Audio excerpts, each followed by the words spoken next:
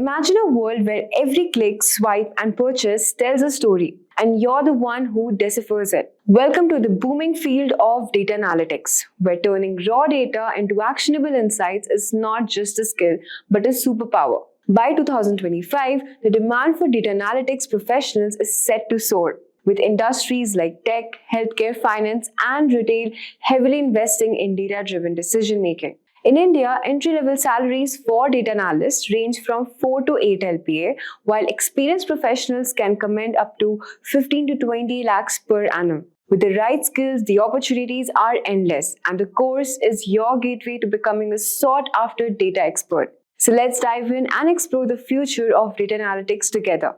Also, if you are interested to supercharge your career in data analytics, the Professional Certificate Program in Data Analytics and Generative AI by ENICT Academy, IIT Guwahati is a perfect choice. This 11-month online live course offers interactive masterclasses by IIT Guwahati faculty and industry experts, combining cutting-edge tools like GenAI, ChatGPT, Python, Tableau, and SQL. You can experience hands-on learning with real-world projects and immerse yourself in the campus environment with a special session at IIT Guwahati. You'll also earn an executive alumni status from IIT Guwahati and IBM recognized certification to stand out in the job market. You can check out the link in the description box below and in the pinned comments. So let's get started. Meet Sarah. Sarah is a young professional who recently graduated from college and landed her first job at a retail company. Her main responsibility is to understand which products are selling well and why. But with hundreds of products across multiple stores, she quickly becomes overwhelmed. Sarah has access to mountains of data, sales figures, customer reviews, and stock levels. But without knowing how to make sense of it all, she feels stuck. That's when her manager introduces her to the world of data analytics, a powerful tool that could help Sarah overcome her challenges.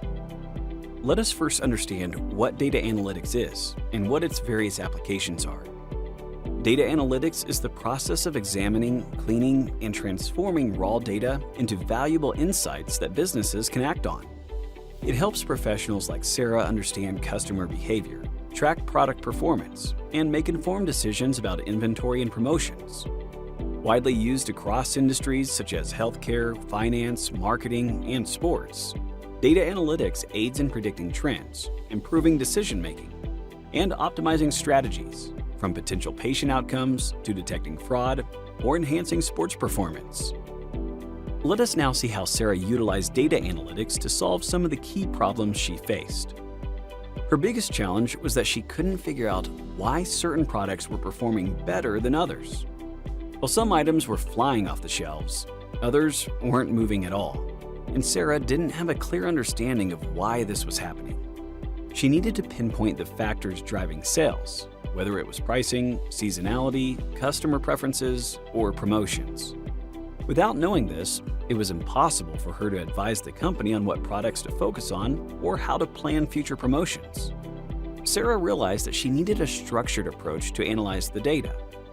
Here's how she used data analytics to uncover the answers.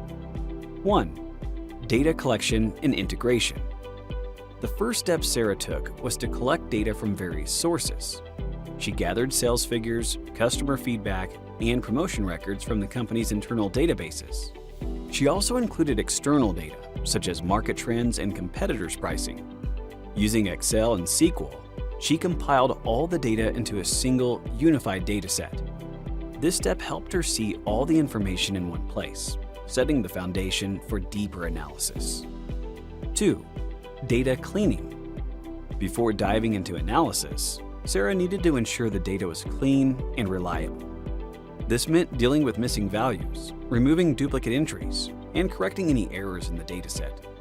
Sarah used Python and Pandas, a powerful data analysis library, to automate the process.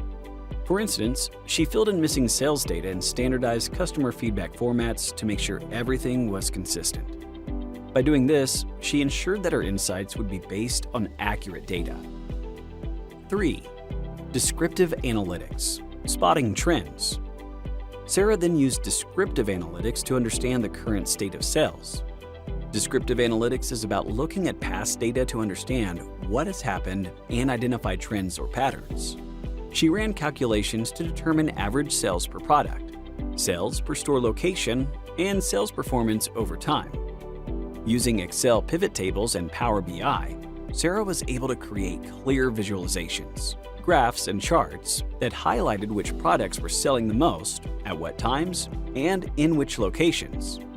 By doing this, Sarah identified that some products performed well in certain stores, but not in others, and she also noticed sales spikes during specific promotions. 4. Predictive analytics, understanding customer behavior. Next, Sarah wanted to predict future trends to better plan promotions and inventory. She used machine learning algorithms in Python to perform predictive analytics. Predictive analytics uses data and math to guess what might happen in the future. For example, using Simplilearn, which is a Python tool that helps build and test machine learning models easily, Sarah built a model that analyzed historical sales data, customer demographics, and external factors, such as seasonality, to forecast future product demand. This helped her anticipate which products would likely sell better during the upcoming holiday season. 5. A/B testing, validating promotion strategies. Sarah's company often ran different promotions to boost sales, but she wanted to know which strategies were most effective. Using A/B testing, a technique that involves comparing two variations of a strategy, Sarah was able to analyze the impact of different discount levels on sales. She ran tests where one group of customers received a 10% discount, while another group received a 20% discount. By tracking the sales performance using Google Analytics and SQL, she discovered that a 15% discount yielded the highest sales without significantly cutting into profit margins. Through the use of data analytics, Sarah was able to pinpoint the factors driving product sales. Her analysis revealed that products that were marketed heavily during promotional periods, especially with a discount of around 15%, saw the highest sales. Additionally, she found that certain items sold better in specific regions, likely due to local preferences. With this insight, Sarah recommended the company focus their marketing efforts on high-performing regions and adjust their promotion strategies to maximize sales without eroding profit margins. By using data analytics tools like Excel, Python, and Power BI, Sarah not only overcame her initial challenge, but also transformed how her company made business decisions. Her ability to turn raw data into actionable insights helped the company improve inventory management, optimize promotional strategies, and ultimately drive higher profits. On that note, here's a quiz for you. What is the purpose of data cleaning in Sarah's analytics process? A. To remove irrelevant data points. B. To ensure insights are based on accurate and reliable data. C. To improve data visualization. D. To filter out high sales data. Make sure to comment your answer in the comments section below, and we will give a 500 rupees Amazon voucher to one winner who gives the correct answer. If you want to learn and master data analytics just like Sarah, then you can enroll in Simplilearn's Data Analyst Master Program. Companies around the world are generating vast volumes of data every hour. This data could be in the form of log files, web server and transactional data, as well as various customer-related data. Also, data is being generated at a rapid rate from social media websites and applications such as Facebook, Instagram, Twitter, and WhatsApp. Companies want to use this data to derive value out of it and make business decisions. That's where data analytics comes into use. Data analytics is the process of exploring and analyzing large data sets to find hidden patterns, unseen trends, discover correlations, and valuable insights to make business predictions. Data analytics improves the speed and efficiency of your business. A few years ago, a business would have gathered information manually, performed statistical and complex analytics, and unearthed information that could be used for future decisions. But today, that business can identify insights on the fly for immediate decisions. Most organizations have big data, and many understand the need to harness that data and extract value out of it. So, they use a lot of modern tools and technologies to perform data analytics. Some of the tools I will discuss in detail later in this tutorial. If you categorize the steps to become a data analyst, these are the ones. Firstly, you need to focus on skills. Followed by that, you need to have a proper qualification. Then test your skills by creating a personal project, an individual project. Followed by that, you must focus on building your own portfolio to describe your caliber to your recruiters. And then target to the entry-level jobs or internships to get exposure to the real-world data problems. So these are the 5 important steps. Now let's begin with the step 1, that is skills. So skills are basically categorized into 6 steps: data cleaning, data analysis, data visualization, problem solving, soft skills, and domain knowledge. So these are the tools: Excel, MySQL, R programming language, Python programming language, some data visualization tools like Tableau, Power BI, and next comes the problem solving. So these are basically the soft skill parts. Problem solving skills, domain knowledge, the domain in which you're working, maybe a pharma domain, maybe a banking sector, maybe automobile domain, etc. And lastly, you need to be a good team player so that you can actively work along with the team and solve the problem collaboratively. Now, let's move ahead and discuss each and every one of these in a bit more detail. Starting with Microsoft Excel. While advanced tools are prevalent, proficiency in Excel remains vital for data analysts. Excel versatility in data manipulation, visualization, and modeling is unmatched. It serves as a foundational tool for initial data exploration and basic analysis. Data management. Database management skill is indispensable for data analysts. As data volumes soar, efficient management and retrieval from databases is critical. Proficiency in database systems and querying languages like SQL ensures analysts can access and manipulate data seamlessly.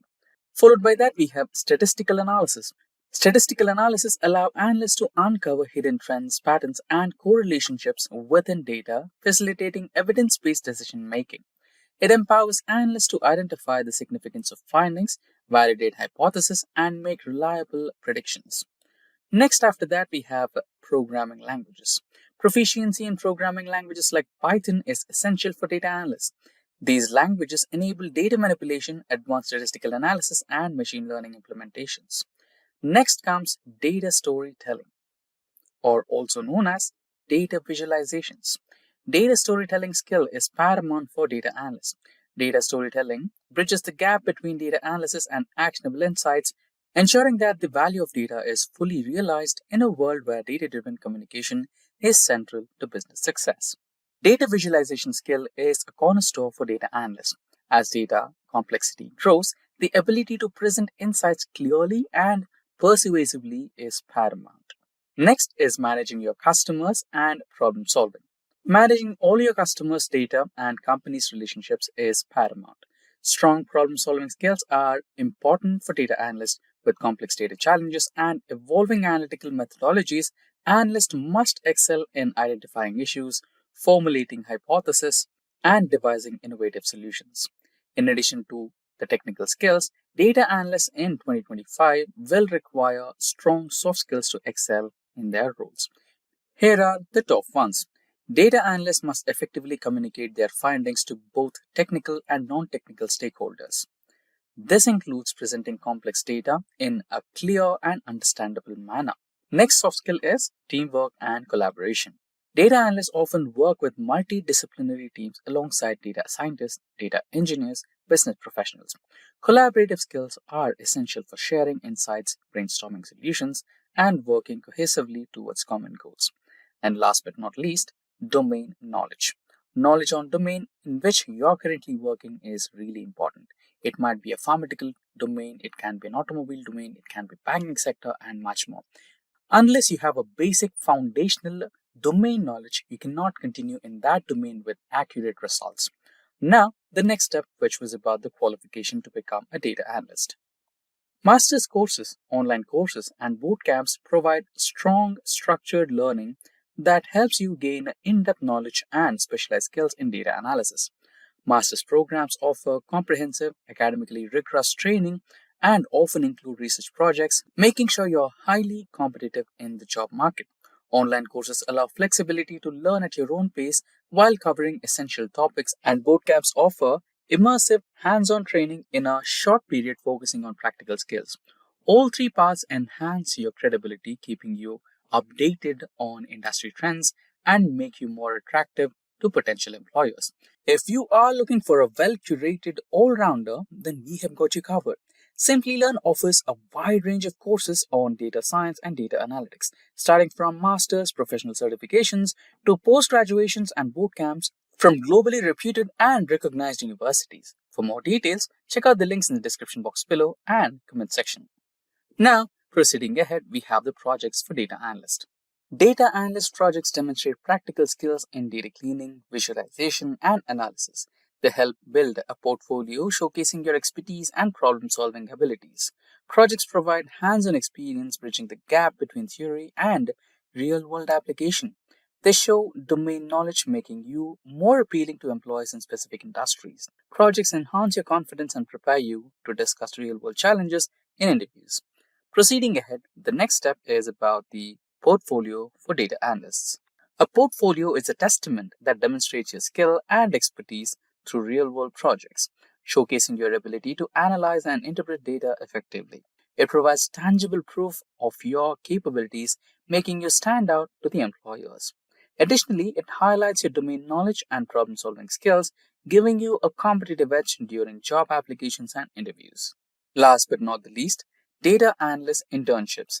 Internships provide hands-on experience with real-world datasets, tools, and workflows, bridging the gap between theory knowledge and practical application. They offer exposure to industry practices, helping you understand how data is used to drive decisions. Internships also build your professional network, enhance your resume, and improve chances of securing a full-time data analyst role. Imagine having the power to transform chaos into clarity in today's data-driven world. That's exactly what ETL, which is extract, transform, load, let you do. Picture this data pouring in from all the direction. Databases, apps, cloud systems, and just with few smart moves, you can transform it into clean, organized insights ready to fuel big businesses' decisions. Learning ETL is like becoming a data wizard, pulling together scattered pieces and making them work like magic. And here's the exciting part. ETL is an in-demand skill that can open doors to endless opportunities in some of the fastest growing fields out there. Today, I'll walk you through what ETL is and why is it such a game changer in today's data-driven world. I'll break down a real-world scenario to show you how things work with and without ETL. Explore popular ETL tools and wrap up with the common challenges businesses face when implementing ETL. So buckle up, by the end you will have a solid grasp of ETL and why it matters a lot. Without causing any further delay, let's get into the video. First things first, let us understand what ETL is. ETL basically stands for extract, transform and load. It is a process which is used in data management to help businesses collect data from various sources, clean and organize it, and then store it in a central location like a database or data warehouse. First, data is extracted from different systems or files, then it is transformed by cleaning, filtering, and formatting it to ensure it's consistent and ready for use. Finally, the data is loaded into a system where it can be easily accessed for analysis or reporting. ETL is essential for companies to turn raw data into useful insights that support better decision making. So after we have basic ideas on ETL, let us now understand why is it so important to understand ETL in today's world.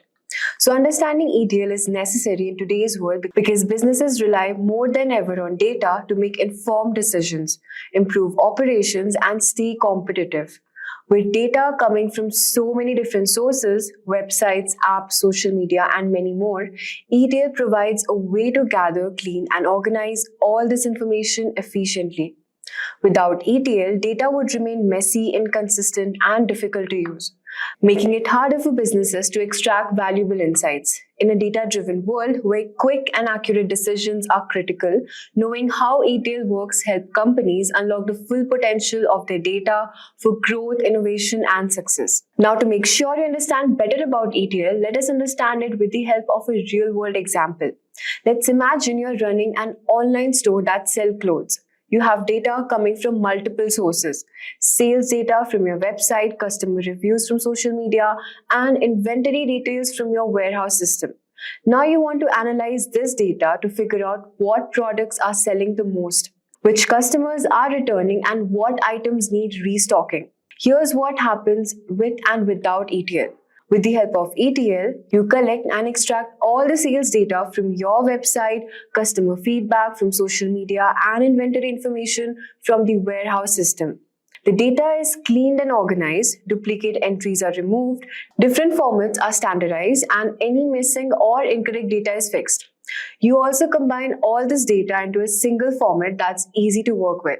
The cleaned, ready-to-use data is loaded into a central system like a data warehouse. Now you can analyze everything in one place. Whether you want to know which products are trending, who your most loyal customers are, or what inventory needs to be restocked, you can quickly generate reports and gain insights in real time. Thanks to ETL, you can now have a clear, organized view of your entire business. You can make informed decisions, spot trends, and act fast.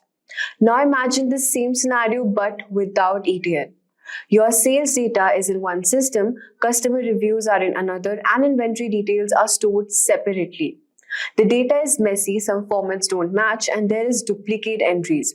Combining all this data manually is time-consuming and error-prone. Every time you need a report or insight, you have to spend hours or even days pulling the data from different sources, cleaning it up and organizing it by yourself.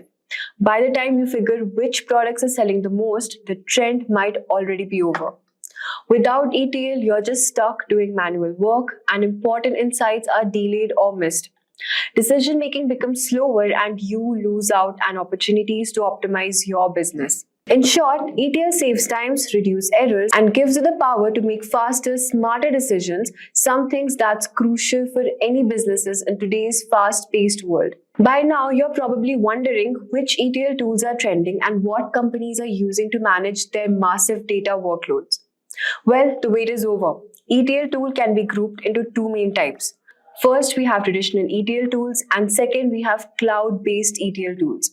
Each serves a unique purpose in handling and transforming data, depending on the needs of their business. Let's dive into what makes each business stand out. Let's talk about the first, old traditional ETL tools. These tools have been around for a while and are widely used in on-premise systems. They are trusted by enterprises for handling large-scale complex data transformation and integration tasks. Some of the common tools used are Informatica Power Center, which is a strong ETL tool for big companies known for handling large data efficiently. Then we have Microsoft SSIS, a popular ETL tool that works well with Microsoft SQL Server for data tasks. Then we have Talon, which is an easy-to-use open-source ETL tool, which is great for cloud and big data projects. Next, we have Pentaho, with a simple ETL tool with a drag-and-drop interface for transforming data. IBM InfoSphere Data Stage is a powerful tool for integrating large data systems into big organizations. Talking about Oracle Data Integrator, which is fast, reliable ETL tool made for working with Oracle databases. Now that we have discussed the old traditional ETL tools, let's now move on to the cloud-based ETL tools. Unlike traditional tools, they are designed for cloud-based environments, offering scalability, flexibility, and integration with cloud data warehouses. They are perfect for businesses transitioning to or already operating in the cloud. Some of the common tools used are AWS Glue, which is a serverless ETL tool by Amazon that makes it easy to prepare and load data for analysis. Then we have Google Cloud Data Flow, which is a real-time ETL tool for processing large data sets on Google Cloud. Fivetran is a simple automated ETL tool that quickly sets up data pipelines with minimal effort. Next, we have Matillion, which is a cloud-native ETL tool that integrates easily with platforms like AWS, Azure, and Google Cloud. Stitch is a straightforward ETL tool that helps move data to your data warehouse quickly. Hevodata is a no-code ETL tool which is designed for automating data integration across cloud platforms. Let us now see some common challenges businesses face while implementing ETL processes. At first, we have data quality. It's hard to make sure that the data collected from different sources is clean, accurate, and consistent. Bad data can lead to wrong decisions. Then we have scalability. As businesses grow and collect more data, it becomes tough to manage larger amounts of data without slowing things down. Real-time processing. Many ETL systems work with batches of data, but today businesses often need data processed instantly, which makes things more complicated.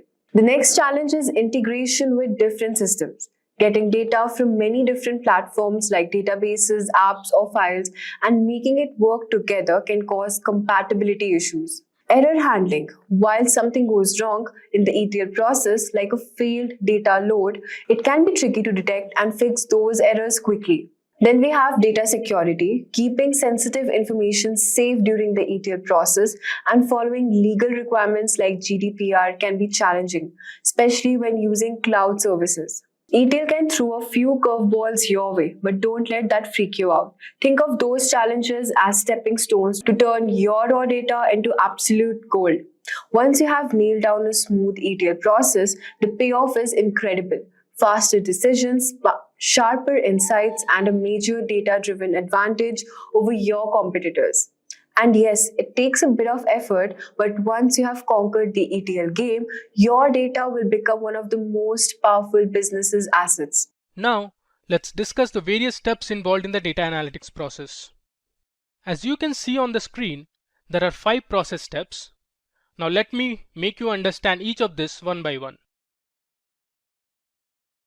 So the first step is to understand the problem. Before starting with the analysis, you need to understand the business problem and define your goals. Asking questions at the outlet is vital because this would address issues such as how can we reduce production costs without sacrificing quality? What are some of the ways to increase sales opportunities with our current resources? Do customers view our brand in a favorable way? Answers to these questions will help you build a clear roadmap with lucrative solutions. Also, try to find out the key performance indicators and consider the matrix to track along the way. The second step in the process is data collection. After you have finalized your goals, it's time to start looking for your data. Data collection is the process of gathering information on targeted variables identified as data requirements. The emphasis is on ensuring accurate and right data is collected. Data collection starts with primary sources, which are also known as internal sources. This is typically structured data gathered from CRM software, ERP systems, marketing automation tools, and others.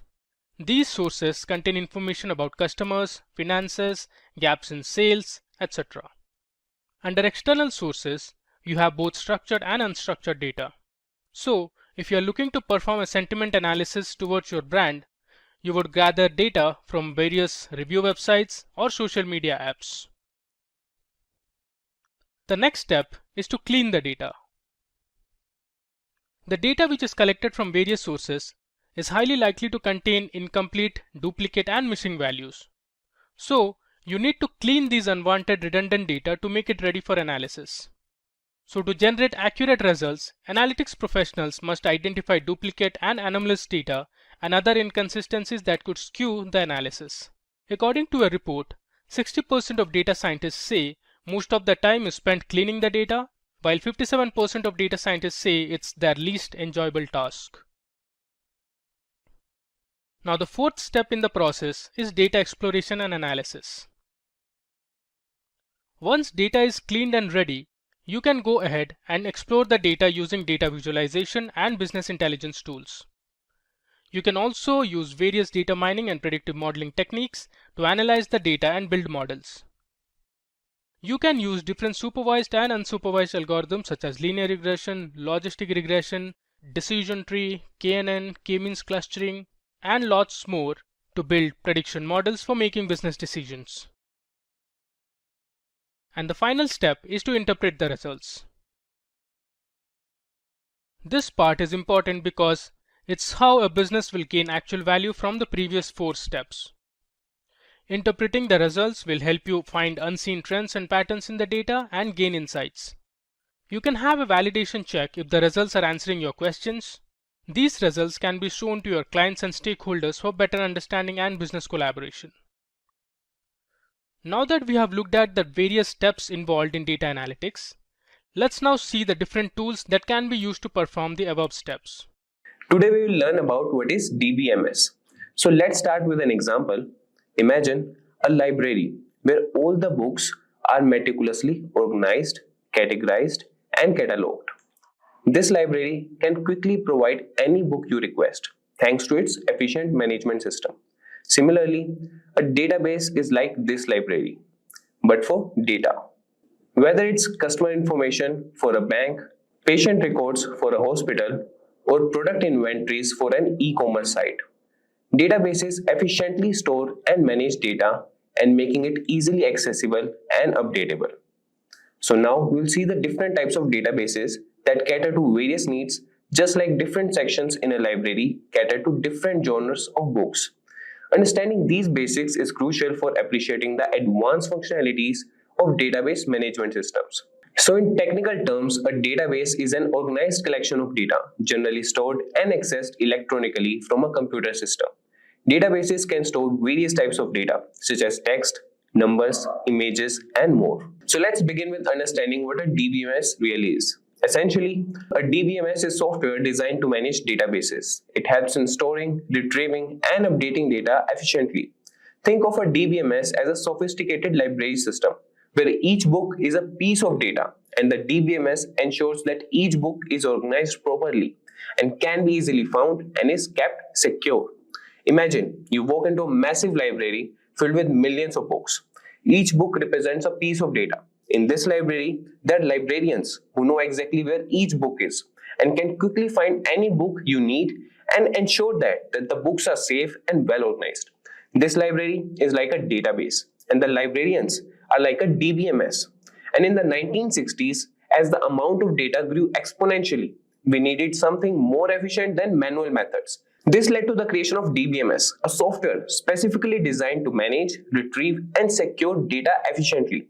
Today, examples of popular DBMS include MySQL, Oracle, and SQL Server, which power many of the applications we use daily. Now that we have a clear understanding of what a DBMS is and it's important in managing data, let's delve deeper into the heart of these systems. Just like any complex machinery, a DBMS is made up of several key components, each playing a crucial role in ensuring the smooth operation and management of databases. So let's explore these components in detail. So DBMS consists of several key components that work together to manage data efficiently. Let's look at these components. Number one is database engine. This is the core service for assessing and processing data. And then comes the database schema that defines the logical structure of the database. Then comes the query processor that interprets and executes database queries. Additionally, there are other components like the storage manager, which manages the physical storage of data, and the transaction manager, which ensures data consistency and handles transactions. So let's understand this with the help of an example. Imagine a DBMS as a factory that processes raw materials into finished products. The database engine is like the factory floor where all the action happens. The database schema is the blueprint outlining how everything should be organized. The query processor acts like the machinery executing specific tasks based on instructions. And the storage manager is the warehouse ensuring all raw materials and finished products are stored correctly. Lastly, the transaction manager. It's like the quality control team, ensuring everything is consistent and transactions are smoothly handled. Now let's explore the core functions of Database Management System, or DBMS. These functions are crucial for efficient data management and ensure that the systems operate smoothly and effectively, from storing and retrieving data to managing transactions and ensuring data integrity and security. Each function plays a vital role in the overall operation of a DBMS. So let's start with the functions of DBMS. So DBMS stores large amounts of data in a structured way and retrieves data efficiently and allows update to be made easily. So let's start with the functions of DBMS.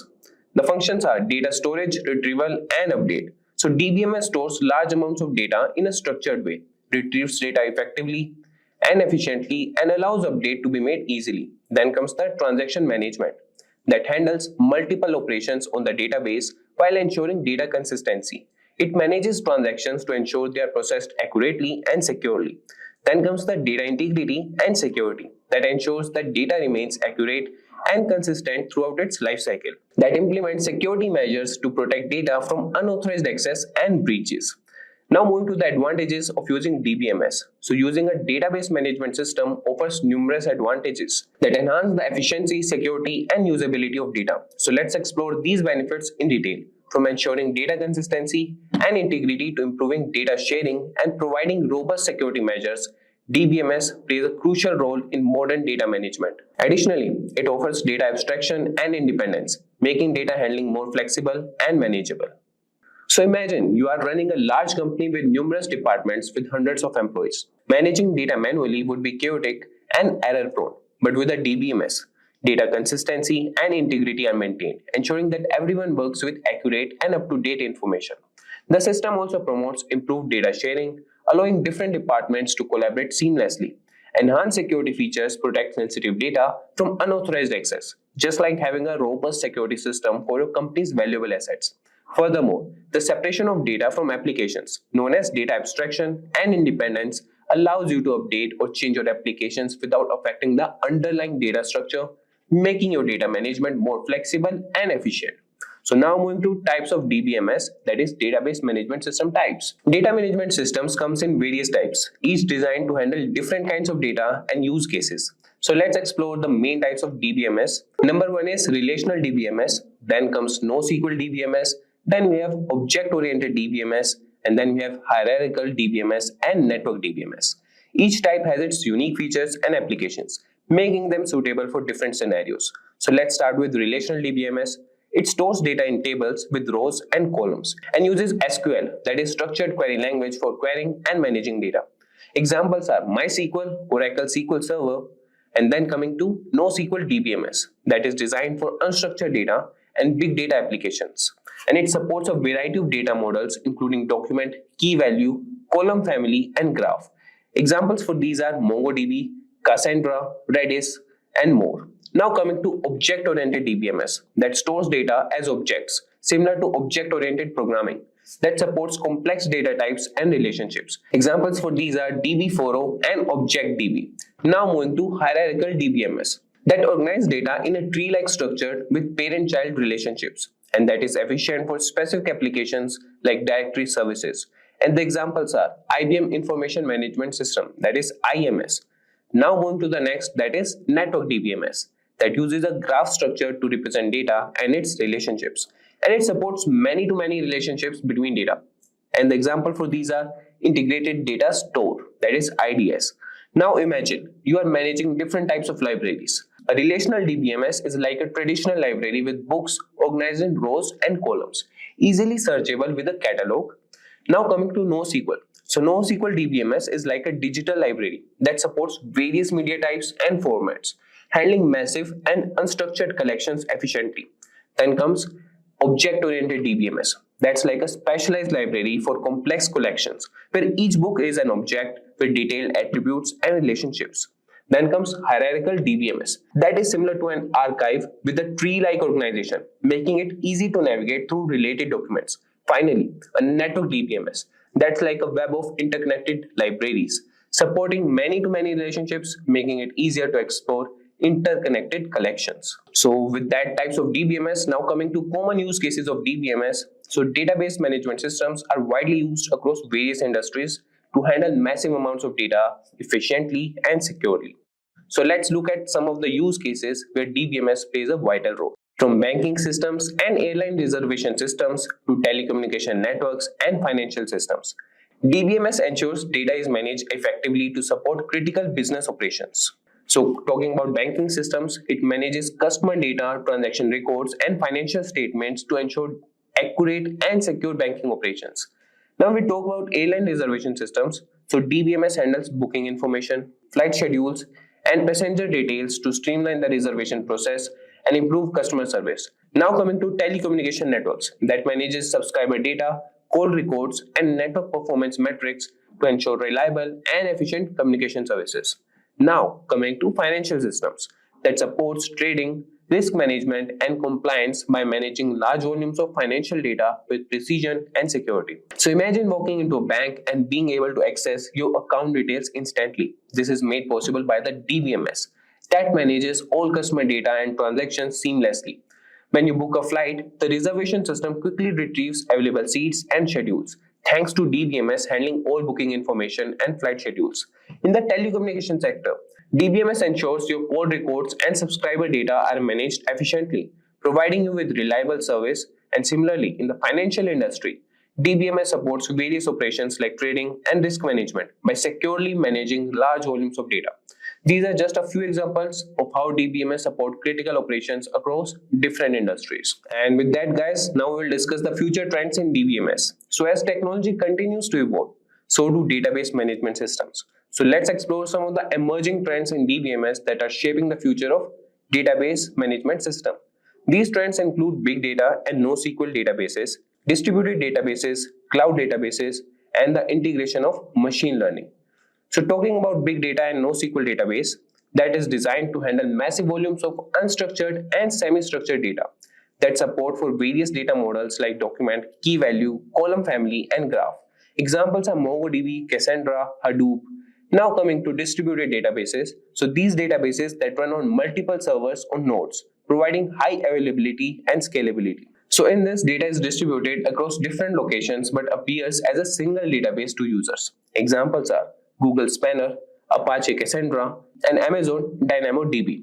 Now coming to cloud databases. So these databases are hosted and managed on cloud platforms, offering flexibility and scalability that eliminates the need for physical infrastructure and allows for easy scaling and maintenance. Examples are Amazon RDS, Microsoft Azure SQL Database, and Google Cloud Spanner. Now coming to machine learning integration.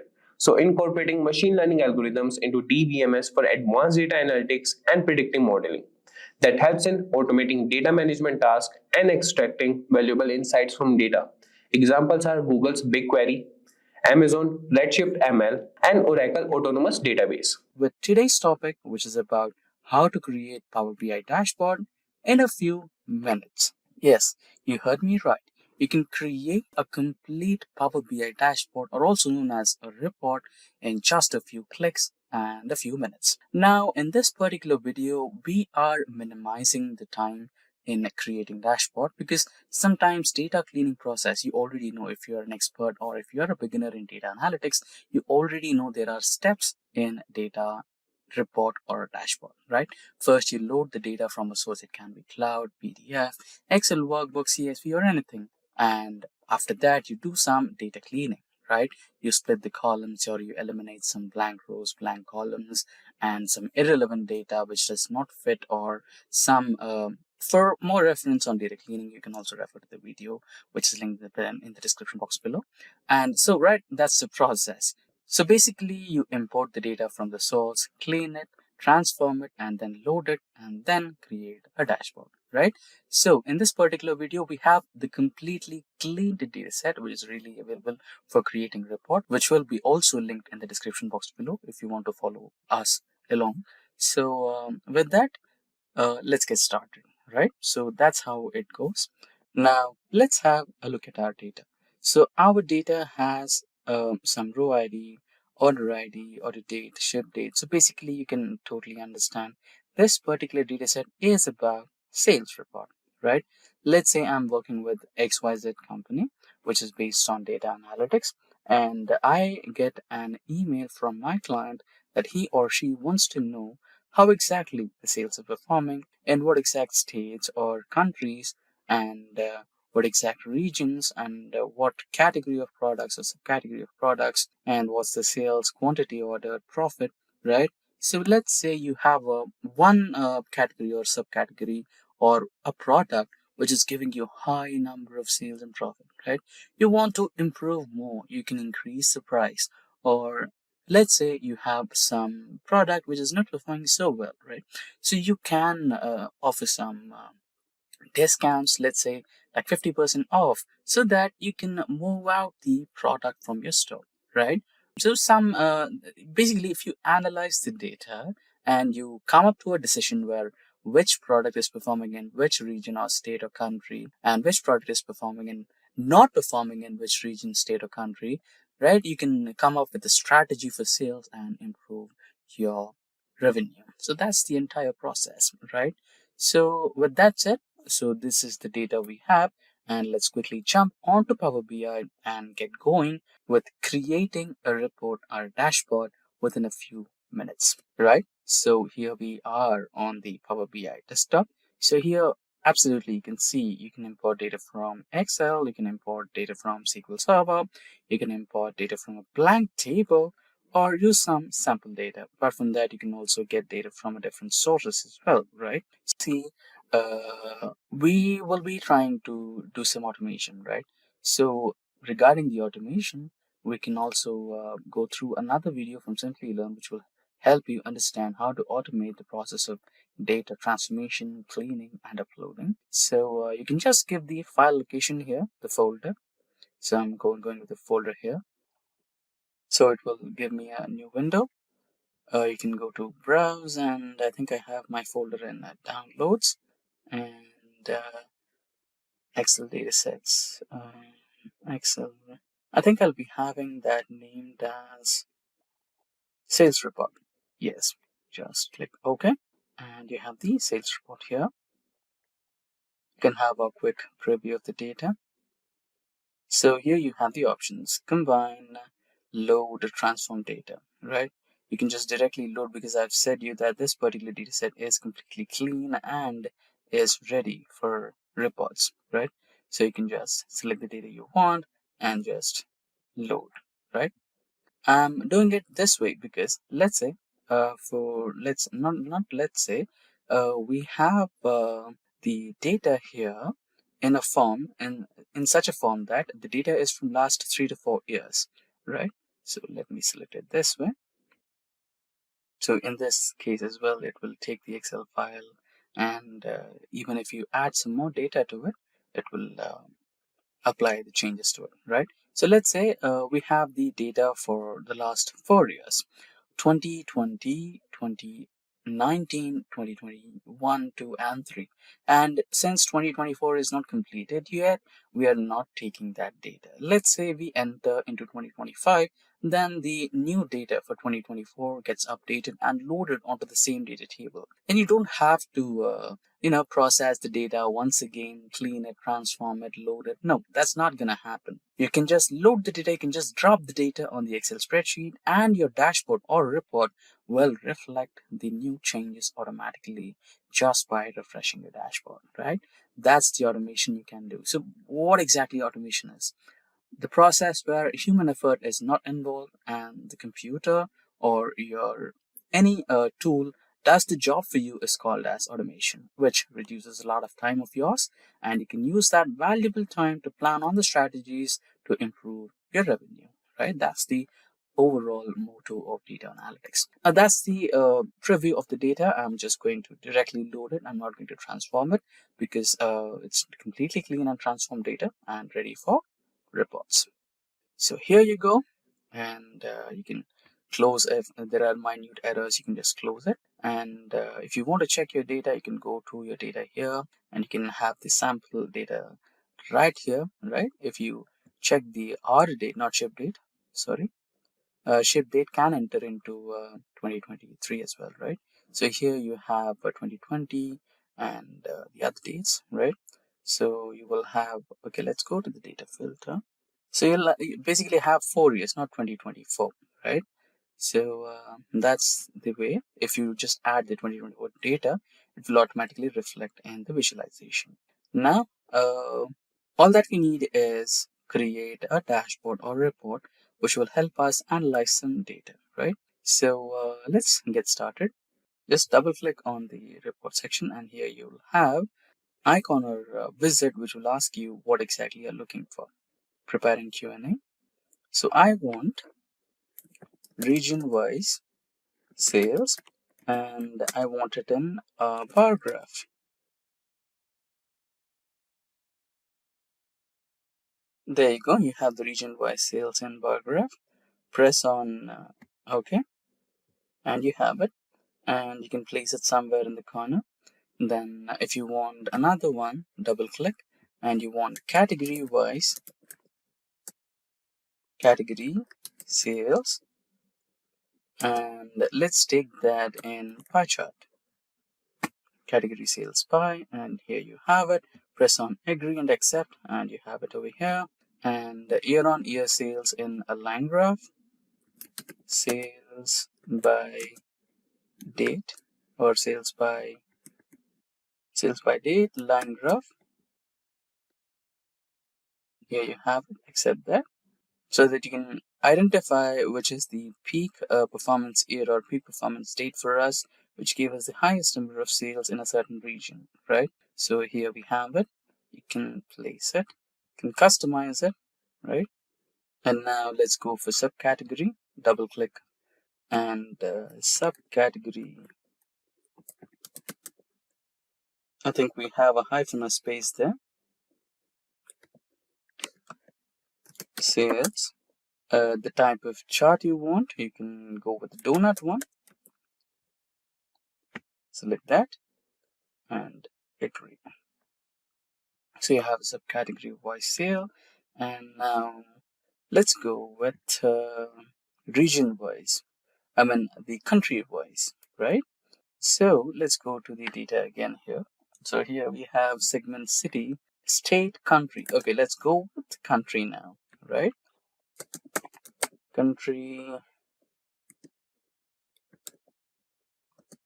sales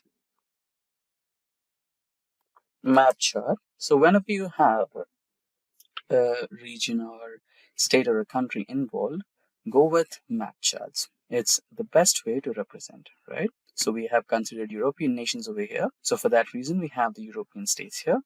And now we can let's go with the data once again and have a look what else we can do. And shipment mode, right? So you have the shipment mode as well. So you can identify what type of shipment mode customers are majorly preferring. Shipment mode, bar graph, agree. So basically, I think we have 3 types of shipment mode. Let's check the column name of shipment mode properly. Ship mode. It's not shipment mode, it's ship mode, right? So let's type again. Ship mode, bar graph. Okay, shipment mode sales, bar graph. There you go. So agree, accept it. So you have standard shipment is the most preferred one. Now we have this, so let's add some KPIs here. So KPI of sales, you will adjust that, agree, there you go. And let's add a KPI for profit, and you have it, agree. KPI for revenue, double click.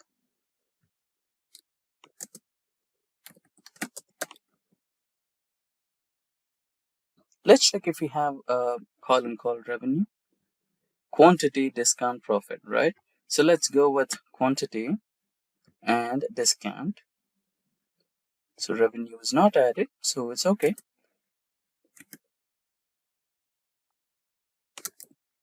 So you can identify which product or subcategory is highly selling in number of quantities. So you'll have the sum of profit, sum of sales, sum of quantity, and what else we left? The last one, discount and rate. Sales, discount, profit. So let's identify if we have offered any. Okay, so let's add a KPI of rate as well. If we are completely focusing on a single product, a single category, we must be having a KPI for rate as well. Double click somewhere, KPI on rate. There you go. Accept it. And you have the completely formatted dashboard or sales report ready for a meeting. Let's close all these so that we have a better visualization, and you can just go to the slideshare mode or fit to the page mode where you can have it. That's good. So this is how you create a completely fully functional sales report or sales dashboard just within a few clicks and just within a few minutes. Let's say I want the sales report only for central region. Click that and it's completely interactive. And let's say we don't want that, click outside and you will have everything back to the normal, right? And let's say I wanted to focus on a particular category, technology category alone. I have the sales happening and the subcategory of sales and what are the products over here, right? You'll have that, and which is the country happening to ship the most of them, and what's the shipment more preferred by them, and highest performing date or year. So here you can see 2022 June was the highest performance for sales, and the lowest one is somewhere here in March 2020 or something, right? So that's how you can create a fully interactive dashboard or report based on sales data in a few minutes and in a few clicks. And that brings us to the end of this tutorial on the topic how to create a completely functional sales report or sales dashboard in a few clicks and in a few minutes. Moving on, who is a data analyst? A data analyst collects, analyzes, and interprets data. A data analyst will convert raw data into useful information. Data analysts are in high demand because every industry uses data analysis. Work of a data analyst. As a data analyst, you will work closely with the raw data and generate valuable insights to help companies decide their future goal. If you like thinking out of the box, you are the perfect fit for this domain. Data analysts help maximize output when it comes to generating revenue, working closely with both business and data. Nevertheless, this field boasts handsome salaries for all levels of expertise. Can you become a data analyst without prior experience?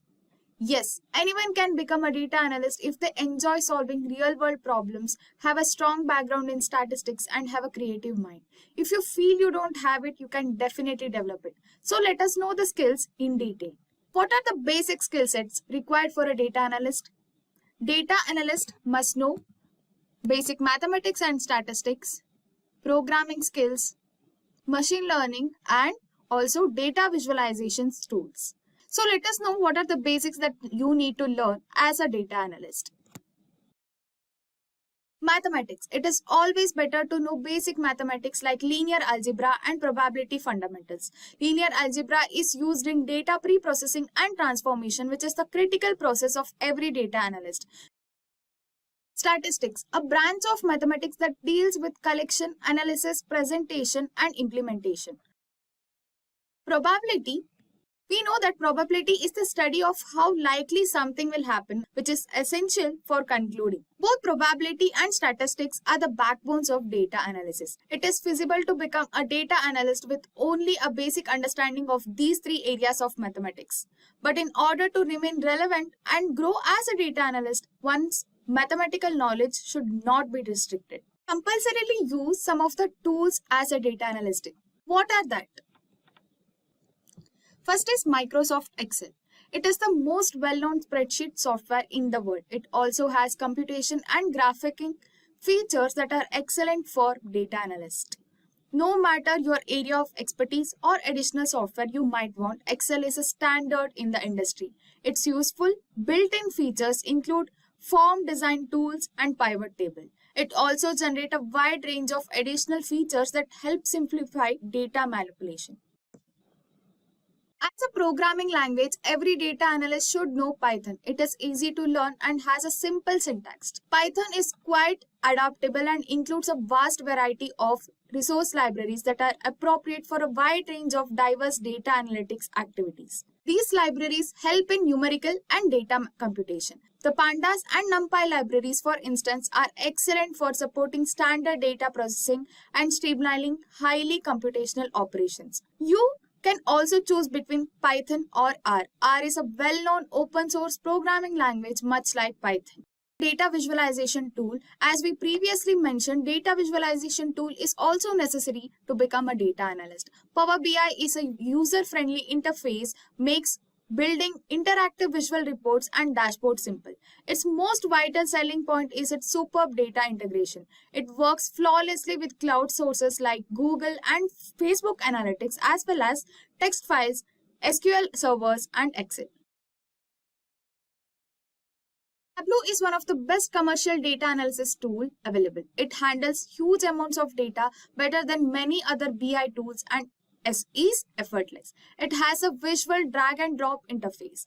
However, because it has no scripting layer, there is a limit to what Tableau can do. For example, it could be better for pre-processing data or building more complex calculations. You might have heard about MySQL a lot of time. It is a standard language for interacting with databases, and it is very helpful when working with structured data. SQL creates user-friendly dashboards that may present in various data ways since it is so simple to send complex commands to databases and change data in seconds. It has commands like add, edit, delete data. In addition, SQL is an excellent tool for creating data warehouses because of its simplicity, clarity, and interactivity. Overall, I would suggest that to become a data analyst, you should work on programming languages like Python or R plus MySQL to work on databases, adding to that Excel plus visualization tools like Tableau or Power BI. You now know what are the skills are and how it is used. What are you up to in an organization as a data analyst? To create and evaluate the report using automated tools like Tableau or Power BI. To troubleshoot the reporting database environment and reports. Data analyst, you will use statistical method to analyze data sets and spot any valuable trends that may develop over time. Evaluate companies' functional and non-functional requirements. Data analyst assess data warehousing in inspecting and reporting needs. These are all the responsibility of a data analyst in an organization. Coming to companies hiring a data analyst. IBM, Accenture, Capgemini, TCS, Facebook, Amazon, Flipkart, Meta. These are the top companies hiring a data analyst. But data suggests that every small and medium-sized company needs a data analyst. Therefore, demand of a data analyst is in every company. So, there is no need to worry. Job and salary of a data analyst. This is the final part. The salary of a data analyst is high all over the world. When it comes to the USA, the average salary for a data analyst as a beginner is going as high as $70,000 plus per annum. For experienced professional, it is going as high as $120,000 per annum. In India, for a fresher, it is going as high as 8 lakh per annum, and for experienced professionals, it is 20 lakh plus per annum. Such is the demand for data analyst. Now that we have covered every important skill, it's time for you to start working on it. So, sky's the limit on what you use it for. Let's take a look at types of data analytics. And this can be broken up in so many ways, but we're going to start with looking at the most basic questions that you're going to be asking in data analytics. And the first one is you want descriptive analytics. What has happened? Hindsight. How many cells per call ratio coming out of the call center? If we have 500 tourists in a forest and you have a certain temperature, how many fires were started? How many times did the police have to show up to certain houses? All that's descriptive. The next one is predictive. Predictive analytics is what will happen next. We want to predict. This is great if you have an ice cream store and you want to predict how many people to work at the ice cream store on a certain day based on the temperature coming up and the time of the year. And then one of the biggest growing and most important parts of the industry is now prescriptive analytics. And you can think of that as combining the first two. We have descriptive and we have predictive, and then you get prescriptive analytics. How can we make it happen? Foresight. What can we change to make this work better? In all the industries we looked at before, we can start asking questions, especially in city development. There's a good one. If we want to have our city generate more income, and we want that income to be commercial based, what kind of commercial buildings do we need to build in that area that are going to bring people over? Do we need huge warehouse cells, Costco sales buildings, or do we need little mom and pop joints that are going to bring in people from the country to come shop there? Or do you want an industrial setup? What do you need to bring that industry in there? Is there a car industry available in that area? If it's not a car industry, what other industries are in that area? All those things are prescriptive. We're guessing. We're guessing what can we do to fix it? What can we do to fix crime in an area with education? What kind of education are we going to use to help people understand what's going on so that we lower the rate of crime and we help our communities grow better? That's all prescriptive. It's all guessing. We want foresight into how can we make it happen? How can we make this better? And we really can't not go into enough detail on these three, because a lot of people stumble on this when they come in and are doing analytics. Whether you're the manager, shareholder, or the data scientist coming in, you really need to understand the descriptive analytics, where you're studying the total units of furniture sold and the profit that was made in the past. Here we go into predictive analytics, predicting the total units that would sell and the profit we can expect in the future, gear up for how many employees we need, how much money we're going to make, and prescriptive analytics, finding ways to improve the sales and the profit so we can sell maybe a different kind of furniture. We're going to guess at what the area is looking for and how that marketing is going to change. Hello everyone, we welcome you all to this video by Simplilearn. In today's session, we will learn a really interesting topic, that is the top 10 skills to become a data analyst in 2022. In today's digital world, data is being generated by companies and individuals every second, so the role of a data analyst holds supreme importance. So if you're looking for a career in data analytics, this video will help you learn what a data analyst does and the various skills you need to possess to become a data analyst in 2022. Before we get started, make sure you subscribe to the Simplilearn channel and hit the bell icon to never miss an update from us. Let's look at the agenda for this video. First, we will understand who a data analyst is. Then we will understand the top 10 data analyst skills for 2022.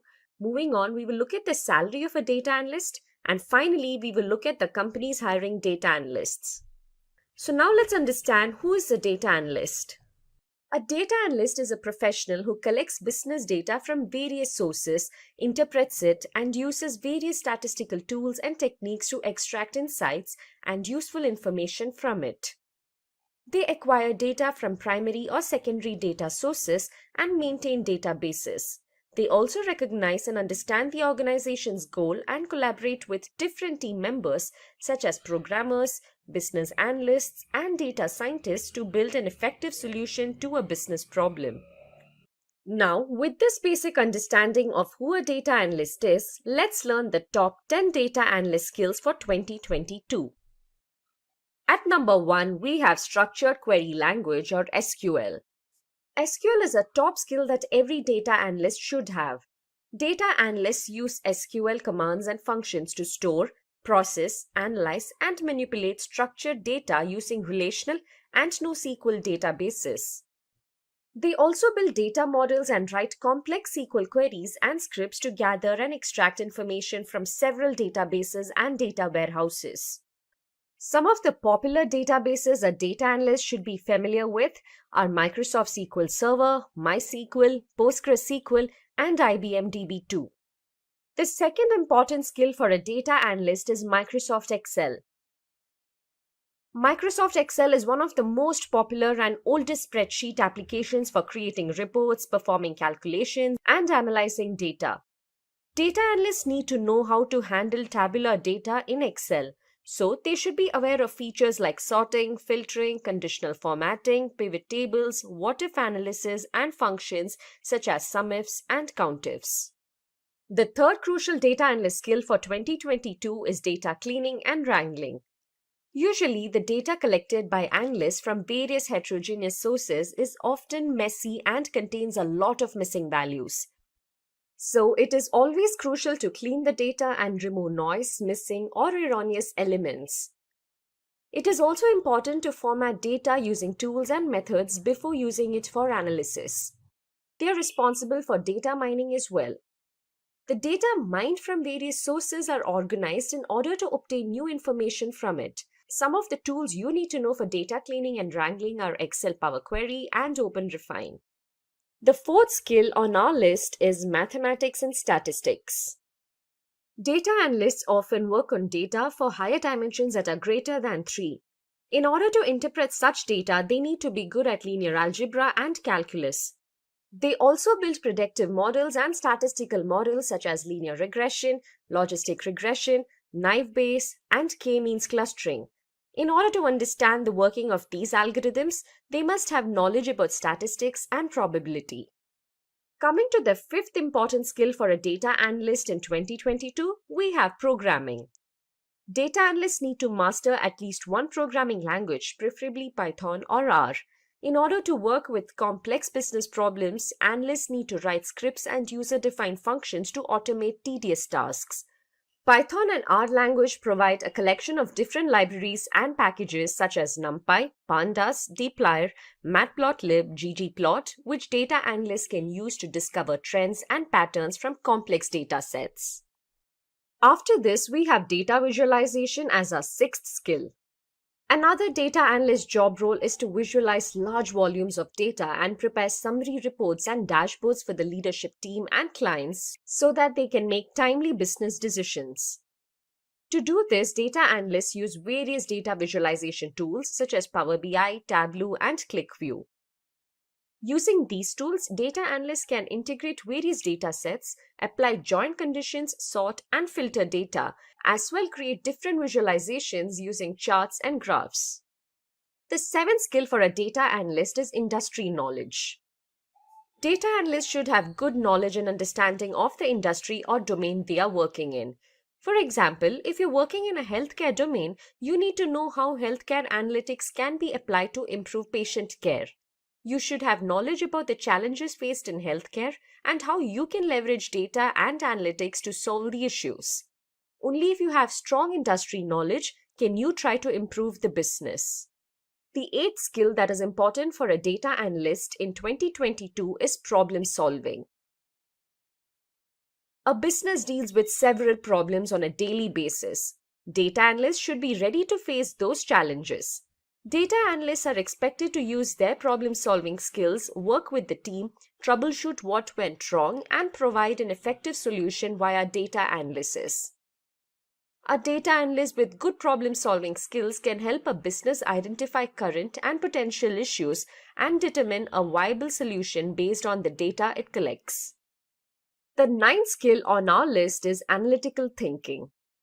Data analysts need analytical thinking ability to break down a complex problem into simple components and resolve these components one by one. It is a must-have skill for data analysts. Analytical thinking includes deciding the parameters that need to be considered for defining data sets, analyzing them from different perspectives, and determining variable dependencies. Coming to the 10th skill among the top 10 skills for a data analyst in 2022, we have communication. Data analysts don't just interact with computers and programs, they also interact with team members, stakeholders, and data suppliers. So, good communication skills are essential. Data analysts also present their findings in front of an audience who might not be familiar with the analytical methods and processes, so they need to clearly translate their findings and insights into non-technical terms. So, those were the top 10 skills a data analyst needs to possess in 2022. Do you think we missed out on any skills? Then please put your answers in the comment section below. Now, let's look at the salary of a data analyst.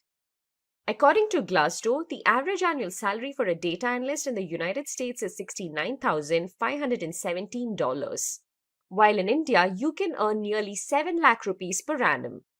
Finally, let's look at the top companies that are hiring data analysts in 2022. Here we have the consultancy and Big Four giant Deloitte and the pharmaceutical company Cerner Corporation. Then we have the tech giant IBM, retail company Walmart, and the e-commerce leader Amazon. To achieve the goals of data analysis, we use a number of data analysis tools. Companies rely on these tools to gather and transform their data into meaningful insights. So which tool should you choose to analyze your data? Which tool should you learn if you want to make a career in this field? We will answer that in this session. After extensive research, we have come up with these top 10 data analysis tools. Here, we will look at the features of each of these tools and the companies using them. So let's start off.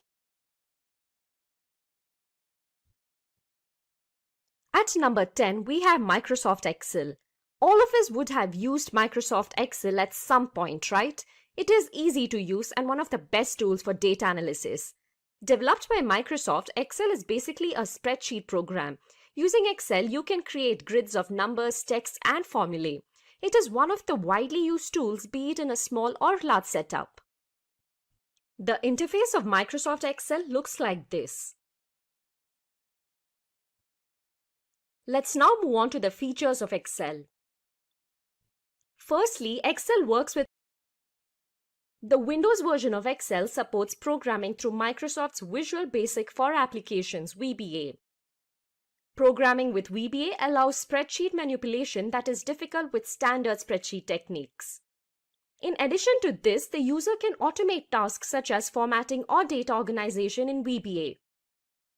One of the biggest benefits of Excel is its ability to organize large amounts of data into orderly logical spreadsheets and charts. By doing so, it's a lot easier to analyze data, especially while creating graphs and other visual data representations. The visualization can be generated from a specified group of cells. Those were few of the features of Microsoft Excel. Let's now have a look at the companies using it. Most of the organizations today use Excel. Few of them that use it for analysis are the UK-based company Ernst & Young. Then we have Urban Pro, Wipro, and Amazon.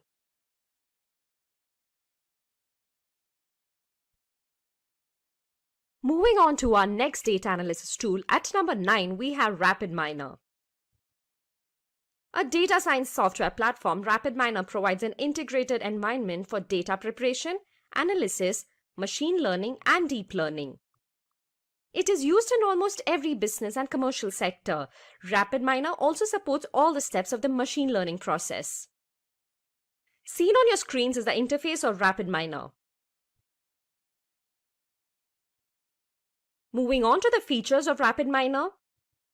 Firstly, it offers the ability to drag and drop. It is very convenient to just drag drop some columns as you are exploring a data set and working on some analysis. RapidMiner allows the usage of any data, and it also gives an opportunity to create models which are used as a basis for decision making and formulation of strategies. It has data exploration features such as graphs, descriptive statistics, and visualization, which allows users to get valuable insights. It also has more than 1,500 operators for every data transformation and analysis task. Let's now have a look at the companies using RapidMiner.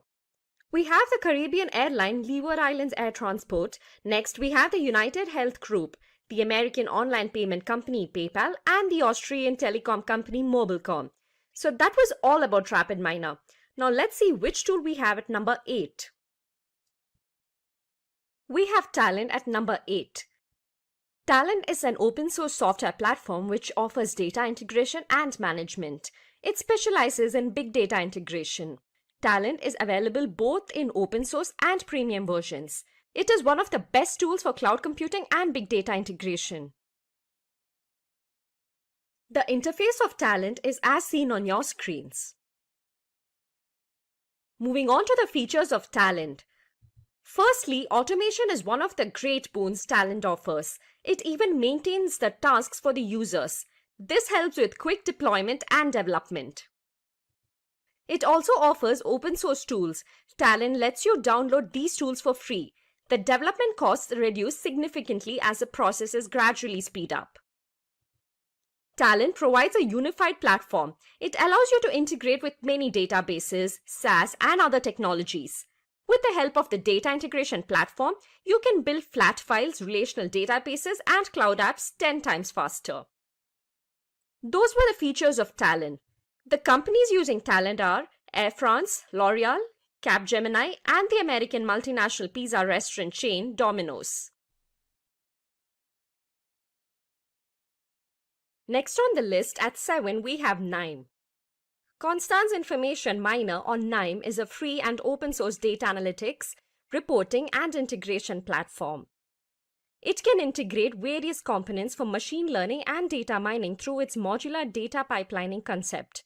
KNIME has been used in pharmaceutical research and other areas like CRM customer data analysis, business intelligence, text mining, and financial data analysis. Here is how the interface of KNIME application looks like. Now coming to the KNIME features. KNIME provides an interactive graphical user interface to create visual workflows using the drag and drop feature. Use of JDBC allows assembly of nodes blending different data sources, including pre-processing such as ETL, that is extraction, transformation, loading, for modeling, data analysis, and visualization with minimal programming. It supports multi-threaded in-memory data processing. 9 allows users to visually create data flows, selectively execute some or all analysis steps, and later inspect the results, models, and interactive views. 9 Server automates workflow execution and supports team-based collaboration. 9 integrates various other open-source projects such as machine learning algorithms from Becker, H2O, Keras, Spark, and our project. 9 allows analysis of 300 million custom addresses, 20 million cell images, and 10 million molecular structures. Some of the companies hiring for 9 are United Health Group, ASML, Fractal Analytics, Atos, and Lego Group. Let's now move on to the next tool. We have SAS at number 6. SAS facilitates analysis, reporting, and predictive modeling with the help of powerful visualizations and dashboards. In SAS, data is extracted and categorized, which helps in identifying and analyzing data patterns. As you can see on your screens, this is how the interface looks like. Moving on to the features of SAS. Using SAS, better analysis of data is achieved by using automatic code generation and SAS SQL. SAS allows you to access through Microsoft Office by letting you create reports using it and by distributing them through it. SAS helps with an easy understanding of complex data and allows you to create interactive dashboards and reports. Let's now have a look at the companies using SAS. We have companies like Genpact, IQVIA, Accenture, and IBM to name a few. That was all about SAS. So for all those who joined in late, let me just quickly repeat our list. At number 10, we have Microsoft Excel. Then at number 9, we have RapidMiner. At number 8, we have Talent. At number 7, we have 9. And at number 6, we have SAS. So far, do you all agree with this list? Let us know in the comment section below. Let's now move on to the next 5 tools in our list.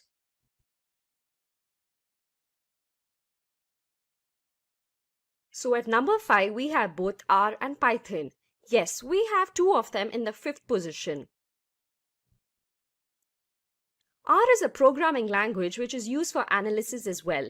It has traditionally been used in academics and research. Python is a high-level programming language which has a Python data analysis library. It is used for everything starting from importing data from Excel spreadsheets to processing them for analysis. This is the interface of R. Next up is the interface of the Python Jupyter Notebook. Let's now move on to the features of both R and Python. When it comes to the availability of R and Python, it is very easy. Both R and Python are completely free, hence it can be used without any license. R used to compute everything in memory and hence the computations were limited, but now it has changed. Both R and Python have options for parallel computations and good data handling capabilities. As mentioned earlier, as both R and Python are open in nature, all the latest features are available without any delay. Moving on to the companies using R, we have Uber, Google, Facebook, to name a few. Python is used by many companies. Again, to name a few, we have Amazon, Google, and the American photo and video sharing social networking service, Instagram. That was all about R and Python.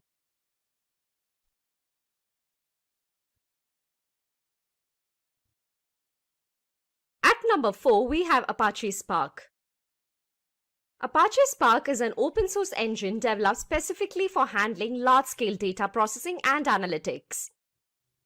Spark offers the ability to access data in a variety of sources including Hadoop Distributed File System HDFS, OpenStack Swift, Amazon S3, and Cassandra.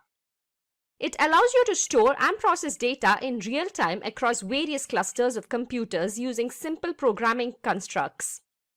Apache Spark is designed to accelerate analytics on Hadoop while providing a complete suite of complementary tools that include a fully featured machine learning library, a graph processing engine, and stream processing. So this is how the interface of Apache Spark looks like. Now let's look at the important features of Apache Spark. Spark stores data in the RAM, hence it can access the data quickly and accelerate the speed of analytics. Spark helps to run an application in a Hadoop cluster up to 100 times faster in memory and 10 times faster when running on disk. It supports multiple languages and allows the developers to write applications in Java, Scala, R, or Python. Spark comes up with 80 high-level operators for interactive querying. Spark code for batch processing, join stream against historical data, or run ad hoc queries on stream state. Analytics can be performed better as Spark has a rich set of SQL queries, machine learning algorithms, complex analytics, etc. Apache Spark provides fault tolerance through Spark RDD. Spark resilient distributed data sets are designed to handle the failure of any worker node in the cluster. Thus, it ensures that the loss of data reduces to zero. Conviva, Netflix, IQVIA, Lockheed Martin, and eBay are some of the companies that use Apache Spark on a daily basis. At number 3, we have another important growing data analysis tool, that is ClickView. ClickView software is a product of Qlik for business intelligence and data visualization. ClickView is a business discovery platform that provides self-service BI for all business users and organizations. With ClickView, you can analyze data and use your data discoveries to support decision-making. ClickView is a leading business intelligence and analytics platform in Gartner Magic Quadrant. On the screen, you can see how the interface of ClickView looks like. Now talking about its features. ClickView provides interactive guided analytics with in-memory storage technology. During the process of data discovery and interpretation of collected data, the ClickView software helps the user by suggesting possible interpretations. ClickView uses a new patent in-memory architecture for data storage. All the data from the different sources is loaded in the RAM of the system and it is ready to be retrieved from there. It has the capability of efficient social and mobile data discovery. Social data discovery offers to share individual data insights within groups or out of it. A user can add annotations as an addition to someone else's insights on a particular data report.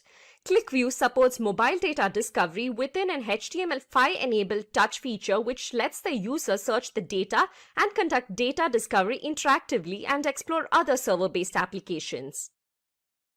ClickView performs OLAP and ETL features to perform analytical operations, extract data from multiple sources, transform it for usage, and load it to a data warehouse. The companies that can help you start your career in ClickView are Mercedes-Benz, Capgemini, Citibank, Cognizant, and Accenture, to name a few. At number 2, we have Power BI. Power BI is a business analytics solution that lets you visualize your data and share insights across your organization or embed them in your app or website. It can connect to hundreds of data sources and bring your data to life with live dashboards and reports. Power BI is the collective name for a combination of cloud-based apps and services that help organizations collate, manage, and analyze data from a variety of sources through a user-friendly interface. Power BI is built on the foundation of Microsoft Excel and has several components such as Windows desktop application called Power BI Desktop and online software as a service called Power BI Service, mobile Power BI apps available on Windows phones and tablets, as well as for iOS and Android devices. Here is how the Power BI interface looks like. As you can see, there is a visually interactive sales report with different charts and graphs. Moving on to the features of Power BI. It has an easy drag and drop functionality with features that make data visually appealing. You can create reports without having the knowledge of any programming language. Power BI helps users see not only what's happened in the past and what's happening in the present, but also what might happen in the future. It offers a wide range of detailed and attractive visualizations to create reports and dashboards. You can select several charts and graphs from the visualization pane. Power BI has machine learning capabilities with which it can spot patterns in data and use those patterns to make informed predictions and run what-if scenarios. Power BI supports multiple data sources such as Excel, text CSV, Oracle, SQL Server PDF, and XML files. The platform integrates with other popular business management tools like SharePoint, Office 365, and Dynamics 365, as well as other non-Microsoft products like Spark, Hadoop, Google Analytics, SAP, Salesforce, and MailChimp.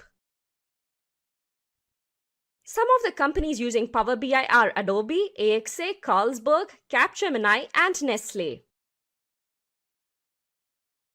Moving on to the next tool. So any guesses as to what we have at number 1? You can comment in the chat section below. Finally, on the top of the pyramid, we have Tableau. Gartner's Magic Quadrant of 2020 classified Tableau as a leader in business intelligence and data analysis. Tableau Interactive Data Visualization Software Company was founded in Jan 2003 in Mountain View, California. Tableau is a data visualization software that is used for data science and business intelligence. It can create a wide range of different visualization to interactively present the data and showcase insights. The important products of Tableau are Tableau Desktop, Tableau Public, Tableau Server, Tableau Online, and Tableau Reader. This is how the interface of Tableau Desktop looks like. Now, coming to the features of Tableau. Data analysis is very fast with Tableau, and the visualizations created are in the form of dashboards and worksheets. Tableau delivers interactive dashboards that support insights on the fly. It can translate queries to visualizations and import all ranges and sizes of data. Writing simple SQL queries can help join multiple data sets and then build reports out of it. You can create transparent filters, parameters, and highlighters. Tableau allows you to ask questions, spot trends, and identify opportunities. With the help of Tableau Online, you can connect with cloud databases, Amazon Redshift, and Google BigQuery. The companies using Tableau are Deloitte, Adobe, Cisco, LinkedIn, and the American e-commerce giant Amazon, to name a few. And there you go, those are the top 10 data analysis tools. R is a statistical programming language and environment that integrates statistical computing and graphics. R is powerful and stable software. Python can also be called as a general-purpose programming language for data analysis and scientific computing. Python can be considered as the best player in machine learning. Python is an expressive language with many built-in functions. Both are open source software and platform independent.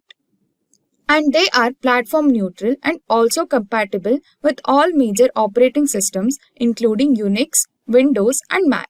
Next, we will be covering different parameters. We will be covering learning preferability, mathematical fundamentals, speed of both the languages, visualization and graphics, data handling capacity, demand, community and customer support, employment possibility in both the languages. Let us cover it one by one. First one is learning preferability or ease of learning. Python is renowned for its ease of use. Python's notebooks offer excellent tools for sharing and documentation despite the fact that there are currently no GUIs for them. Programmers find R as difficult language as a beginner. This implies that the programmers must devote a significant amount of time to learn and comprehending R coding. Coming to mathematical fundamentals required. Coming to Python, understanding descriptive analysis is very important. In layman's terms, descriptive statistics often refers to the process of explaining using certain representative techniques such as charts, tables, Excel files, etc.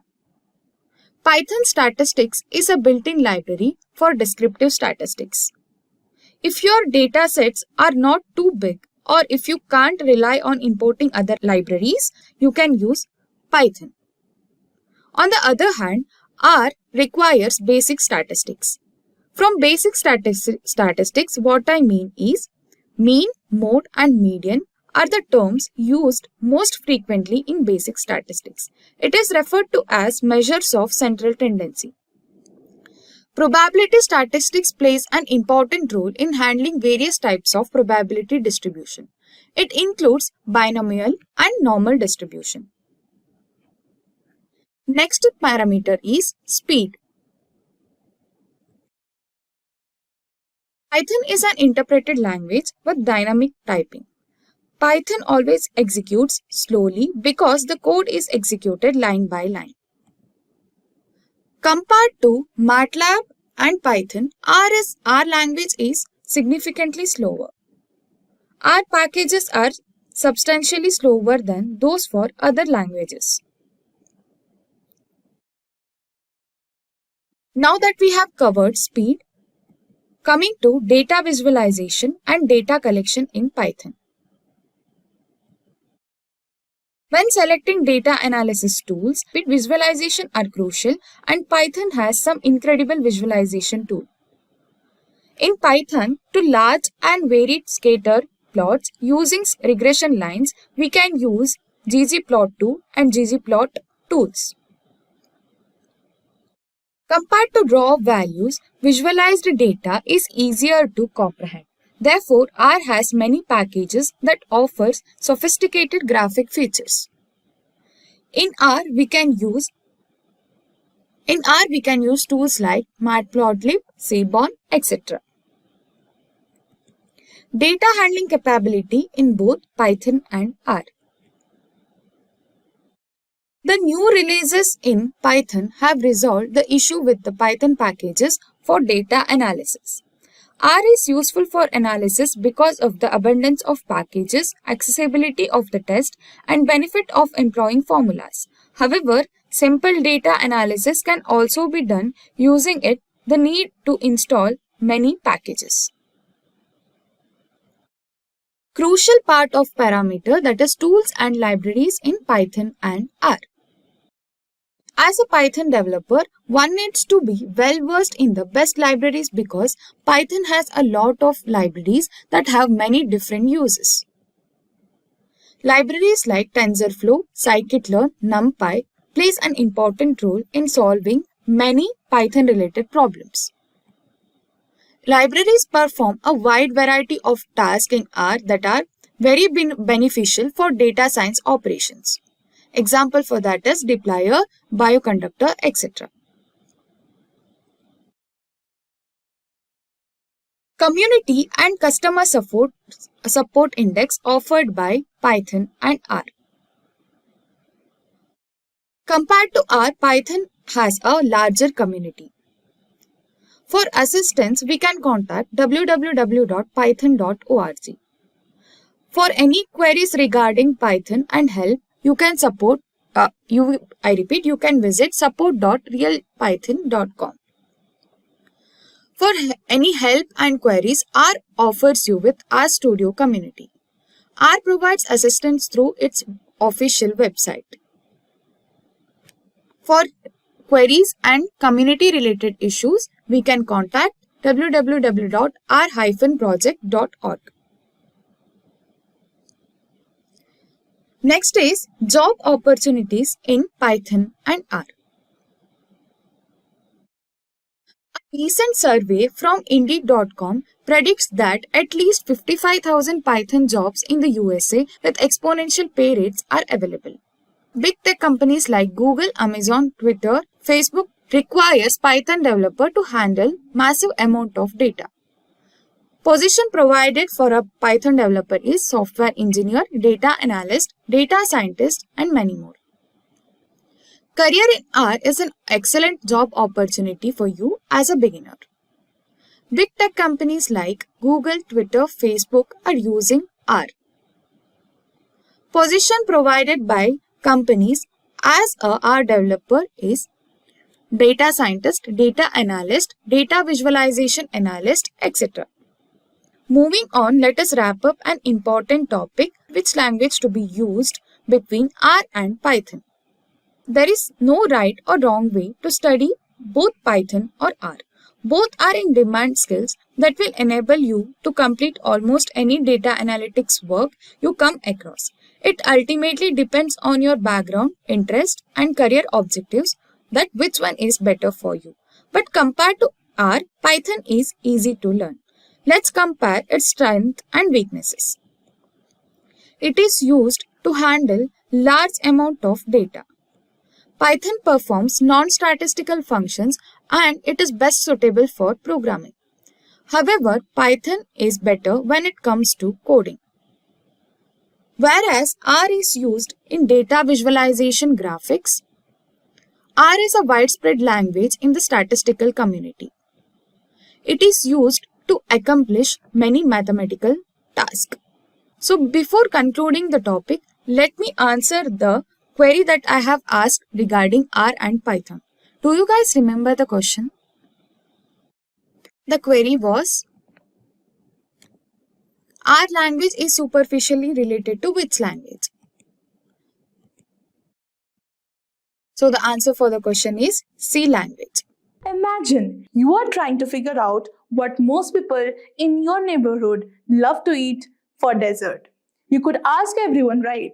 But how do you make sense of all of these answers? That's where statistics comes in. It's like your personal data detective, helping you gather, organize, and analyze all the information to spot patterns and trends. With statistics, you can easily discover if most people love ice cream or if brownies are the hidden favorite. All about turning numbers and facts into useful insights, helping you make smarter decisions and understand the bigger picture. Hello guys, welcome back to Simplilearn's YouTube channel. And today I will walk you through the basic understanding of descriptive statistics, inferential statistics, frequency statistics, and kurtosis statistics, and more.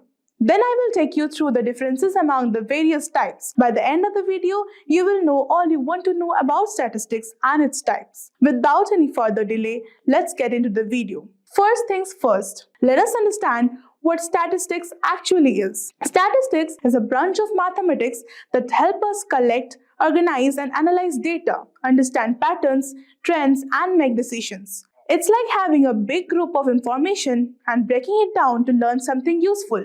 For example, if we survey 100 people about their favorite fruit, statistics help us figure out what most people like, what fruit is least liked, and how confident we are about these results here. After we have a basic idea of statistics, let us get into the various types of statistics. The first one is descriptive statistics. Descriptive statistics is a branch of statistics that focuses on summarizing and describing the main features of a dataset. This is further divided into measures of central tendency, measures of spread, and data distribution. Let's start with measures of central tendency, and this is further divided into three types. The first one is mean, the average of all data points. The second one is median, the middle value when data is arranged in order. The third one is mode, the most frequently occurring value. Let's break down the measures of central tendency, mean, median, and mode with an example. Imagine you have the following scores from a maths test taken by 7 students: 72, 85, 91, 89, 85, 76, and 90. Now you want to calculate the mean. Now, to calculate the mean, you have to add up all the scores and divide by the number of students. Therefore, the mean is 84. It means the average scores of the students is 84. Now, moving on to find the median. To find the median, we need to take the same example and we have to arrange the scores in ascending order. The median is the middle value, so in this case, the middle value is 85, since it is the fourth number in a list of 7. So, half of the students scored above 85 and half scored below 85. Now, moving on, the next is to calculate the mode. The mode is a score that appears most often. So, we take the same example and we see that 85 occurs twice more than any other score. So, the most common score in the test is 85. Now, moving on to the next, that is the measures of spread. Unlike central tendency, which tells you whether the data is centered, spread tells you how scattered the data is. It has three components: range, variance, and standard deviation. Range, it is the difference between the highest and the lowest values in the set. And variance, it measures how much each score deviates from the mean. And standard deviation, it is the square root of variance. Let's use an example to understand measures of spread, range, variance, and standard deviation, which help us understand how spread out or dispersed the data is. Consider the test scores of 5 students. Now, we want to find the range. Therefore, the range is the difference between the highest and the lowest values in the dataset. That is, 85 minus 65 is equal to 20. The scores span a range of 20 points from 65 to 85. Now moving on, we want to find the variance for the same example. The variance measures how much each score deviates from the mean on average squared. First, we calculate the mean. So to calculate the mean, we take the total of the scores divided by the total number of scores, and that is equal to 75. Next, we find the square differences from the mean for each score. And here it is. 65 minus 75 whole square is equal to minus 10 whole square, and that is equal to 100. And in this way, we perform the same for each score. Now, the sum of these square differences divided by the number of data points is the variance. And that is taking the total of the squared differences divided by 5, that is equal to 50. The variance is 50, meaning that on average the square differences from the mean are 50. Now moving on to find the standard deviation. The standard deviation is the square root of the variance. It tells us how spread out the data is in the same units as the original data. The standard deviation is the root over of 50, that is approximately equal to 7.07. Now moving on, the third major subdivision is data distribution. Let us use an example to explain data distribution, which tells us how data points are spread or organized across a range of values. Imagine you have the following test scores for 20 students. One way to understand data distribution is by creating a histogram. The histogram groups the scores into ranges or beans and shows how many scores fall into each range. For this dataset, we could create bins like 50 to 60, there are 3 students. 61 to 70, there are 7 students. And 71 to 80, we have 5 students. And in this way, 81 to 90, we have 3 students. And 91 to 100, we have 2 students. Now moving on to the normal distribution, the second one under the data distribution. In some cases, data follows a normal distribution which forms a bell-shaped curve. And this means most data points are around the mean with fewer data points as you move away from the mean in either direction. And normal distribution curve, it means most data points are around the mean with fewer data points as you move away from the mean in either direction. In a normal distribution, the mean, median, and mode are the same. Data is symmetrically spread around the center. Now moving on, in our example, the scores are somewhat concentrated around 70 to 80, but the distribution is not perfectly normal because there are more students scoring higher, that is the right skew. Therefore, skewed distribution, if a data set is not symmetrical, we have skewed distribution. And that is further divided into two. The right skew, that is the positive skew, and the left skew, that is the negative skew. In right skew, more data points are on the lower side with fewer higher values. And in the left skew, more data points are on the higher side with fewer low values. Moving on, in our test score example, we have a slightly right skew distribution because there are more students with lower scores, that is to 55 to 70, compared to higher scores, that is 90 to 100. And this is known as right skewed distribution. Now, moving on to the second type of statistics, that is inferential statistics.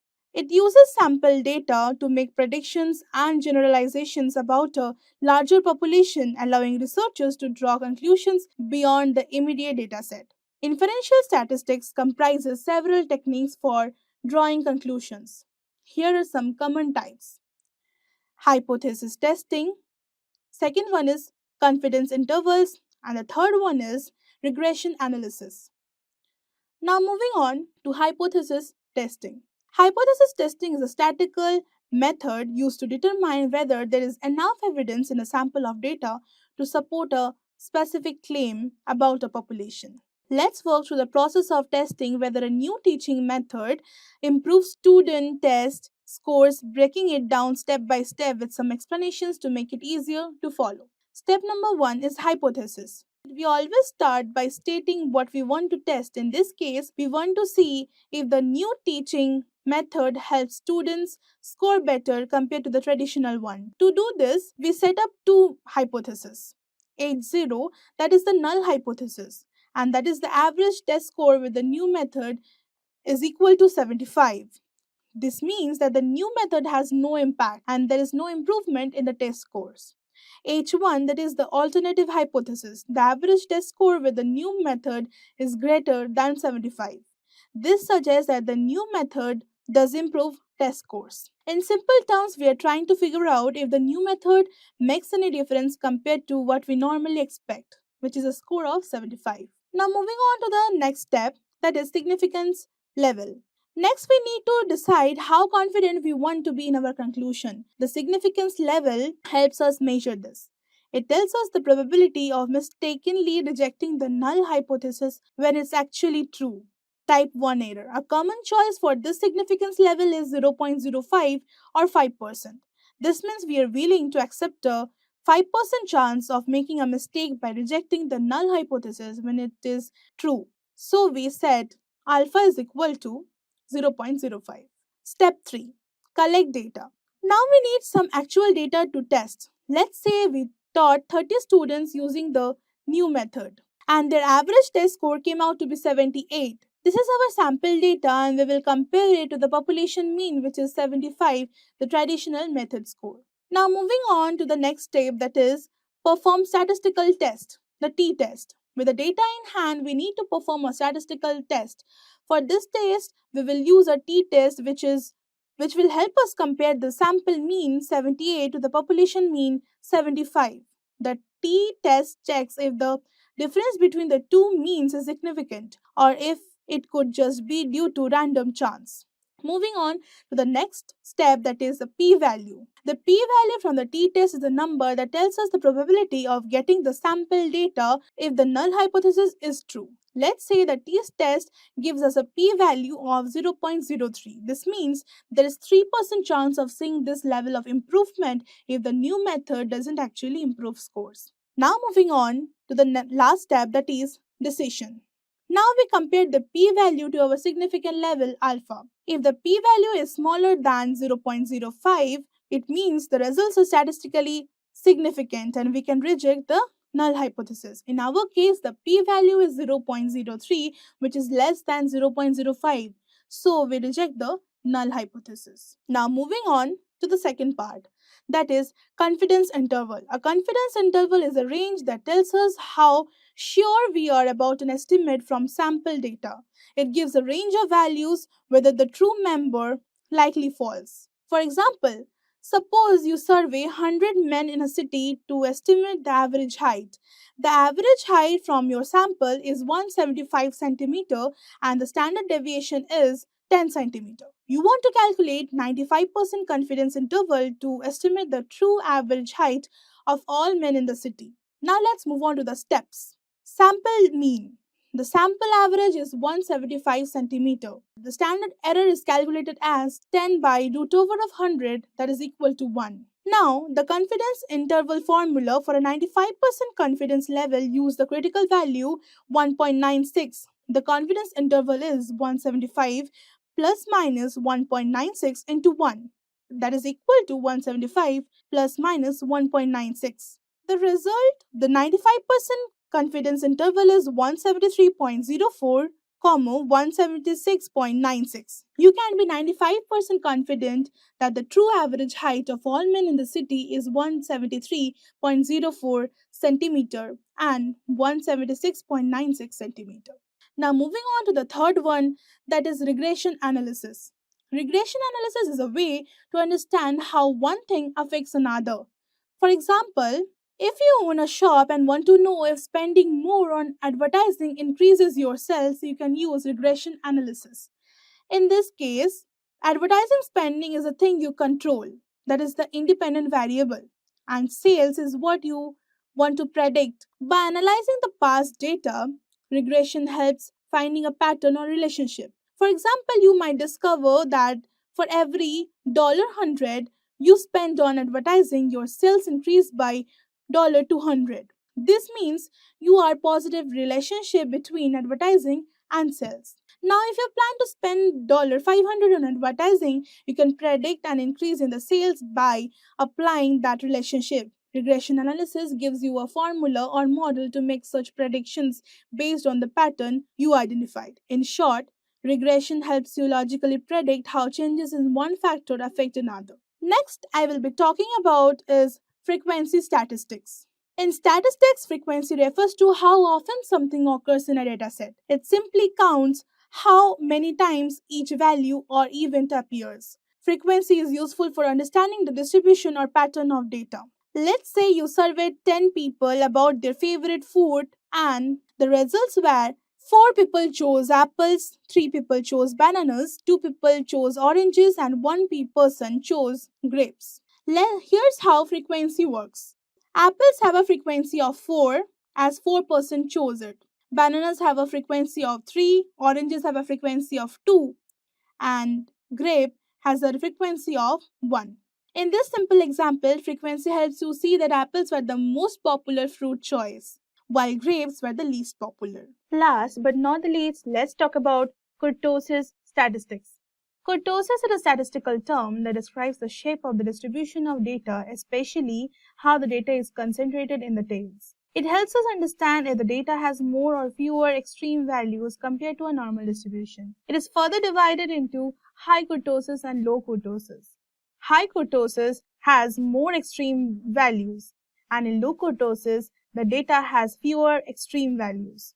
In short, high kurtosis means more extreme heights, while low kurtosis means more consistent, evenly spread heights.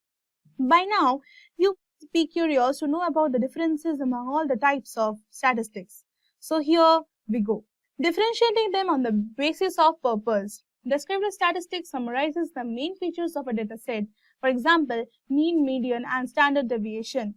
Inferential statistics makes predictions or generalizations about a population based on sample data. Frequency statistics counts when specific values or events occur in the dataset. Kurtosis describes the shape of the distribution, focusing on the tails and extreme values, differentiating them on the basis of data focus. Descriptive statistics deals with the entire dataset at hand. Inferential statistics uses a sample to infer conclusions about a larger population.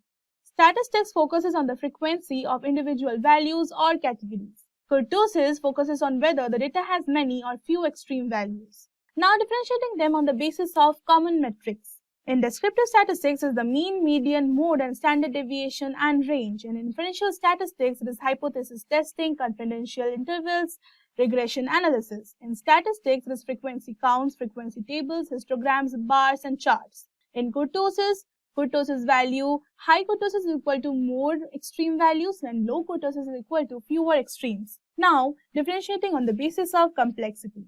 Complexity in descriptive statistics is simple and straightforward, summarizes the observed data, and in inferential statistics it is more complex, and in statistics it is simple counting and displaying of occurrences. Kurtosis requires statistical analysis to determine the distribution's tailedness. Now finally, differentiating them on the basis of visualization. Descriptive statistics, it is the box plots, pie charts, and summary tables. Inferential statistics, it is confidence intervals, regression lines, p-values, and more. And in statistics, it is bar charts, histograms, frequency tables. And kurtosis, it is histograms, distribution plots to visualize outliers. So here is a question for you guys.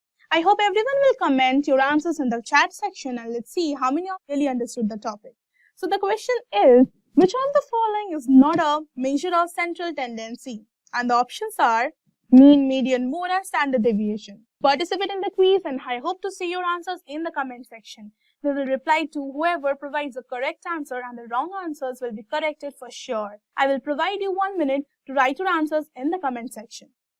Since this is data analysis with Python, we got to ask the question, why Python for data analytics? I mean, there's C++, there's Java, there's .NET from Microsoft. Why do people go to Python for it? So the number of reasons. One, it's easy to learn with simple syntax. You don't have a very high typeset like you do in Java and other coding, so it allows you to kind of be a little lazy in your programming. That doesn't mean that it can't be set that way and that you don't have to be careful. It just means you can spin up a code much quicker in Python. The same amount of code to do something in Python a lot of times is 1, 2, or 3 or 4 lines, where when I did the same thing, say in Java, I found myself with 10, 12, 13, 20 lines, depending on what it was. It's very scalable and flexible. So there's our flexibility because you can do a lot with it, and you can easily scale it up. You can go from something on your machine to using PySpark into the Spark environment and spread that across hundreds, if not thousands of servers across terabytes of data or petabytes of data. So it's very scalable. There's a huge collection of libraries.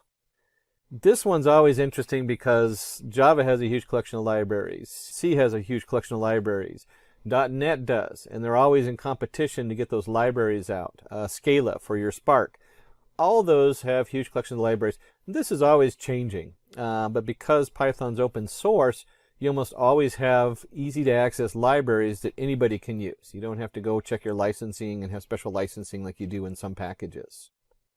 Graphics and visualization, they have a really powerful package for that, so it makes it easy to create nice displays for people to read.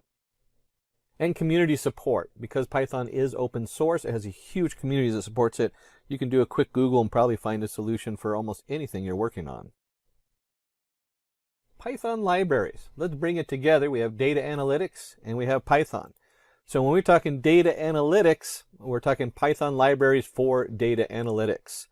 And the big 5 players are NumPy, Pandas, Matplot library, SciPy, which is going to be in the background, so we're not going to talk too much about the scientific formulas in SciPy, and scikit. So NumPy supports n-dimensional arrays, provides numerical computing tools useful for linear algebra and Fourier transform.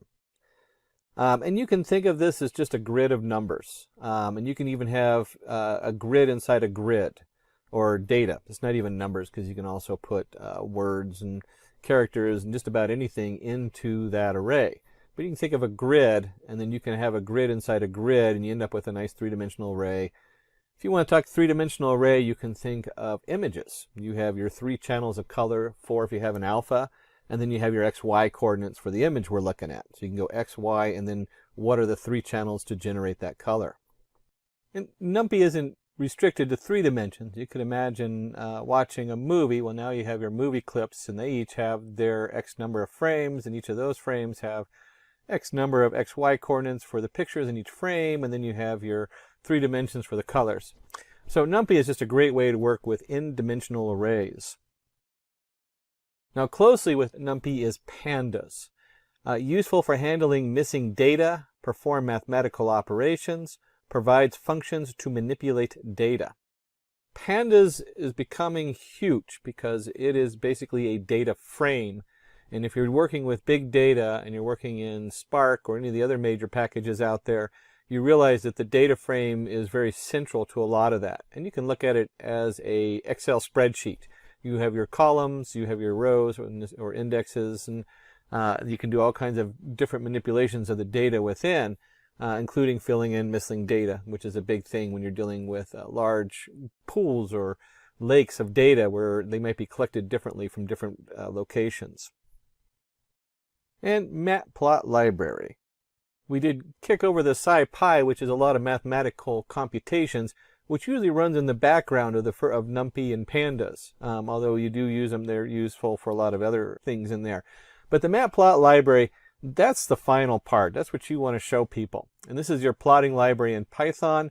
Several toolkits extend Matplot library functionality. There's like 100 different toolkits to extend Matplot library, which range from how to properly display star constellations from astronomy. There's a very specific one built just for that, all the way to some very generic ones. We'll actually add Seaborn in when we do the labs in a minute. Several toolkits extend Matplot library functionality, and it creates interactive visualization. So there's all kinds of cool things you can do as far as just displaying graphs, and there's even some that you can create interactive graphs. We won't do the interactive graphs, but you'll see, you'll get a pretty good grasp of some of the different things you can do in Matplot library. Let's jump over to the demo, which is my favorite. Roll up our sleeves, get our hands in on what we're doing. Now, there's a lot of options when we're dealing with Python. You can use PyCharm as a really popular one. And you'll see this all over the place. So it's one of the main ones that's out there, and there's a lot of other ones. I used to use NetBeans, which has kind of lost favor. Don't even have it installed on my new computer. But the most popular one right now for data science. Now, PyCharm is really popular for Python general development. For data science, we usually go to Jupyter Notebook or Anaconda. And we're going to jump into Anaconda because that's my favorite one to go to because it has a lot of external tools for us. We're not going to dig into those, but we will pop in there so you can see what it looks like. So with Anaconda, we have our Jupyter Lab, we have our notebook. These are identical. Jupyter Lab is an upgrade to the notebooks with multiple tabs. That's all it is. And we'll be using the notebook. And you can see that PyCharm is so popular with Python that we even have it highlighted here in Anaconda as part of the setup. Jupyter Notebook can also be a standalone. So we're actually going to be running Jupyter Notebook. And then you have your different environments. We're going to be under main Py36. There's a root one. And I usually label it Py36. The reason is currently as of writing this, TensorFlow only works in 3.6 and not in 3.7 or 3.8 for doing neural networks. But you can actually have multiple environments, which is nice. They separate the kernels, so it helps protect your computer when you're doing development. And this is just a great way to do a display or a demo, especially if you're looking for that job. Pull up your laptop, open it up. Or if you're doing a meeting, get it broadcast up to the big screen so that the CEO can see what you're looking at. And when we launch the notebook, it actually opens up a file browser in whatever web browser you have. This happens to be Chrome. And then you can just go under New. There's a lot of different options depending on what you have installed. Python 3. And this just creates an untitled version of this. And you can see here I'm actually in a Simplilearn folder for other work I've done for Simplilearn. And that's where I save all my stuff and I can browse through other folders, making it real easy to jump from one project to another. And under here, we'll go ahead and change the name of this, and we'll go ahead and rename it Data Analytics. Data Analytics. Just so I can remember what I was doing. Which is probably about 50 of the folders in here, or files in here right now. So let's go ahead and jump in there and take a look at some of these different tools that we were looking at. And as we go through the demo, let's start with the NumPy. The least visually exciting. And I'm going to zoom in here so you can see what we're doing. And the first thing we want to do is import NumPy. And we'll import it as NP. That is the most common NumPy terminology. And let's go ahead and change the view so we also have the line numbers. I don't know why, we probably won't need them, but I like it for easy reference. And then we'll create a one-dimensional array. We'll just call this array1. And it equals np.array, and you put your array information in here. In this case, we'll spell it out. You can actually do like a range and other ways. There's lots of ways to generate these arrays. But we'll just do 1, 2, 3, so 3 integers. And if we print our array1, we can go ahead and run this. And you can see right here it prints 1, 2, 3. You can see why this is a really nice interface to show other people what you're doing with the Jupyter Notebook. So this is the basic. We've created an array. This is a one-dimensional array, and then the array is 1, 2, 3. One of the nice things about the Jupyter Notebook is whatever ran in this first setup is still running. It's still in the kernel. So it still has the NumPy imported as NP, and it still has our variable ARR1 for array1 equal to NP array of 1, 2, 3. So when we go to the next cell, we can check the type of the array. We're just going to print. We say, hey, what is this setup in here? And we want type. And then we want, what is the type of array 1? And let's go ahead and run that. And it says class NumPy ND array. So it's its own class. That's all we're doing is checking to see what that class is. And if you're going to look at the array class, probably the biggest thing you do, I don't know how many times I find myself doing this. because I forget what I'm working on, and I forget I'm working with a 3-dimensional or 4-dimensional array. And I have to reformat somehow so it works with whatever other things I have. And so we do the array shape. The array shape is just 3 because it has 3 members and it's a 1-dimensional array. That's all that is. And with the NumPy array, we can easily access, we'll stick with the print statement. If you actually put a variable in Jupyter Notebook and it's the last one in the cell, it will be the same as a print statement. So if I do this, where array 1 of 2, it's the same as doing print array of 2. Those are identical statements in our Jupyter Notebook. We'll go and stick with the print on this one. And it's 3. So there's our print space 2, and we have 0, 1, 2, 2 equals 3. We can easily change that. So we have array 1 of place 2 equals 5. And then if we print our array 1, you can see right down here when it comes out, it's 1, 2, and 5. And there I left the print statement off because it's the last variable in the list. And it'll always print the variable if you just put it in like that. That's a Jupyter Notebook thing. Don't do that in PyCharm. I've forgotten before doing a demo. And we talked about multiple dimensions, so we'll do an array, 2-dimensional array. And this is again a NumPy array. And in the NumPy array, we need our first dimension, we'll do 1, 2, 3. And our second dimension, 3, 4, 5. And you can see right here that when we hit the, we'll do this, we'll just do array 2. And we can run that, and there's our array 2, 1, 2, 3, 3, 4, 5. We can also do array 2 of 1. And then we can do, let's do 0. Doesn't really matter which one. Actually, let's do 2. There we go. And if I run this, it'll print out 5. Because here we are. This is 0. 0, 1, 2, 3 is on our 0 row. 3, 4, 5 is on our 1 row. We always start with 0. And then the 2, 0, 1, 2 goes to the 5. And then maybe we forgot what we were working with. So we'll go do array2.shape. And if we do array 2 of shape, we'll go and run that. We'll see we have 2 rows, and each row has 3 elements. 2-dimensional array, 2, 3. If you looked up here when we did it before, it just had 3 comma nothing. When you have a single entity, it always saves it as a tuple with a blank space. But you can see right here we have 2 comma 3. And if you remember from up here, we just did this array 2 of, let's go, what is it, 1 comma 2. We run that, we get the 5. You can also count backwards. This is kind of fun. And you'll see I just kind of switched something on you because you can also do 1 comma 2 to get to the same spot. Now 2 is the last one, 0, 1, 2. It's the last one in there. We can count backwards and do -1. And if we run this, we get the same answer. Whether we count it as, let's go back up here. Whether we count this as 0, 1, 2, or we count backwards as -1, -2, -3.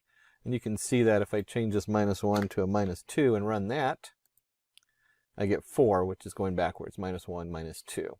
So there's a lot of different ways to reference what we're working on inside the NumPy array. It's really a cool tool. It's got a lot of things you can do with it. And we talked about the fact that it can also hold things that are not values, and we'll call this array ask for strings equals np.array. Put our setup in there, our brackets, and let's go China, India, USA, Mexico. It doesn't matter, we can make whatever we want on here. And if we print that out, we run this, you can see that we get our NumPy array, China, India, USA, Mexico. It even gives us our D type of a U6. And a lot of times when you're messing with data, we'll call this array R for range, just to kind of keep it uniform. np.arange. So this is a command inside NumPy to create a range of numbers. And if you're testing data, maybe you want, maybe you have equal time increments that are spaced a certain point apart. But in this case, we're just going to do integers. And we're going to do a setup from 0 to 20, skipping every other one. And we'll print it out and see what that looks like. And you can see here we have 0, 2, 4, 6, 8, 10, 12, 14, 16, 18. Like you expected, it skips every one. And just a quick note, there's no 20 on here. Why? Well, this starts at 0 and counts up to 20. So if you're used to another language where it explicitly says less than or less than equal to 20, like for x equals 0, x plus plus, x is less than 20. That's what this is. It just assumes x is less than 20 on here. And if we want to create a very uniform set, 0, 2, 4, 6, what happens if I want to create numbers from 0 to 10, but I need 20 increments in there? We can do that with line space. So we can create an R, we'll call this L, equals, I don't think we'll actually use any of this again, so I don't know why I'm creating unique identifiers for it. But we'll do NP, lin space, and we're going to do 0 to 10, or 0 to 9. Remember, it goes up to 10. And then we want to, let's say we have 20 different increments in there. So we're creating we have a data set, and we know it's over a certain time period, and we need to divide that time period by 20, and it happens to just have 10 pieces in it. And here we go. You can see right here we have 20, or it has 20 pieces in it, but it's over 10 years, and we got to divide it in the middle. And you can see it goes 0.52. Remember, yeah, there's our 10 on the end, so it goes up to 10. And then we can also do random. There's np.random. If you're doing neural networks, usually you start it by seeding it with random numbers. And we'll just do np.random, and we'll just call this array. We'll stop giving it unique numbers. We'll print that one out and run it. And you can see we have random numbers. They are 0 to 1. So you'll see that all of these numbers are under 1. And you can easily alter that by multiplying them out or something like that if you want to do like 0 to 100. You can also round them up if it's integers 0 to 100. There's all kinds of things you can do, but it generates a random float between 0 and 1. And you have a couple options. You could reshape that, or you can just generate them in whatever shape you want. And so we can see here, we did 3 and 4, and so you can see 3 rows by 4 variables. Same thing as doing a reshape of 12 variables to 3 and 4. And if you're going to do that, you might need an empty data set. I have had this come up many times where I need to start off with 0, and I don't know, because I'm going to be adding stuff in there, or it might be 0 and 1, where 1 is, if you're removing the background of an image, you might want the background is 0, and then you figure out where the image is, and you set all those boxes to 1, and you create a mask. So creating masks over images is really big, and doing that with a NumPy array of 0. And we can also give it a space. And we'll just do this all in one shot this time. And we'll do the same thing like we did before, zeros. And in this case, we'll do 2, 3. And so when we run this, forgot the asterisks around it. I knew I was forgetting something. There we go. So when we run this, you can see here we have our 10 zeros in a row, and maybe this is a mask for an image, and so it has 2 rows of 3 digits in it. So it's a very small image, little tiny pixel. And maybe you're looking to do something the opposite way. Instead of creating a mask of zeros and filling in with ones, maybe you want to create a mask of ones and fill them in with zeros. And we'll just do, just like we did before, we'll do 3, 4. And when we run this, you'll see it's all ones. And we could even do this even, we'll do it this way. Let's do 10 by 10 icon, and then you have your 3 colors. So it creates quite a large array there for doing pictures and stuff like that when you add that third dimension in. If we take that off, it's a little bit easier to see. We'll do 10 again. And you can easily see how we have 10 rows of 10 ones. And you can also do something like create an array. And we'll do 0, 1, 2. And then in this array, we actually we'll print it right out. We want a repeat. And so you can actually do a repeat of the array. And maybe you need this array. Let's repeat it 3 times. So there's our repeat of an array, repeat 3 times. And if we run this, you'll see we have 0, 0, 0, 1, 1, 1, 2, 2, 2. And whenever I think of a repeat, I don't really think of repeating being the first digit 3 times, the second digit. I really always think of it as 0, 1, 2, 0, 1, 2, 0, 1, 2. It catches me every time.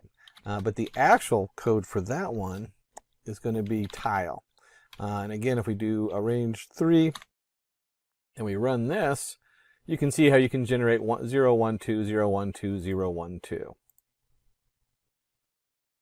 And if you're dealing with an identity matrix, we can do that also if you're big on doing your matrices. And we'll just identity. I guess we'll go ahead and spell it out today. Matrix. And the command we're looking for is EYE. And we'll do 3. And then we'll just go ahead and print this out.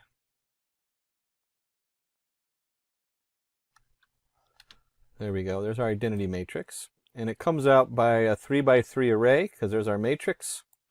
And then it puts the ones down the middle and for doing your different matrix math. And we can manipulate that a little bit too. We talk about matrices. We might not want ones across the middle, in which case we now have the diagonal. So we can do an np.diagonal. And we do a diagonal. Let's put in the diagonal 1, 2, 3, 4, 5. And when we run this, again, this generates a value. And by just putting that value in, there's the same as putting print around it, or putting array equals and then print array. And you can see it generates a diagonal 1, 2, 3, 4, 5, and there's your beginning of your matrix array for working with matrices. And we can actually go in reverse. Let's create an array equals, remember our random.random, and we'll do a 5 by 5 array. Oops, there we go.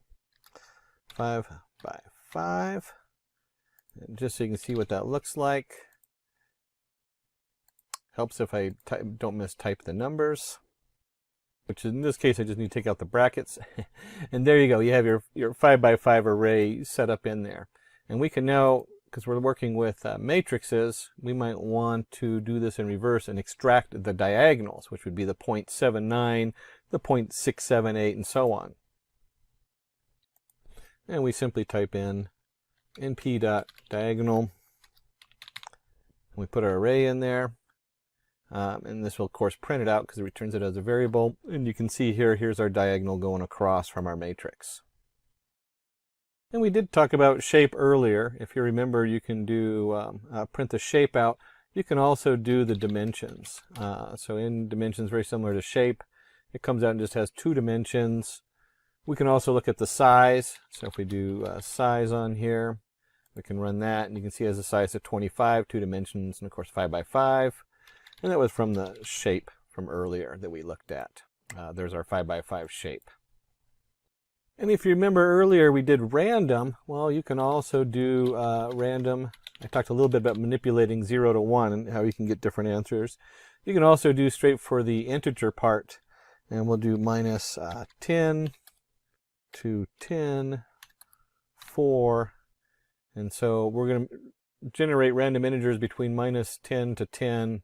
We're going to generate 4 of those. And so when we run that, we have 7, minus 3, minus 6, minus 3. They're all between minus 10 and 10, and there's 4 of them. And now we jump into some of the functionality of arrays, which is really great, because this is where they come in here's the array, and you can add 10 to it. And if I run this, there it takes my original array from up here with the integers and adds 10 to all of those values. So now we have, oh, this is the decimal, that's right. This is a random decimal I had stored in an array. But this takes the random numbers I had from 0 to 1 and adds 10 to them. And we can just as easily do minus 10. We could even do times 2.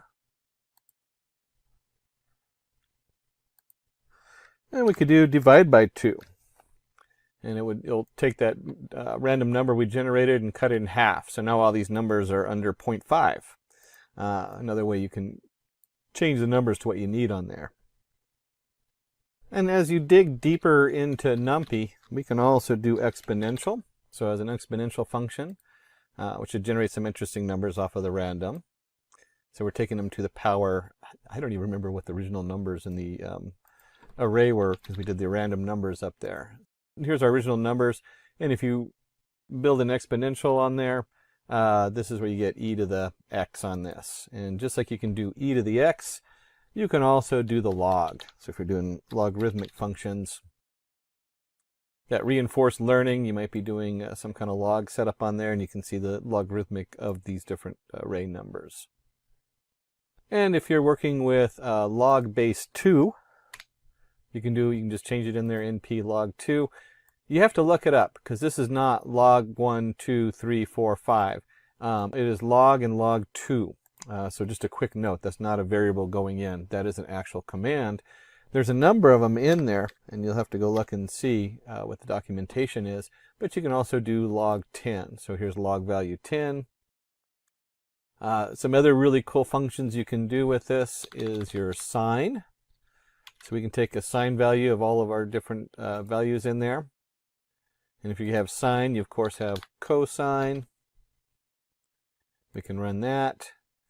So here's the cosine of those. And if you're doing activations in your NumPy array and you're doing a tangent activation, there's your tangent for that. And the tangent activation is actually from neural networks. That's one of the ways you can activate it, because it forms a nice curve between from whether you're generating 1 to -1 with some discrepancy in the middle. Just jumping a little bit in there into neural networks.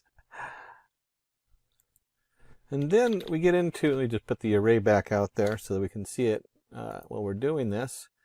As we're getting into this, you can also sum the values. So we have np sum, and you can do a summation of all the values in this array. And you'll see that if you added all these together, they'd equal 12.519, and so on. I don't know what the whole setup is in there.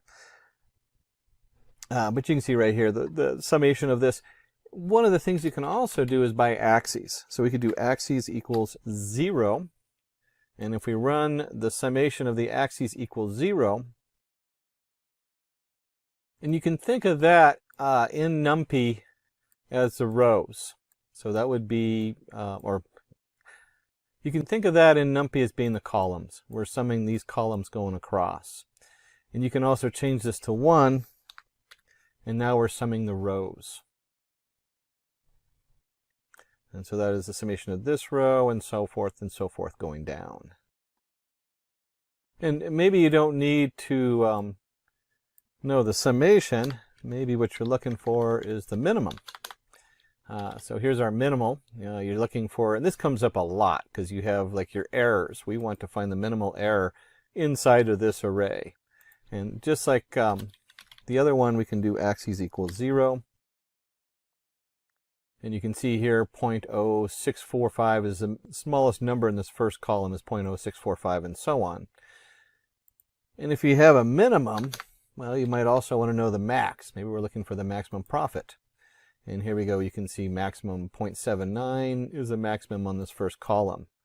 And just like we did before, you can change this to a 1 on axes. You can take the axes out of here and just find the max value for the whole array. And the max value in here was 0.8344, so on and so on. And since we're talking data analytics, we want to go ahead and look at the mean.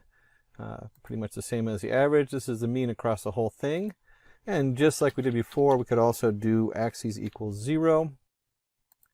And then you'll see this is the mean of this axis and so on. And we have mean. We might want to know the median. And there's our median, our most common numbers. If we have median, we might want to know the standard deviation. Or if we have the average, a lot of times you do the means and the standard deviation. We can run that, and there's our standard deviations along the axes. We can also do it across the whole array. If we're going to do standard deviations, there's also variance, which is your VAR. And there's our variance across the different levels. And so if we looked at that, we looked at variance, we looked at standard deviation, the median, and the means. There's more, but those are the most common ones used with data analytics. And then going through your data and figuring out what you're going to present to the shareholders. And some other things we can do is we can actually take slices. You'll hear that terminology. And a slice might be, like we have a 5 by 5 array, but maybe we don't want the whole array. Maybe we want from 1 on, we don't want the 0 in there. So we got up to 4. And maybe on the second part, we just want 2 to row 3. And so this notation right here says 1 to the end. And if we run this, you can see how that generates a single row to the end, and then row 2 and 3. Now remember, it doesn't include 3. That's why we only get the 1 column. So if you wanted 2 and 3, you would need to go ahead and go 2 to 4. So it goes up to 4. We could also do this in reverse. Just like we learned earlier, we can go -1. Whoops. And when we go to -1, it's the same thing because we have 0, 1, 2, 3, 4. This is the same thing as 2 to 4. It goes 2 to the last one. Also very common with arrays is you're going to want to sort them. So we still have our array up here that we randomly generated. And we might want to sort it. And we'll go and throw an axis back in there. Axis equals 1. If we run this, you can see from the axes that it sorts it, the 0.2 being the lowest value to the highest value by the row. We can also change this, of course, to axis 0. If you're sorting it by columns, so maybe your values are based on columns. And then, of course, you can do the whole array, and we can sort that. Don't usually do that, but I guess sometimes that might come up. And so you can see right here we have a nice sorted array. Something else, let's just go ahead and reprint our array so we can look at it again. Starting to get too many boxes up there. Something else you can do with an array is we can take and transpose it. This comes up more than you would think. When you transpose it, you'll see that the rows in the column are transposed. So where 0.79, 0.57, 0.064 is the column, now we've switched it and we have 0.79, 0.42 as the index. You can see this really more dramatic if we take a slice, and we'll just do a slice of the first couple, and then we'll just do all the other, the full rows. And if we run this, you can see how it comes up a little bit different. And we'll just do the same slice up here so you can see how those two look next to each other. There we go. There's our slice. Run. And so you can see the slice comes up and it has 1, 2, 3, 4, 5 columns. Now we have 1, 2, 3, 4, 5 rows and 3 columns versus 3 rows. And the original version, when they first started putting this together, was a function. So the original version was transpose, and this still works. You can still see it generates the same value as just a capital T. So many times we flip this data because we'll have an XY value or we'll have an image or something like that, and it's being read one way into the next process, and the next one needs it the opposite. So this actually happens a lot. You need to know how to transpose the data really quick. And we can go ahead, let's just take, here's our transpose. We'll just stick with the transpose on here.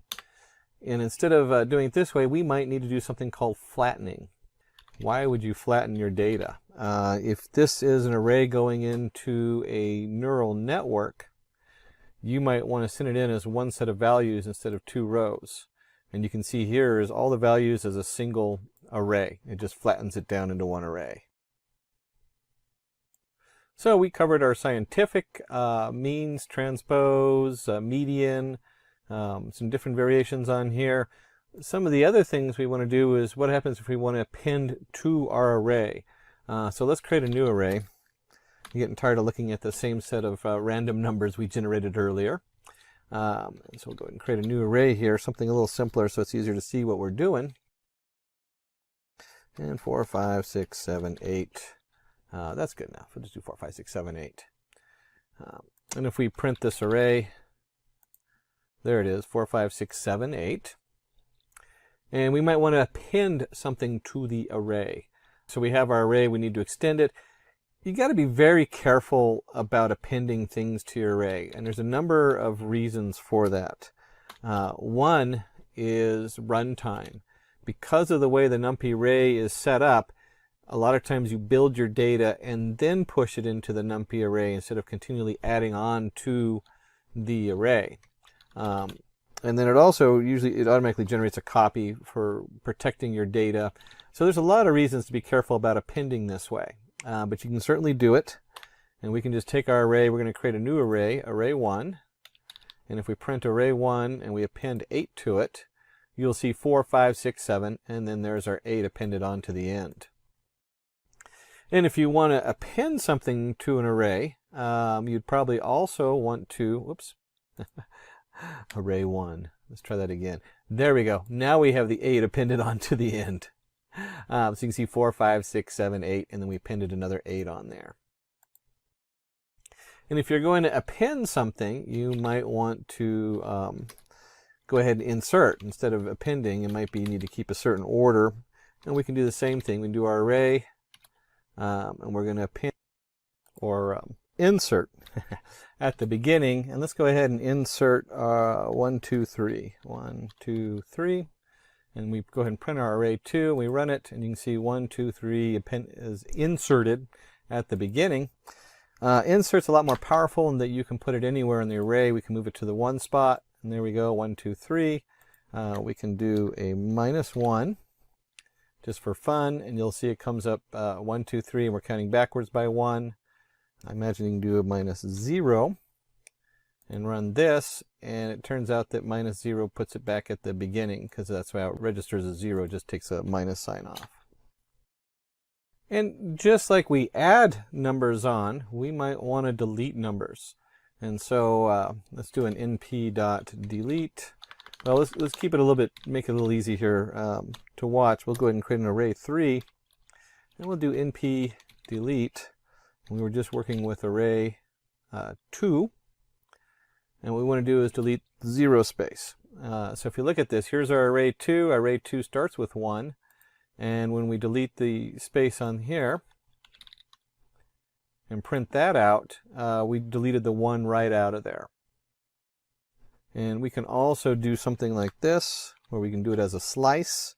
And we can do, let's do 1, 3. And if we run 1, 3, you'll see we've deleted the 1 space and the 3 space out, which deleted our 2 and 4. Now, keep in mind, when you're messing with adding lines and deleting lines, you have to be really careful because there's a time element involved as far as where the data is coming from, and it's really easy to delete the wrong data and corrupt what you're working on, or to insert stuff where you don't want it. So there's always a warning when we talk about manipulating NumPy arrays. And just like anything else we're doing, we'll create an array C, which equals, we'll just do our NumPy array that we just created, our NumPy array 3, and we can do copy. So you can make a copy of it. Maybe you want to protect your original data, or maybe you're making a mask, and so you copy the array, and then the new array make all these alterations and change it from values to 0 to 1 to mask over the first one. And of course, if we do array C, since it equals a copy of array 3, it's the same thing, 1, 3, 5, 6, 7, 8. And now we're getting into combine and split arrays.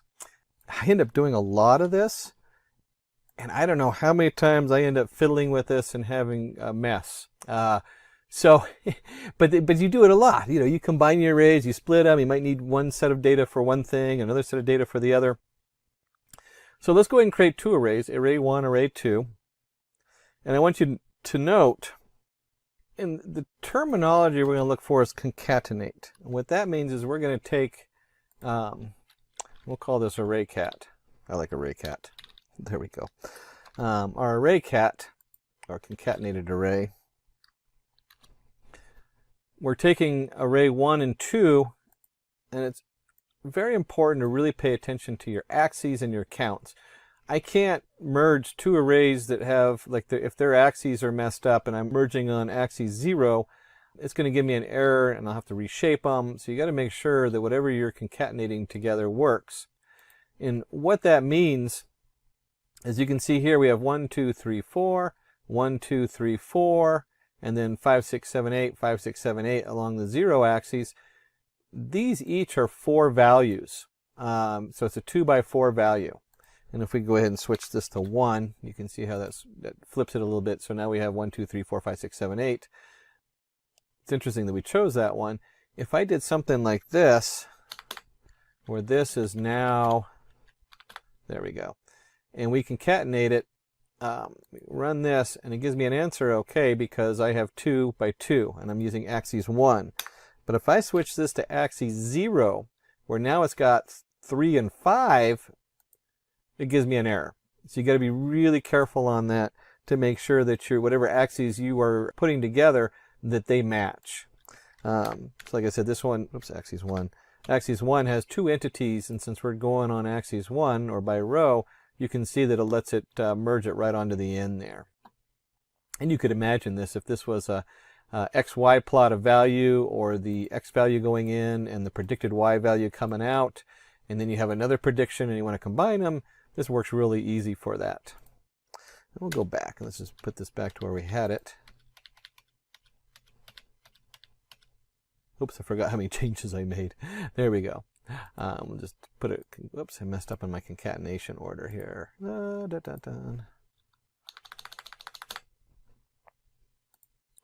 There we go.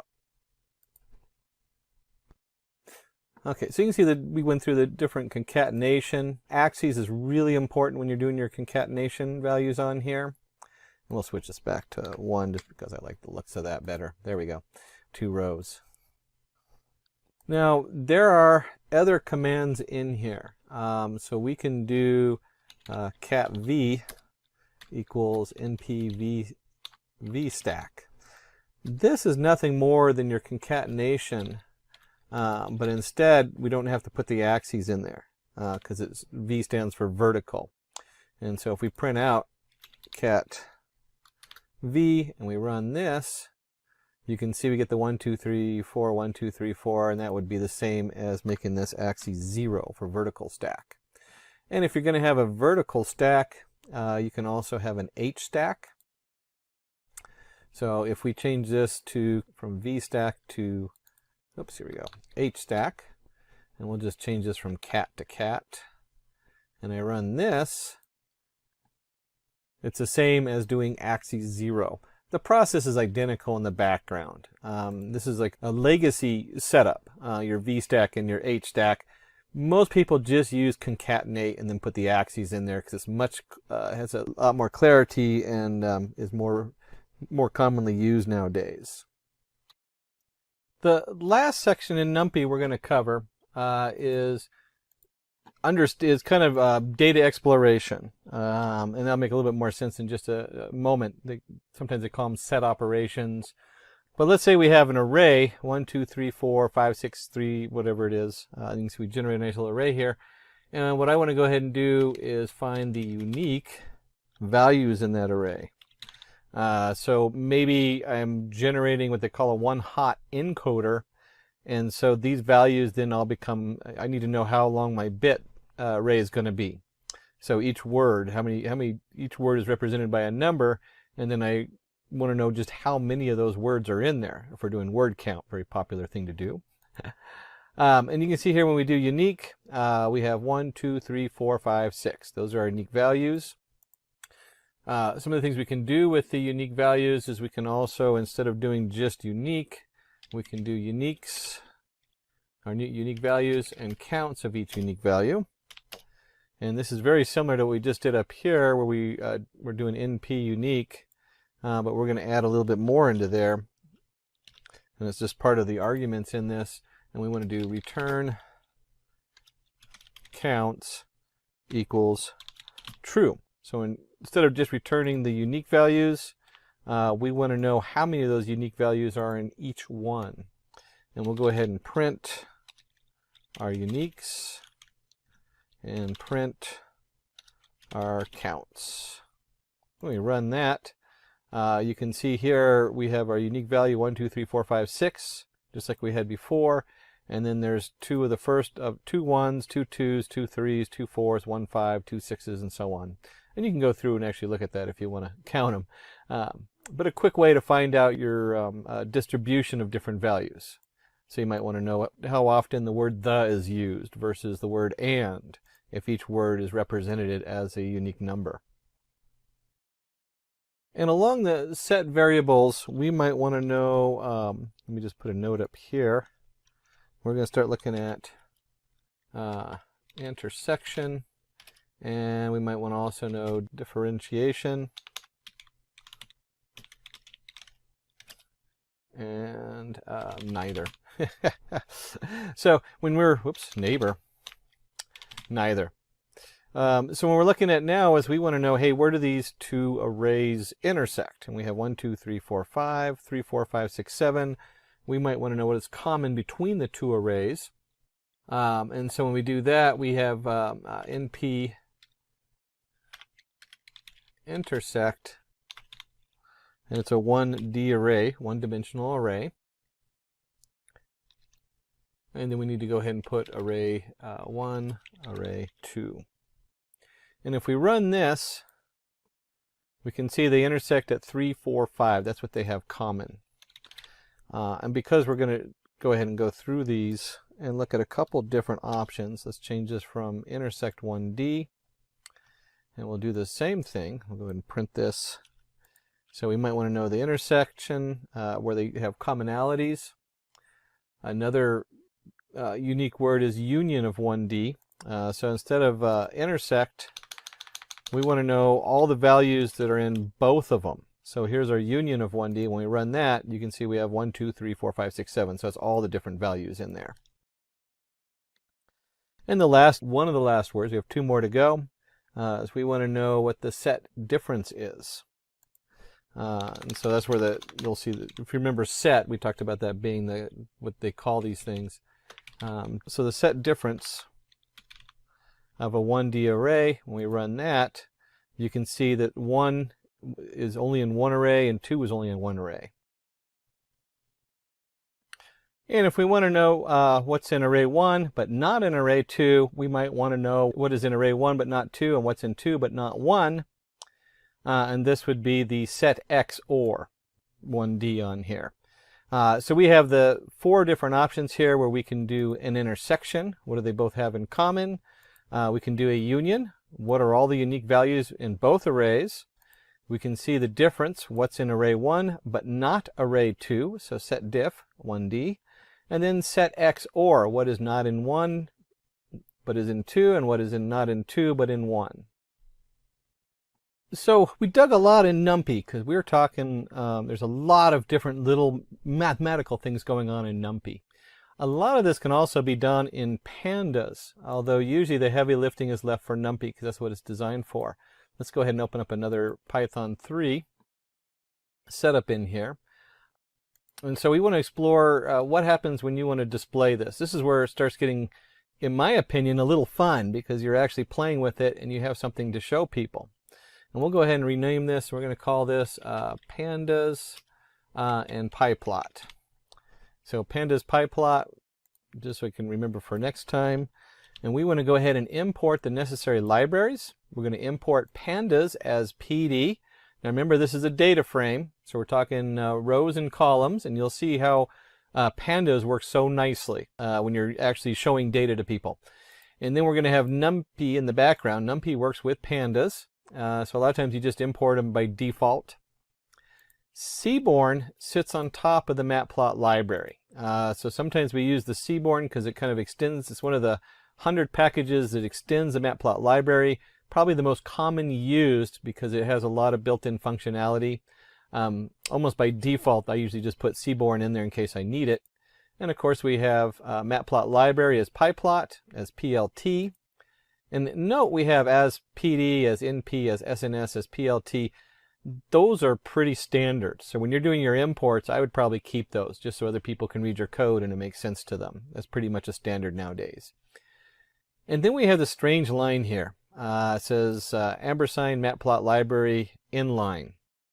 That is for Jupyter Notebook only. So if you're running this in a different package, you'll have a pop-up when it goes to display the Matplot library. You can, with the most current version of Jupyter, usually leave that out and it will still display it right on the page as we go. And we'll see what that looks like. And then we're going to go ahead and just do the Seaborn, the SNS.set, and we're going to set the color codes equals true. Let them just keep the default ones so we don't have to think about it too much. And we of course have to run this. The reason we run this is because these values are all set. If we don't run this and I access one of these afterward, it'll crash. The cool thing about Jupyter Notebooks is if you forgot to import one of these, you forgot to install it, because you do have to install this under your Anaconda setup or whatever setup you're in, you can flip over to Anaconda and run your install for these. And then just come back and run it. You don't have to close anything out. And we'll go ahead and paste this one in here real quick where we have car equals pd.read_csv. And then we have the actual path. This path, of course, will vary depending on what you are working with. So it's wherever you save the file at. And you can see here I have like my OneDrive documents, Simplilearn, Python, Data Analytics, using Python, / car CSV. It's quite a long file. When we open that up, what we get is we get a CSV file, and we have the make, the model, the year, the engine, fuel type, engine horsepower, cylinders, and so on. And this is just a comma separated file. So each row is like a row of data. Think of it as a spreadsheet. And then each one is a column of data on here. And as you can see right here, it has the make, model. So it has columns for a header on here. Now, your Pandas just does an excellent job of automatically pulling a lot of this in. So when you start seeing the Pandas on here, you realize that you are already like halfway done with getting your data in. I just love Pandas for that reason. NumPy also has it. You can load a CSV directly into NumPy, but we're working with Pandas, and this is where it really gets cool, is I can come down here and I can print, you remember our print statement, we can actually get rid of it. And we're just going to do car head because it's going to print that out. The head is going to print the top values of that data file we just ran in. And so you can see right here, it does a nice printout. It's all nice and in line because we're in Jupyter Notebook. I can scroll back and forth and look at the different data. And just like we expected, we have our column, and it brought the header right in.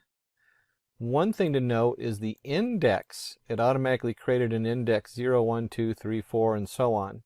And we're just looking at the head. So we got 0, 1, 2, 3, 4. You can change this. You might want to just look at the top two. We can run that. There's our top two BMWs. Another thing we can do is instead of head, we can do tail. And look at the last three values that are in that data file.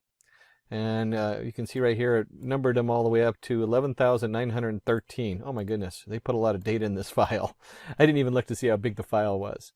So you can really easily get through and view the different data in here. When you're talking about big data, you almost never just print out car.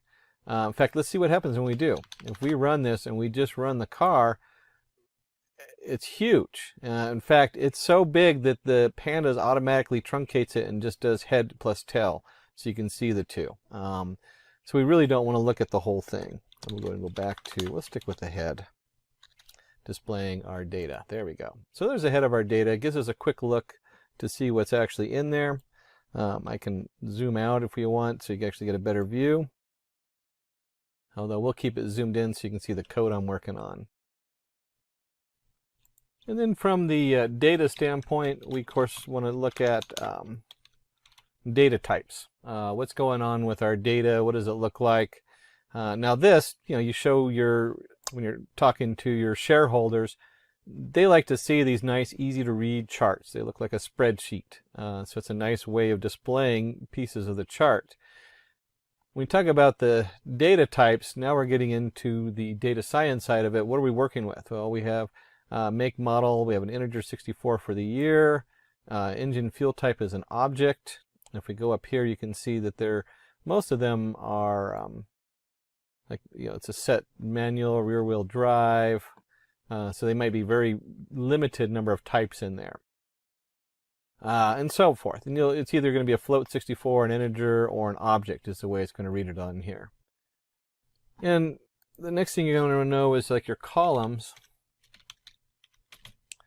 And since it loaded the columns automatically, we have here the make, the model, the year, the engine, the size, all the way up to the MSRP. And just out of something you'll see come up a lot is whenever you're in pandas and you type in .values, it converts it from a pandas list to a numpy array. And that's true of any of these.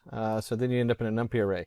So you'll see a little switch in there in the way that the data is actually stored. And that's true of any of these. In this case, we want car.columns. You have a total list of your car columns. And like any good data scientist, we want to start looking at analytical summary of the data set. What's going on with our data? So we can start trying to piecemeal it together. So we can do car, describe, and then what we'll do include equals all. So a nice panda command is to describe your data. If you're working with R, this should start looking familiar. And we come down here and you can see count. There's the make, the model, the year, how many of each one, how many unique values of each one, the top value of each one, what's most common, the frequency, the mean. Clearly on some of these it's an object, so it really can't tell you what the average is. It'd just be the top one's the average, I guess. The year, what's the average year on there? All this stuff comes down here. Your standard deviation, your minimum value, your maximum value, what's in the lower quarter, 50% mark, where's that line at, and what's in the upper 75%, the top 25% going into the max. Now, this next part is just cool. This is what we always wanted computers to be back like in the 90s, instead of 5,000 lines of code to do this. Maybe not 5,000. All right, I built my own plot library back in 95, and the amount of code for doing a simple plot was, I don't know, probably about 100 lines of code. This is being done in one line of code. We have our car, which is our pandas. We generated that. It's our data frame. And we have .hist for histogram.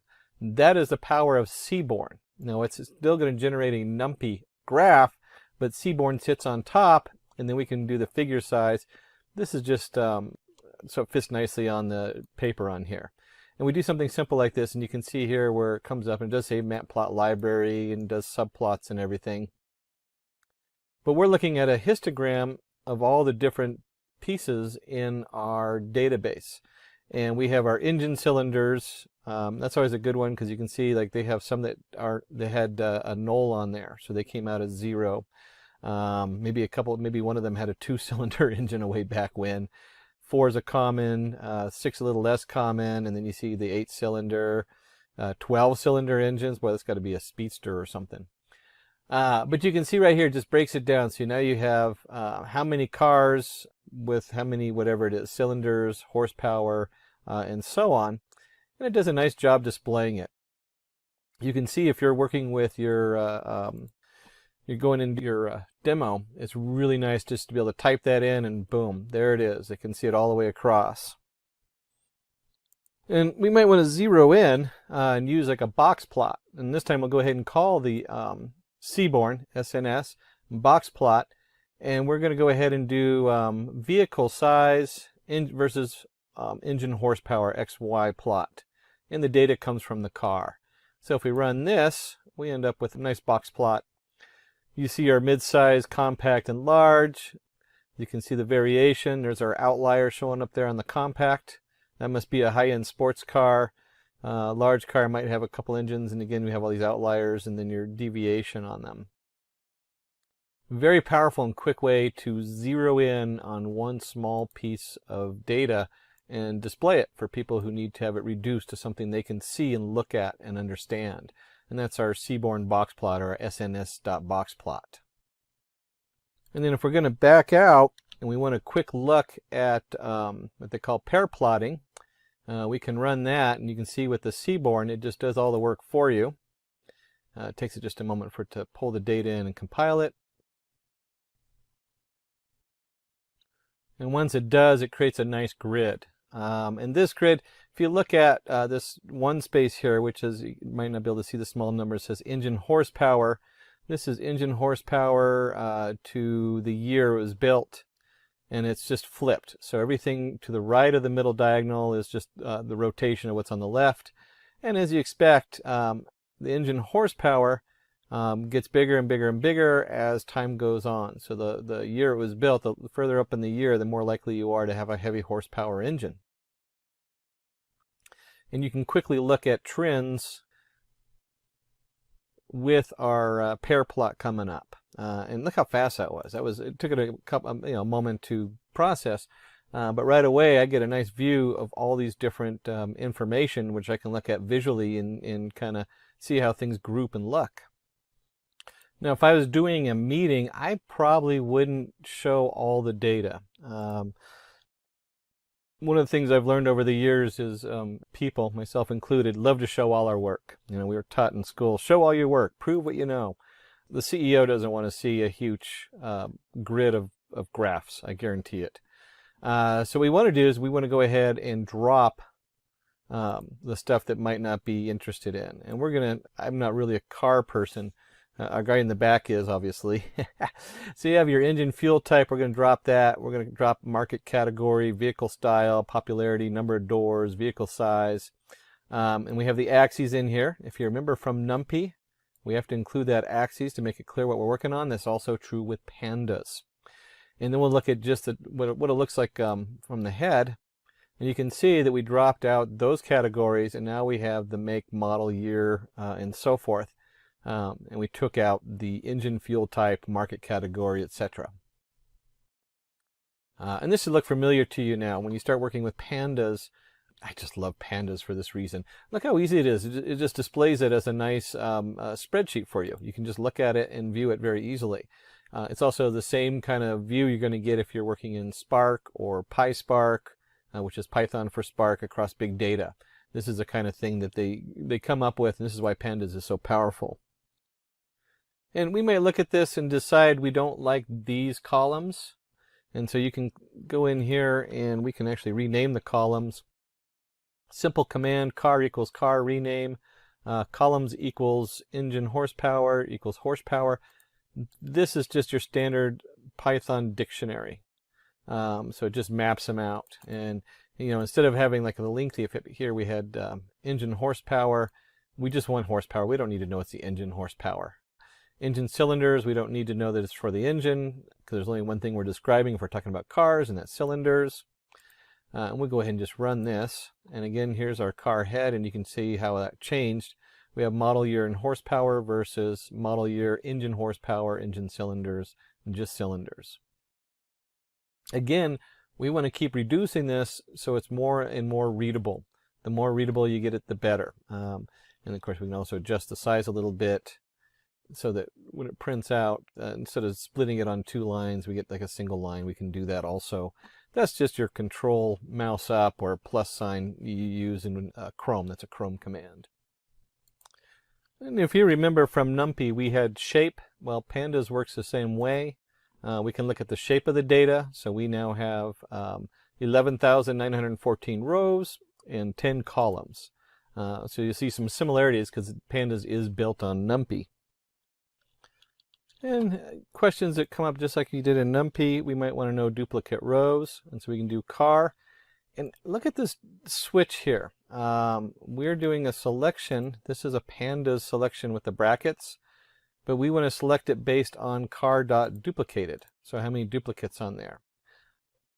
So it's starting to look a little bit different as far as how we access some of the data on here. This can be a logical statement. And we get the number of duplicate rows. We have 989 rows by 10 columns again. And this is one of those troubleshooting things that we end up doing a lot, more than we really feel like we should. We might go ahead and do like a car count just to see how many rows we're dealing with. And then right after that, we might want to go ahead and say, hey, let's drop duplicates. So remember we did all the duplicates on there. So car equals car.drop duplicates. And then we can print the head again.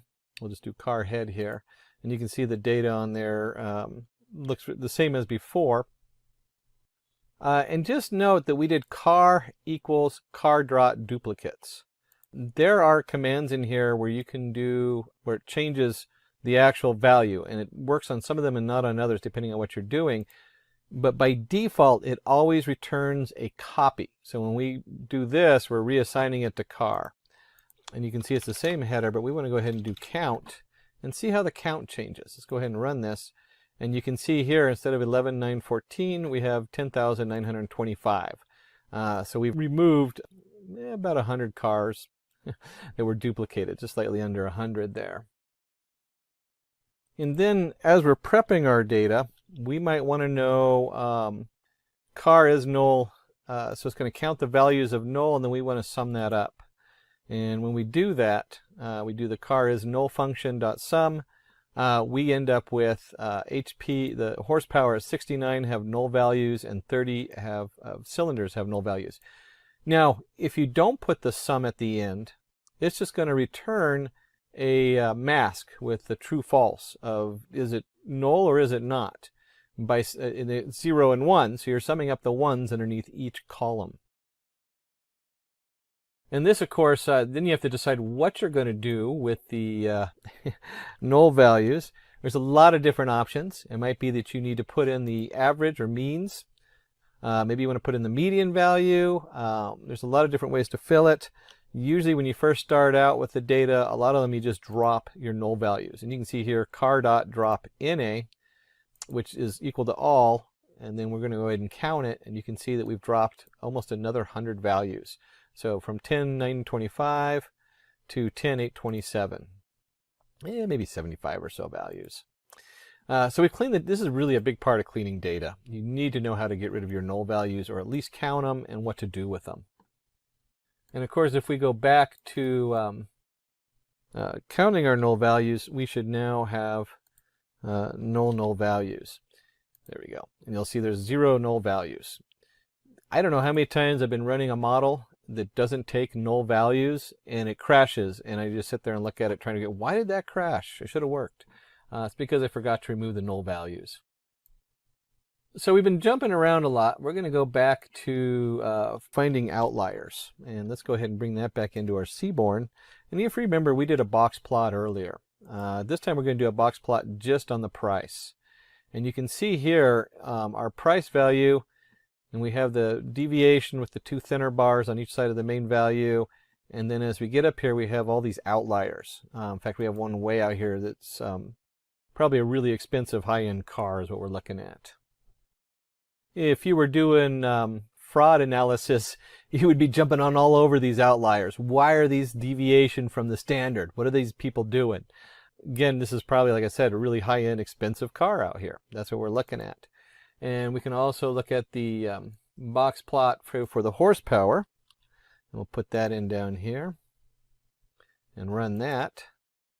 And you can see again, here's our horsepower, and it just jumps. And there's these really odd, huge muscle cars out here that are outliers.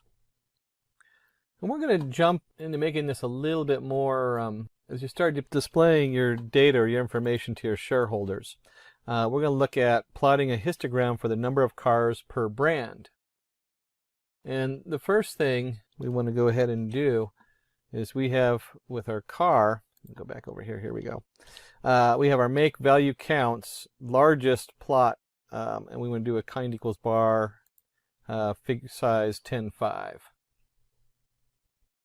And right off the bat, we jump up here and we see Chevrolet. It's going against, what was it? It's figuration the value counts, and we want the largest value. So here's our value counts and compared to what the different cars are. Chevrolet puts out a lot of different kinds of cars.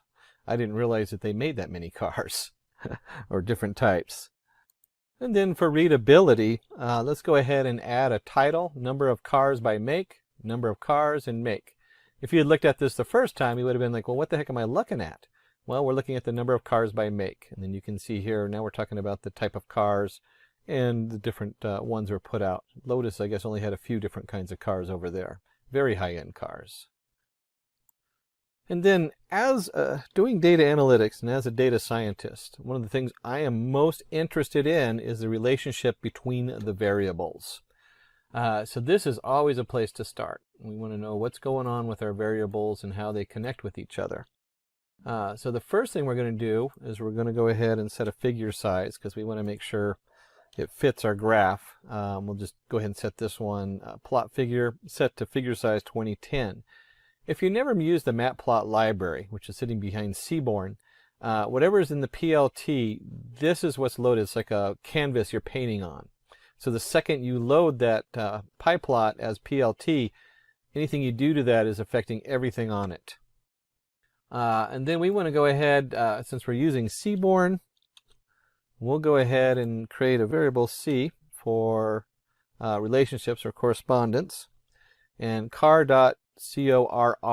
That's a correlation in Seaborn on top of pandas. Again, one line and you get the whole correlation on there. And because we're working with Seaborn, let's put it into a nice heat map. If you're not familiar with heat maps, that means we're just using color as part of our setup. So we have a nice visual. And we can see here that the Seaborn connected to the pandas prints out a nice chart. We'll talk a little bit about the color here in a second. It prints out a nice chart. This is a chart I look at. As a data scientist, these are the numbers I want to look at. And we'll just highlight one of them. Here's cylinders versus horsepower. The closer to 1, the higher the correlation. So 0.788. Pretty high correlation between the number of cylinders and how heavy the horsepower is. I'm betting if you looked at the year versus horsepower, we can just look at that one. Here's year and horsepower. 0.314, not as so much, but if you combine them, you don't actually add them. But if you combine them, you'll start to see an increase in horsepower per year and cylinders. You could probably get a correlation there.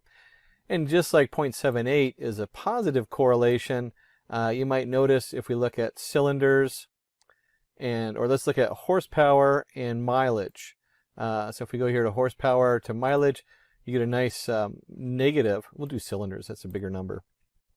With cylinders to the miles per gallon, it's a minus 0.6. So it's a negative correlation. The closer to -1, the more the negative correlation is. And then the chart you would actually show people is a nice heat map. This is all our colors, and it's just those numbers put into a heat map. The darker the color, the higher the correlation. You can see straight down the middle, obviously the year correlates directly with the year, horsepower with horsepower, and so on. That's why it's a 1. The closer to the 1, the higher the correlation between the two pieces of data. Now, this is a good introduction. Pandas goes way beyond this. Most of the functionality in NumPy, since Pandas sits on it, is also in Pandas, and then it even has additional features in it. And we use Seaborn pretty extensively sitting on top over our pyplot. So keep in mind that our pyplot has a ton of other features in it that we didn't even touch on in here.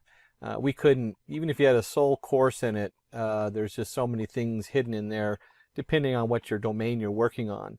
But you can see here, here's our Seaborn and here's our matplot library. That's all our graphics that we did. And then the Seaborn works really nicely with the pandas. We really like that. So that wraps up our demo part for today. Let's learn about data manipulation in R. And here we will learn about dplyr package. And when we talk about this dplyr package, it is much faster and much easier to read than base R. So dplyr package is used to transform and summarize tabular data with rows and columns. You might be working on a data frame, or you might be getting in a inbuilt R data set, which can then be converted into a data frame. So we can get this package dplyr by just calling in library function. And this can be used for grouping by data, summarizing the data, adding new variables, selecting different set of columns, filtering our data sets, sorting it, selecting it, arranging it, or even mutating. That is basically creating new columns using functions on existing variables. So let's see how we work with dplyr. Now here I can basically get the package here. So I can just say install.packages dplyr. Now we already see the package here which is showing up. So I will just select this one. I can do a control enter, and that will basically set up the package dplyr successfully unpacked. So that is done. Now you can start using this package by just doing a library dplyr, and this was built. It shows me my version of R. So let's also use a inbuilt data set, that is New York flights 13. So we can do install.packages, and that will search and get that relevant data set. I can again call it by using library function. Now once that is done, we can look at some sample data here by just doing view flights, and that shows me the data in a neat and a tabular format, which shows me year, month, day, departure time, scheduled departure time, and so on. Now we can also do a head to look at some initial data which can help us in understanding the data better. So what is this data about? How many columns we have? What are the data types or object types here? It shows me how many variables we have. So this is fine. Now we can start using dplyr, and in that we can use, say, filter function if we would want to look in for specific value. Now here we have the column as month, so I will do a filter. Now I'm creating a variable f1. I'm using the filter function on flights, which we already have. And then what we can do is we can basically look at the month, where the month value is 07. So let's look at that. And this one, you can do a view on F1, which shows me the data wherein you have filtered out all the data based on month being 7. So this is a simple usage of filter. We can take some other example. We may want to include multiple columns. So we can say F2 filter flights, and here we will say month is equal to 7, day is 3, and then look at the value of F2 if you are interested in seeing this. And that tells you the month is 7 and day is 3. You could also look into a more readable format by using view on F2, and that gives me my selected result. So we are just extracting in some specific value. We can keep extending this. So here we can say flights is what we would want to work on. I'm using the filter function, so I can straight away, instead of creating a variable and then doing a view, I can also do a view in this way. I can just pass in my filter within the view, and within this I'm saying filter. I would want to look at the flights, month being 09, day being 2, and origin being LGA, and then that shows me the value here.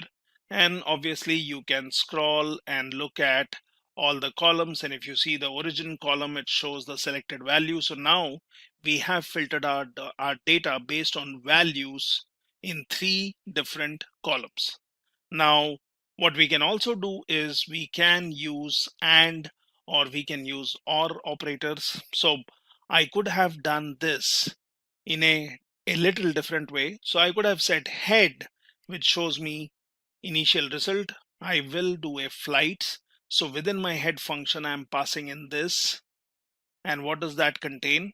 So you are saying flights, and in this flights data set, you would want to pick up the month being the column. So we use the dollar symbol here. We give in a value, and I'll say and I'll again say flights, wherein I will select the day being 2 and remember, when you talk about and, it is going to check if all the values are met true. So then you say flights origin LGA, and you look at the value. So in this way I can filter out specifically multiple values by specifying columns. Now we could have done it in this way. we could have created a view, or we could have assigned this to a variable and then done a view on that, where we could have selected month being day and origin. Or you can be more specific in specifying all the columns. It makes the code more readable. So let's look at the values, and here you are looking at head, which shows me based on month, day, and then you can look for further columns for other variables, that is origin being LGA. Now what we can also do is we can do some slicing here to select rows by particular position. So I can say slice, and I would want to look at rows 1 to 5, and I can do this. So you can always assign or look at the view of this. I can just do here. So when I did a slice 1:5, it shows me my entries for 1 to 5. Now similarly, we can do a slice 5 to 10, and now you're looking at 5 to 10 values. So you can always look at the complete data, and then you can slice out particular data. Now mutate is usually a function which is used when you would want to apply some variable on a particular data set, and then you would want to add it to your existing data frame, or you would want to add a new column. So this is where you use mutate, which is mainly used to add new variables. So let's see how you work on mutate. So it's pretty simple. So you create a variable over delay. Now I would want to do a mutate so that it adds a new column. So I'm selecting my data, which is flights. I will call the new column as overall delay, and then basically I can look at overall delay being arrival delay minus departure delay. So let's create this, and let's look at view of this, which shows me, or which should show me, my new column, which is overall delay, which was not in my original data set. So you can anytime do a head on this one to compare the value. So this one shows me arrival delay, and then there are many other variables. What you can also do is you can do a view, and you could have just look at flights if you would want to compare. So you can look at the flights, and this one would not have any overall delay column. So it basically shows me 19 columns only, what we see here. And if you do a view on overall delay, then that basically shows me 20 columns. So we know that the new column has been added to this overall delay. So if you would want to work with 20 columns, you will use overall delay. If you would want to work with your original data set, you will use flights. Now you can also use a transmute function, which is used to show only the new column. So we can do an overall delay, and at this time we will say transmute, we will say flights, overall delay. The computation remains same, but at this time, if I look at view on overall delay, it only shows me the new column. So sometimes we may want to compute result based on two variables or two columns and just look at the new value, and then we can decide if we would want to add it to our existing structure. Now you can also use summarize, and summarize basically helps us in getting a summary based on certain criteria. So we can always do a summarize, and what we can do is we can look at our data, and we can say on what basis we would want to summarize this particular data. So we can do a summarize function. Now summarize on flights, I will say average air time, and I would want to calculate an average. So for that I'm using an inbuilt function called mean. I will do that on airtime column. So let's look at flights once again, and here we can see there is arrival time, not airtime, sorry, arrival time, and we would want to do some average on this particular data. We would want to summarize this. So what I'll do is I will use the summarize function.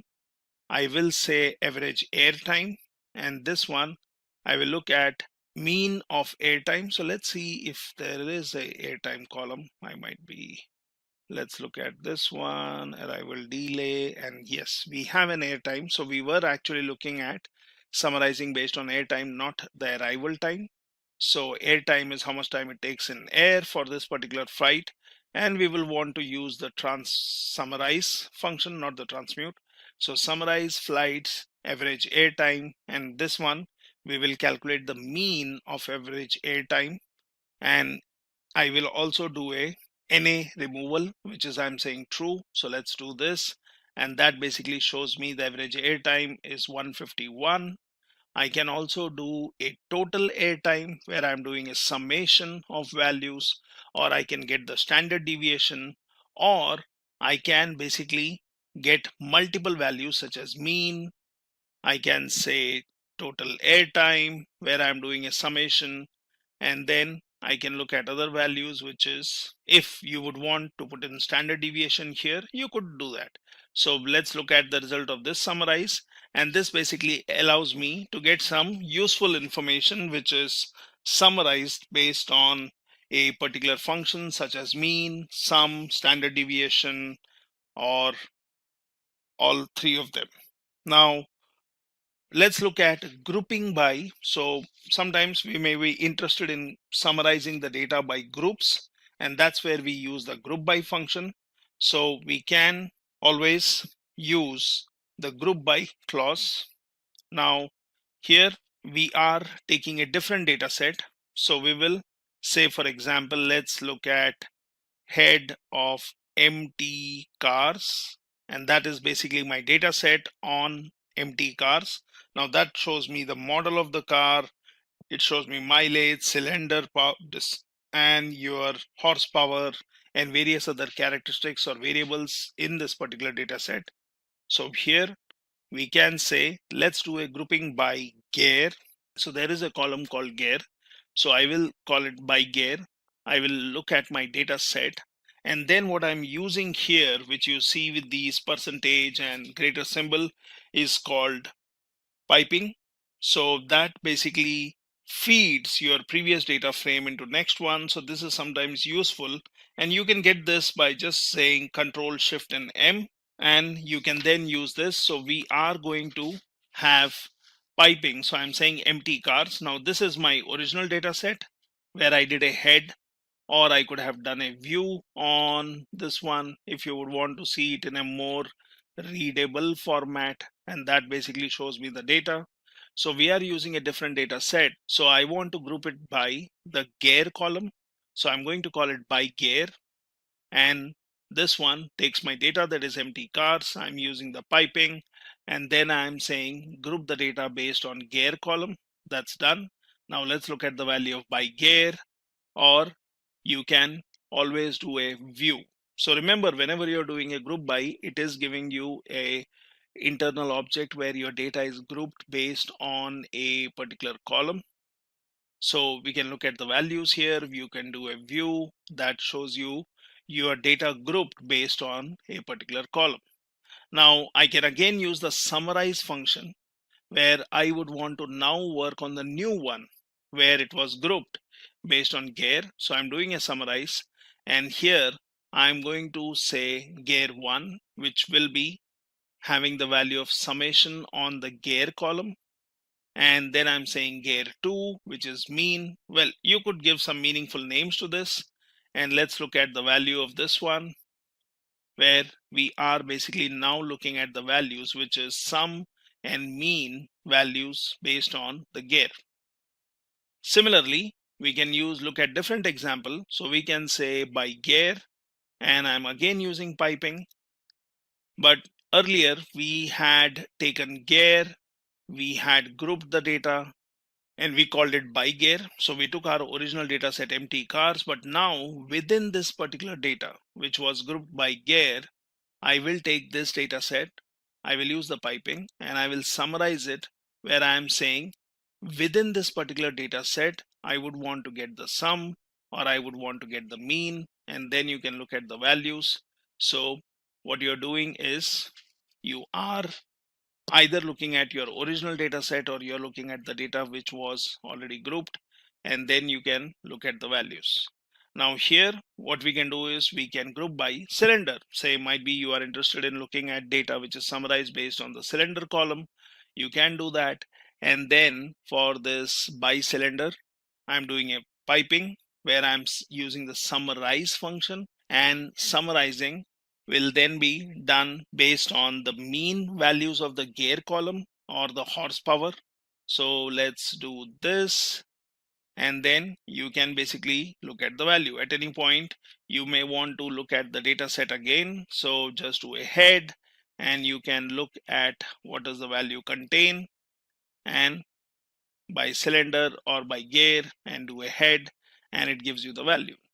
So you can always do some summarizing or grouping in these ways. Now here we are going to use sample underscore n function and sample underscore fraction for creating samples.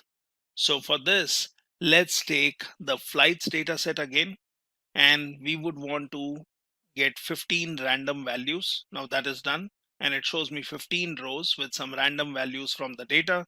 What you can also do is you can do a portion of data by using sample underscore fraction, and here I'll say flights, I'll say 0.4, which will return 40% of the total data.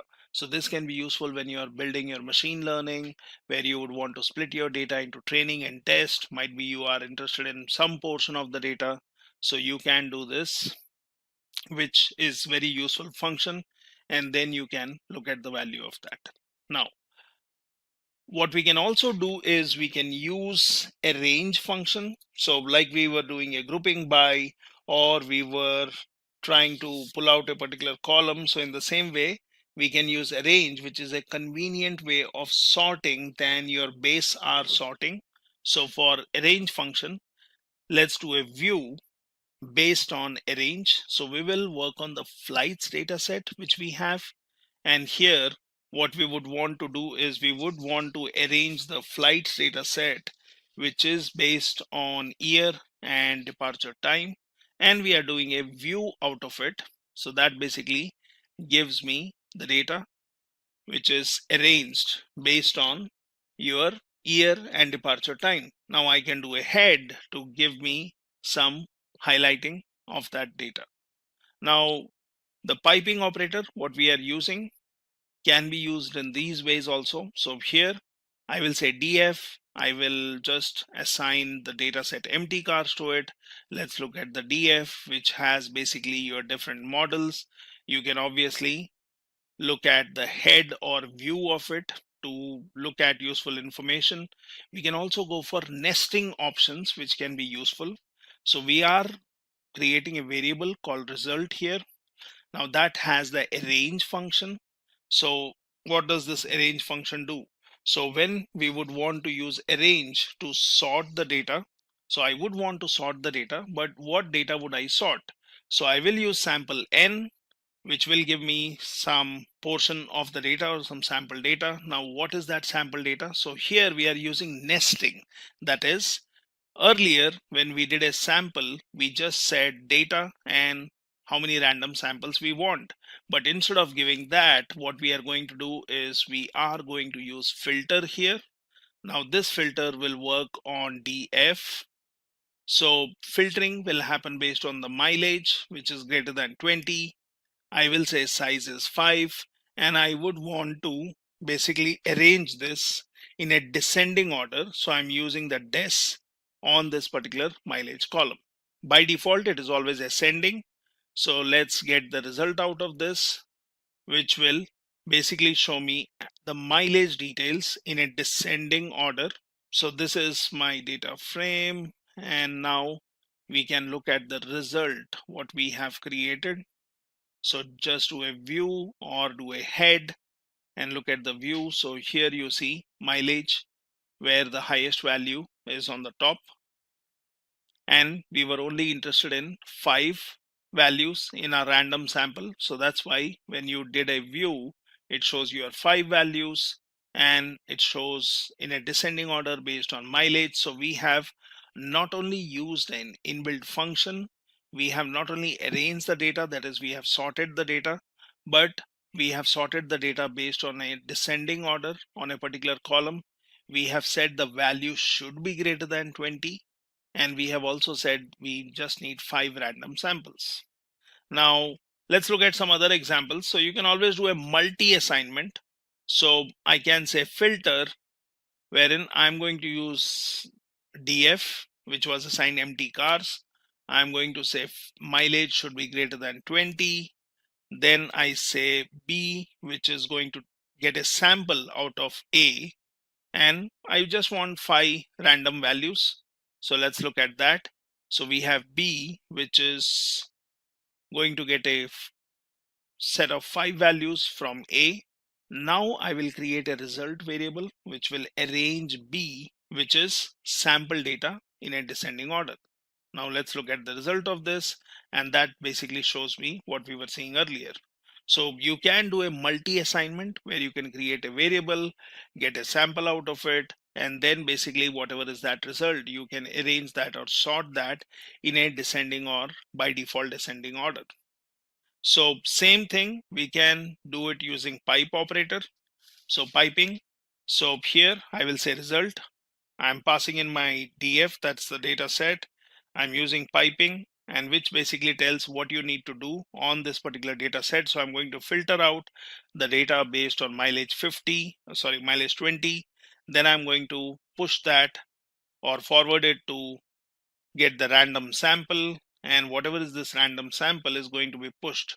So you are arranging this in a descending order. So this is one more way of doing it, and then basically you can look at the result. So these are some simple examples where you can use your dplyr with multiple assignments, or using your nesting to filter out the data. You can also do a range, which is to sort the data. You can get some random samples out of it. You can summarize the data. You can also summarize the data based on 1 or 2 or multiple columns. And you can use some inbuilt functions to summarize the data based on some functions which are applied on the variables or on the columns.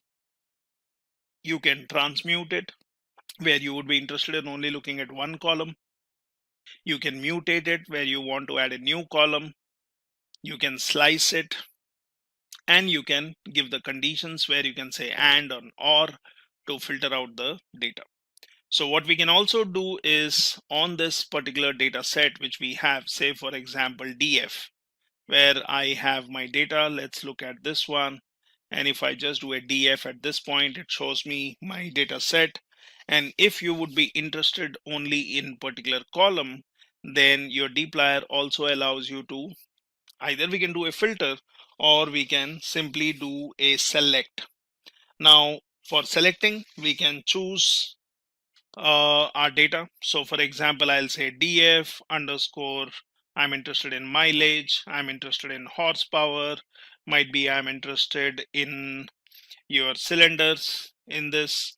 And for this one, what I can do is, when I would want to do a select, I can basically say selected df, let's call it some name. I can say Control Shift M, which is for piping. And then basically what you can do is you can do a select, and you can choose your columns. So I was interested in mileage, I was interested in horsepower, I was interested in cylinder. And here what I'm doing is I'm using a select, where I can look at the new data frame. So let's do this. And I'm sorry, here we will have to give it df. This is where you are passing in your data. Yeah, now this one is done, and we can look at the value of this one by just doing a df or head on df underscore mileage horsepower cylinder, and look at the selected result. So you can be looking at selective columns. I could have done this filter, but filter will always look for a condition. Say your mileage is greater than 20, or might be your cylinders are more than 4, or something else. But when you do a select, you are selecting specific columns. So view always gives you all the columns, head gives you highlight, but then select can be useful when we are interested in looking at only specific data. So this is how you can use dplyr for manipulation, for your data transformation, for basically filtering out the data, by selecting particular data and then working on it. Now, this comes with mainly 4 functions. So you have gather, which makes your data wide, or it makes wide data longer. So that is basically used to stack up multiple columns. You have spread function, which makes long data wider, that is stacking the data together, or stack if you would want to unstack the data to data. And you are talking about data which has same attributes. And then your spread can spread the data across multiple columns. You have separate, which is function which splits single column into multiple columns. And to complement that, you have one more function, which is unite, and that combines multiple columns into single columns. So these are 4 main functions which are used in your TidyR package. So let's look how we work with this. So let me bring up my R Studio here. Now for this, first is, let me just clean up my screen here, doing a Control L. So I will install the package. It is already installed, but we can just do a Control Enter. And then I can say, do you want to restart R prior to reinstall? So install, I'll say okay. And it is basically going to get the package. Now it says package TIDYR, that is TidyR, has been successfully unpacked. Let's use that package using our library function. And that was built under R version 3.6. Now I can basically start using these functions. So for example, here we are creating a data frame. So let's say n is 10. And then we basically would say, we will call it wide. Now that's the variable name. I'm using the data.frame function. I'm saying ID, which will be 1 to n. So that will take the values from 1 to 10. And then these are the values which have 10 entries. So this is a vector, phase 1, phase 2, phase 3. Let's create a data frame out of it. Now that's done. We can have a look at our data frame by just doing a view wide, and that shows me the ID column, and it has phase.1, phase.2, and phase.3. Now we can use our function. So for example, we can work with gather, that is reshaping the data from wide format to long format. And basically you can say stacking up multiple columns. So let's see how we do that. Here I'll call it long. I'm working on wide. I'm using the piping functionality, and then I'm using gather. So this one, I will say what will be the data which I will use. So we are using wide as a data frame. Then I'm saying response time. So that will be basically one more column. And then you have your columns which you would want to basically stack. So I'm saying from phase 1 to phase 3. So let's do this. And once this is done, let's have a look at our variable long. So this one shows me that I have an ID column, I have the response time column, and I have the phase column, which we mentioned, and that basically has all the values stacked in. So you have phase.1, phase.2, and phase.3. So all the columns are being stacked here. So all my data, so now I have totally 30 entries in this one. So this is basically using your gather function. Now sometimes we may want to use a separate function. Now separate function is basically splitting a single column into multiple columns, so which we would want to use when multiple variables are captured in a single variable column. Okay, so let's look at an example of this one. So let's say long separate, that's what we will call. We will work on this long, which has all the data stacked in as the columns we selected. Then I'm saying separate, I want the phase column. And then I would say, when I separate the columns, what are my column names? Now I could also give a separator by giving a comma and then mentioning the separator if that is required. So let's do this. Now once this is done, let's have a look at our long separate. So what we see here is the column which we used. So we were doing a phase column, and that was to be split. And we wanted to split it into target and number. So that's what we see here. So you have phase being split into target and number, and then you have the response time. So this is how you use the separate function. Now there is also something called as unite function, which is basically a complementing of separate function. So it takes multiple columns and combines the elements to a single column. So for example, here we will call it long unite, and we will take long separate, which was separating the data. We want to unite, so we will take face, target, number, and we want to have a separator between them. So let's basically do this. And now let's look at the result of this unite. So you see, you have the face and target merged together. So you have face dot one, the separator is dot, as we have mentioned, and we have united multiple columns. So this is one more function of your tidyr, which helps you basically tidy up your data or put it in a particular way. Now then you have your spread function, and this is basically for unstacking. So that is, if you would want to convert a stack to data, or if you would want to unstack the data which is of same attributes, spread can be used so that you can spread the data across multiple columns. So it will take two columns, say key and value, and spread it into multiple columns. So it makes long data wider. So we can look at this one. We will say long unite. I'm using the piping. I will use the spread function. I'll work on the face column and response time. And let's do this. And then let's do a view on this. So it tells me our data is back in the shape as it was in the beginning. So these are four functions which are very helpful when we work with tidyr package. So let's learn about visualization. And here we will learn about R, which can be used for your visualization. Now, one thing which we need to understand is, because of our ability to see patterns, which is highly developed, we can understand the data better if we can visualize it. So the efficient way or effective way to understand what is in our data, or what we have understood in our data, we should or we can use graphical displays, that is your data visualization. So there are actually two types of data visualizations. So you have exploratory data visualization, which helps us to understand the data. And then you have explanatory visualization, which helps us to share our understanding with others.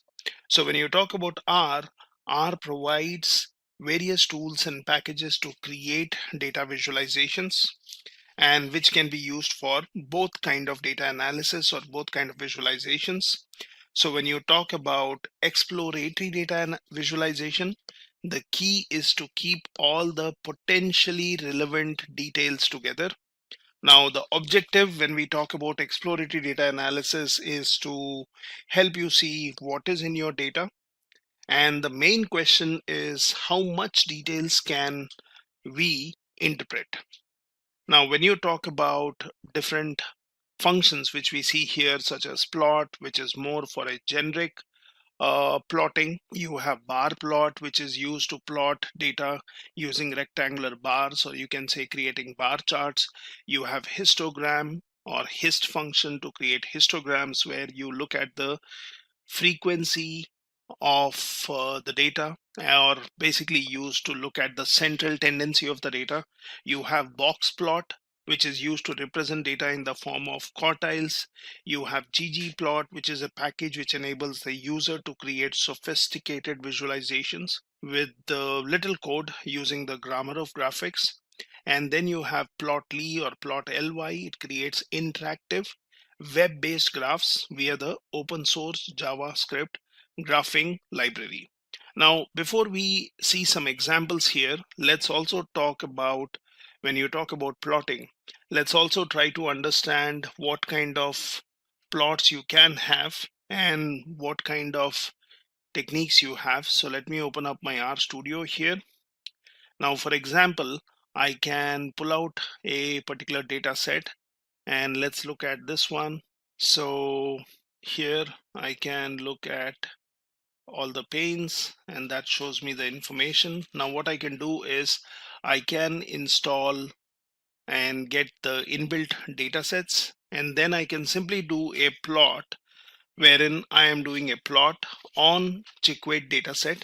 So let's see what does that show. It summarizes the relationship between 4 variables in chick-weight data frame, which is in R's built-in dataset package. Now from these plots, we can see, for example, weight varies systematically over time. You can also see that chicks were assigned to 4 different diets.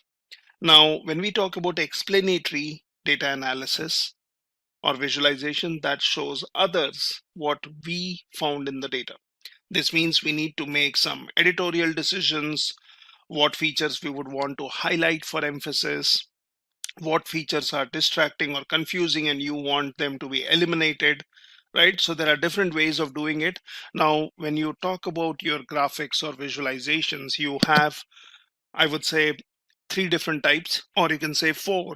So you have the base graphics, which is easiest to learn. Now here we are having an example of base graphics where I can use the base graphics. I can get a data set using library. Then I can simply create using plot function to generate a simple scatter plot of calories with sugar from US serial data frame in the mass package, and then I can give it a title. So this is basically a simple example of base graphics. Now you also have what we call as grid graphics, which is powerful set of modules for building other tools. Now you also have lattice graphics, which is general purpose system based on grid graphics. And then you have your ggplot2, which implements grammar of graphics and is based on grid graphics. So you have different ways. Now here, since I already have used library and I have the data set, I can just do a X. So I can assign the sugar related values to X and calories related value to Y.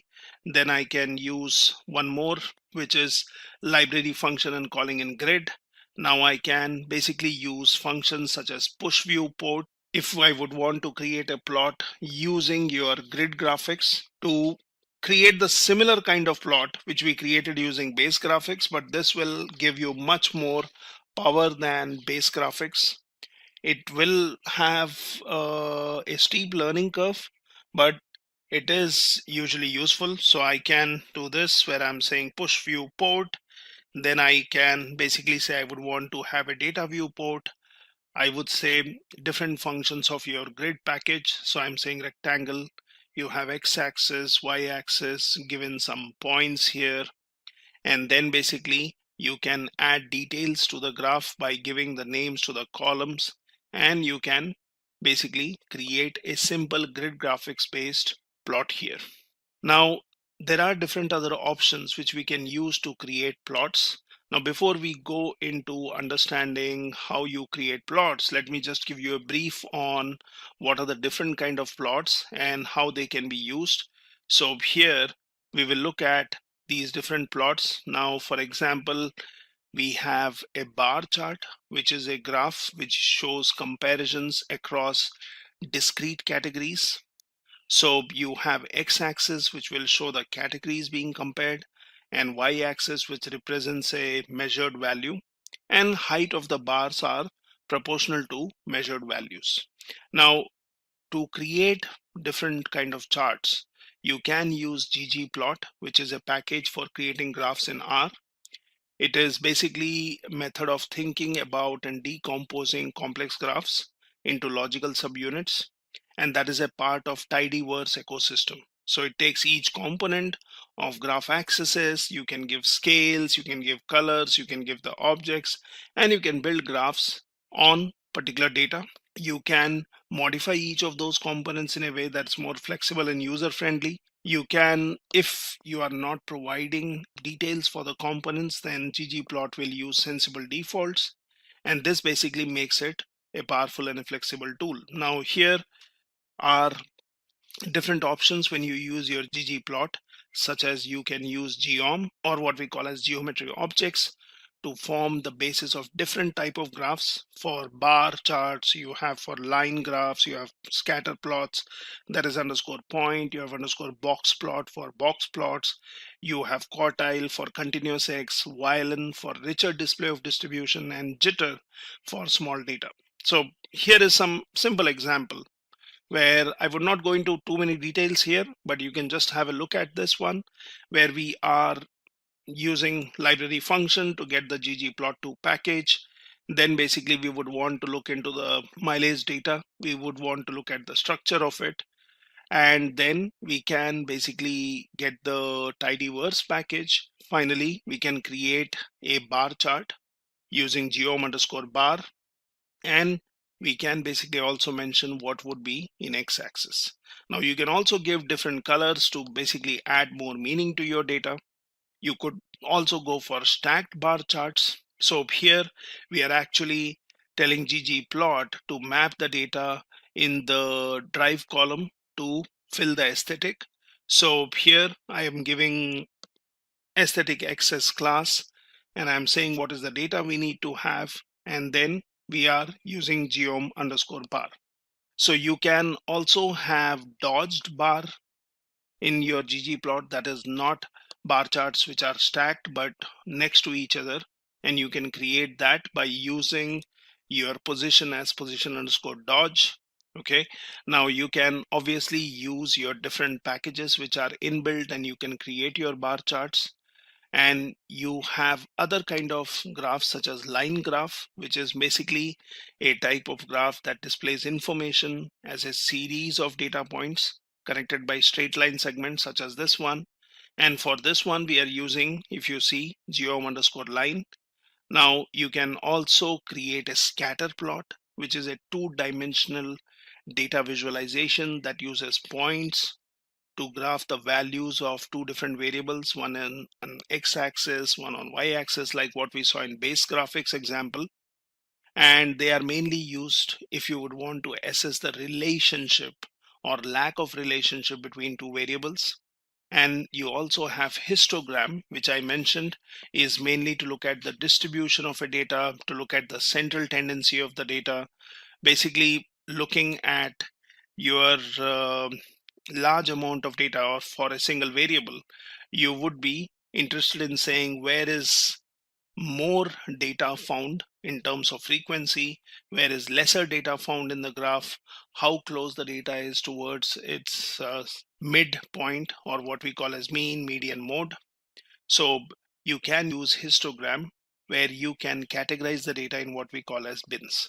So these are some basics on different kind of graphs. Now we can look at some examples and see how that works. So what we were seeing is some quick examples of base graphics or grid graphics. Now here, let's do an example of pie chart for different products and units sold. So you want to create a graph for this. First, let's create a vector and pass in the value here.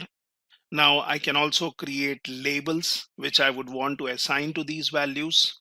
And then basically I can plot the chart by saying pie. So that's the kind of chart which I would want to create. And I would say the data would be X and labels. So let's do this, and that shows me a simple pie chart. Now I can also give main details here. So instead of just doing a pie X comma labels, I can say what is the main and then what kind of coloring it should follow. So this is the way you can create a simple plot. Now I can also find out what is the percentage, and then basically I would be interested in plotting the pie chart which takes X, which takes the labels, which will be the percentage which we are calculating here by doing a round function. And then you can basically give details to your graph. You can say what color it follows. You can basically look at the legend where it needs to be in your chart, what are the values, and then basically fill up the colors. So let's run this one, and that shows me the percentage which was calculated, and it gives me the details, and we can always have a look at our plot. Now if you would want to go for a 3D pie chart, then you can get the package which is Plotrix. Let's use that by calling in the library function. Let's pass in some data to X, and let's give some values or labels which will make more meaning to the data. And then let's plot the 3D graph. So I'm saying pi 3D here, where I'm using X and labels. Then I'm basically doing an explode, which will basically control how your graph looks like and basically give the values. So it also takes the title when you say main and pie chart of countries. Now let's create data for graph. So again, we are having a variable here. We are using the C function, creating a vector, and then let's create a histogram for this one, where I would say X lab, what would be your data around x-axis, what is the color, what is the border, and here I'm creating a simple histogram, which, as I discussed earlier, will always show your values on the x-axis, and y-axis is more of frequency, and then you can look at the set of values and what is their frequency. And we can basically use this histogram for exploratory data analysis, look at the data, try to understand what is the central tendency of your data values. Now we can also give some limits by using the x lim and y lim, and then I can also specify what is the limit. So we have given some values here wherein we have said your x limit is 0 to 40 and y limit is 0 to 5.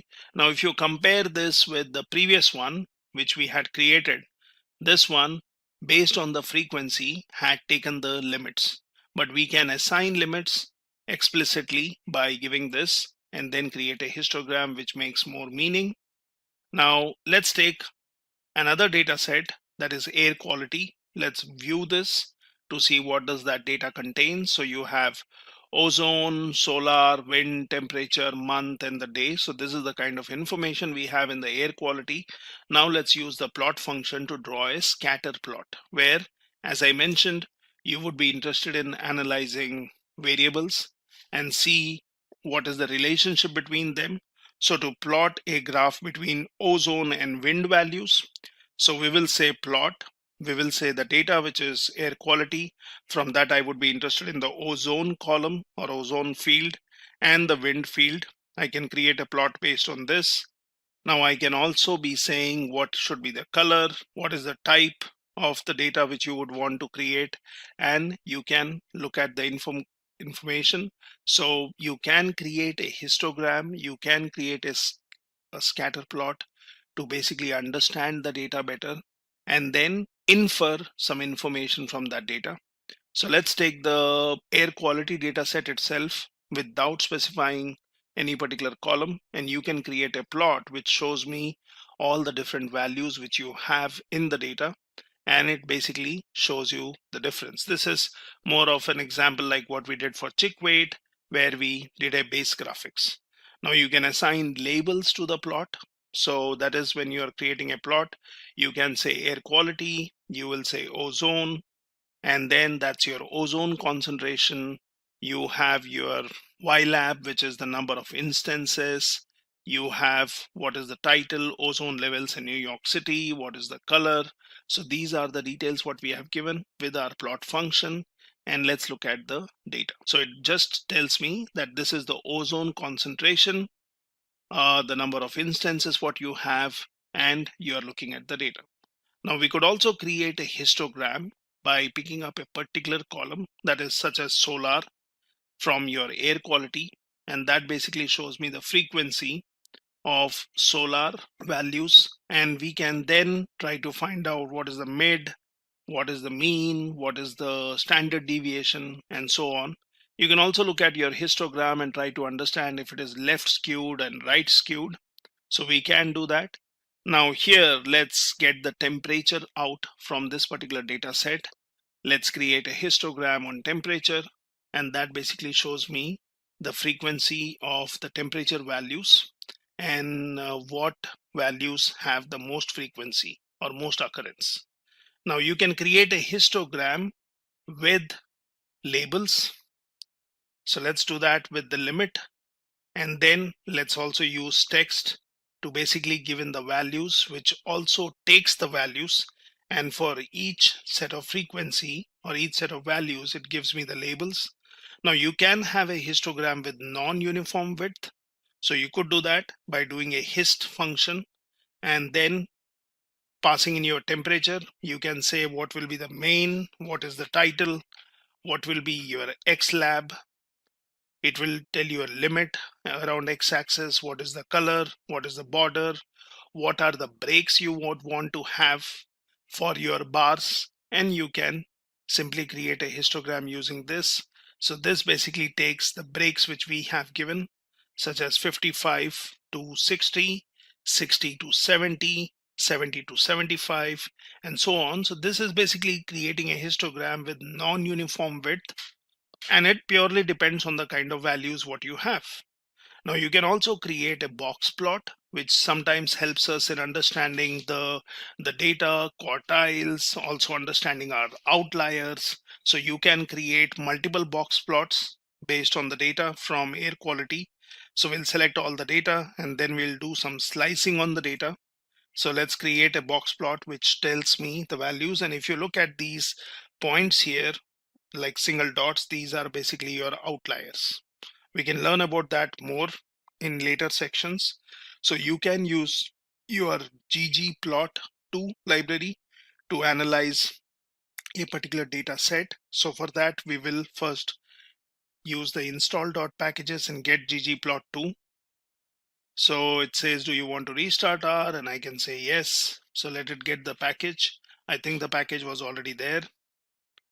And now let's look at using ggplot2. So for that, I have the library function, and let's do a attach where I'm getting a data set which is empty cars. Now then I will create a variable p1. I will use ggplot. I will pass in my data. I'll give the aesthetics, what is the columns which you would be interested in, and then you are using geom underscore box plot to basically create a plot which gives me the box plot for the values here, and this is based on the cylinders which is there in your data. So we can always look at what does our data contain and what kind of values or features are available in the data. Now let's create a box plot. We will also use the coordinate function, and that basically gives me based on the data. So I've changed the coordinates. Now if you look at the previous one where we created a plot, we had mileage on the y-axis and cylinders on the x-axis. Now I did a coordinate flip, and that's like your transpose function. So you have created the box plot, but you have just flipped the coordinates. You can create a box plot and then say fill, which is the factor of cylinder. So that can be used to fill up the values in your box plot. Now, what we can also do is we can create factors. So we have learned about factors earlier, which is usually used to work on categorical variables. So here, let's create a factor, which is empty cars gear. You have AM, you have cylinder. And if you look at the factors which we have created, we have passed our data. What is the field or the column we are interested in? What is the level of values there? And what are the labels for those values, right? So we have learned about factors. You can always look into the previous section and learn more about factors.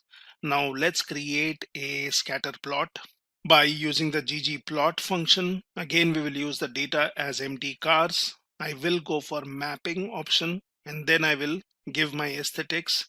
That is what would be X, what would be your Y, and you also would want to use what kind of function you are using. So let's go for geom point, and that basically helps me in creating a scatter plot. Now you can create a scatter plot by factors.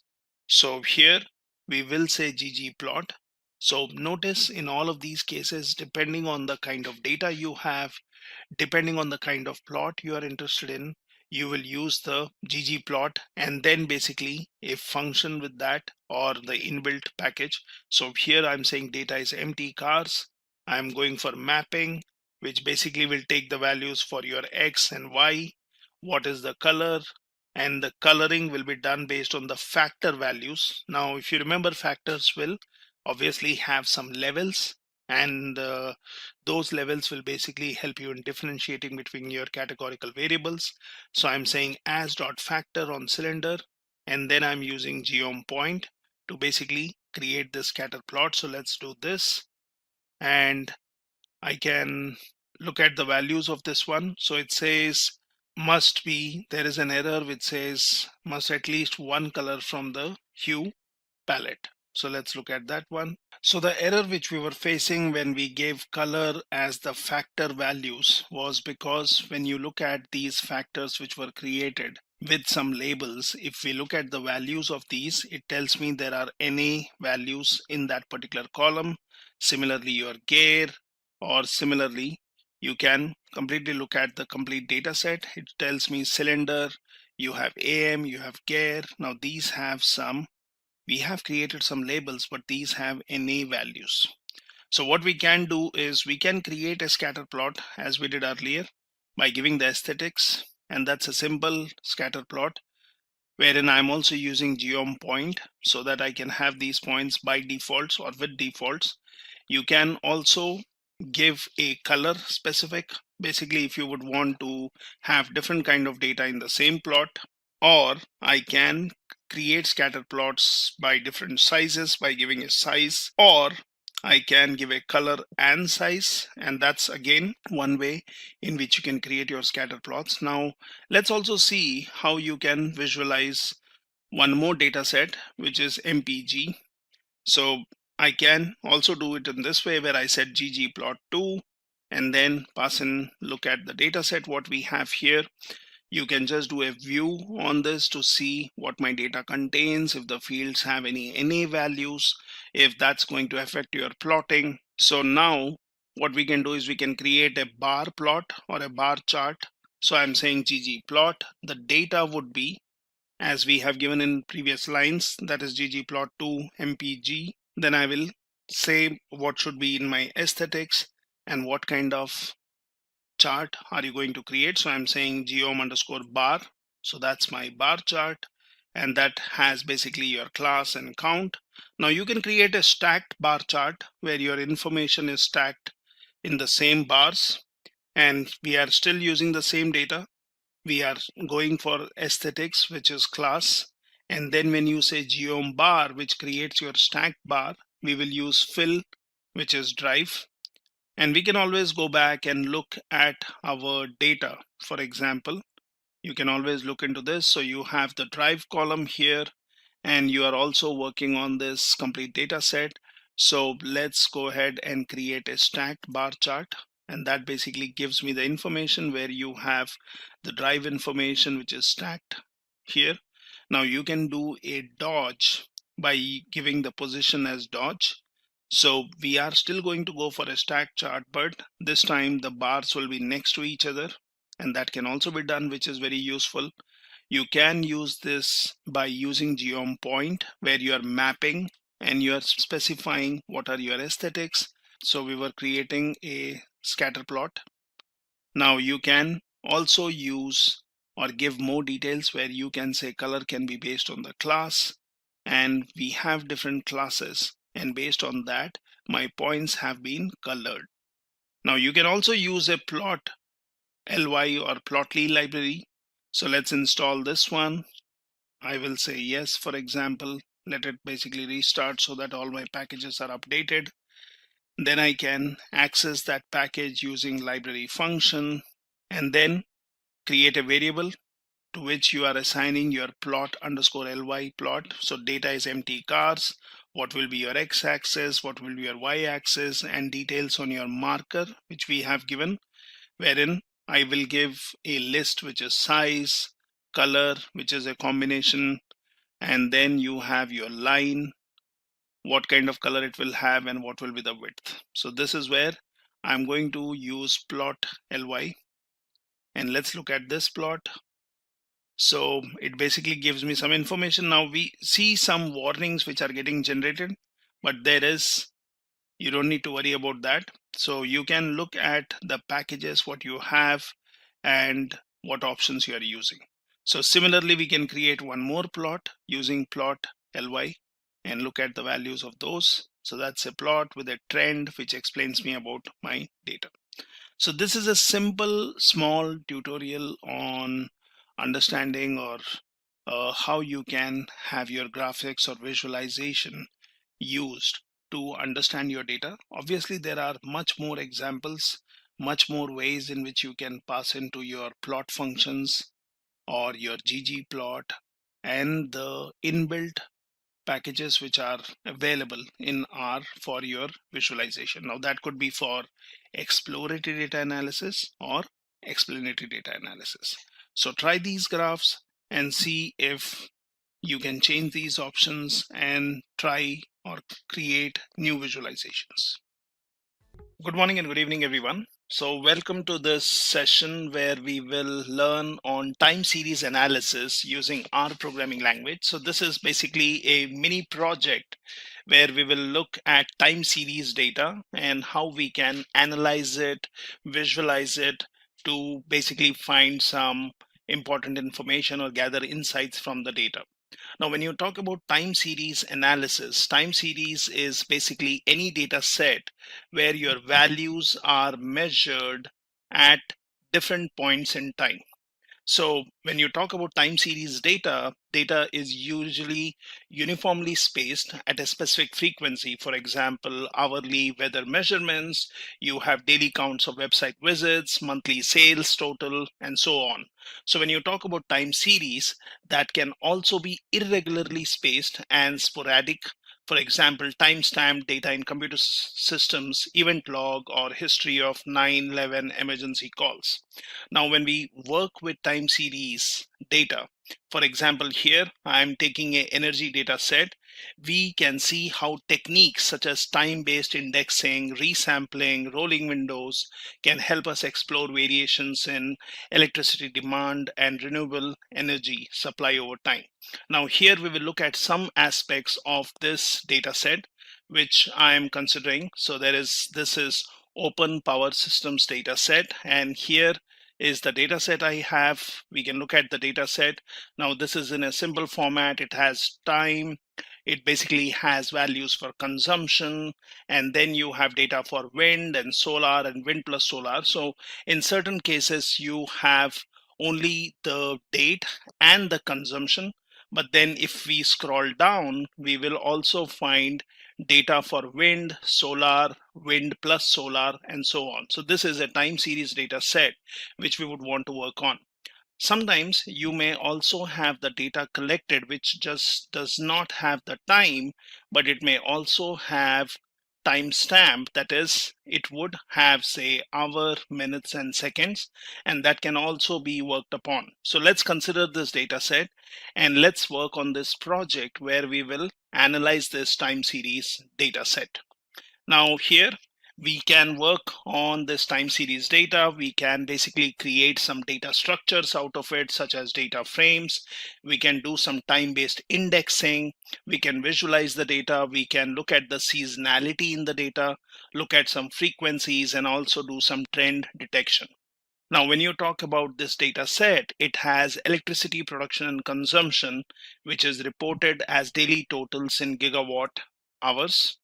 And here are the columns of the data, which I was just showing you. So you have data, you have consumption, you have wind, you have solar, and wind plus solar. So this is the data we have, and we will basically explore, say, electricity consumption and production in Germany, which has varied over time.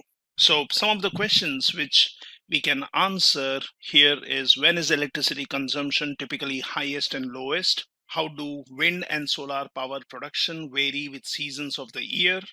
What are the long-term trends in electricity consumption, solar power, and wind power? How do wind and solar power production compare with electricity consumption, and how has this ratio changed over time? We can also do wrangling or cleaning of this data or pre-processing of data and create a data frame, and then we can visualize this. Now let's see how do we do that. So I will open up my R Studio and let's look at the data set. So here is the data set. Now I'm picking it up from my machine. You can also pick it up from GitHub. So all the data sets or similar data sets can be found in my GitHub repository. And here I can look in the data sets. You will find a lot of different data sets here. There are some time series data sets such as power. I can search for power, or you have basically coal, or you have this OPSD, Germany daily data set, and there are many other data sets which you can work on. Now, to get the documentation on this project, you can also look in my GitHub repository, and you can search for repositories, and then basically you can look in data science and R, and here there is a project folder where I've given the documentation, sample data set, and also your time series analysis related document. This is also the code which you can directly import in your RStudio, and you can practice or work on this project. So let's see how does that work. So first thing is we will create a data frame from this data set. Now here, if you see, I am using header as true so that it understands the heading of each column. I'm also giving row dot names, and I'm specifying date. So there is this date column in the data set as I showed you earlier. Let's look at it again. So you have date, consumption, wind, solar, wind plus solar. So you can suggest that date should become the index column, which can be useful. So you can do this. Now let's just create this. Let's look at what does this data frame contain. And here, if you see, it shows me some data which has been now as a part of this data frame structure. It starts with consumption, wind, solar, wind plus solar. And if you see, this one is becoming my index column. So I can always do a head and look at part of the data frame using head or tail. So look at the first records. So let's see this. Now that shows me the head data. I can also do a tail and look at the ending values. So if you closely see here, we have wind, solar, wind dot solar, and that basically has NA values. So there are missing values, but let's look at the tail, and that tells me that there is some data available for wind and solar and wind solar. Now we can always look in a tabular format using view, and we can look at the data. So this shows me that there are values in these columns. We see NA values, but if I really scroll down, I can see some values which would be available for wind and solar and wind solar. So I can just use view. Now I can look at the dimensions of this particular object, and that tells me there are 4,384 rows and 4 columns. You can always look at the structure, that is check the data type of each column, which can be very useful. So if I see here, I don't see the date column because date column was considered as an index, which can be useful. But I also look at my other columns. So they are of the num types. So that's the data type for each attribute or each column here. Now we would be interested in looking at this date column. So let's look at the data type of this date column. Now if I try to do this, this will show me that this is null because date as a column does not exist because we created it as an index. So if I look at row names and then I search for my data, show me the index column or row dot names, it tells me these are the values. That's the date column which we are seeing here. Now we can access a specific row by just doing a my data and give the index value or row name value. So let's look at that, and that shows me based on this index you're looking at the value. You can obviously search for a different date, something like this. You can also pass in a vector and you can give range of values. So that is 0, 1, 2006 to 4 of January. And we can look at this one. So it shows me these are the values. So here actually I'm not giving a range, but I'm just selecting multiple values from row dot names. Now we already know that in R you have a summary function. So you can always do a summary, and that gives you for each column, it gives you minimum, first quartile, median, mean, third quartile, and maximum values. So we are looking at consumption, we are looking at wind, solar, and wind dot solar. Now this is good, but then if I would want to really visualize the data, access the data, do some analysis, then it would be good to take all the columns, and then we can later decide to change the data type of say date column if we want to use it. So earlier I was using date as row.names or the name of the rows or index, what you call in any other programming language. So here I will just use my data set and I'll say header as true. I'm calling it my data 2. Let's look at the data, and this one shows me 5 columns, wherein my first column is the date, consumption, wind, solar, and so on. Now looking at the structure, so let's look at the data type. So it tells me that if now I'm interested in looking at the date column from my data to data frame, it tells me it is a factor with 4384 levels, and these are the values. So it is not in a date time format, it's a factor. Now what we can do is we can convert this into a date format. How do we do that? So let's have a variable x, and I'm going to use as.date function, and I'm going to pass in my date column. So that's assigned to x. Now let's look at the head of x, and it shows me the values. We will also see what kind of class it is, and we will look at the structure of x. So class already says it is date type, and look at the structure, so it shows me the format. Now we have converted this column or column related value into x. Now how do I basically extract values out of it or make it a part of data frame? So first I will use, so all once it has been converted in date format, I will go for as.numeric, and here I will create a variable called year, and I will just do a format on x, which is basically of date type, and then I'm saying %y, so that will get me the year component out of this. Let's look at the values. That shows me year component.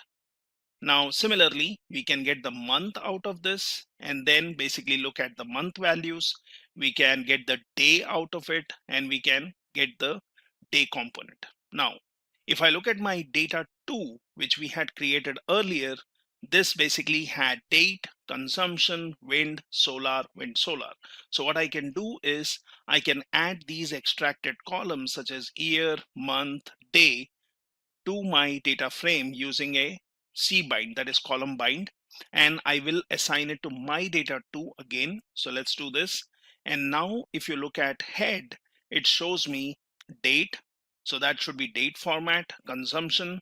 Now this one might not be date format, but we'll see. You have consumption, wind, solar, and we have extracted the year, month, and day, which can help us for group by. We can do some aggregations, we can do a plotting, and we can do various things by these additional columns. Now let's look at first 3 rows here. So I'll say 1:3 for my data 2, and that shows me some data here. You can always do a head and look at the sample of data. So that basically shows me month, day, your columns, and then you have your date. Now what we can do is we would want to visualize this data. We would want to basically understand the consumption. Now as I said, if we want to visualize the data, say for example I want this, which is consumption of data over years, and this one is in terms of gigawatts per hour, as we were mentioning here, gigawatt hours. So if I would want to create this visual to basically understand the pattern of the data, how do we do it? So we can create a line plot of full time series of Germany's electricity consumption using the plot method. Now how do we do that? So here one of the option is I can straight away use the plot method. I can then say what would be in my x-axis, what would be on my y-axis, what would be the type of graph I would want to plot, what is my name on x-axis, y-axis, and this is the simplest way. So I'm saying my data 2, I'm extracting the year column, and here I'm taking the consumption. So let's create a plot. And here, if you see, we are looking at a plot. We do see some tick times, and we see that the data has been divided with every 2 years. So from 2006 onwards to 2016. But then really this data does not give me a very useful way of looking at the data or understanding it. Might be what I can do is I can use the same way, but I can give, apart from x-axis and y-axis, I can say the limits, that is X limit is 2006 to 2018 and Y limit is from 800 to 1700. So we can do this, and let's look at this again. This is a plot, but it really does not help me in visualizing and understanding the data. So what are the better options? I can go for multiple plots in a window. As of now, we are just sticking to one plot in window. So if you would want to have multiple plots, you can always change the value here and make it 2 or 3. That will say how many rows and how many columns. So as of now, we will just keep it as it is, par mf row. Now, if I would want to plot, I can straight away give the column name. So I'm interested in getting the consumption. Now I can just do a plot. I'll say my data 2, and I will choose the second column, which is consumption, which we saw here from our data. So consumption was the second column. So I can just do a plot in a straightaway way without mentioning your x-axis, y-axis, limits, and so on. And if you look at this, this one is giving me a pattern. Now here I am looking at x-axis, y-axis, which is not really named. We do not have a name to this graph, and we are looking at the data. It does show me some kind of pattern, but might be we can make it more meaningful. So I can do it this way, where I say my data second column, let's give axis as year, x-axis, y-axis is consumption. Now that has changed, the x-axis and y-axis. Now I can also give some more details. I can say type should be line. I have the line width. I'm saying color is blue. And let's do this. So this looks more meaningful, might be shows a wavering pattern of consumption over years. I can also give a limit of X, that is 0 to 2018, and that basically shows me the range. Now we can change that, and we can be more specific and saying X limit should be 2006 to 2018. And let's look at this. Now this one, once you have given a proper limit, it shows the line graph and it shows what was the consumption in 2006 and over a period till 2018. I can then use any of these options are fine, but it depends on what and whom you are presenting the data or what kind of analysis you're doing. So I can do a plot. I can choose column second, X lab, which is x-axis, y-axis, type is line, width, giving a X limit, Y limit, and then I'm giving a title to this, which is consumption graph. And then basically you're looking at the line graph. Now, those are the options which you can do. Either you could be very specific, or you could just give your column which you want to plot, or obviously make it more meaningful by giving all the details. Now, what we can do is, if we would want to look at this data and understand it better, rather than just looking at a simple line, I can take the log values. So here I'm saying log of my data 2 second column. So I'm taking log values of consumption and I'm taking the difference of logs. So I can say difference, and then you can basically increase or decrease this by multiplying it by some number.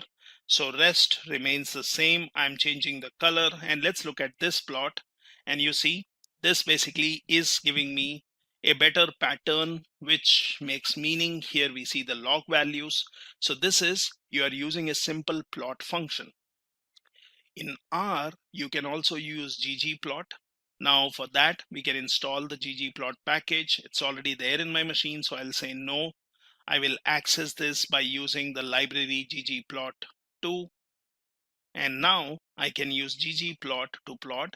So the way you specify here, you can say my data 2, that's the data frame. I'm saying type as O, and when I'm saying line, I am basically going to use x-axis, which is year, y is consumption. And let's look at this plot. So again, we are back to the one which we were doing earlier. Really does not make any sense. It gives us some data, but then really does not give me enough information. I can, in my aesthetics, I can say X as year, Y as consumption. I can do a grouping, and then I can give line and plot. So again, we have some information, but really does not help me, right? Now let's look at other example. So I'm just doing the same thing here, and I'm looking at line type being dashed. I'm using the ggplot's other methods such as geomLine and geomPoint to give me more information. And if I look at the plot, it does give me data. It tells me what are the different values. It gives me some kind of pattern, but I would still prefer the way we were doing with plot. Now, we can change the color and obviously add details to it.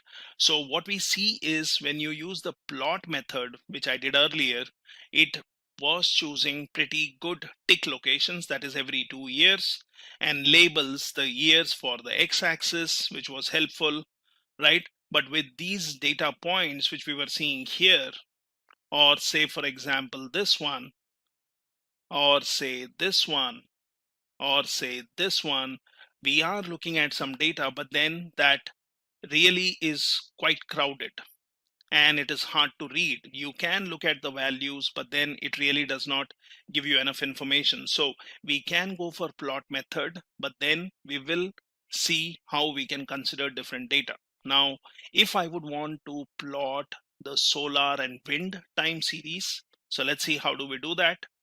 So wind column is what I'm interested in. So first thing is, it was always good to find out the minimum and the maximum values in every column. So I'm saying minimum, I'm saying let's put in here my data 2, and then let's look at the values. So we are looking at the columns.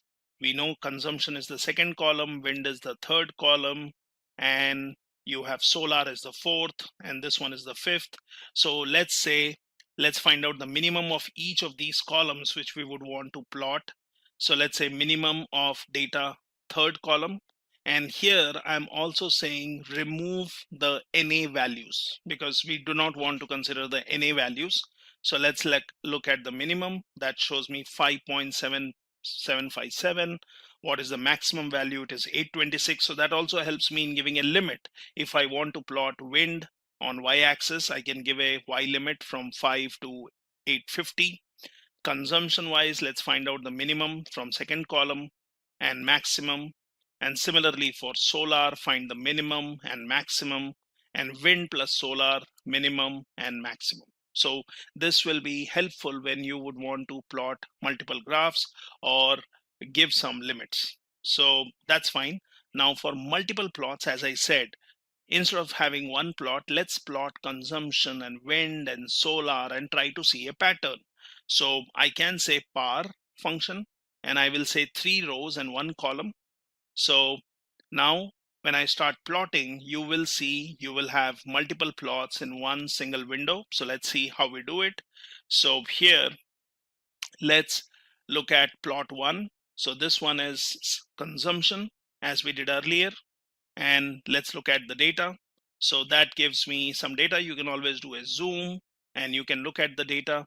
You can basically expand this graph or you can reduce this graph to see what kind of pattern we have in consumption. Similarly, we can basically choose date being x-axis, my consumption being y-axis, right? So this is being more specific because here we have a range, but it really does not give me enough information. So I will basically give x-axis, y-axis. I will give the name, that is daily totals, and then I will basically give consumption, color, and y limit based on my minimum and maximum limits. So let's do this. And now we can look at the data here. So let's see, this data makes a little more meaning because we are looking at the dates. And let me do a zoom. So it shows me all the dates. It shows me the data points. It shows me how the data pattern is changing for consumption. Now, this is for consumption. So what we can do is we can also extract specific data. So if you see here, I have done some testing where I'm saying, okay, I would want to get a date specifically. I would want to extract some value. So we are looking at the date column, but if you remember, we did not change the data type. We just changed the data type of date column. We extracted year, month out of it. It would be good if we can convert a column into date time format and put that in our data frame. Now, let's look at the plot 2. This is mainly for your column, which should be consumption and wind and solar. So here I see it is solar data, and I can plot this one to see how it looks like. And that tells me from 2006 onwards, we have some pattern. I can be more specific where I say I would be giving date and then the column for solar, x-axis, y-axis, what is the type, what is the y limit, and what is the color. It is always good to specify your x and y axis, give a name, rather than let it automatically pick up. Now this makes more meaning because it shows me some dates. Similarly, we can do for wind. So either you do it just by giving the column, or you give your x and y axis. So let's look at this one.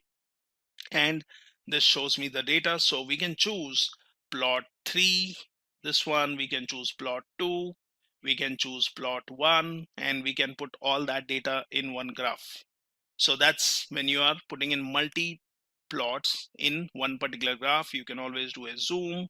You can always look at the data, right? And this is usually useful to look at the pattern, what kind of pattern we see, what data we have, and so on. Now, moving forward, so we have seen how you are creating these plots all in one window. Let me reset this back to one plot per window, and let's basically plot time series in a single year. So what we have seen is that when you look at the plot method, it was quite crowded. Then we looked at solar and wind. And if you compare that, you will see your consumption pattern, your solar pattern, your wind pattern, and basically we can see from this particular data some kind of pattern. So electricity consumption is highest in the winter, where we will see what is the consumption. Is it highest in winter or is it in summer? We can see that by breaking a year further into months. We can see that, but we see a pattern which goes for every year or every 2 years being highest at a particular point of time, and then it drops down. So electricity consumption is highest in winter, and that might be due to electrical heating and increased lighting usage, and lowest in summer. Now, when you look at electricity consumption, appears to split into two clusters. We can always look at the consumption, one with oscillation centered roundly around 1400 gigawatts. So you can always look at 1400 gigawatts and you see all the values here which are in that particular consumption. Another with fewer and more scattered data points, centrally roughed around 1150. So if you really expand this, you can see you will have a lot of data points at this point. Now, we might guess that these clusters correspond with weekdays and weekends, which we can see if you break that data into yearly, monthly, weekly, and so on. Now, if you look at solar production, that is highest in summer when sunlight is most abundant, and lowest in winter. So obviously when you're making or gathering some insights, when you're looking at the data, you are also using your domain knowledge, your business knowledge, your knowledge of business to understand how this goes. If you look at wind power production, that's again highest in winters and drops down in summer. So due to stronger winds and more frequent storms, and lowest in summer. So there is some kind of increasing trend in wind power production over years, which we can see here over the years. And all the time series data what we are looking at is referring or showing us some kind of seasonality. That is, we are looking at seasonality in which a pattern is repeating again and again at regular times, at regular intervals. So if you look at consumption, solar, and wind time series, that oscillates between high and low values on a yearly time scale, which we can break down and see. I'll show you that. It corresponds with the seasonal changes in weather over the year. So seasonality does not have to correspond with meteorological reasons. For example, if you look at retail sales data, that will show you yearly seasonality with increased sales in particular months. So seasonality, when we say, can occur on other time scales. So the plots what we are seeing here, they are fine, but if you look at those plots, they might show some kind of weekly seasonality also. So in your consumption corresponding to weekdays and weekends. So let's plot for one single year. Now, how do I do that? So first is I will look at my data 2. That shows me the structure. It shows me date, which is factor, other columns, which are all numerics. Now, like we did earlier, I'll repeat this step where I'm going to convert the date column into date type. Look at head of it, look at class of it, look at the structure of it, right?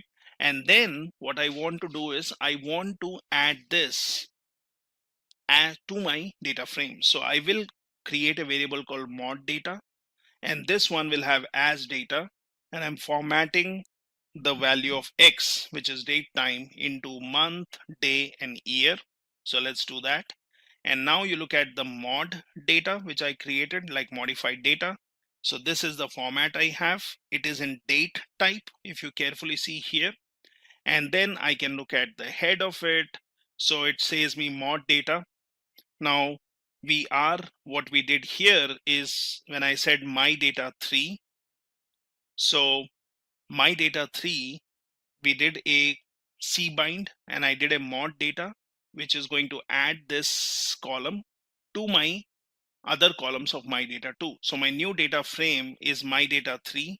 Let's look at the structure of it. And you see there is this date column. I can delete it, I can remove it, I can let it be, right? So that depends on our choice. Might be we want to, once our analysis is done, we want to remove the mod data, right? So we can keep both of them. Now let's basically extract data for a particular year. Now how do you do that? So this is some wrangling. So I will say my data 4, let's call it my data 4, and I will use subset function. So subset will work on my data 3, that's the data. And what I'll do is I will do a subset. How is the subset found? So I'll say take the mod data column, the value should be greater than or equal to 2017 and should be less than 2017 December 31st. So I'm getting data for 1 year and I'm storing it as my data 4. Let's get the head of it, and you see we are specifically looking at 2017 related data. Now let's do a plotting of this where I will only create a plot for 1 year. So I'm saying my data 4, that's my new data what we got. So here I am going to take the first column, which is mod data. I'm going to take the third column, which is consumption. So I'm looking at the date format for 1 year, consumption values for it, and then rest of the things as we have done earlier. Let's look at the plot, and this makes more meaning, right? So when you look at this plot, it tells me Jan to Jan. It shows me some kind of pattern where I have divided the year into months, right? And it is broken down into say 2 months, so Jan and March and May and July and so on, but we still see a pattern, and that gives me good understanding of pattern where I've broken it down into months. So this is where you have taken time series in a single year to investigate further, and this is what we see, right? Now we can clearly see there are some weekly oscillations. What one more interesting feature is that at this level of granularity, that is when you're looking at yearly data, there is a drastic decrease in electricity consumption in early January and late December during the holidays, or probably we can assume that this is holidays. Now I can zoom in further and look at just Jan and Feb data. Let's see how we do that, and let's see how we work by zooming in the data further. So to zoom in the data further, let's see how we do it. Now here we have this my data 4, which is basically having a subset, right? So let's work on this one. So I will say my data 4, which earlier I was taking data 3, I was doing a subset and I was giving the date, but this time I will make it more narrower. So I'll say my data 4, I will say subset from my data 3, and I will choose mod data column, which we have modified with the date format. I will choose the starting date as 1701, that is Jan, and then let's go till Feb, and let's create this. Now let's look at the head of this. So it shows me we have the data which is Jan, and then you can basically look at more on this. Now again, as I said earlier, let's find out the minimum of this from the first column. So that is basically your mod data. So let's look into this one, and that basically will give me minimum and maximum. Let's look at the values. So this one tells me Jan 17, January 1, and maximum is your Feb 28th, second month 2017. So we are actually looking at 2 months data here. Let's look at the Y minimum. So this is, I will look at column 3. Now what is column 3? Consumption. So let's look at the minimum value for consumption, maximum value of consumption. Let's look at the values which can be given as our limits. Now this is the minimum and maximum. Now let's do a plotting for this data which has been narrowed down for consumption based on my data. So I'm saying my first column, which is mod data, and then third column, which is consumption. I'm giving some naming convention for, namings for your x-axis, y-axis, what is my consumption, or what is my title here, what is the color, and then you see I'm using X limit to give the minimum and maximum limit and Y limit. So let's look at this data. And if you look at this data, it is specifically for 2 months. And again, I can look at the pattern here. What I can also do is I can add some grid here. So I can basically look at this data and make more meaning out of it. So it is bi-weekly data, you can see. Now I can add a line here using ab line, and then I can basically choose what lines I would want to add horizontally. So that basically allows me to dissect the data and look at data in a more meaningful way. I can also add vertical lines. So vertical lines is, I'm saying sequence will be minimum, maximum, and I'm saying an interval of 7. So let's do this, and this basically has added some lines every week, and you can see at the end of week it is dropping, and then it is starting again. It peaks somewhere in the mid of the week, and again it drops down. So this is, you're looking at your consumption data, right? Now what we can also do is we can create some box plots. So when we looked at zooming in data for Jan and Feb, you can add some data points like this. So consumption is highest on the weekdays, as I showed you here, and lowest on the weekends. So this is what we are seeing when we are breaking the data or zooming it further for a couple of months. So we have vertical grid lines, and we have nicely formatted tick labels, that is Jan 1st, Jan 15th, Feb 1st, and so on. So we can easily tell which days are weekdays and weekends with use of these grid lines and basically breaking it down. So there are many other ways to actually visualize your time series data depending on what patterns you're trying to explore. You can use scatter plots, you can use heat maps, you can use histograms, and so on. Now, moving further, we would want to explore the seasonality, right? So when you further explore the seasonality of our data, we can use box plots basically to group the data by different time periods and display the distribution for each group. Now, how do we do that? Let's come here and let's see how box plot works. So I can just do a simple box plot, and I can choose my consumption column, and that gives me just the consumption data, but this really does not give me any meaning. I can look at solar data, I can look at the wind data, and we can also see some outliers here. So we can create box plots, but if we would want to do a box plot, what is box plot? It is basically a visual display of your 5-number summary. That is, you want to look at your mean, median, you want to look at your 25th percentile, 50 percentile, or 75th percentile. So we can use a quantile function, use the consumption column, and then you basically give a vector which shows you 5-number summary. So that's your quantile. And then let's do a box plot. So if you are looking at quantile, it tells me what is the minimum, What is 25th percentile, 50, 75th, and 100? That's from my consumption column. So let's create a box plot for consumption. Let's give it a name as consumption. Let's give y-axis as consumption and a limit for y-axis. Now that's my consumption graph. So I can look at yearly data. Now that will make more meaning rather than just looking at the complete consumption data. So how do we do it yearly? So we will say consumption, and then I will say the year column. So it is consumption, but grouped based on year. So here I can give x-axis, y-axis, and I can give y limit. So let's create this. And this makes more meaning. We can give some coloring scheme here, but now I'm looking at 2006, 2007, 8, 9, and so on.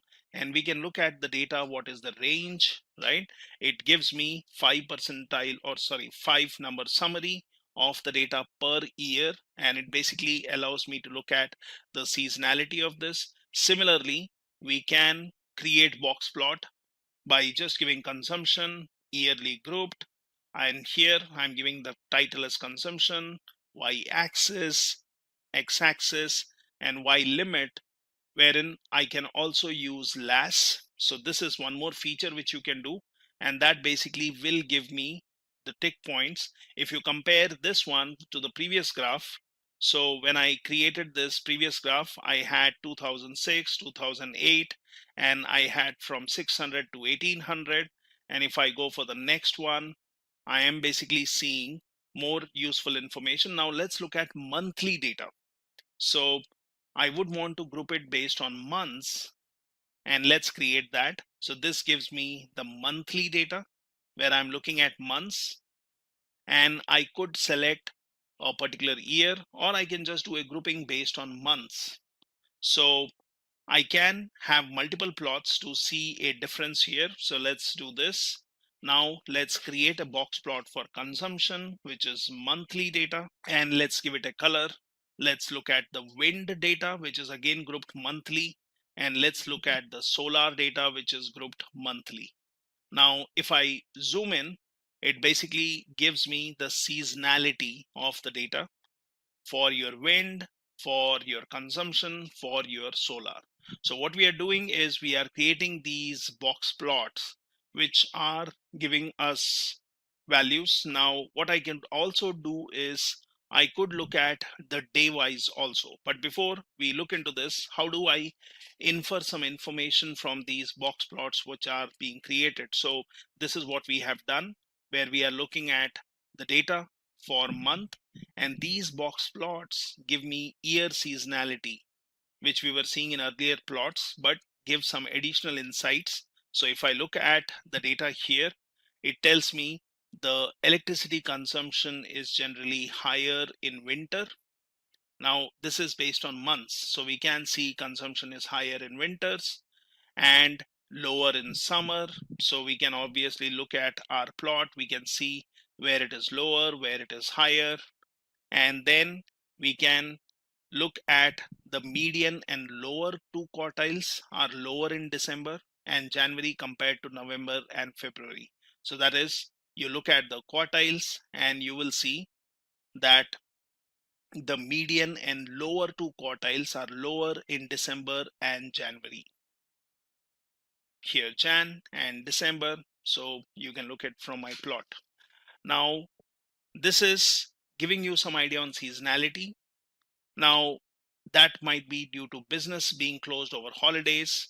Now this one we were also seeing when we looked at time series for 2017 only, and box plot basically confirms that there is this consistent pattern throughout the years.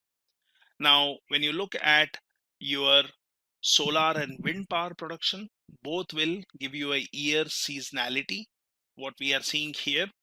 And if basically I look at the data, so it depends on what parameters you are choosing, but if you look at solar, it will reflect the effect of occasional extreme wind speeds associated with storms and other transient. And since we are grouping it based on months, we can see this pattern is quite evident every year.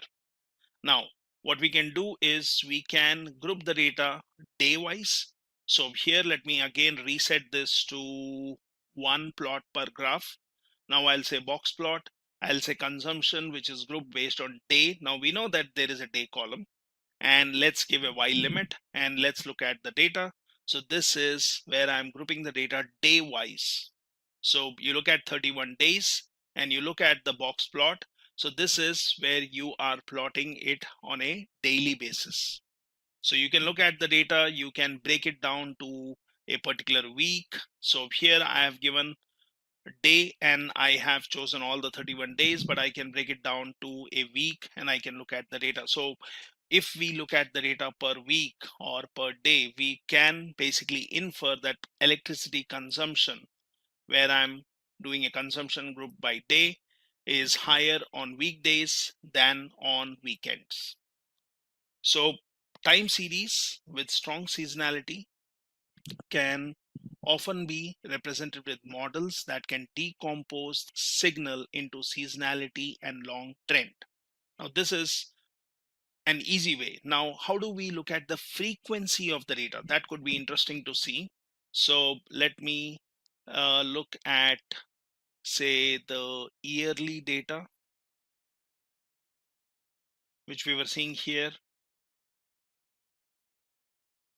Now let's go further, and here we have looked at data. So what we will do is we look at the frequency. Now when you look at the frequency, when you talk about frequency in your data, so we have the modified date column, which gives me a frequency, and if we really look into the data, that will tell me that the data is on a daily basis. So for that, let's look at my data 3 again, which gives me data, and you can just see all the data or dates are in sequence. So your 22, 23, 24, 25, 26, and so on. I can access a dplyr package that is basically allowing me to work in a better way. Now I can look at the summary of this, and for all my columns, I'm seeing what is the minimum 5-number summary, date, and consumption. So date does not show me anything because this is not in a date format, it is just a factor, but other things have the 5-number summary. So we are looking at wind plus solar, we are looking at year and month and day and all these columns. Now what we will do is we will want to find out the sum of each column, how many entries does it have, and we will say the value should, NA value should not be considered. So let's look at this one. So it tells me for my particular columns. So let me run this again, and that shows me for each column how many values you have, and these counts do not include the NA values. Now, similarly, I can find out specifically for consumption. I can find out, is there any NA value? So I'm saying is.NA, and let's find out if there is any NA value or missing value in consumption. It says 0. Okay, that's good.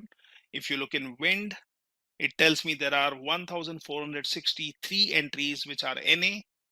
Similarly, solar, similarly, wind dot solar or wind plus solar. So it gives me a count of NA values, that is missing values, and also values which are not missing. So to understand frequency, what we can do is we can find out the minimum on the date, that is the first column, and I'm saying RM na.rm is true, that is get rid of NA values and find out the minimum. And let's look at the minimum value. This is the minimum from my modified date.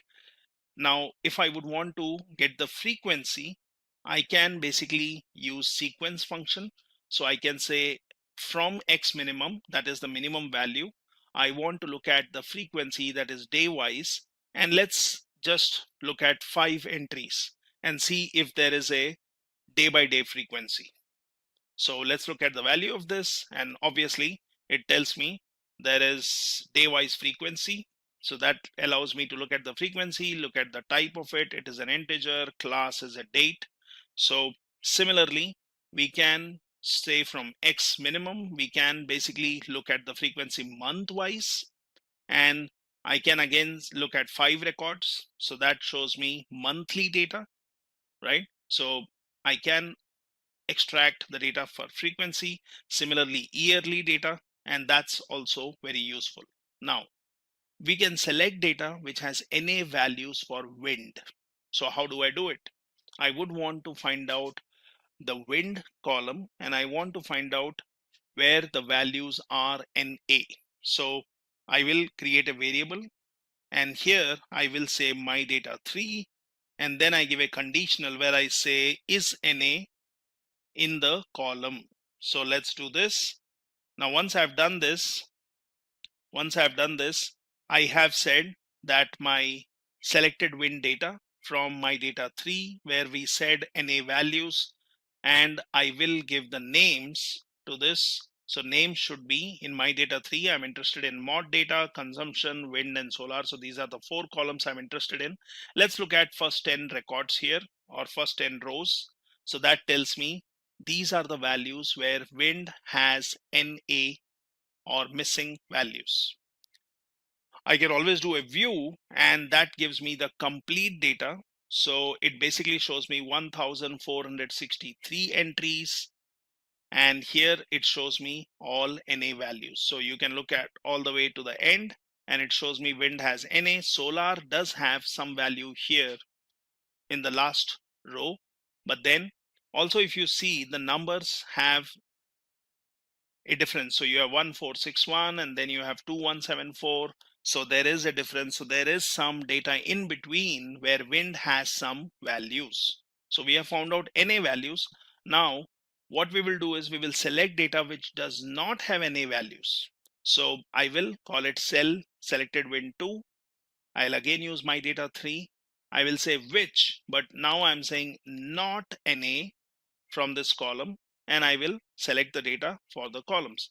So I'm interested in looking at 10 records, and this shows me not NA values, so no more missing values. So if I really look at this data as I saw earlier, which has NA, and if I look at these values which are not NA for the wind column, so looking at these two results, we will know that in year 2011 wind column has some missing values. So let's focus on year 2011. So how do I do that? Let's call it a different variable. I'll say my data 3. I will say here, when I say which, where we were saying NA, here I will say the year should have a value of 2011, and I want all these columns. Let's look at the data here, and this is showing me 2011, but we are not seeing all the values. So there are some values, but then there are some missing values also for 2011 based on whatever analysis we have done. So let's look at the class of this. It is basically a data frame, do a view, and this one will help me in finding out where are the NA values. So if you just scroll down, looking at all the data, let's search if wind column has a NA or a missing value, and I will see if there is any missing value, in which column or which row it is for the wind column. So we have all the values which are existing. I could select and search for one specific value, and I'll show you how we can do that. So here, let's scroll all the way down. So it's like you're exploring your data and seeing is wind column having NA or missing value for a particular row. And let's scroll here, and here you see there is a missing value for one particular row. So 13th December 2011 has wind value, 15th December has wind value, but your 14th December does not have, right? Similarly, we can search. So there was only one entry which was missing. Now that could be for some reason, might be it was not calculated, might be it was not tabulated. So we have a missing value, and that can affect my plotting, that can affect my analysis. So let's look at the number of rows in this, which will tell me how many rows we have for 2011. So it tells me 365. So that is basically the number of days in a year. Now we will find out if there were NA values. So we earlier checked total number of NA values per column. That is in your row number 265 to 269. we can see here 265 to 269. So this is where we were seeing, are there any NA values, right? So let's go back here, and we want to find out the number of NA values for a particular year. How do I do it? So I can just do a sum. I will say is NA. Now I'm interested in my data 3 wind column, and I'm saying my year has to be 2011, but I'm finding out the NA values. So let's do this, and it tells me 1, and that's right. That's what we saw when we did a view. Let's see how many non-NA values you have, and that is 364. So that basically satisfies my logic. So it's 364 plus 1 missing, so there are 365. Let's look at the structure of this. It tells me you have modified date and date format, you have consumption, wind, and solar. Now let's create a variable, selected wind 4. I will say wind 3, that is, which was having all my NA and non-NA values for 2011. I will say, let's find out the NA value, because I'm interested in finding out that particular row. So I'm saying find out where the value is NA, and I want all the columns. Let's look at this one, and this is my specific row which has a NA value. Now we know that data follows a day-wise frequency, which we have clearly seen. Now let's select data which has NA and non-NA values. So let's call it test 1. I will use wind 3, which has NA and non-NA values. But now I will say I want the modified date, which should be greater than 12/12/2001. Now remember, we had, when we were doing a view, we saw that one particular day, or what we see here, 14th of December, there is no date. So I will select a subset of data which includes this NA and non-NA. That is, might be I can take 13th of December and 15th of December. So let's start from 12/12. So the date should be greater than 12/12, that means 13th, and it should be less than 16, so that is 15th, and the columns, right? So now we have some data. Let's look at this. So I've selected a subset of data. I could have done this using subset also. So I have NA and non-NA values. Now, why are we doing this? So sometimes you might have some data for a particular column, and you may want to find out if there are any missing values. Might be you want to fill them up or replace them with something. So that is usually useful when you are doing a trend detection.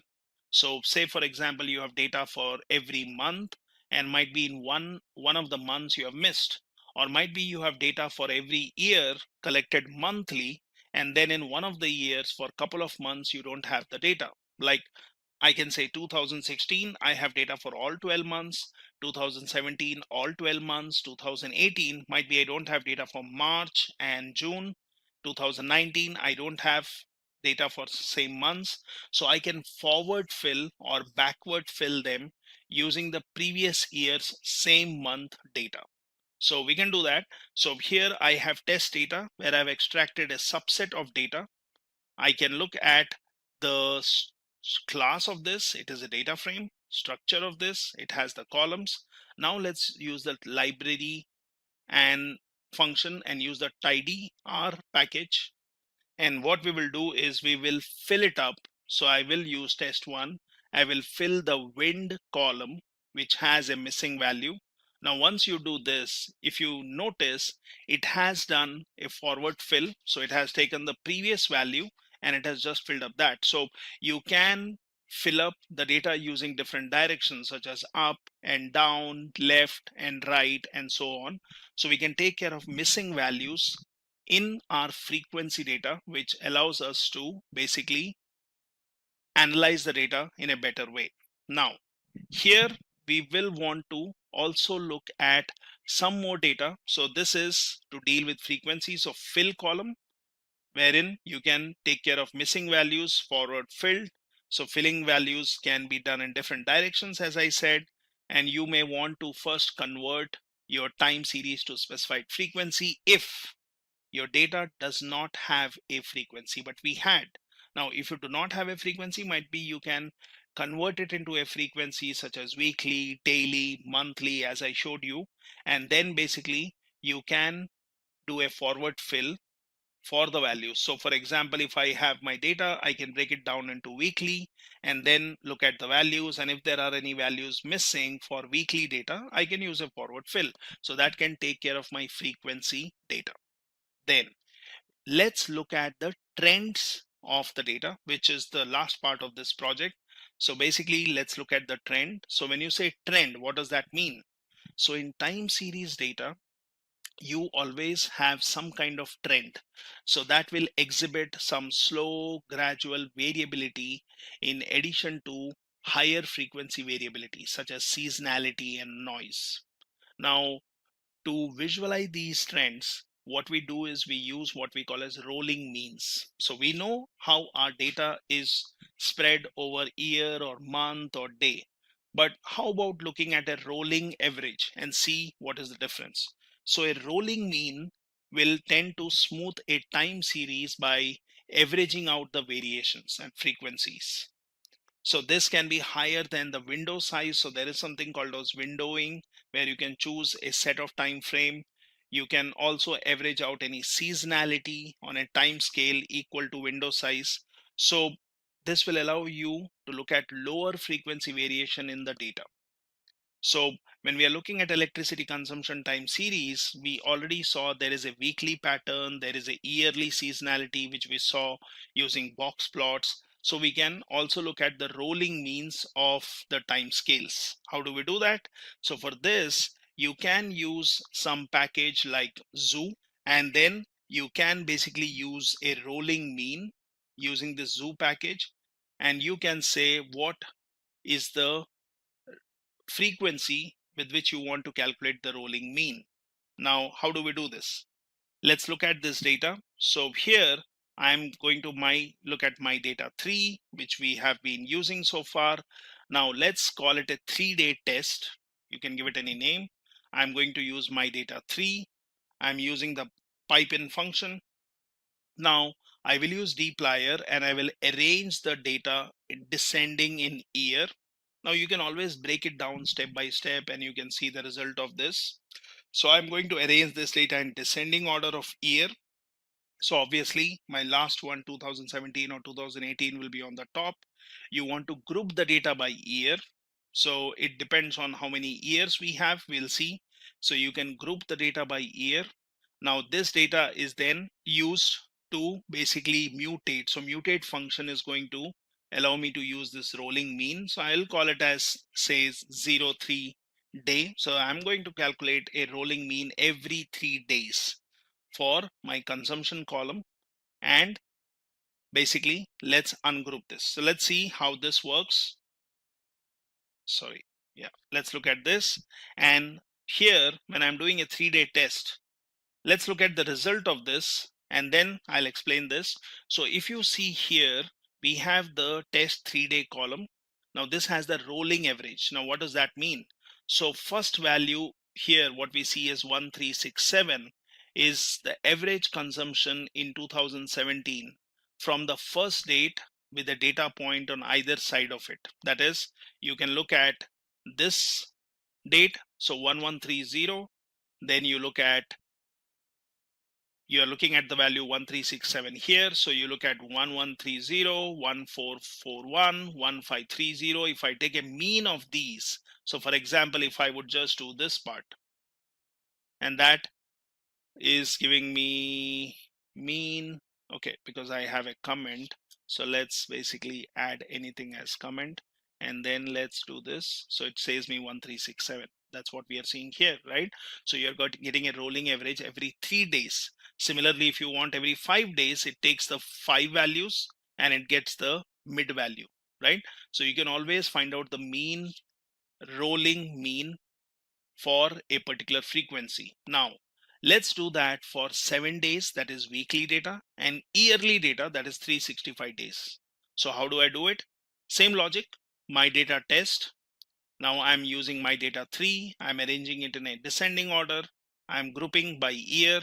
So when you do a group by year, so earlier when we did a grouping by and when we looked at the data, it was telling me how many rows we had, right?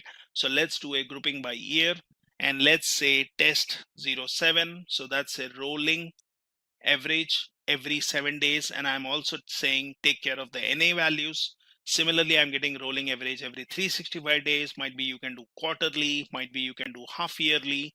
And let's do this. So let's create this my data test, and let's look at the result of this. So I will use my data test. I will say arrange based on modified date. Now we know there is a column called modified date. I want to just look at 2017 data. So I'm doing a filter, right? And then I will choose what are the columns I'm interested in. So I will look at the 7 and 365 day, and let's look at say first 7 records. So let's do this, and that basically gives me the consumption value, modified date, year, and my rolling 7-day average or the 7-day mean, which is for first 7 days. And then 365, you will not see the data here, but if I do a view on this, I can basically see the values. So you can always select a particular column to see the values. These are the values for every 7-day rolling average. This is for 365 days, every 365 days.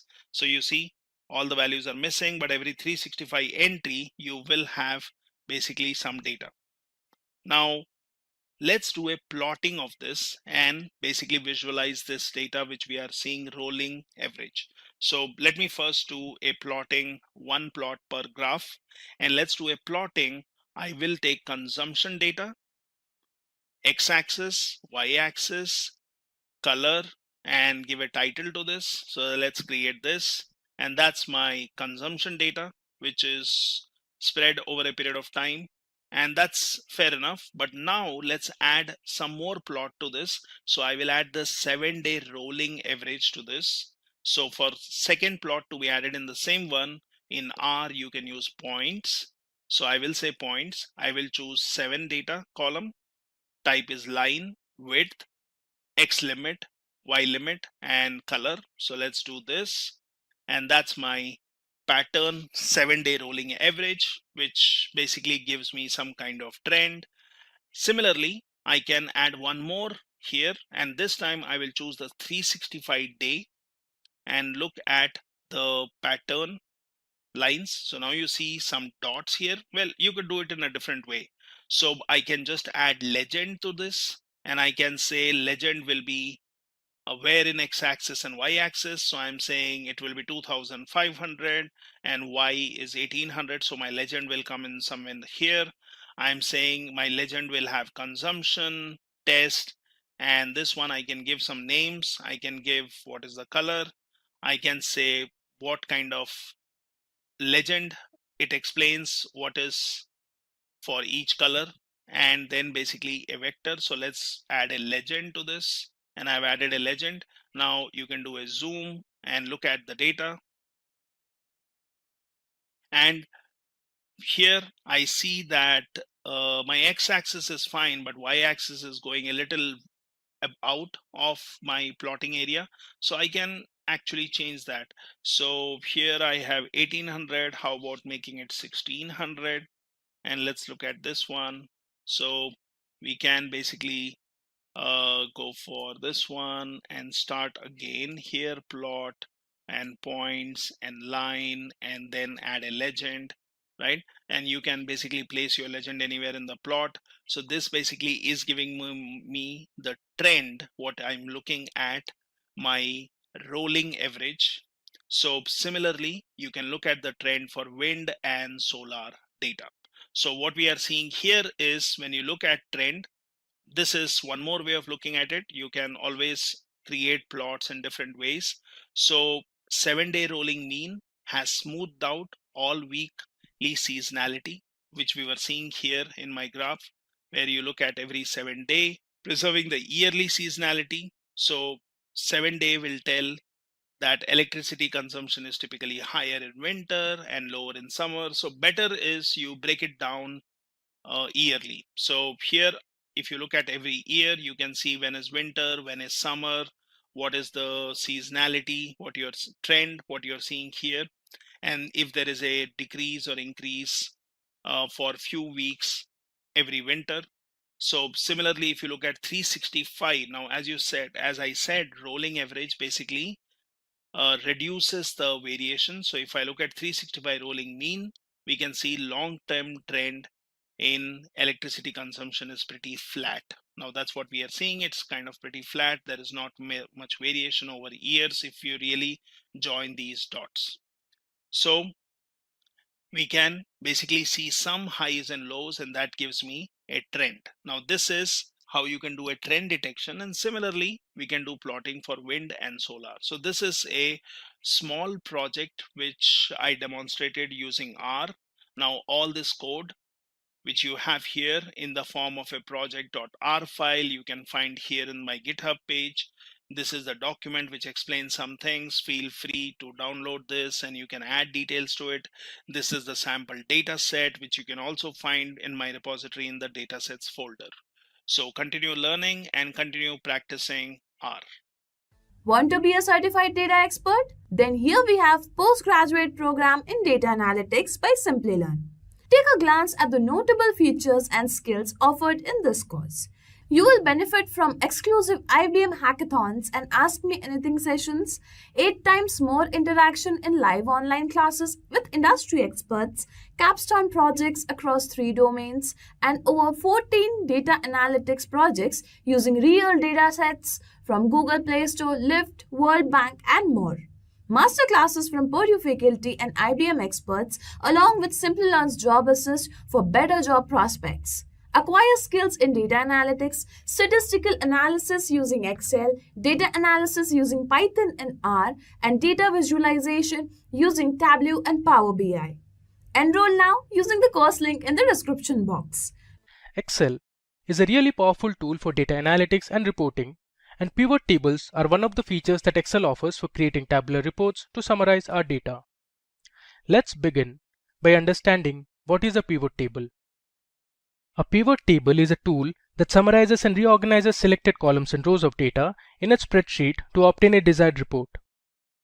It does not actually change the spreadsheet data, it simply pivots or turns the data to view it in different perspectives.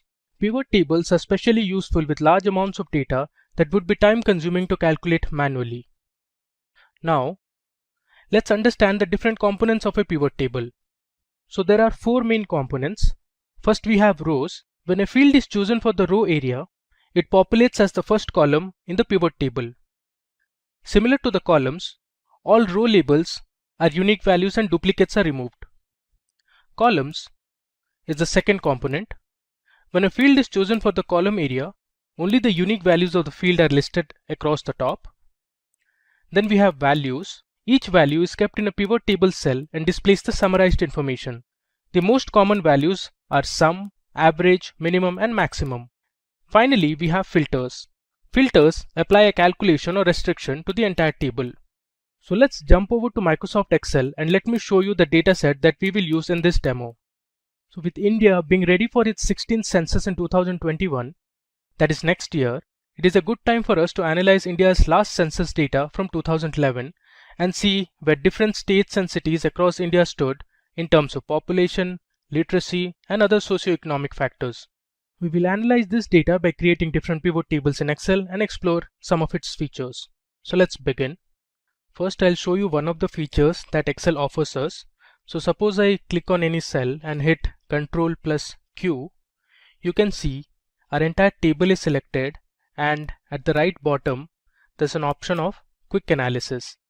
Now you can see by default Excel has prompted certain features such as formatting, we have charts, totals, and there's one more called tables.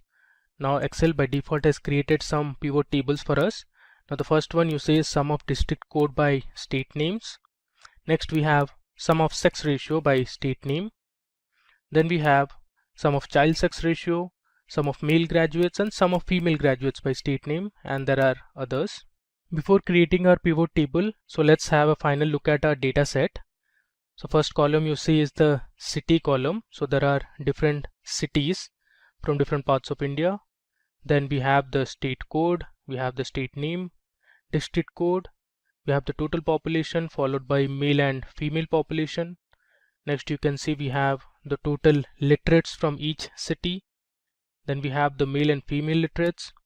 Next we have the sex ratio. Then we have the child sex ratio. Next we have total number of graduates. And finally you can see we have male and female graduates. So using this table, we'll create several pivot tables.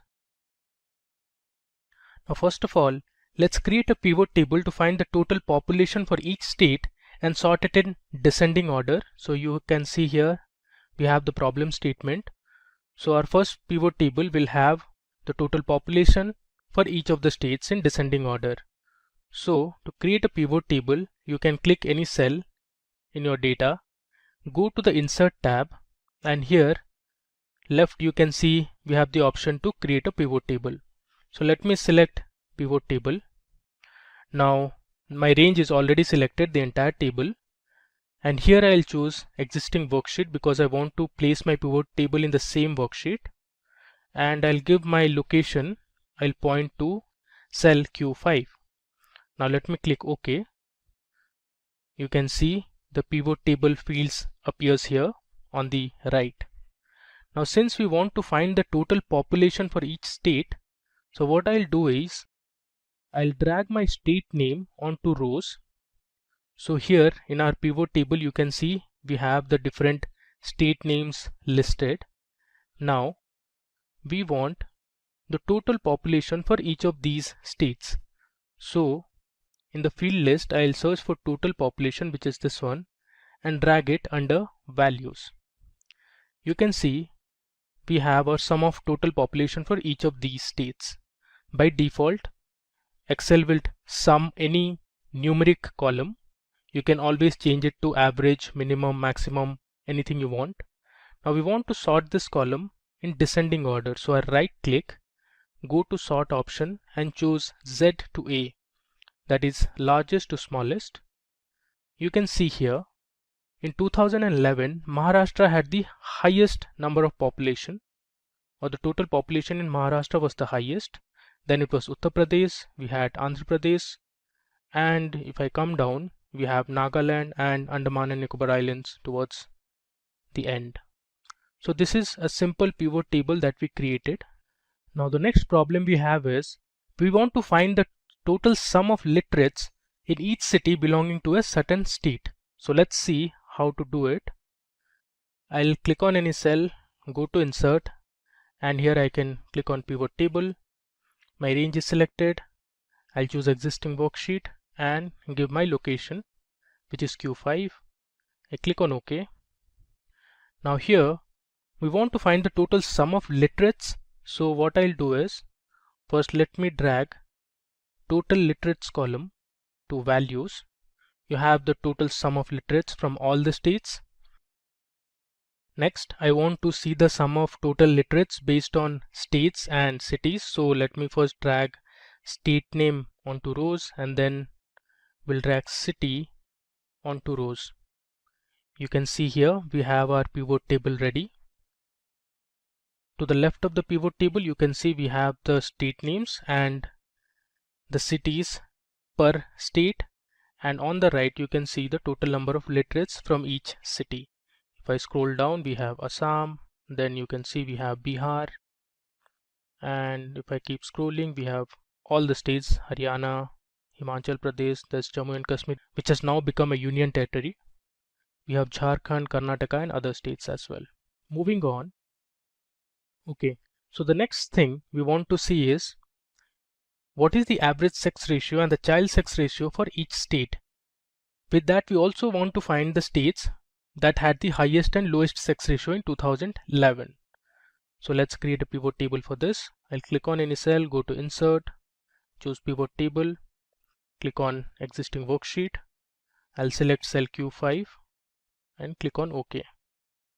Now since we want the average sex ratio and the child sex ratio, so first I'll drag those columns. Either you can manually scroll and drag it, or here you have the option to search for it. So if I look for child, you can see we have the same column listed. You can just drag it from there. Let me delete this. And I also want the sex ratio. So I'll place it on top of child sex ratio. Next, we want to see it based on different states. So what I'll do is I'll take state name and put it under rows. So here you can see we have our pivot table ready. On the left you can see we have the different state names listed, and on the right we have the values. Now we want to find the average. Now by default Excel will sum the numeric columns. You can see it tells you sum of sex ratio and child sex ratio. So what you can do, you can click on this drop down and go to value field settings, and here summarize values by, you can choose average. You can see the custom name, it says average of sex ratio. Click on OK. Our entire column is now giving us the average sex ratio. Similarly for this column, let me convert it into average. I'll again click on the drop down, go to value field settings, click on average and click OK. And you can see here we have the average of child sex ratio for each of the states. Now the next question says which states had the highest and lowest sex ratio. So we'll consider this column. So we'll sort it in any order you want. You can do it either ascending or descending. Let me sort it in descending order. You can see we have our column sorted now. So in 2011 Kerala had the highest sex ratio, and if I scroll down to the bottom you can see Himachal Pradesh had the lowest, which is around 818. Up next, let's explore one more feature of pivot table. So suppose you want to see the top or bottom few rows of a pivot table, you can do that as well. So here we have a question at hand. We want to find the top 3 cities with the highest number of female graduates. So let's see from the entire pivot table how we can filter the top 3 cities. So I'll go to insert, click on the pivot table option, go to existing worksheet, click on Q5 and hit OK. Now since we want to find the top 3 cities, I'll drag city column onto rows, and then we want the female graduates. So in the search bar I'll look for female and I'll choose this column, that is female graduates, and drag it here onto values. So I have the sum of female graduates for each of the cities. Now since we want to find the highest number of female graduates in the top 3 cities, so let me first sort this column. I'll sort it in descending order. Now we have it sorted. Now from this you can say that Delhi, Greater Mumbai and Bangalore are the top 3 cities, but it's displaying all the cities for us. So let's filter only the top 3. So what you can do is right click and go to filter. Under filter you have the option of top 10. I'll select this. Here I only want the top 3. So either you can go down like this, or you can directly type 3. Your column is already selected. Let me just click on OK. There you go. We have the required pivot table ready, and it only displays us the top 3 cities with the highest number of female graduates. Now the next thing we want to see is how to use a slicer in a pivot table. So we have a question here. What's the total population for all the cities in Rajasthan and Karnataka? So let's create a pivot table for this and see how you can use a slicer to filter the table. Click on existing. I'll click on a location, this time Q6. Click OK. Now since I want the total population, so I'll drag total population onto values, and then I'll select the city onto rows and then the state name also. I'll place it on top of city. So you have in the pivot table all the states and their cities, and on the right you can see the total population for each of these cities. But our question is we want to find only for Rajasthan and Karnataka. Now for that what you can do is go to insert and create a slicer. Either you can create from this option or you can go to pivot table analyze option, and here you have the option to create or insert a slicer. I'll click on this, and since we want to slice the table based on state, that is Rajasthan and Karnataka, I'll choose state name as my slicer field. You can see this is my slicer here. Now you only want the data for Rajasthan and Karnataka, so I'll search for these two. So here we have Karnataka, so let me select Karnataka first, and I also want for Rajasthan, so let me select Rajasthan also. You can see in our pivot table we only have data for Rajasthan and Karnataka. So this pivot table shows you different cities from Karnataka and the total sum of population from each of the cities, and similarly we also have for Rajasthan. Moving ahead, now we will see another very interesting feature of pivot, that is how you can create percentage contribution of a table. For example, we have a question here: what's the percentage contribution of male and female literates from each state? Now we want to see in terms of percentage and not as sum or average. Let's do that. I'll create my pivot table, click on existing, and I'll select an empty cell. Okay. Now here, since we want to find the percentage contribution of male and female literates, so first I'll drag male literates onto values, followed by female literates onto values. By default it has summed up the male literates and female literates value, and also I want to drag state column to rows. So here you can see the sum of male literates and female literates per state. I want to convert this as percentage contribution. So what we can do is I'll select any cell and I'll right click and I'll go to show value as, and here I have the option to select percentage of grand total. So I'll select this. You can see we have the percentage contribution of male literates to the total. Now if I sort this, you will get to know which state contributed or has the highest percentage contribution. So we have Maharashtra for male literates, then we had Uttar Pradesh in 2011. If I come down, we had Meghalaya, Nagaland and Andaman and Nicobar Islands as those states which had little or minimal contribution to male literates. Similarly, let's do it for female literates. I'll go to show value as and select percentage of grand total. So you can see here also Maharashtra, Uttar Pradesh, then Gujarat and all had the highest percentage contribution to female literates. So this is another good feature to convert your data and see it in terms of percentage. Now moving ahead, let's say we want to find the bottom 3 cities from each state that had the lowest female graduates. We can do that as well. I'll go to insert, click on pivot, go to existing worksheet, select an empty worksheet and click on OK.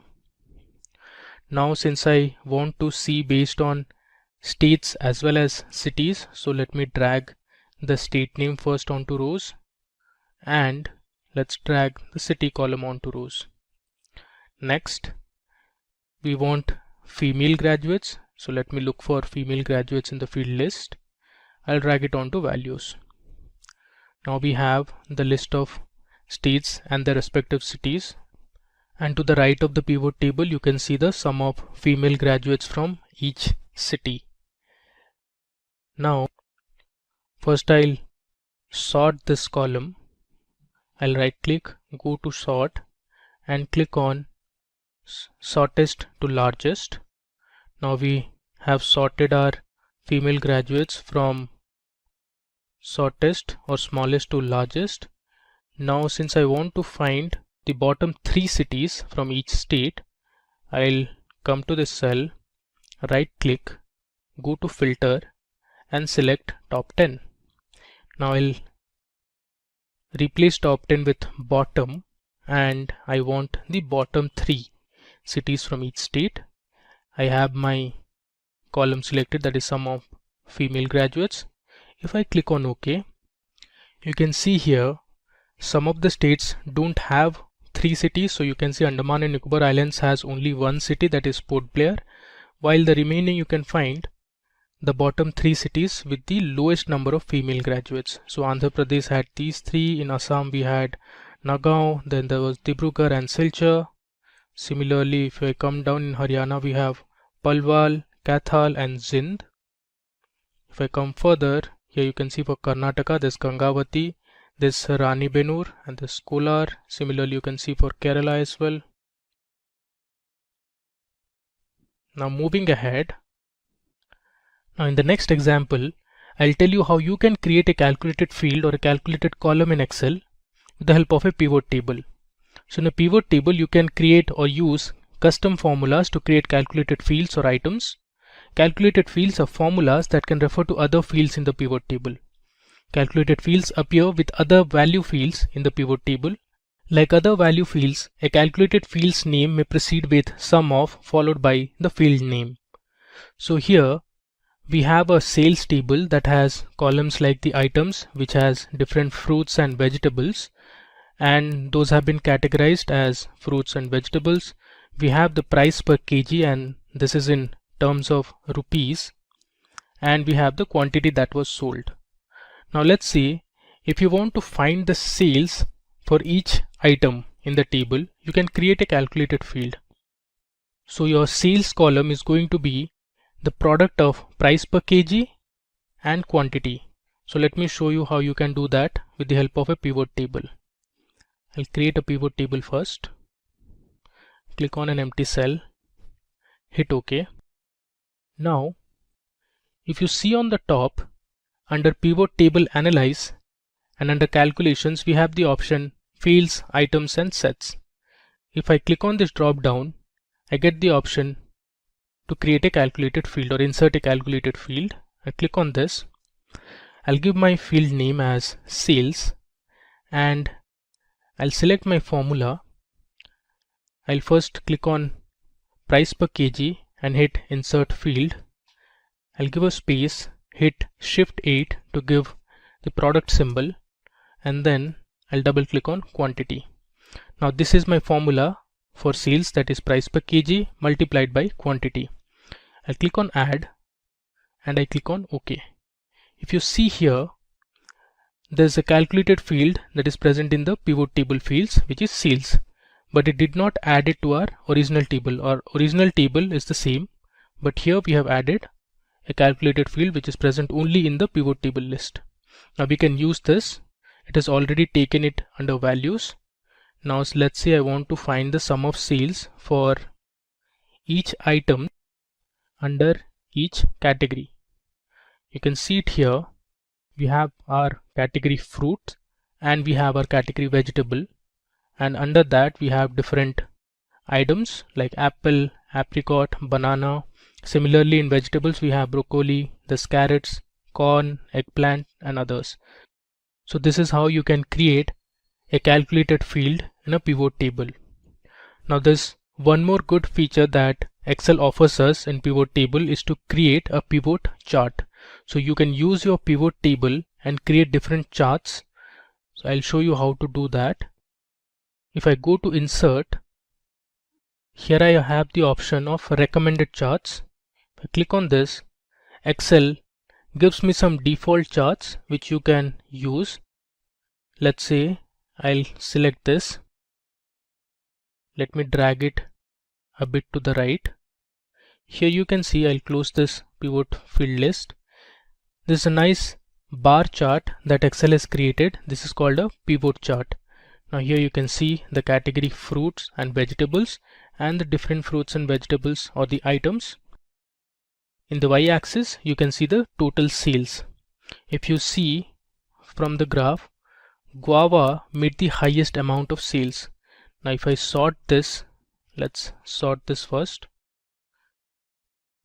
You can see it here, fruit guava made the highest amount of sales. Now since I sorted and changed my pivot table, the pivot chart also automatically gets updated. Similarly, there are other charts also that you can create. Let's go to the insert tab and let's click on recommended charts again. Let's look for a pie chart. So this is a pie chart that you can create. Let me click on OK. So here is our pie chart, and each pie represents a certain item, and the pie that has the highest area represents it had the highest amount of sales. In this case, you can see it is guava, and similarly we have other items as well. This is fruit banana, that's corn, and we have spinach and others. Let's explore a few other charts. So first I'll click on my pivot table, go to insert, and under recommended charts, let's now select a line chart. If I hit OK, move it to the right. So this is a line chart. You can see it starts from guava, which had the highest amount of sales, then it drops, and in the x-axis you can see the different items. Similarly, when it starts with the vegetables, broccoli made the highest amount of sales with 2,800 rupees, and our lowest was eggplant at 900 rupees. For fruits, papaya sold the least at 700 rupees. Let's take another chart. I'll go to insert. Under recommended charts, let's see, this time we'll see a bar chart. Now this is a horizontal bar chart and not a vertical one. We just saw a vertical column chart like this. This is an horizontal bar chart. Now you can always increase and decrease the size of these charts. Let's explore a last chart. Let's take the area chart for now. So this is an area chart. Again, it looks similar to the line chart. It starts with guava, which had the highest amount of sales. Similarly, papaya under fruits had the lowest amount of sales. Under vegetables, it was broccoli, and finally eggplant made the lowest amount of sales under vegetable. Now let's go to our first sheet and summarize what we have done in this demo for pivot tables in Excel. So we had our data. This is 2011 census data from India. We had the different cities, the state names, and we had the total population, total literates, female literates, male literates. We had the sex ratio, total graduates, and other information. So we began by understanding how to create a simple pivot table where we calculated the total population for each state and sorted it in descending order. We found that Maharashtra, Uttar Pradesh had the total population in 2011. Then we saw another pivot table where we calculated the total sum of literates in each city belonging to a certain state. So you can see we had the different state names and the cities under each state. Then we saw another feature where you could calculate the average of a certain numerical column. So here we calculated the average sex ratio and the child sex ratio for each state and found out which one had the highest and lowest sex ratio. After that, we saw how you could find or filter tables. We saw how to find the top 3 cities with the highest number of female graduates. We found out that Delhi, Greater Mumbai and Bangalore were the top cities with highest number of female graduates. Next, we saw how to use slicer in a pivot table. So we sliced our table based on Rajasthan and Karnataka state and saw the total population for all the cities in Rajasthan and Karnataka. In the next sheet, we explored another feature that was to find the percentage contribution of male and female literates from each state. Then here we saw how to find out the bottom 3 cities for each state having lowest female graduates. Now one thing marked that some of the states did not have 3 cities. For example, Andaman had only 1 city, that was Port Blair, but the others we found out the bottom 3 cities that had the lowest female graduates. Finally, we looked at how to create a calculated field in a pivot table. So we saw how to create a calculated field called sales, and then we explored how to create different charts and graphs. So this was an area chart that we saw. There's a column chart. We also saw or looked at a bar chart, that was a horizontal bar chart. Similarly, we saw how to create a pie chart as well. In this video, we'll be creating two dashboards using a sample sales dataset. So if you want to get the data and the dashboard file that we'll be creating in this demo, then please put your email IDs in the comment section of the video. Our team will share the files via email. Now, let's begin by understanding what is a dashboard in Excel. A dashboard is a visual interface that provides an overview of key measures relevant to a particular objective with the help of charts and graphs. Dashboard reports allow managers to get a high-level overview of the business and help them make quick decisions. There are different types of dashboards such as strategic dashboards, analytical dashboards, and operational dashboards. An advantage of dashboards is the quick detection of outliers and correlations. With comprehensive data visualization, it is time-saving as compared to running multiple reports. With this understanding, let's jump into our demo. For creating our dashboards, we'll be using a sample sales dataset. Let me show you the dataset first. So here is the sales dataset that we'll be using for our demo. So this dataset was actually generated using a simulator and is completely random. It was not validated, though we have applied certain transformations to the data using Power Query features. So this data, as you can see, has 1000 rows. So using the simulator, we had generated 1000 rows of data. Similarly, if I go on top, you can see this dataset has 17 columns. Now let me give you a brief about each of the columns. So first we have the region column. So we have Middle East and North Africa, there's North America, Asia, Sub-Saharan Africa, and others. Similarly, we have the country names from which the item was ordered. The third column is the item type. So we have different items: cosmetics, vegetables, there's baby food, cereal, fruits, etc. Then we have the representative's name, or you can say this as the customer name who ordered the product. Then we have a sales channel column. So there are basically two channels, whether the item was sold offline or online.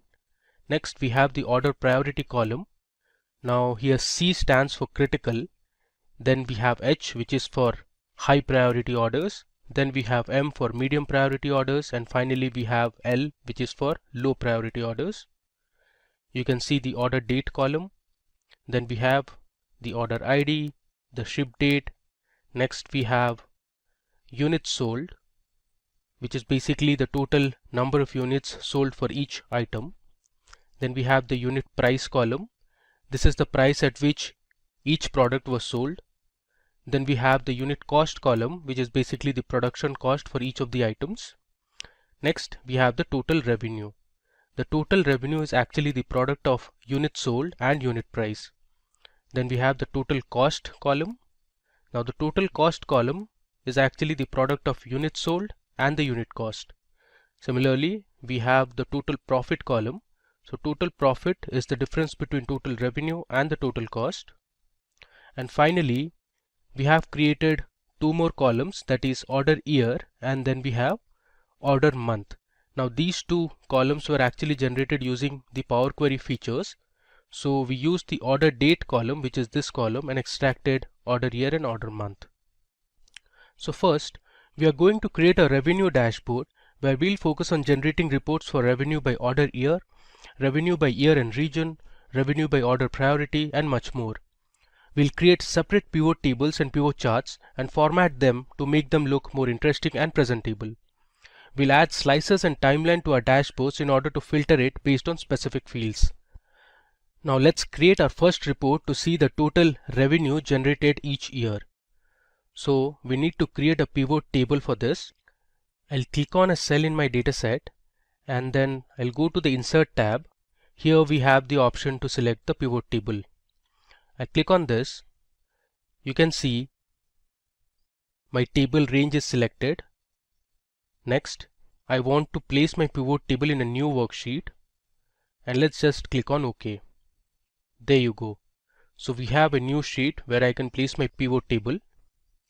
So first, I need to find the total revenue generated by each year.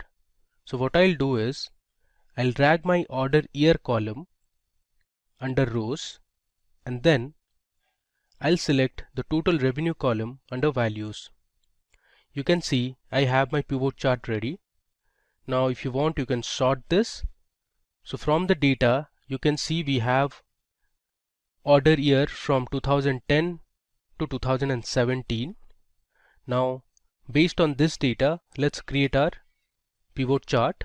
So I'll click on any cell, go to insert, and here you have the option to select recommended charts. I click on this. Now actually I want a line chart, so I'll click on line here and select OK. There you go.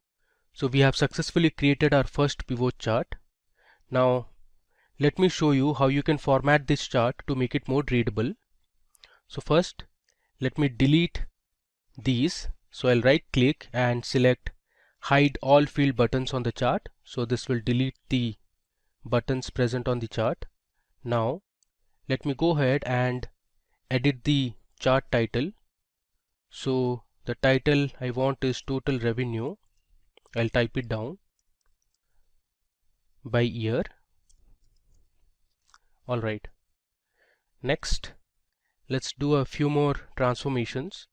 So if I click on this plus sign, which is actually for chart elements, we have some options like to add axis, axis titles, chart title, data labels, this grid lines, legend and others. Okay, so let's remove the legend now. You can see the total legend is gone. Now let me add axis titles. So we'll label our x-axis and y-axis. So here under x-axis I can write it as year. Similarly on the y-axis I'll put revenue. Okay, now you can move a bit. Alright, now let me select this chart style option and go to colors first. Here I'll select yellow color. Okay, and then let me go back to style. Let's select a new style from this list. I want this style. Okay, now you can also add data labels. So I'll just click on data labels. You can see we have the revenue for each of the years. Now this is not readable at all, so we'll format this a bit. If I click on this arrow, here I have more options. If I scroll down, you can see we have something called as number here. I'll expand this, and under category I'll select custom. Now here we'll give a format code which is a bit different. So this is actually a kind of a formula. So I'll write if my revenue value is greater than, let's say, 9,99,000. Let me make sure there are 6 nines here. So 1, 2, 3, 4, 5 and 6. Okay, we are good to go. I'll close the bracket. I'll give a hash, give 2 commas. So if the revenue is greater than 9,99,000, I'll put it in the format of millions. So within double quotes I'll write M. I'll give a semicolon followed by another hash, and if the value is less than the desired number, it should be 0 million. Let me click on add. Alright, you can see how nicely we have formatted our data, and you see here we have added the new format which is in millions. Alright, now if you want, you can go ahead and adjust the boxes. Let me move this a bit up. I'll delete this. Now if you notice this line chart, you can make a few conclusions. For example, if you see here in 2010, the total revenue generated was nearly 175 million. Now this came down to 150 million in 2011. Then the revenue constantly grew from 2011 till 2014. It reached 195 million. And after 2014, it again came down to 180 million, and the revenue dropped significantly between 2016 and 2017. In 2017, the revenue was just 96 million. Now before moving ahead to my next chart, let me just rename this sheet. So I'll write it as revenue by year. Alright. Now let's analyze the revenue generated each year in different regions. So for this, we'll create another pivot table. Let me close this. I'll click on any cell, go to insert and select pivot table. I'll just click OK so that my pivot table is placed on a new sheet. Alright. Now this time we want the revenue by each year and region. So first of all, let's drag region to columns. Then let's drag the order year column under rows, and then I'll select total revenue onto values. So here you can see we have the pivot table ready. So for 2010, you can see in Asia, this was the revenue generated. Similarly, if you see for 2013, this was the total revenue generated in Europe, and we have for other years as well. Now let's create a line chart based on this pivot table. So I'll select any cell in the pivot table. I'll go to insert and I'll click on recommended charts. From this list, I'll select my line chart and click on OK. There you go. So we have our next pivot chart ready. So on the right, you see the different regions that are present in different colors. Let me just expand it so that you can see all the regions we have. So in total, we have 7 regions, and each of the regions have been represented in different colors. So if you notice this graph, for the sub-Saharan African region, in 2012, sub-Saharan Africa made the highest amount of sales. Now from the sample data, you can also tell that the revenue for North America has been significantly low compared to other regions. Similarly, if you see for Europe, this was the revenue trend between 2010 and 2017. So if you see here in 2011, the sales were at this level, then it significantly dropped in 2012. Then in 2013, there was a huge spike, and then again came down in 2015 and so on. So you can make your own conclusions by looking at these line charts. Now let's format this chart. So first of all, let's delete the field buttons present on the chart, and we'll also delete the legend. Alright, now let me just reduce the size of the chart. Next, we'll add a chart title. So we'll give the title as revenue by year and region. Okay.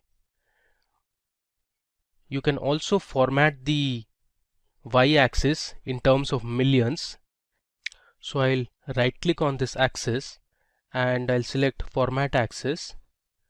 I'll scroll down, and here we have the number drop down. Let me scroll again.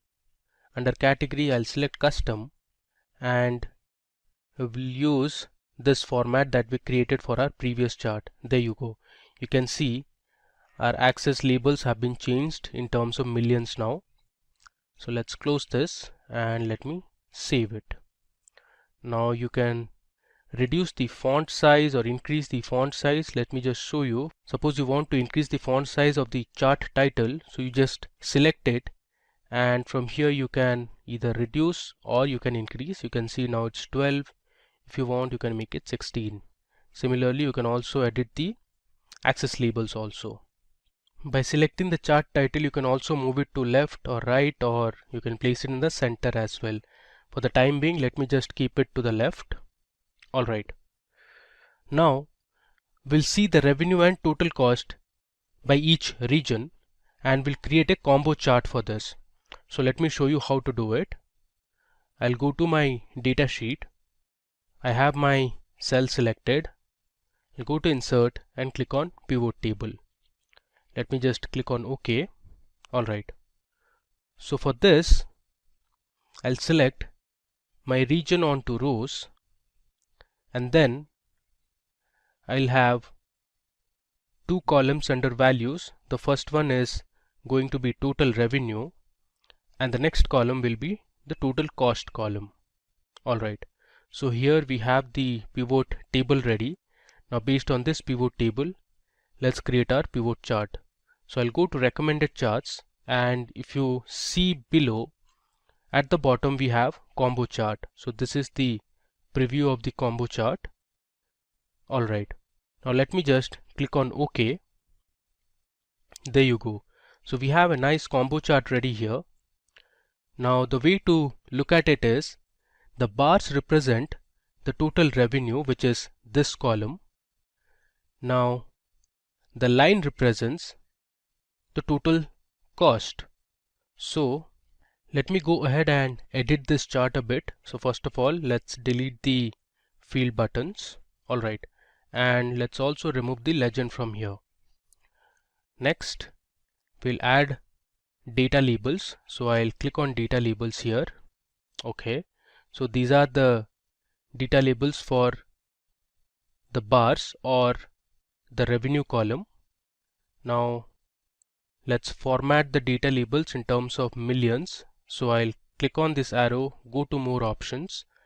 If I scroll down, I have number. From here I'll select custom, and I'll choose my type, that is in millions. Alright, so you can see we have formatted our data. Next thing, we'll add a chart title. So here I'll write as revenue by region. It's actually revenue and total cost by region. Before moving ahead, let me rename the sheets as well. I'll write revenue and total cost. Similarly, sheet 3 also I'm going to rename it as revenue by year and region. So this makes your sheet more readable. Alright, now moving ahead, next we are interested to get the revenue generated by order priority, and for this we are going to create a pie chart.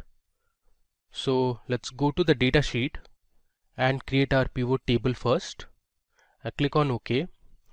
Now I'll select order priority under rows, and under values I'll select total revenue. So this is a very simple pivot table. So you have your order priority. So C is for critical, H is for high, L is for low, and M is for medium. Now based on this, let's create a pie chart. So I'll go to recommended charts, and here you have pie chart. I want to select this 3D type of pie chart, and I'll click on OK.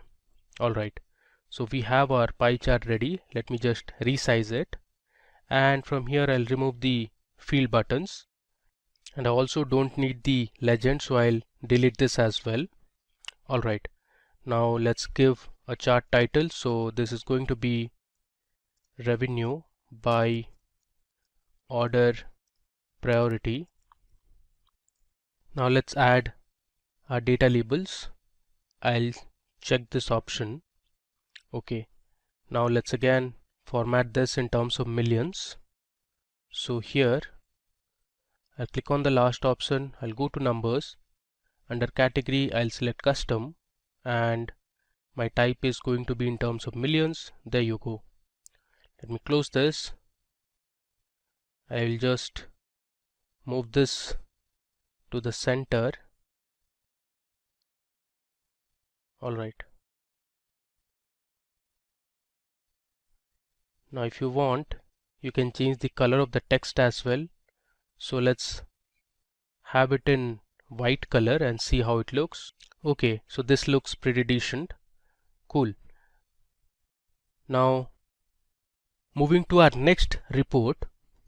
So this time we are going to find the total revenue by countries. So we have multiple countries present in our data set. We want to visualize the revenue generated in each country. So for this we are going to create a horizontal bar chart. So let me show you how to do it.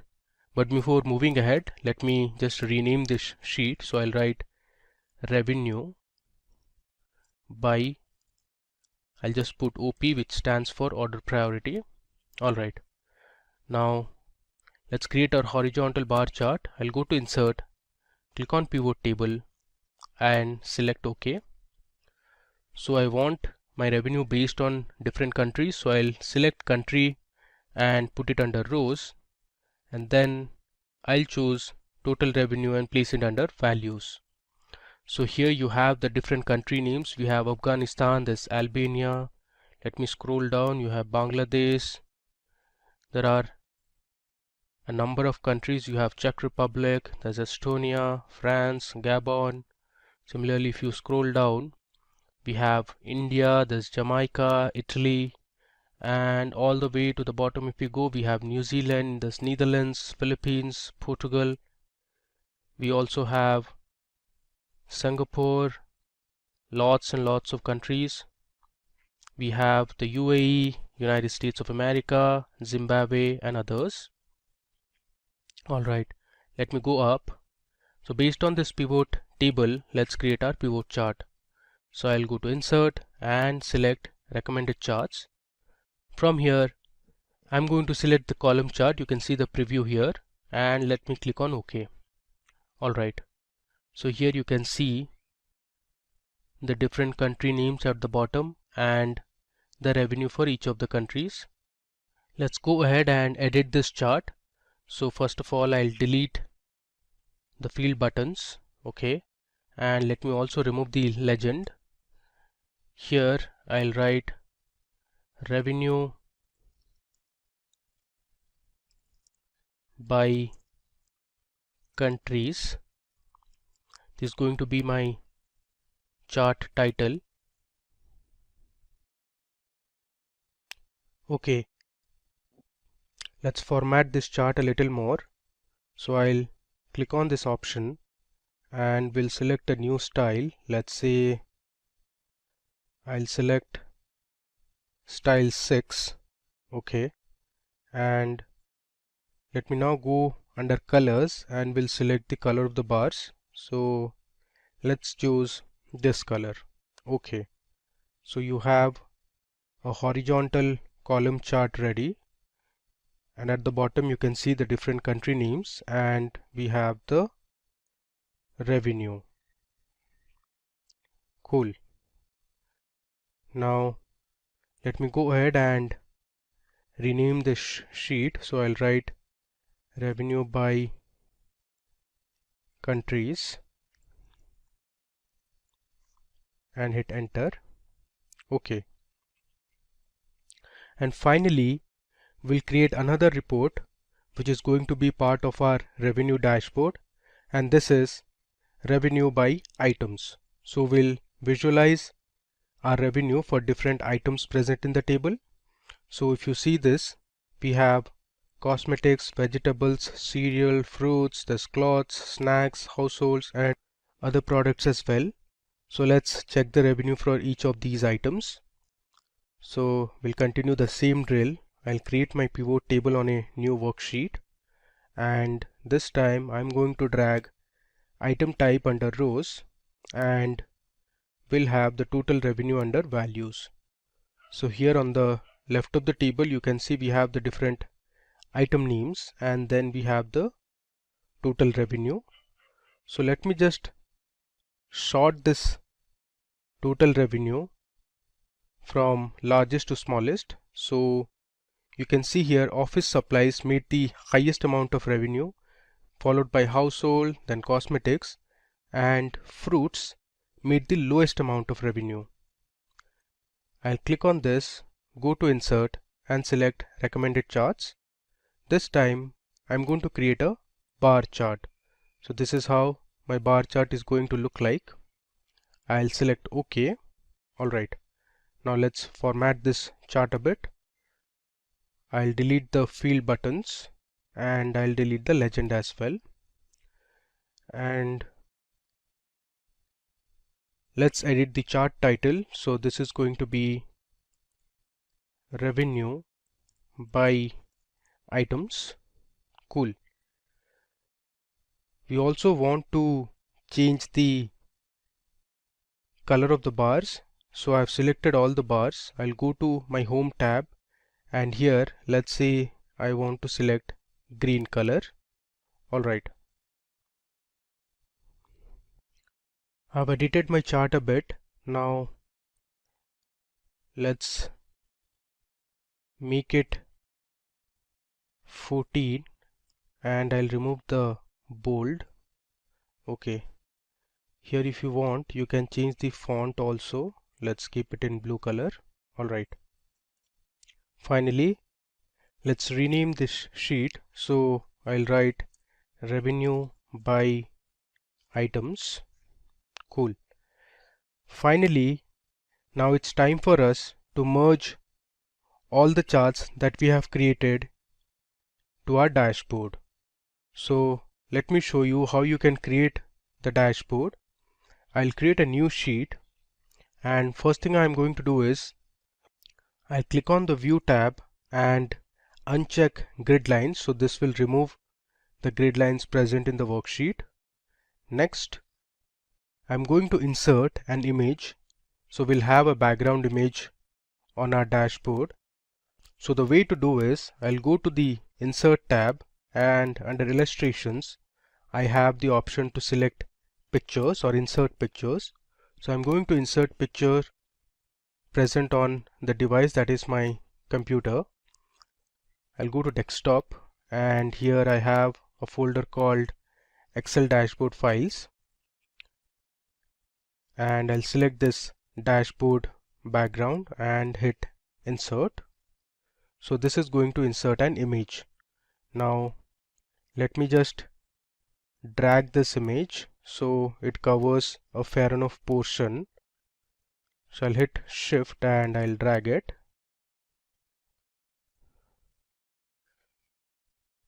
Alright. So you can see I have successfully added a background image. If you want you can still expand this background image a bit to the right. Cool. Now the next thing is going to be the title of the dashboard. So I'll click on insert and here I have the option to select a text box. So I'll click on a text box and I'm going to place a text box in the middle and I'm going to name this text box as Excel Revenue Dashboard.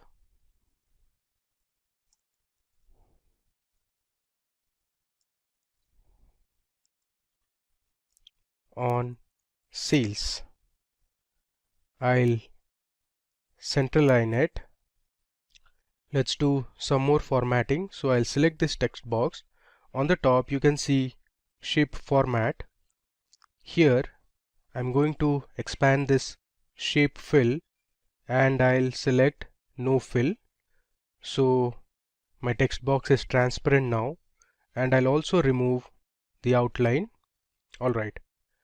Now let me just double click on the title of my dashboard and I'm going to select a font. You can select whichever font you want. Let me stick to Britannica bold, and I'll increase the size to, let's say, 30. Alright, I'll just drag the text box. I'll make the text as white instead of black. Alright, so we have our title of the dashboard ready. Now, if you want, you can also insert some icons to this dashboard. So I'll go to Insert and I'll click on Illustrations again and select Pictures. I'm going to add these two pictures, which is of a store and a cart, to make it look visually appealing. So I'll place the icons here, and similarly let me just copy it and I'll place the cart and the store to the right as well. Alright, next, the idea is to bring in all the charts that we have created and place it on the dashboard. So let me copy each of the charts and place it on the dashboard. So I'll hit Ctrl V to paste it, and we'll resize this as well. Alright. Similarly, let me bring in all the other charts as well. Alright, so now you can see I have added all my charts and graphs to this dashboard. So you can see here we have our line charts, our column charts, the combo charts, the pie chart, and others. Now let me go ahead and format these charts a little more. So you can see this looks a bit cluttered. So let's adjust the labels. Let me bring this down. Similarly, I'll bring 190 million a little below. Alright, this looks fine now. One more thing we are going to do is we'll remove the white background from each of the charts and make it transparent. So let me show you how to do it. So I'll select this chart, then I'll right click and go to Format Chart area. Here on the right you see we have an option called No Fill. So if I select No Fill, you can see the white background is gone now. Similarly, let me also remove the grid lines. So I'll select the grid lines and hit delete. So I've also removed the grid lines from here. Now let's also remove the white outline that we have. So I'll select this chart, go to Format, and here I'll go to Shape Outline and I'll select No Outline. You see this? So we have our total revenue by year, which is a line chart, and this is completely transparent now. Now what I'm going to do is I'll place this chart over a box. So I'll go to Insert, and in Insert we have the option to create a shape. So I'll click on Illustrations, and here I'll choose a shape, and let me select a rectangle. So I'll just create a rectangle here. Alright, and now what I'll do is I'll select this and bring this to front. I'll right click and choose Bring to Front, and I'll place this shape below it. Alright, now the next thing is to edit the shape. So first I'll change the color of this box. So let me select this blue color, and let me increase the transparency. So I'll right click and go to Format Shape. Here I'll increase the transparency. Let's keep it to 25%, or let's say 20%. Alright, next thing, we'll just convert all the font to white color, including the axis labels, the chart title. We'll also convert all the axis labels to white color so it looks better. Now we'll just adjust our chart over here. Next thing, let's just remove the outline. So I'll go to shape outline and I'll select no outline. You see, we have now formatted our chart. Let's just pull this a little up. Alright, now we'll add this blue background to all the other charts. So we'll first add the background, make it transparent, and then we'll convert the font text to white color to make it more readable and visible. So for the time being, I'll just pause the video and come back again. Alright, so now you can see on your screens we have nicely formatted our dashboard. So I've added a few logos for each of the charts. You can see the logos here. So for revenue by countries, we have a globe. Then if you see here, this is kind of a map or a location. Similarly, we have all formatted the color of the bars. Then we have also formatted the labels in terms of millions. If you look on the y-axis, even the revenue for year and region are all formatted in terms of millions. If you want this, you can also format the total year by revenue in terms of millions. So the way to do is, you can select this graph, right click and go to format axis. Here, if I scroll down, you have numbers, and under category I'll select custom. Then I'll select my type as this format, which is in millions, and you see here we have successfully formatted our y-axis labels. Alright, so the next thing is to add slicers and timelines to our dashboard. Now slicers are used to format your data based on a particular column. Suppose if you want to see revenue by certain items, you can add item as a slicer and you can view the entire dashboard. Similarly, for timelines you can add date columns. So if you want to see what was the amount of sales or revenue generated on a particular year or a particular month, you can do that using a timeline. So I'll select one of the charts, and then either you can go to the insert tab, and here you can see under filters we have slices and timeline, or if you go to the pivot chart analyze tab, here also you have insert slicer and timeline option. So I'll select insert slicer here first. Now it's giving me the list of fields present in the dataset. So I'll select country, region, and let's say we want to know by item type and sales channel. So these are going to be my 4 slicers. I'll click on OK. You can see it here. We have our 4 slicers here, and these are the list of values. Under region we have Asia, this Europe, North America and others. Similarly, we have the different country names for country slicers, and then for item type also we have all the items that were present in our dataset.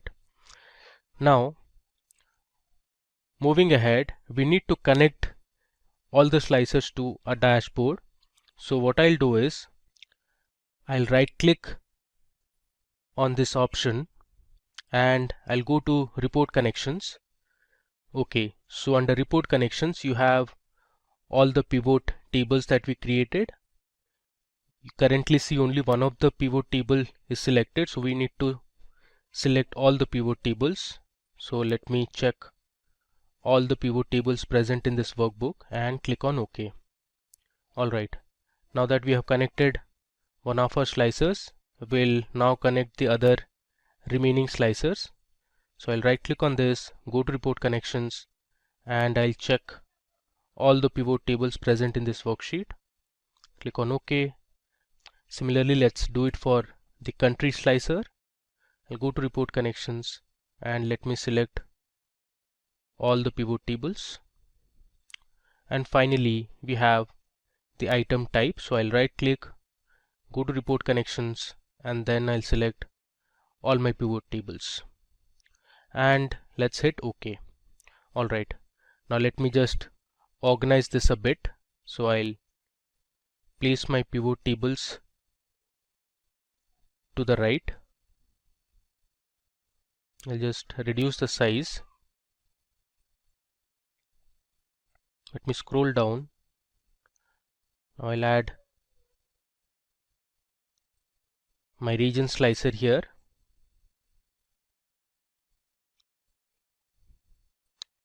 Similarly, I'll add my final slicer, that is sales channel. Now in our next dashboard, which is going to be the profit dashboard, I'll show you how to add a timeline. Alright, now I have arranged all my slicers.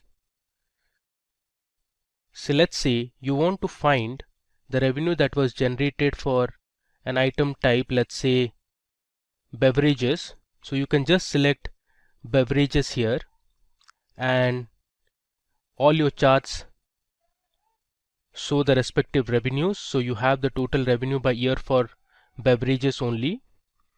Similarly, here you can see the revenue by year and region only for beverages item type.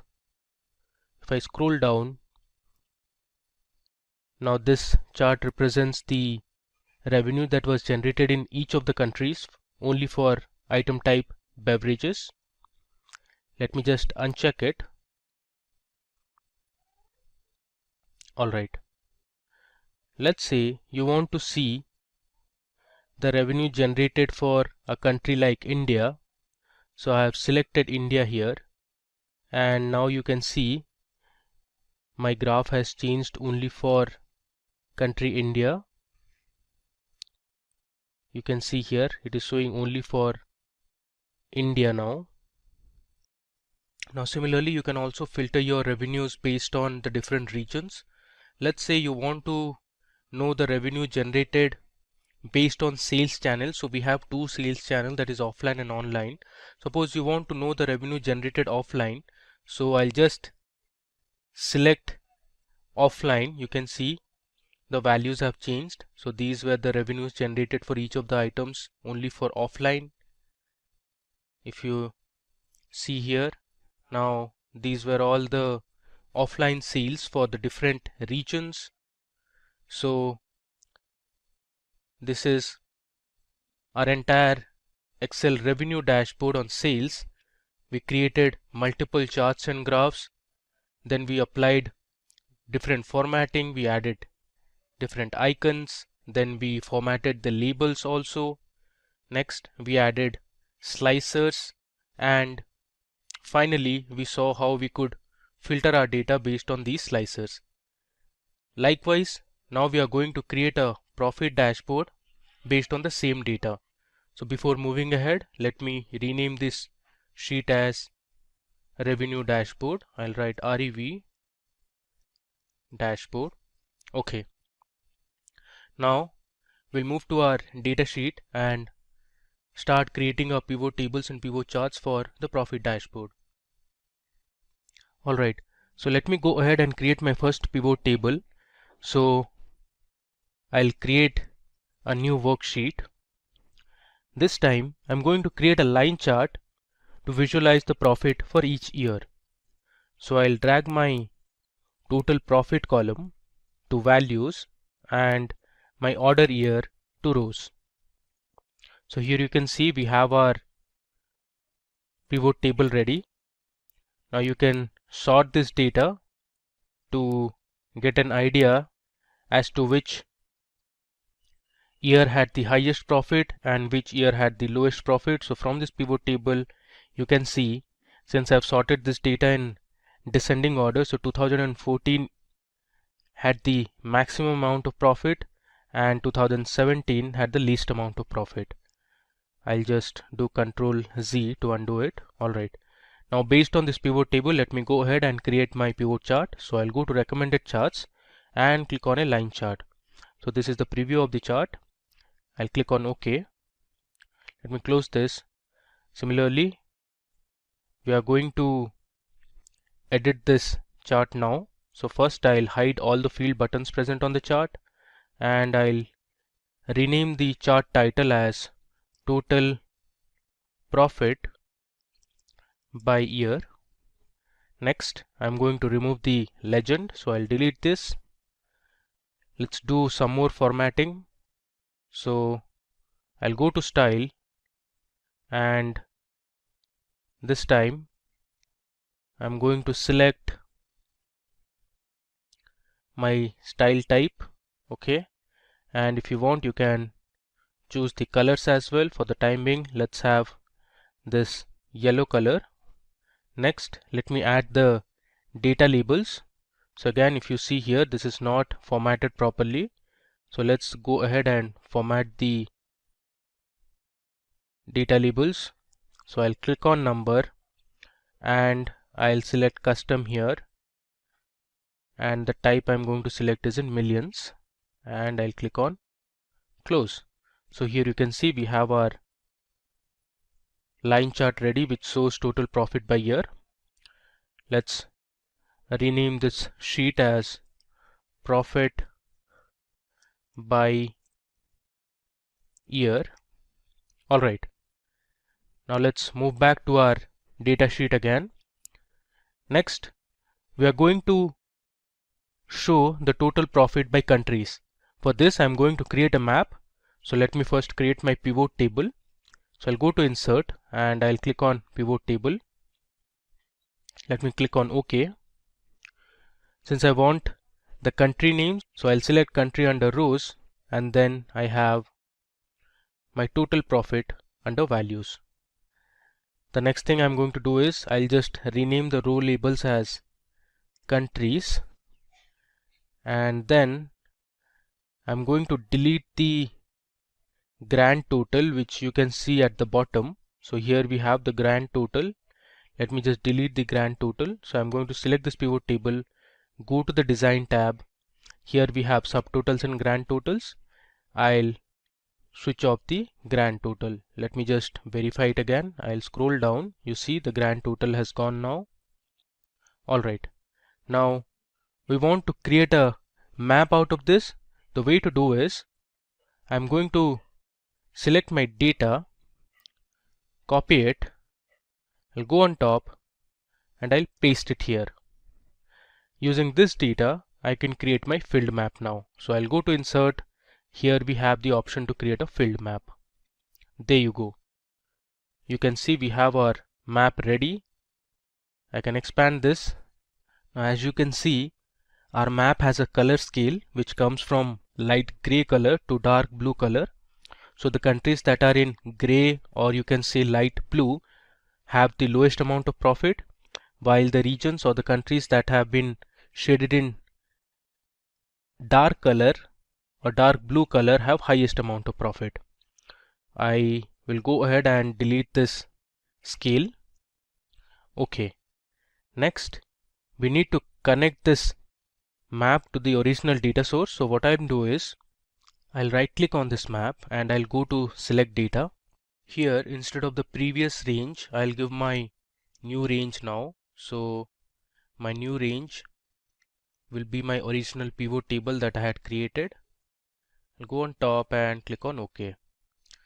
So we have our map ready now.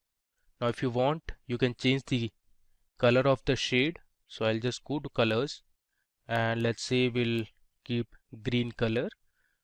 So the countries that are shaded in dark green have the highest amount of profit, while those which are highlighted in light green color are the countries that made least amount of profit. Okay, now moving on. Next, we want to create a pivot table that will show us the profit by year and sales channel. So for this, we are going to create another line chart. So I'll go to insert and click on pivot table. So I'll select new worksheet. Here, since I want to know the profit by year, first of all, I'll drag my order year column to rows, and then I'll choose my total profit column under values. Next, I'm going to select my sales channel under columns. There you go. So we have our pivot table here. Based on this pivot table, let me create my pivot chart. So I'll go to recommended charts and I'm going to create a line chart. I close this. You see here, based on this chart, you can tell the profit generated with online sales were actually lower than that of offline. So here the blue line represents offline profit and the orange line represents online profit. If you mark clearly, in year 2012 the online profit was actually higher than the offline profit. So let me go ahead and edit this chart a bit. So we'll delete the field buttons. I'll also delete the legend for now. Let me go ahead and add a chart title. So I'll write profit by year and sales channel. Okay, so this is my second report. Before moving ahead, let me just rename this sheet. So I'll write profit by countries. Similarly, let me rename this sheet as profit by year and let's say SC for sales channel.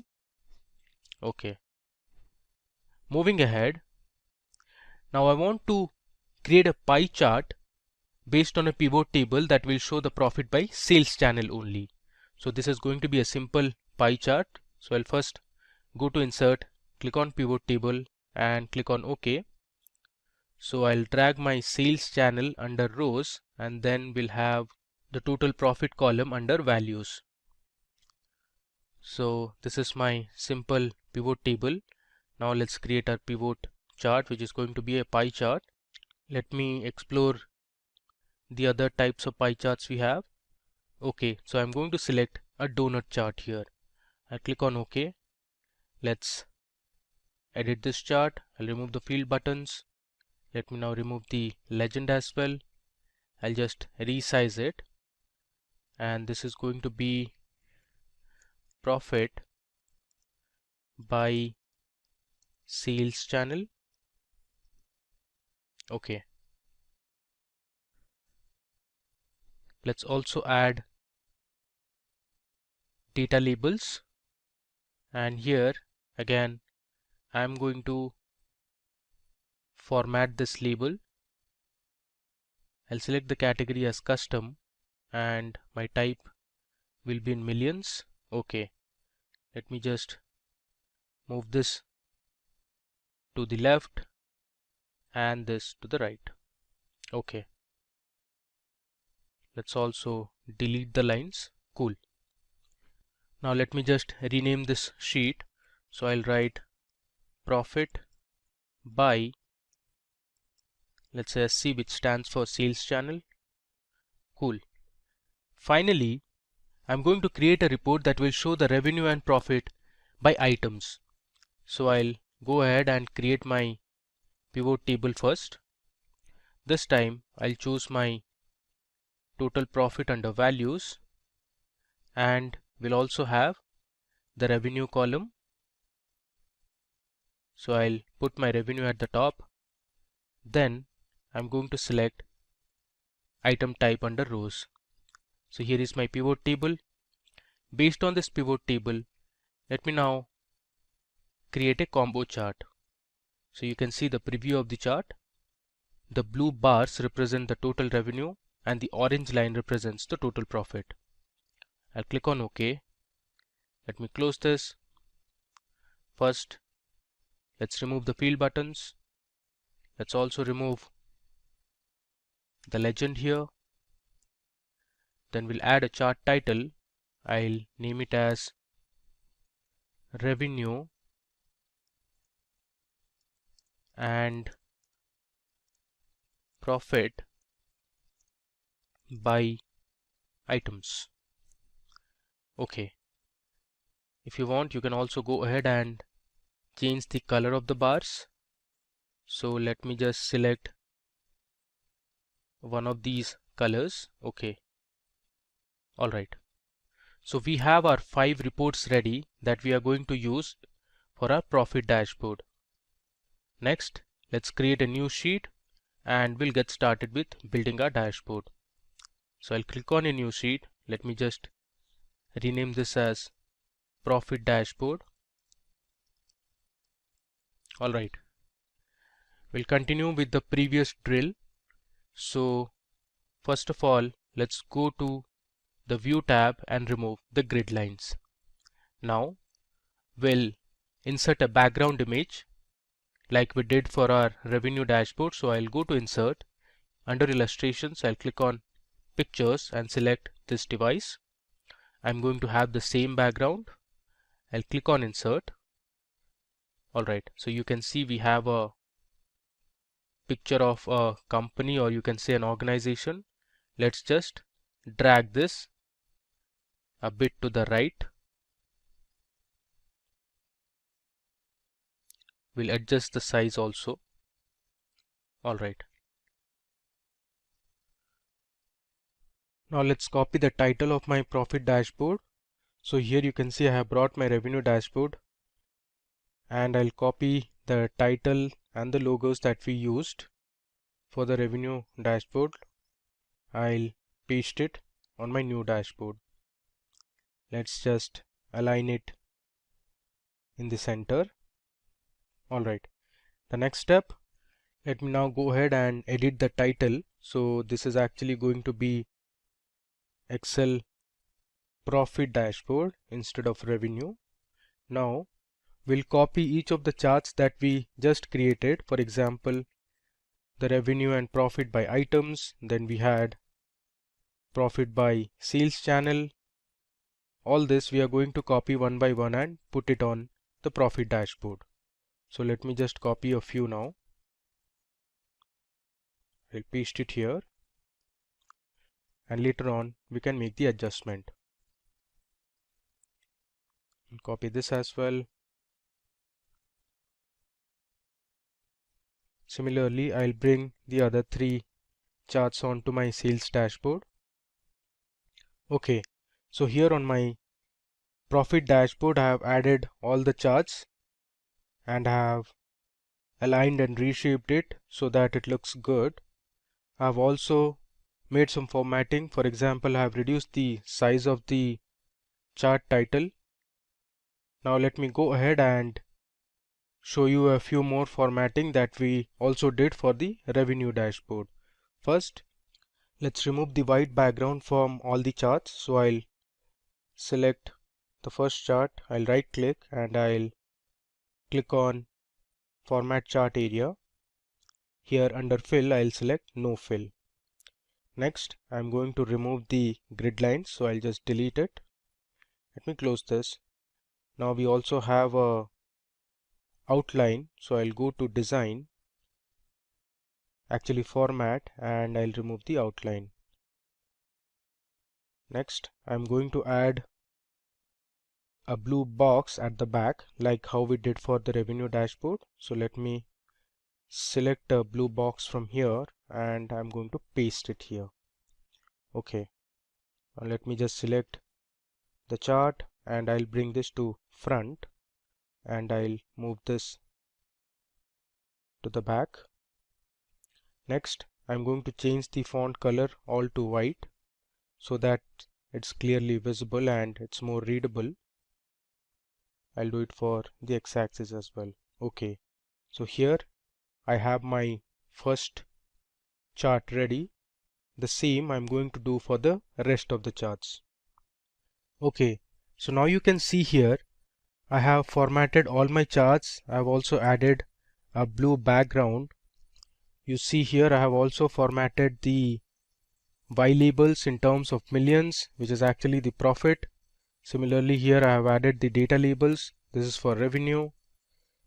Some of the charts also have the data legends. So here you can see the blue color represents offline and the red represents online. Similarly, here you have the legends. I have also formatted the map as well. Okay, now the next thing is to make this dashboard more interactive. So we'll add our slicers as well as timeline.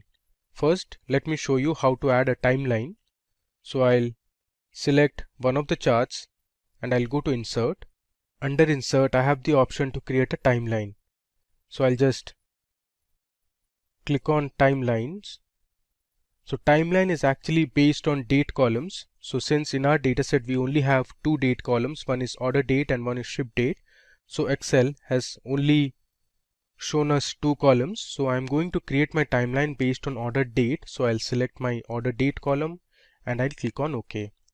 You can see here, this is called a timeline. I can expand this. Now this timeline is based on months now. If I scroll this timeline, you can see here I have my order year 2010 and I have all the 12 months. Similarly, we have for 2011, then we have for 2012, all the way till 2017.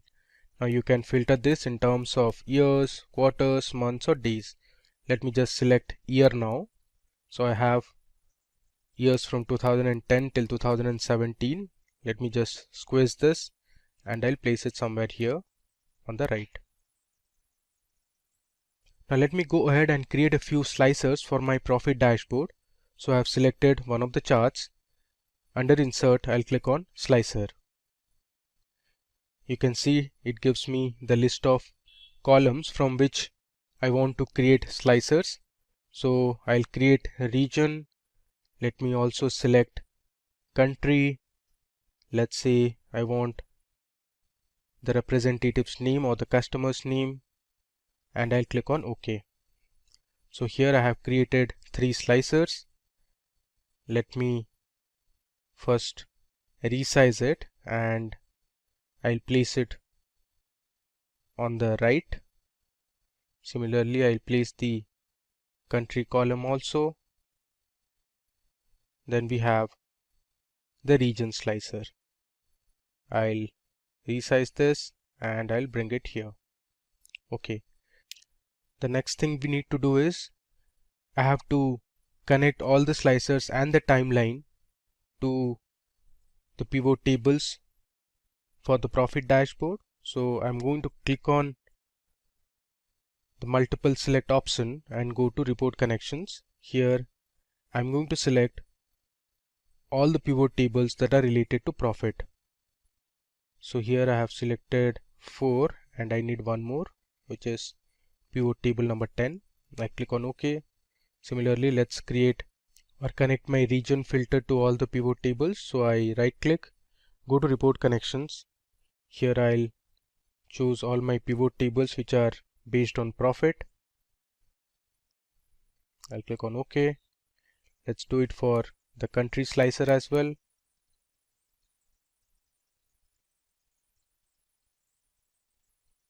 I click on OK, and similarly I'll connect my timeline as well. I'll go to report connections and I'll select all the pivot tables related to profit. Then I'll click on OK. Let me now go ahead and create another slicer based on sales channel. So I'm selecting one of the pivot charts. I'll go to insert, click on slicer, and I'll select sales channel and hit OK. So I have my sales channel slicer. Now let me connect it to all the respective pivot tables that are based on profit. Click on OK. Now let me just bring it here. Alright. The next thing I want to show is how are we going to use the timeline first. So you see we have all the years here from 2010 till 2017. Now suppose you want to know the profit that was generated in the year 2012. So I'll just click on this range and now you can see our charts only show information for 2012. So this dot represents there was 51 million profit in the year 2012. Similarly, you can see here the profit by sales channel for 2012. From the map you can see the different countries and the profit each of these countries made in 2012. If I scroll down, you can see the revenue and profit by items. Now if I select another year, let's say 2013, I can just drag this to the right and now you can see our profit by year and sales channel for offline and online. You can see the map or the line chart for total profit by year. So in 2012 it was 51 million, and then it went up to 54 million in 2013. Similarly, our map has also changed. Now this is a sort of an information that we have. You can click on this and check the information that Excel has prompted. Alright, so this is how you can use a timeline. Now as I said, we checked by years. You can also see it for months and quarters as well.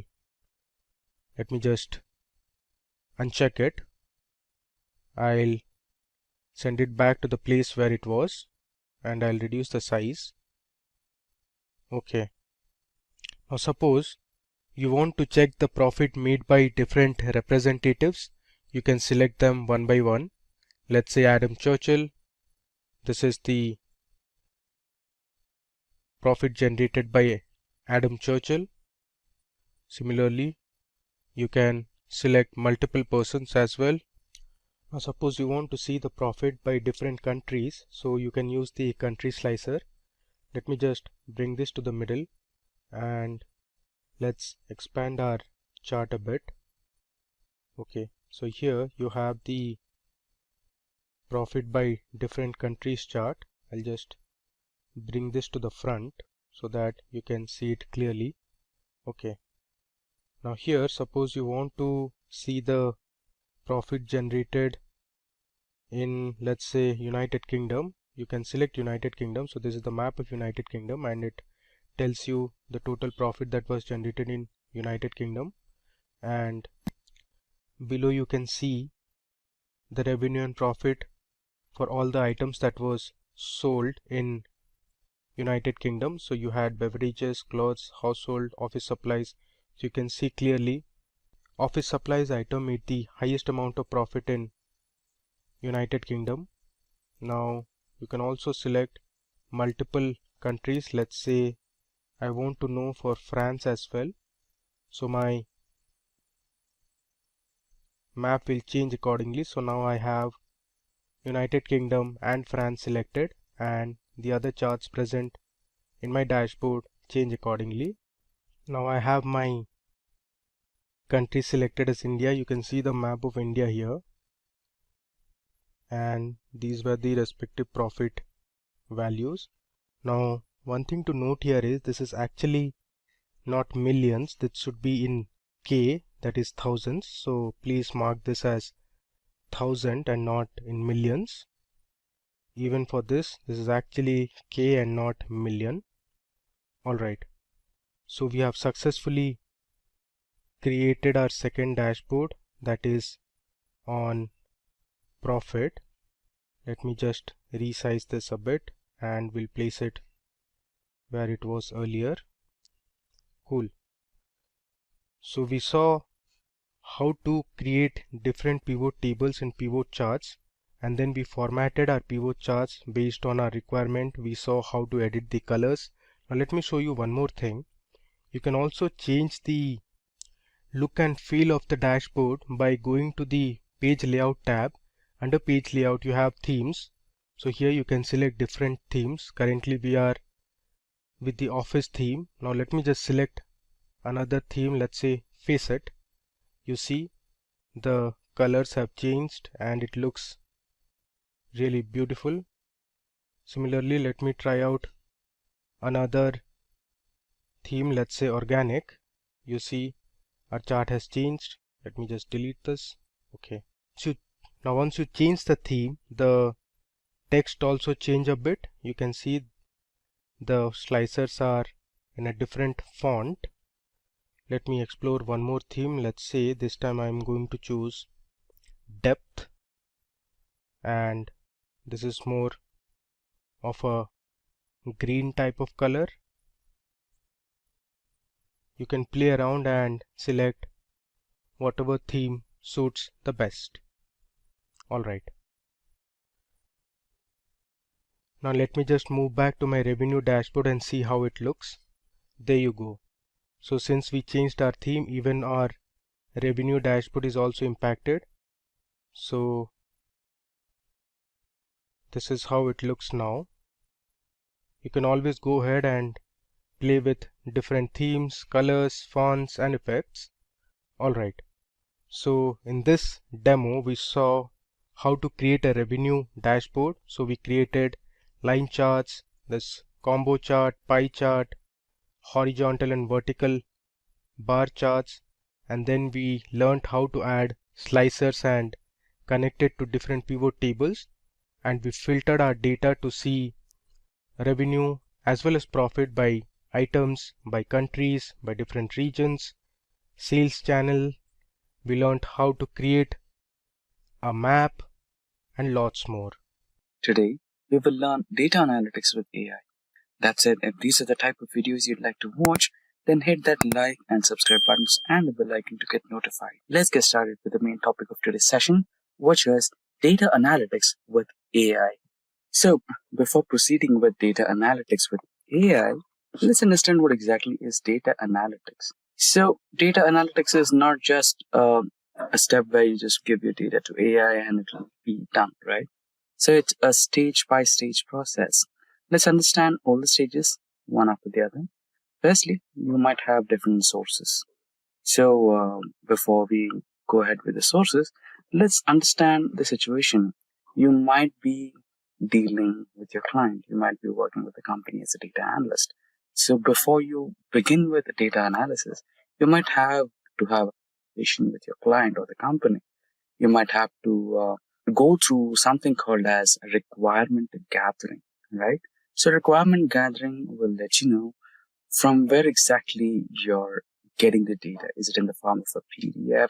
Is it in the form of an Excel spreadsheet? Or is it going to be cloud or anything like that, right?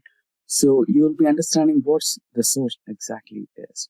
And followed by that, you will understand what is the request of your client, what he's looking for, what he wants you to give him, right?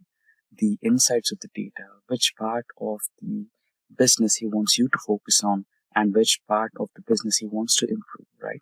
And followed by that, you will come up with a time span. Within that time span, you need to use that data, build some insights, and give it to the client or your business owner so that he comes up with a business decision, right?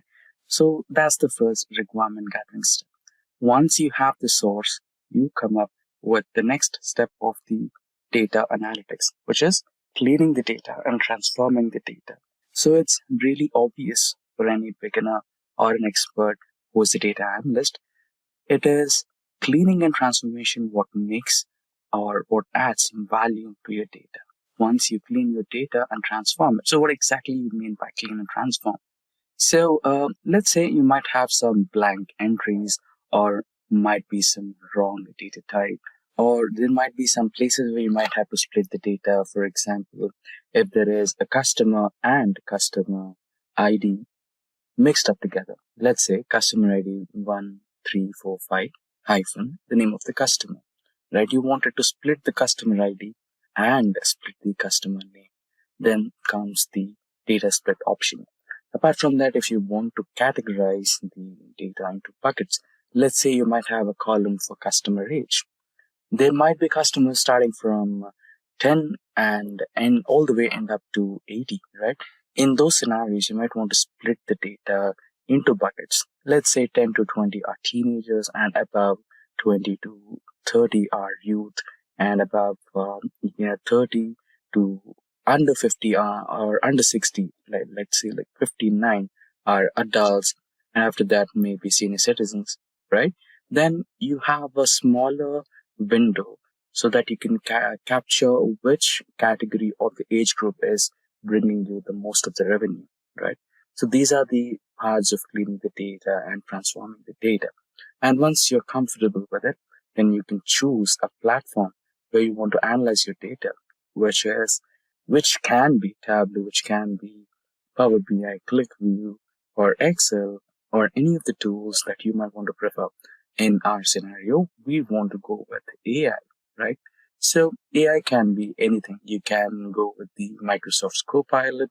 You can go with the OpenAI's ChatGPT. You can go with Google's Gemini, or any of the AIs which can perform data analytics. There are some AI tools out there which are dedicated for AI data analytics, right? And once you're done with it, and the final stage is analyzing the outcomes and reporting that to your business owner or client. So I hope I made myself clear with these stages of data analytics and reporting. Now let's look at an example to explain this a little better. So I have the dataset in Excel for now. This is our source, the first part of data analytics. Let's expand the columns. So there you go. I said something about data type. So here you can see we have some different data type which we don't want, which is in general. So we will change this data type to short date to make a little more meaning out of it. And after that, here we have customer ID, right? So what we will do is use data split here. Go to text to columns, delimited. Next. So we have other. So here's the preview. So you will be receiving it in this form. And if you want to format the data as you like, you can go ahead. So I'll leave it as general for now and finalize the data type after the split is finished. So what you can do is add a column, new column here, so that you can get an empty column here to split the data. Go to text to columns once again. Select delimited. Select next. And we have the input other. Next and finish. There you go. You have customer ID and you have customer name, the respective customer name here itself. So proceeding ahead, we have quantity, the quantity of product ordered, and we have traffics, leads, orders, and revenue, right? Cost to company and delivery status.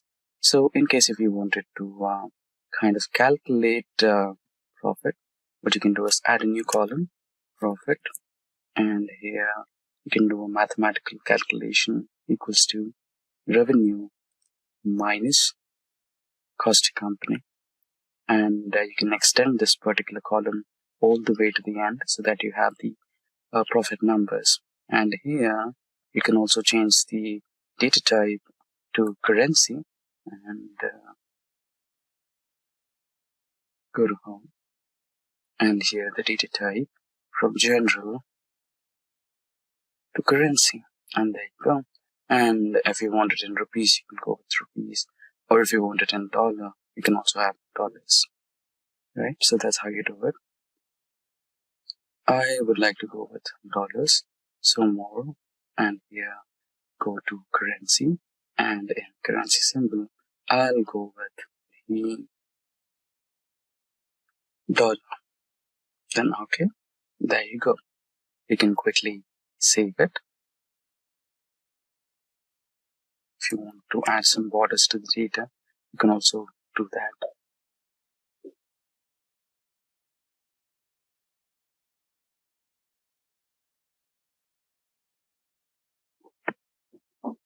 There you go. So far, so good.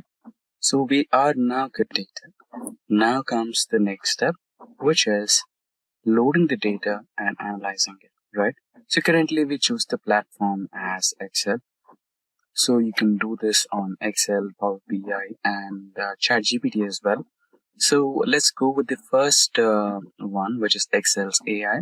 So here you can see analyze data, or also people call it the co-pilot of Excel, right? Now you can just click all the data and click on analyze.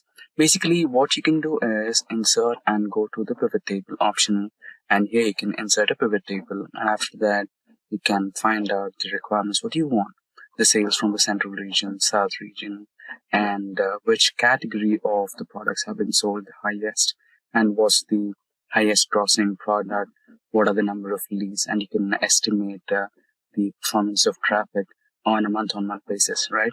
You can do that all, but if you want to reduce the time, basically I would like to tell you, go to that particular part first. Understand manual process, and after that, go to the analyze data option, which is the automated or AI generated report, right? It will now read your data and it will give you some insights from the data given. Right here you can see the cost to company by order status, and here you can see you can set a pivot table for that, and here you can see you can insert some graphs and charts here, bar graph, and here you have another one. Now you can see that it has all 24 results, all the insights. Now if I can ask, give me a pie chart of sales and category. Here you go.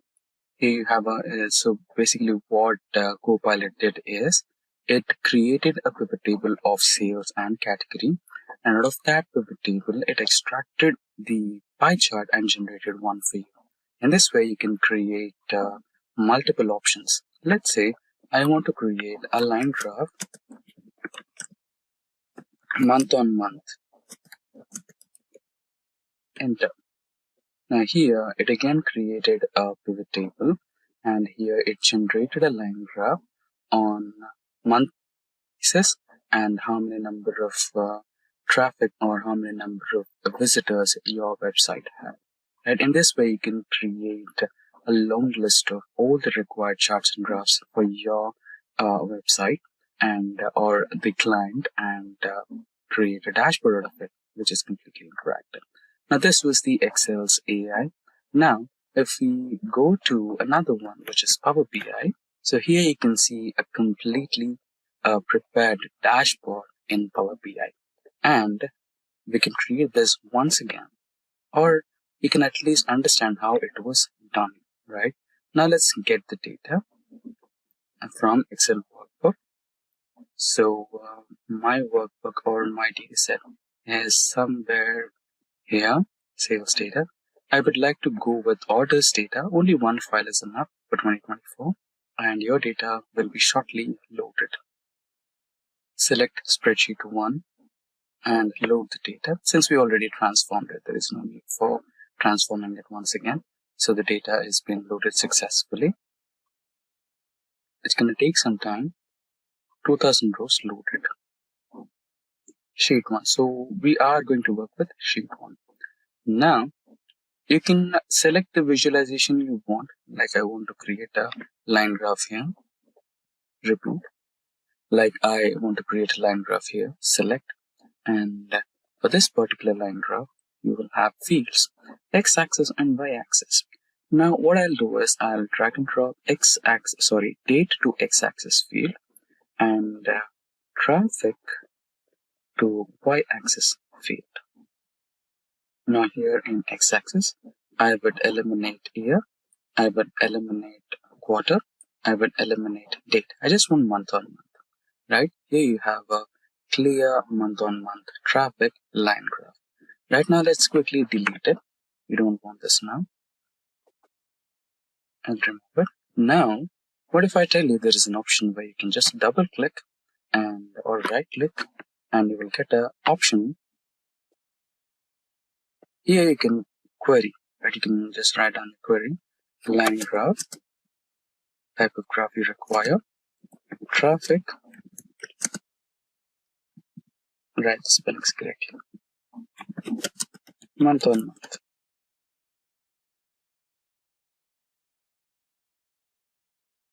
And enter, you will get the graph you are looking for. There you go. Right?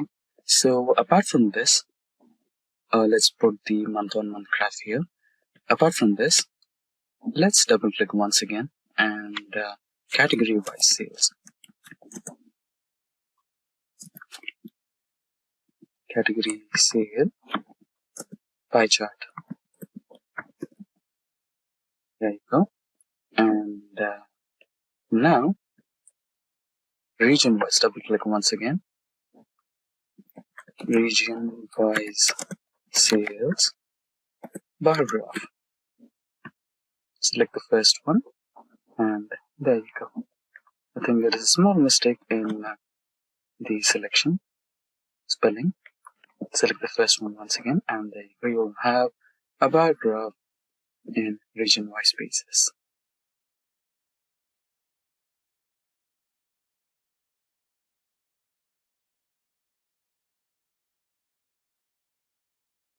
Or we can also go with similarly, we can also go with the map chart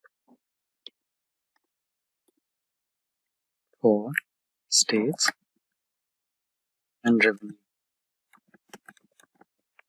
Select the first option, and you will have all the American states and their revenue details here, right? So in such way, you can use the artificial intelligence of Power BI and create a completely interactive graph just like this one.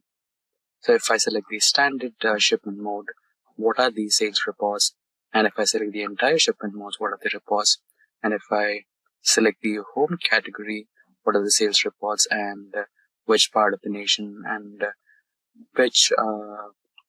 and what are the sales and order per month, traffic and everything, details here, right, in one go. It is completely interactive. Now, let's move on to the next part of our session for today. So we will be using ChatGPT for our data analytics. So here you go. Now, let's load the data. Before that, let's write a prompt.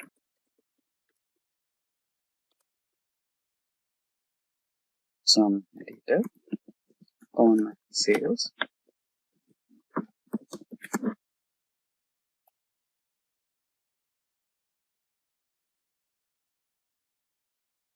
or sales report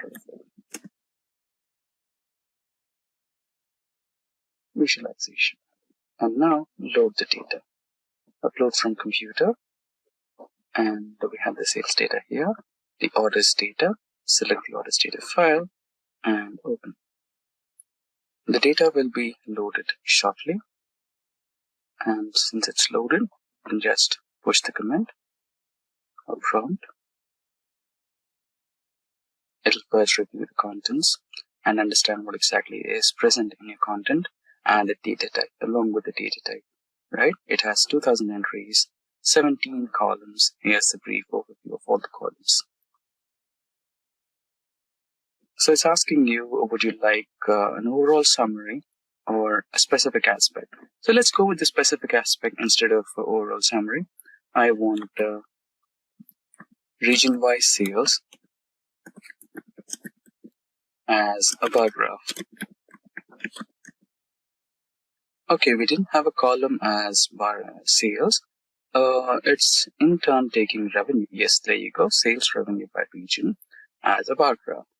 Now, pie chart for category revenue. Okay, so there is some limit for analysis. Okay, that's not a problem. We can change the account and try to do it once again, or I should have chosen the overall summary, right? But if you go to the ChatGPT Plus edition, you can get that. Let's try the Plus edition once. So we are on the Plus edition now. So it generated some visualizations, which is completely downloadable here. You can go with that as well. So the prompt is still running. Let's wait for a couple of more minutes and see what exactly ChatGPT is up to. So here we have a profit by category, which was our second request, which did not get successfully authorized because we didn't have a plus one. So now we can see revenue versus cost to company in top 10 products. So which are the top 10 products which are giving the maximum revenue? And here is a detailed report. And if you would like to continue with a few more reports like we did before in Power BI and Excel, like traffic versus month on month is a line graph. Let's try that. There you go. So we have a line graph of traffic on a month-on-month basis. So that's how you can conduct some data analytics using different AIs on different platforms. So there are many number of platforms: Tableau, Power BI, ClickView, Excel, SQL, ChatGPT, Gemini, and a few more dedicated artificial intelligence tools which are for AI data analytics. And that brings us to the next part of data analytics with AI. So how does data analytics and AI work? So first, basically, once you load the data, AI will start preparing and processing your data, right? So the transformations, what you do, are also can be possible in AI as well. If you request AI to do the transformations, it can do itself. But I would recommend you perform the transformations because you know what the exact requirements are. Once your data is completely transformed, you can load it and get the reports. The next part of it is pattern recognition.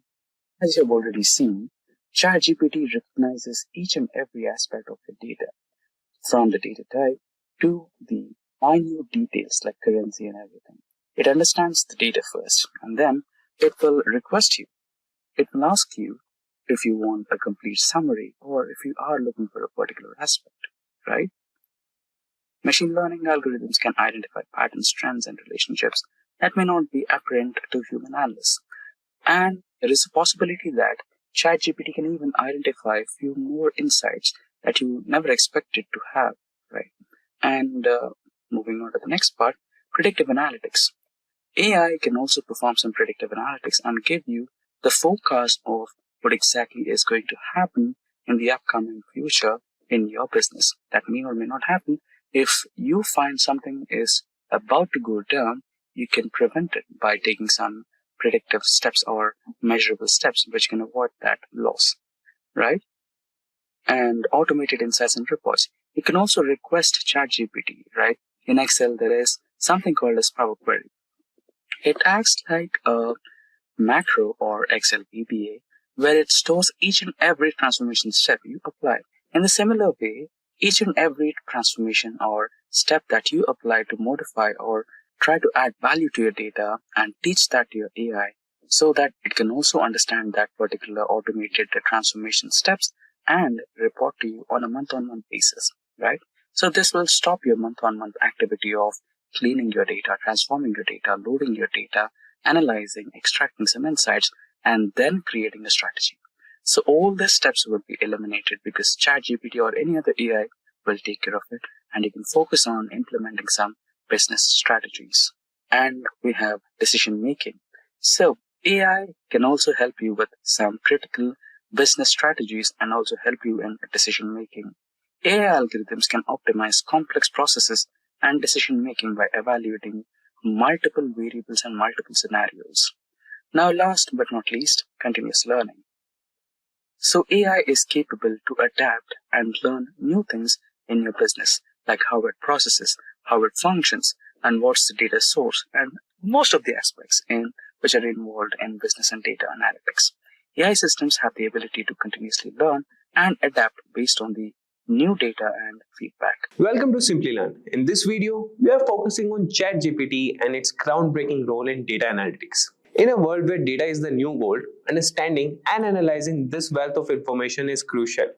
But as the volume of data grows exponentially, traditional analysis methods are being pushed to their limits. Enter ChatGPT, a revolutionary AI developed by OpenAI that's transforming how we approach data analytics. But what makes ChatGPT stand out in the crowded field of data analytics tools? How can it not only streamline complex processes, but also uncover insights that were previously hidden in plain sight? Stay tuned as we unravel the capabilities of ChatGPT, share real-world applications, and show you how it's being used by analysts and businesses alike to make smarter, data-driven decisions. And whether you are a data scientist, a business professional, or just a tech enthusiast, curious about the future of AI in data analytics, this video is for you. So let's dive in and discover how ChatGPT is not just revolutionizing data analytics, but also how we understand and interact with the vast universe of data. And don't forget to hit that like button, subscribe, and ring the bell to stay updated on all our future explorations into the fascinating world of technology. Now let's get started and unlock the potential of ChatGPT for data analytics together. So guys, an Excel data analyst always looks for ways to improve their efficiency and gain deeper insights from the data. That's where ChatGPT comes in handy. So ChatGPT is an AI-powered language model that can assist you in various tasks, including Excel-based data analysis. And for that data analysis, let's dive into some demos to see how it works. So guys, as you can see, this is the ChatGPT 4, and you could see this has the support of DALL-E browsing and analysis and usage limits may apply. Like we have the version that has some usage limits. And for the data, I have downloaded the data from the Kaggle. I will provide you the link in the description. If you want to download the same data, you can. And I have that in my downloads. So this is the data that we'll be using. So the first thing we'll be doing is data cleaning and preparation. So firstly, let's explore data cleaning and preparation. Before diving into analysis, it's essential to ensure our data is clean and ready for processing. So for that, we will write a prompt in ChatGPT and ask him to clean the data. ChatGPT has the feature to insert the files, provide the Excel file to the ChatGPT, and we'll ask him that can you help me identify and remove duplicates in this Excel spreadsheet. So let's ask him, can you help me identify and remove duplicates?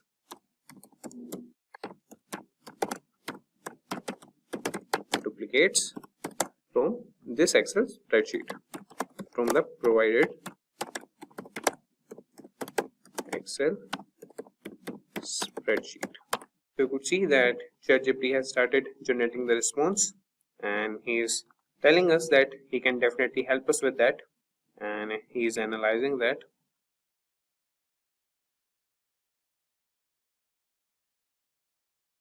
So you could see that ChatGPT has provided us the response. So let's first go to our spreadsheet. So this is the spreadsheet: order number, quantity ordered, price of each quantity, and order lines. So you could see that first ChatGPT has encountered an error, and that is with the character encoding mismatch. And then he has loaded the spreadsheet successfully with the second attempt, and you could see that he has provided like the smaller or the briefer version of the spreadsheet.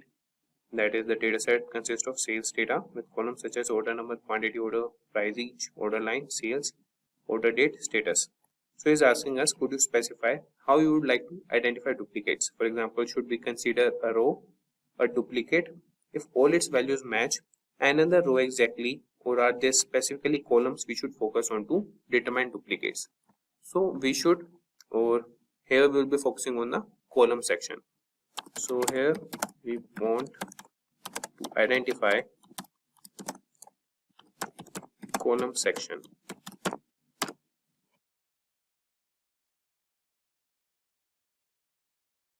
So is asking which columns they should identify duplicates. So we want the duplicates in order number.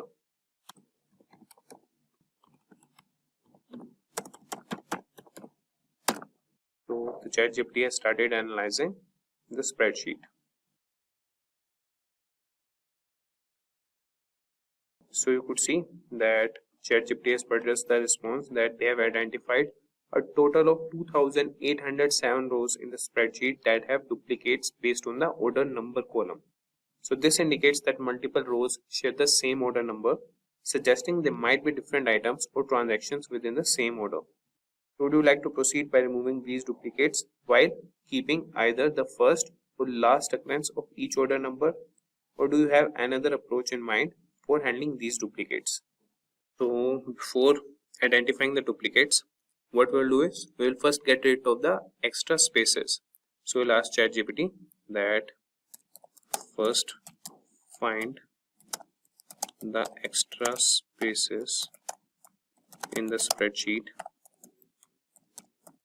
and help us remove them.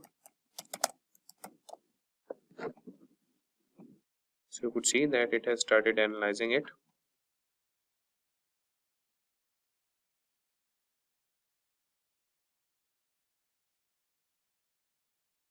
So he is asking us that would you like to proceed with any further cleaning or data manipulation? Yes, we want to proceed further with data cleaning only. And now we will treat all the blank cells if there are any. Now treat all the blank cells if there are any. So the spreadsheet contains blank cells in the following columns with their respective counts of blank entries. That is, address line 2 has 2521 blank cells, then the state.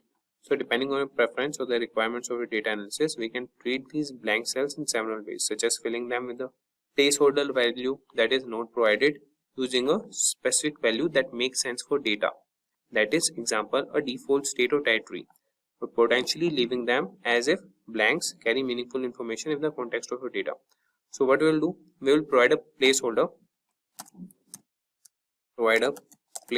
instead that is not provided or not applicable. Okay.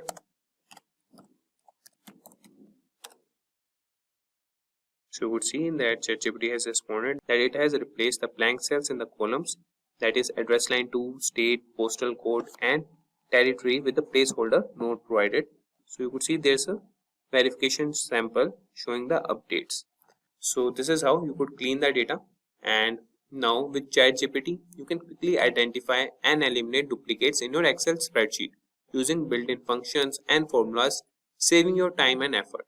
So that would be done by the ChatGPT, and you can download the Excel file from the ChatGPT only. After that, you can just ask him that provide me the output or the resulted spreadsheet. So if we talk about now data analysis and visualization, let's delve into that. So Excel offers powerful tools for analyzing and visualizing data, and ChatGPT can help you make the most of them. So for this also we'll write a prompt to the ChatGPT, and we'll write, for example, please create a pivot table and a corresponding chart to analyze sales performance by region. So let's see, like this prompt, what output does ChatGPT show to us. So let's ask him, please create a pivot table and a corresponding chart to analyze sales performance by region.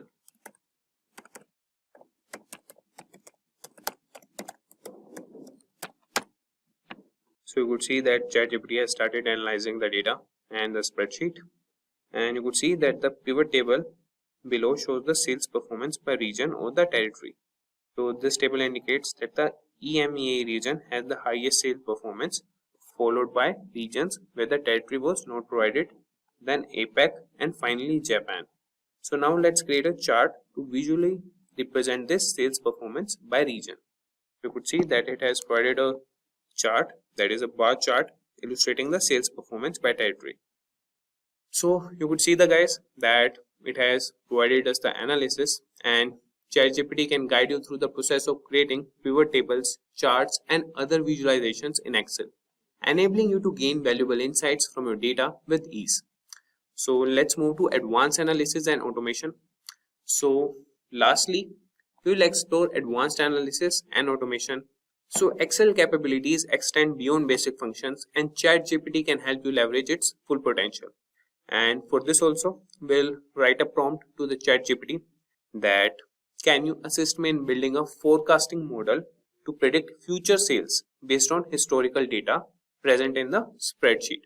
So let's see what ChatGPT respond to us. So let's ask him, can you assist me in building a forecasting model to predict future sales based on historical data. So let's see what ChatGPT respond to us. So you could see that building a forecasting model to predict future sales based on historical data involves several steps. So for this, you have to prepare the data, select a model, train the model, evaluate the model, and make predictions. So let's start by preparing the data. We'll aggregate sales by order date to create a time series of total daily sales. Then we'll choose a model based on data's characteristics. So we will grant the permission to ChatGPT to proceed with the steps. So we have started analyzing the data.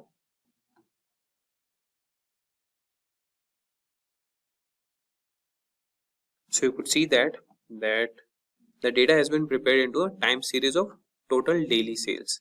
And before choosing a forecasting model, it's helpful to visualize the sales time series to understand its characteristics such as trend and seasonality. So ChatGPT has plotted a daily sales data, and then he has given the visual trends and the possible seasonal patterns. And the next steps would include testing for stationarity, model selection and parameter tuning, model training, and then forecasting. So you could follow all these steps with the help of ChatGPT and could create a forecasting model. If you want, you can move to the next step. So you could provide a prompt to the ChatGPT that move to or proceed with next step.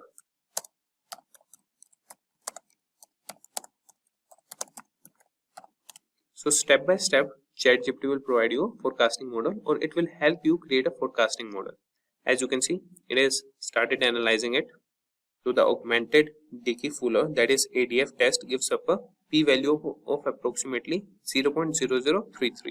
Since this p-value is less than the common significance level of 0.05, we can reject the null hypothesis that the time series has a unit root, meaning the time series is stationary. So you could see that he is asking us, shall we proceed with the SARIMA model parameter selection? Yes, here is the model parameter selection. So you could select any based on the trends and the bar graphs plotted by the ChatGPT. So you could see, guys, that the ChatGPT has analyzed the spreadsheet and provided the response that the grid search for the optimal SARIMA parameters based on the lower ACLI information criterion suggests the best fit model uses the parameter 011 and for ARIMA and 01112, that is for the seasonal component. So you could see that it has provided the model and the parameters. Now it's asking us, shall we move on to forecasting future sales with this model? Yes, proceed with that. So you could see that with ChatGPT's assistance, you can build complex forecasting models in Excel, allowing you to make informed decisions and plan for the future effectively. So ChatGPT is a valuable tool for Excel users and data analysis, offering assistance in data cleaning, analysis, visualization, and automation. And by integrating ChatGPT in your Excel workflows, you can enhance your productivity and uncover new insights from your data. So you can try ChatGPT for Excel data analytics today and take your Excel skills to the new level. And you could see that there's an error in the analyzing, and he has encountered an error while trying to plot the forecast with its confidence intervals. So this type of error can occur due to data type issues, particularly when handling data indices and forecast. And despite this hiccup, the forecasting process using the SARIMA model was completed and we were able to generate forecast for the next 12 months. Unfortunately, due to the plotting issue, we couldn't visually display it. So we'll ask him, can you try once again? So you could see that this time ChatGPT has provided us the forecast for the next 12 months. That is, the forecast have been successfully plotted along with the historical daily data. So here we have our forecast model, and with the ChatGPT's assistance, we can move with other analysis also. In this session, we are going to learn about databases, how data is stored in relational databases, and we'll also look at some of the popular databases. Finally, we'll understand various SQL commands on MySQL server. Now let's get started with what is a database. So according to Oracle, a database is an organized collection of structured information or data that is typically stored electronically in a computer system. A database is usually controlled by a database management system or DBMS. So it is a storage system that has a collection of data. Relational databases store data in the form of tables that can be easily retrieved, managed, and updated. You can organize data into tables, rows, columns, and index it to make it easier to find relevant information. Now talking about some of the popular databases, we have MySQL database, we also have Oracle database, then we have MongoDB, which is a NoSQL database. Next, we have Microsoft SQL Server. Next, we have Apache Cassandra, which is a free and open source NoSQL database. And finally, we have PostgreSQL. Now, let's learn what is SQL. So SQL is a domain-specific language to communicate with databases. SQL was initially developed by IBM. Most databases use structured query language or SQL for writing and querying data. SQL commands help you to store, process, analyze, and manipulate databases. With this, let's look at what a table is. So this is how a table in a database looks like. So here you can see the name of the table is players. On the top you can see the column names. So we have the player ID, the player name, the country to which the player belongs to, and we also have the goals scored by each of the players. So these are also known as fields in a database. Here each row represents a record or a tuple. So you have the player ID, which is 103 here. The name of the player is Daniel. He is from England, and the number of goals he has scored is 7. So you can use SQL commands to query, update, insert records, and do a lot of other tasks. Now we'll see what the features of SQL are. SQL lets you access any information stored in a relational database. With SQL queries, data is extracted from the database in a very efficient way. The structured query language is compatible with all database systems from Oracle, IBM to Microsoft, and it doesn't require much coding to manage databases. Now we will see applications of SQL. SQL is used to create a database, define its structure, implement it, and lets you perform many functions. SQL is also used for maintaining an already existing database. SQL is a powerful language for entering data, modifying data, and extracting data in a database. SQL is extensively used as a client-server language to connect the front end with the back end, thus supporting the client-server architecture. SQL, when deployed as data control language (DCL), helps protect your database from unauthorized access. Have you ever been overwhelmed by a huge pile of data, not knowing how to make sense of it?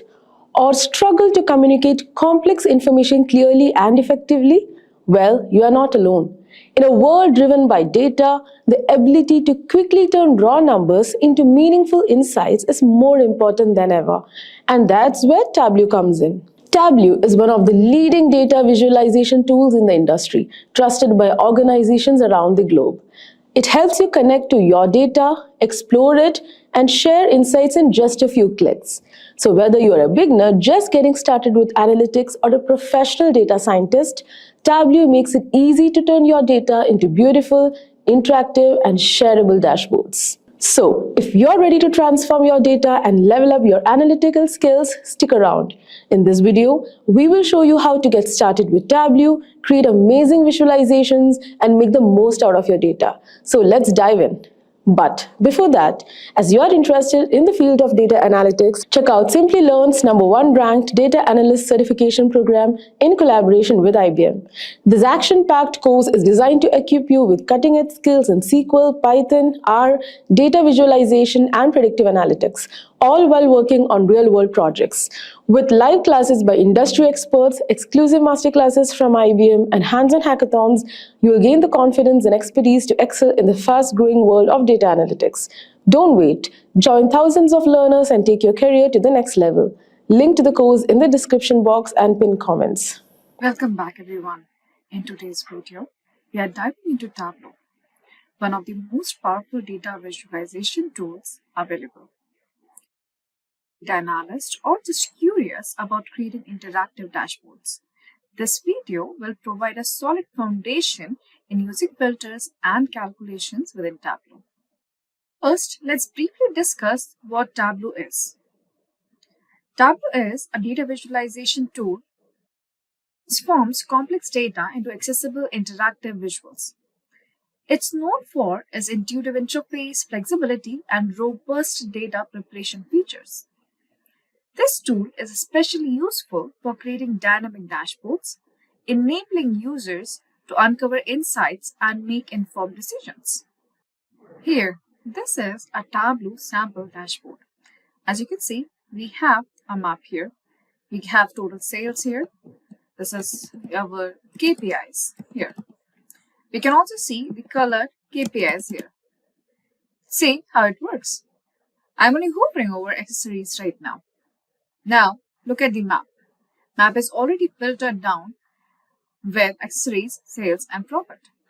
Look at the appliances. See how individual line charts, map, and the KPI numbers are changing by simply hovering over to the name of subcategories.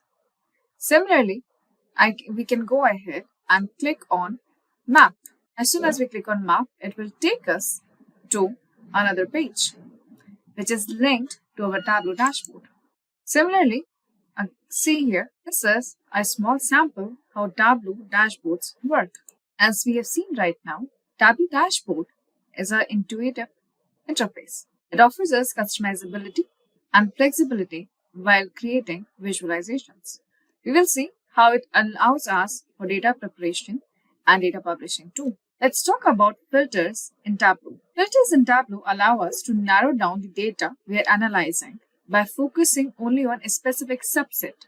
Imagine you're analyzing a sales dataset and you want to view your data only for one region or a particular time frame.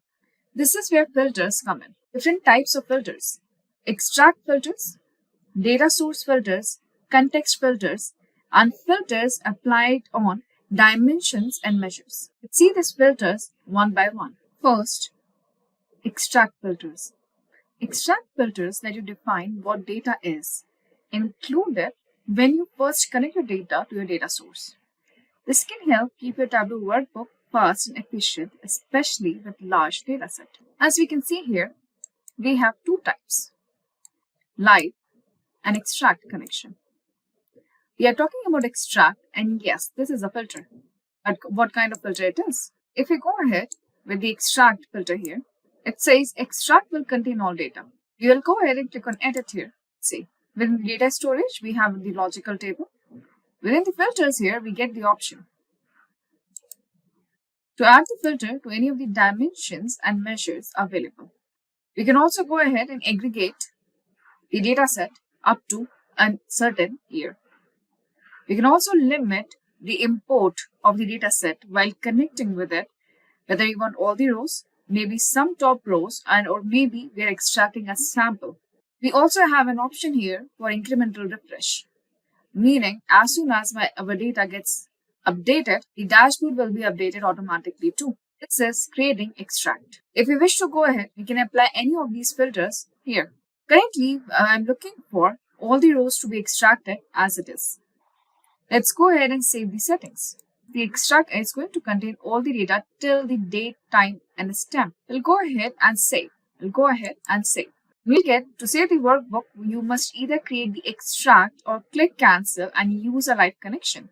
Live connection it is always going to follow the whole file path to reach the Excel sheet or CSV or any other data source that we are connected with.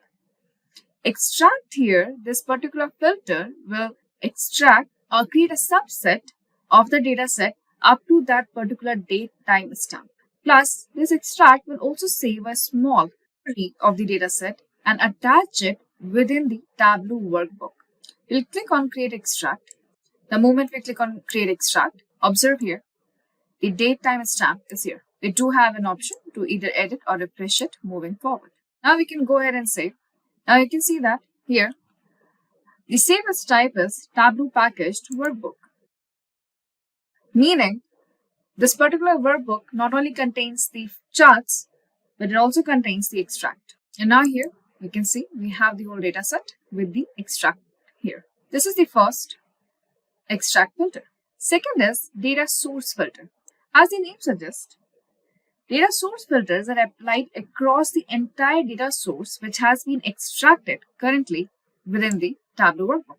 Meaning that every sheet we create will use this filtered data. From where we can apply this, on the right hand upper corner, we can see just beside the extract, it says filters, 0 and add. From here, we are going to click on add. When you click on add, it says that edit data source filters. The current dataset that we have here is a very popular sample superstore dataset. This is a transactional dataset from various different estates within US. So let's go ahead and add a filter. As soon as we click on add filter will open up. Within the add filter, you can easily see the list of all the column names are here.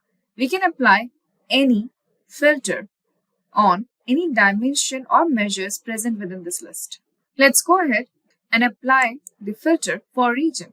Click OK here, and a very familiar dialog box opens up. We can see here we have got 4 types of filter here: general, wildcard, condition, and top. Since region is a dimension, that is a categorical variable, or you can say a general text column. These are types of filters within dimension. Let's go ahead and say that we would only like to see the data from central and west. We have checked on central and west here. Let's click on OK. So we have added one filter right now. In the similar fashion, we can go ahead and add more. In the region, we are keeping central and west. We click OK. Now, before I go ahead and click OK, I would like you to pay attention here. Look at this. We have 22 fields and 10,194 rows. The moment we will click OK here, observe the difference. As soon as we click OK, you can observe here, now we have only 5,588 rows. We can also see now the row ID is not continuous, meaning the data has been filtered out only for 2 regions. Let's check the charts. Look at this. We have only central and west. Here also we have only central and west. Every sheet that we have used is now applying the filter that we have applied on this data source here. The third type of filter is context filters. Then we have context filters, which create a separate subset of data that other filters will act upon. This is particularly useful when you are working with dependent filters where one filter needs to impact another. Let's take an example. Let's say we want to see top 3 subcategories within each category by sales. For that to happen, first we need to go ahead, subcategory here, and then sales, drag and drop here. We'll do the basic application of sorting, having the marked labels and viewing this in the entire view. Now we need only top 3 subcategories within each category by sales. Let's bring category also into colors. Once we bring category into colors, now we can see that we have furniture, office supplies, and technology as the 3 categories. Here is the example for context filter. We want to see top 3 subcategories within each category by sales. Currently, we have subcategory by sales here. If we go ahead, the subcategory drop down, we want to apply a dimension filter. We will go ahead and apply filter here. Within this dimension filter, we have 4 types: general, wildcard, condition, and top. We want to see top 3. So we go to top here. By field, we say top 3. Within top 3, sales, sum, we are good. Now we'll go ahead, click on apply. We can see top 3 and click OK. This is step 1. But these top 3 belong to all the 17 subcategories that we have. Top 3 includes only 2 categories, furniture and technology. If I highlight furniture, I have only top 2. Within technology, I have just top 1. Meaning, first we need to go ahead and filter down the category that we are looking for. And on the basis of that, we want subcategory top 3 filter to act. So let's bring category into filters. For now, let's check only one, that is furniture. We click OK here. Now when I check only on furniture here, we see only 2 chairs and tables, but we need to see top 3. So let's go to the drop down here, click on show filter, and here we have the 3 filters.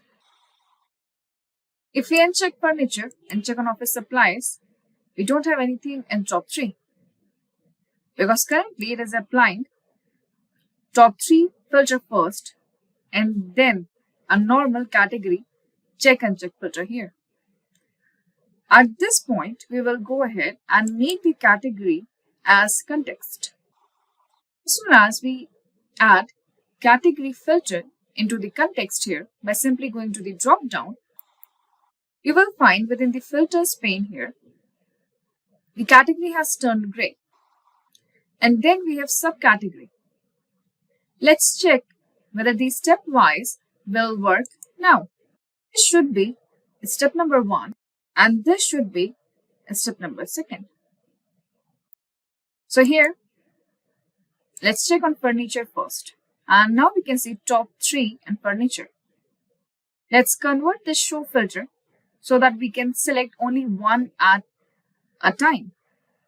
Currently these check boxes, let's convert these check boxes into a single value radio buttons.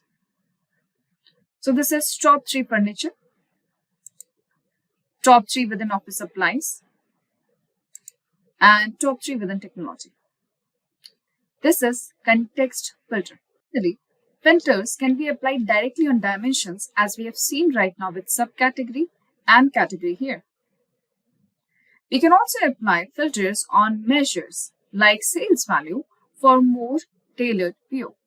Let's see an example. This is an example for measures filter.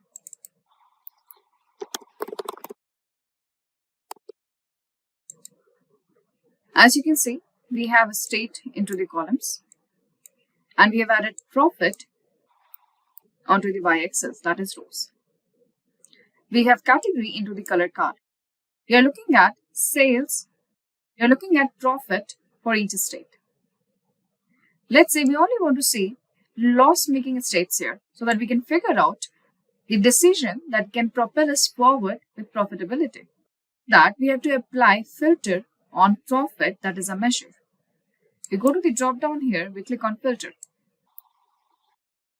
Is the measure filter, which allows us range of values, at least a number or at most a number. These are wildcards for null values, non-null values, or all the values that we are looking for. Let's go to the range of values here. We only want to see anything that is not profitable, meaning we are looking into negative numbers right now. We can go ahead and delete this and type 0. We are looking at a range right now. As soon as I click outside, you can see the range has been selected. Let's click on apply here and OK. Now you can see we are looking at only loss-making categories within each state. And remember that our source here can be filtered by data source filter 2. This is an example for measures filter. Now let's talk about calculations in Tableau. Calculations in Tableau enable us to go beyond basic filtering and transform our data by creating custom fields and aggregations. They're essential for deriving new insights without altering the original dataset. This includes functions for aggregation like addition, subtraction, multiplication, and division. We also have advanced statistical function to do regression and statistical modeling. The types of calculations that we are going to see are basic calculations, level of detailed calculations, and table calculations. Let's see an example of basic calculation.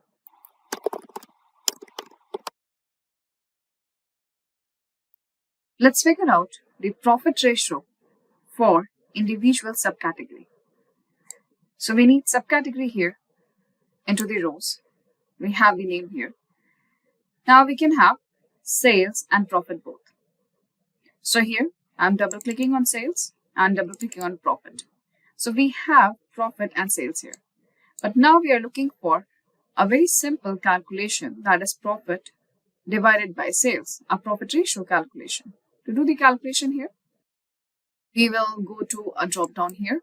We can create a calculated field. We are going to name this here as profit.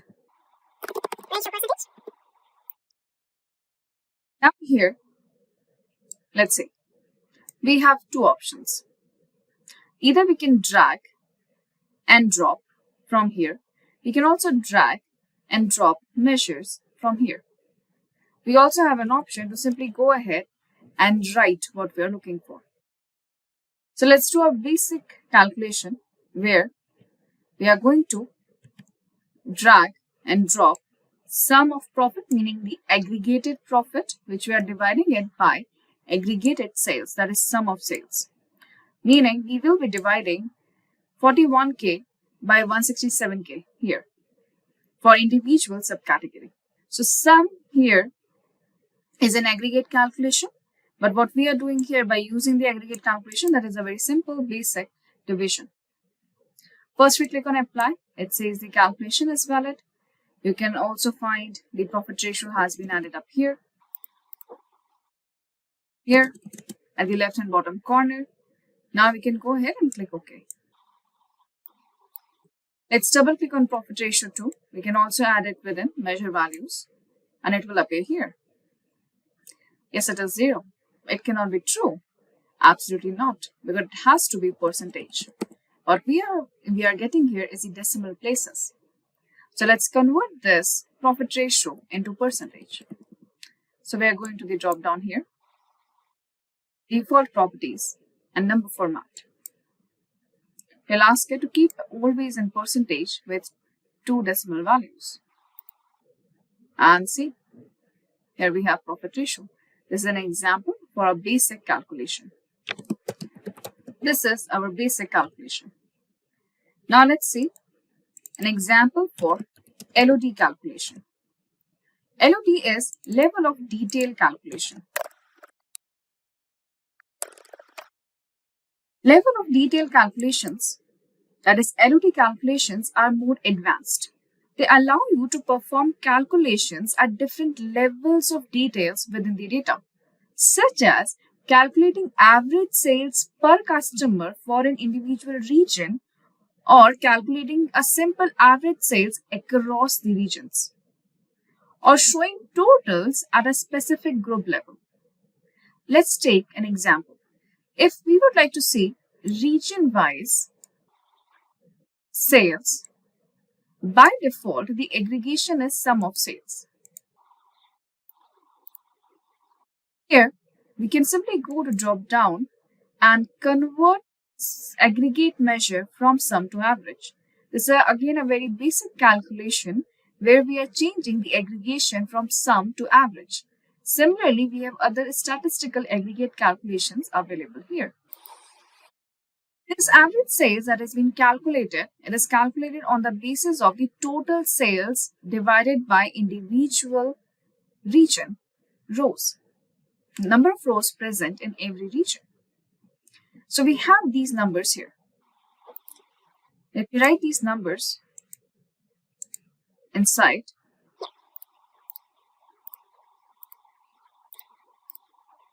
We would like to see average sales per customer within each region. Meaning, we need to go ahead and total the sales for each region and divide up that sales. Now here, we would like to see sales divided by total number of customers. Total number of customers for each region. For each region. We will be calculating average again, but this time it will be for total customers for each region, not the total number of transactions. So currently what we have here is total number of transactions. Let's go ahead and see how we can do that by using LOD. We'll go again to create calculated field, and here we are going to go ahead and do the LOD calculation that is going to include customers. We are going to use include LOD here. Include. As we can see on the right hand side here, it gives us an example for include LOD. We first need to write dimensions and then the aggregate expression that we are looking for. The dimension that we are looking for is the customer ID, because we want to divide it by the number of customer ID. We give a colon here and we ask it to go ahead and calculate average of sales. Just remember to encompass the whole thing into curly brackets. This particular LOD calculation, this include LOD calculation is going to include customer ID, and as per for individual customer ID, it will calculate average sales. Let's click on apply and OK. This is already customers. Let's take this into the rows. Now let's look at the average sales by each customer, and by default we have sum of LOD customers. If you will see the actual sum here, all right, you can see the sum is totally different. This is the sum of sales. This is also sum of sales, but by individual customer ID. Now, let's convert both of them into calculating average. The first average is averaged by the number of transactions within each regions. The second average here is by average according to the number of customers in that region. You can see the slight differences in the numbers here. So we have forced, with the help of LOD, to calculate average only by dividing it up by total number of customers in that particular region. LOD has wonderful uses in advanced and multi-level calculations. Next here is table calculations. Table calculations are integral part of Tableau or any other data visualization tools. Table calculations here are applied to data that is already aggregated in the view. They help answer questions like what's the percentage of product sales for each region, or how does this month's sales compare to last month? Let's see an example. Let's bring order date where we have extracted only year. Let's take year and quarter both. Let's look at profitability. Usually, this is a time series, so we'll have a line chart automatically here. For now, I'm not looking for a line chart, so we go to show me and we ask here to just show a normal column chart here, which we can swap the X as well. Remember that we cannot sort this here. Reason is it should be sorted in its own time series sequence. Next is, let's see how we have performed as compared to previous quarter. We go to sum of profit here. Remember, this was aggregate functions. We will go below here, and here we will have table calculations. We do have quick table calculations. We also have add table calculation here. For now, let's go to add table calculation. As you can see right now, the first calculation type is difference from. Now we have the options here, either across the table, meaning from here, cell, and specific dimensions. We'll go to specific dimensions and table across. Within the specific dimensions, we'll say quarter of order date, relative to previous quarter. Sort order, it will be specific dimensions only. You can also go ahead and set a custom order too. Currently, we go with a specific dimension because it's a time series. As you can see, there is no OK button. It means the difference is automatically applied. We have other options here like percentage difference from. This is much better. We do have percent of total, rank, percentile, running total, and other calculations too. Currently, we have changed this into percentage difference from previous quarter. Let's close this off and look at the numbers. It means that on 2021 quarter 2, we have achieved 185% as compared to previous quarter. And this is 15.7% from previous quarter. You don't have to do any separate calculations here. We can see the calculation by simply going to the drop down. This is an example for table calculation. Let's see now how filters and calculations work together in Tableau. Suppose we are analyzing a company's quarterly sales across multiple regions. We're going to start by filtering data to show only regions we are interested in. Then these calculations both are average sales per product line or per subcategory. Let's see an example. Let's create a shape map. To create a map here, we will go ahead and get country into the details card, state into the details card. We'll go to show me here and we click on a shape map. Currently, this map is only recognizing the position of each state. Now, let's go ahead And we would like to see here average sales. Let's bring sales into the color card. As we can see, the highest sales and the lowest sales will bring up the numbers too. As we know, the aggregate calculation has to be changed to look at the average sales. We go to the drop down here and we convert the sum of sales to average sales here.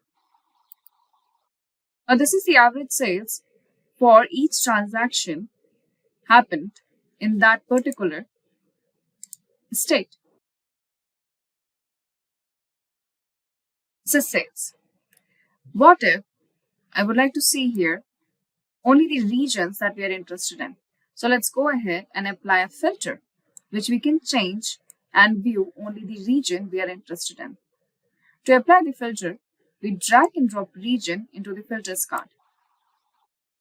Let's say I'm interested in here within central region. I click on apply and OK.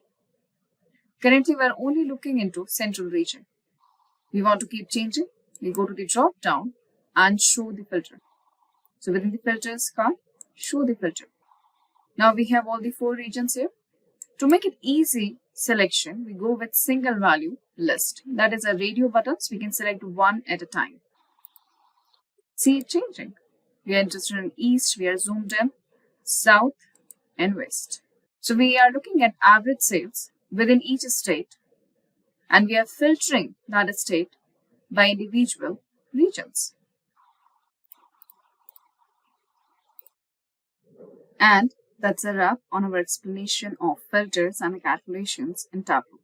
We covered how to apply different types of filters, use basic and advanced calculations together to analyze data dynamically. If you found this video helpful, don't forget to like, subscribe, and hit the notification bell for more Tableau and data visualization tips. Today we will learn how to use Power BI with AI. For that, let's consider a small problem statement, or in other words, a simple use case. So here it goes. A business chain's data analysts use Power BI to generate sales performance dashboards across multiple stores. Due to manual data cleaning, report structuring, and repetitive DAX calculations, the process takes several days, delaying the important decision making. Analysts struggle with errors and inconsistencies due to high data complexity. By integrating Power BI's AI features like Smart Narrative and AI Insights, they automate trend identification and anomaly detection. Now, analysts quickly generate visualizations by simply typing questions, reducing manual effort. AI-assisted data modeling ensures cleaner datasets and accurate relationships, enhancing efficiency. As a result, report generation time drops by 50%. Dashboards are more insightful and stakeholders receive actionable insights faster. That's it. If these are the type of videos you'd like to watch, then hit that like and subscribe buttons and the bell icon to get notified. Now, as discussed in the use case, let's imagine a similar performance analysis dashboard. Now, what exactly is AI in Power BI? So AI and business intelligence are two technological spheres that, when combined, offer a powerful toolset of transforming raw data into actionable insights and making data accessible to everyone. Similarly, AI features in Power BI can analyze user behavior to customize reports and dashboards to meet individual data needs using the raw data. Now, let's imagine this. Suppose there is a significant growth in business and you wanted to identify the reason behind it and replicate the same idea across all categories. Or maybe reward the team which is responsible for that. Or let's say there is a significant drop in business and you wanted to understand the reasons behind it and pinpoint on the one which is responsible so that you can resolve and improve the overall business growth and pull out some revenue out of it, right? Now, if you are doing it manually using Excel datasets, or even if you're doing it with Power BI datasets, you might end up creating a lot of Power Queries, tax expressions, and also if you're working on Excel, then you end up creating a lot of pivot tables, and it might be a manual task and will consume a lot of time, right? Or in case if you're in help with AI, then the matter of days could turn into the matter of minutes and you will have the exact data or information you're looking at and you can resolve it in a matter of minutes or hours, maybe after a business decision has been made. Now, let's go through a practical demonstration on Power BI for this. So before that, let's have a quick look on the dataset that we will be using today. So this particular one, which is the auto sales data for 2024, is the one we will be using today. So we have all the columns: order ID, order date, and delivery date, state, dealership, pin code, region, and the names of the products, and the fuel type, leads, revenue, profit, and cost to company, everything, right? So this is the cleaned data that we have today for our data analysis. Now we will be identifying the key areas that led to the quarter-on-quarter growth, or if you drill down a little bit more, then we can also identify the month-on-month growth, or in case if there is a drop in month-on-month or drop in quarter-on-quarter, we can also identify what is the reason behind it. Where is the loss coming from? Which car product or which dealership, or what might be the reason? Is it about the season or the customer or the dealership? We can drill down a lot of information from it, right? So this is the overall idea of how to utilize AI in Power BI. Now let's quickly switch to Power BI. Now we are on Microsoft Power BI and we have already loaded the data, which is here. This is the preview of the data that we are going to work on. Now let's go back to the report view and pull out a visualization. Now I'll be trying to proceed with the bar graph. Now let's pull some data. So I'll go with the order date and drag and drop it to the x-axis. Now let's go with the orders, and that will be in our y-axis. Here you go. Now if you drill down a little bit, this year will be turned into quarters of the year. Now if you kind of drill down again, now you have month on month. Now let's try to do some modifications to this data, set all the data visualization and add some improvements. Go to the view tab here, go to the customize current theme and go to text, and now here you can increase the font size, maybe 18, to have a better visual. And after that, if you go to the format icon here, you can also add data labels if you want. What is the total number of sales that we made? Now we have a perfectly functional chart here. Let's eliminate this. Now let's begin with the AI for identifying the drop trends or the growth trends. Now here you can see the month of August in 2024 has gave us the highest sales, which is 2,618 orders. And you can see there is quite a good growth here. Now, if you wanted to find out what is the reason behind this growth, then just click that bar and right click or double click and go to the option called Analyze. So this is similar to the Excel's what if analysis, but with a little change. Now here you can see that Power BI will automatically give you a lot of charts and visualizations like this one here, which is a waterfall model, and this will indicate you what was the reason of the growth.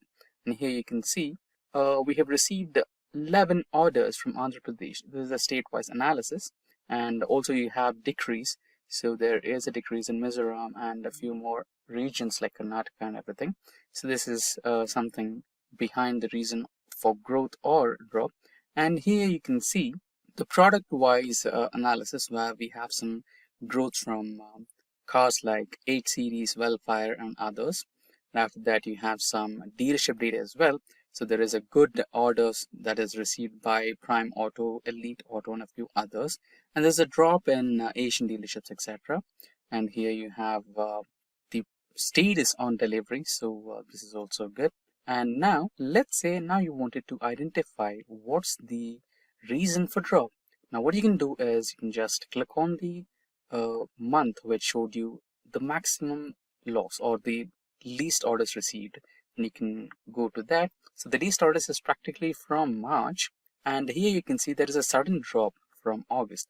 Let's say you wanted to compare with these 2 months, and then what you can do is you can just same procedure, you can just analyze and now explain the decrease. Now you have the reasons behind the decrease here. So we have a couple of cars which are not receiving good amount of sales, and after that you can also see state-wise a drop in orders, and after that you can also see the type of car which has stopped receiving orders. You can see sedan class has drastically stopped receiving orders. That's the reason behind it.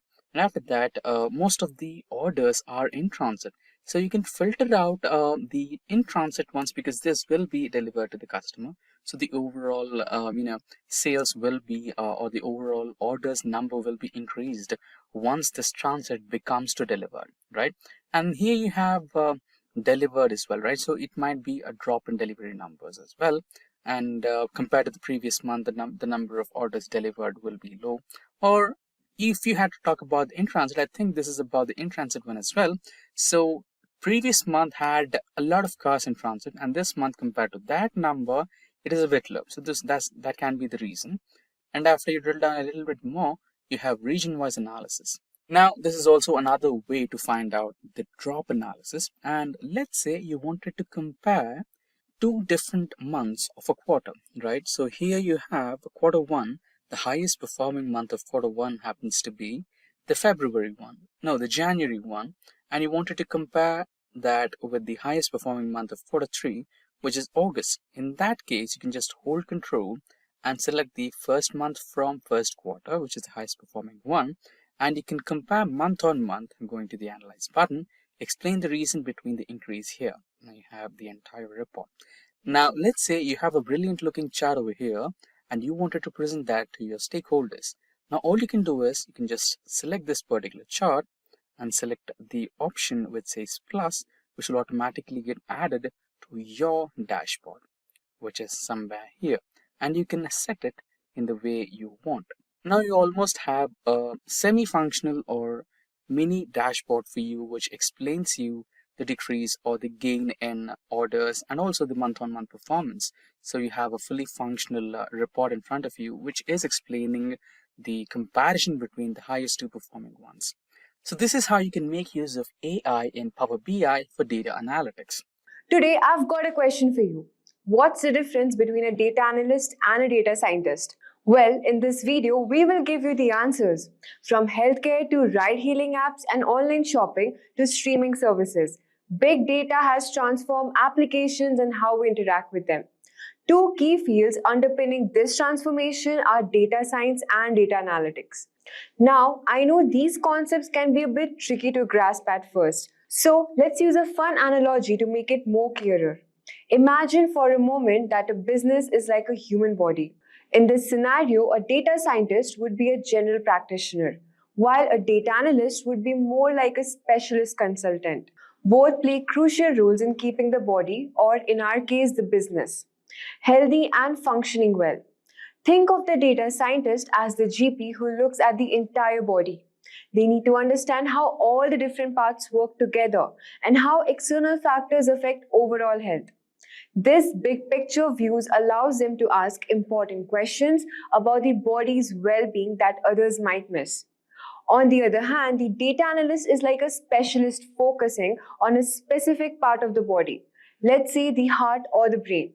They dive deep into the area of expertise, answering specific questions and solving particular problems. For example, if there's an issue with the heart, the data analyst or heart specialist would be the go-to expert.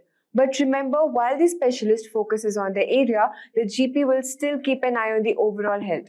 They work together, each bringing their unique skills and keeping the body or the business in top shape.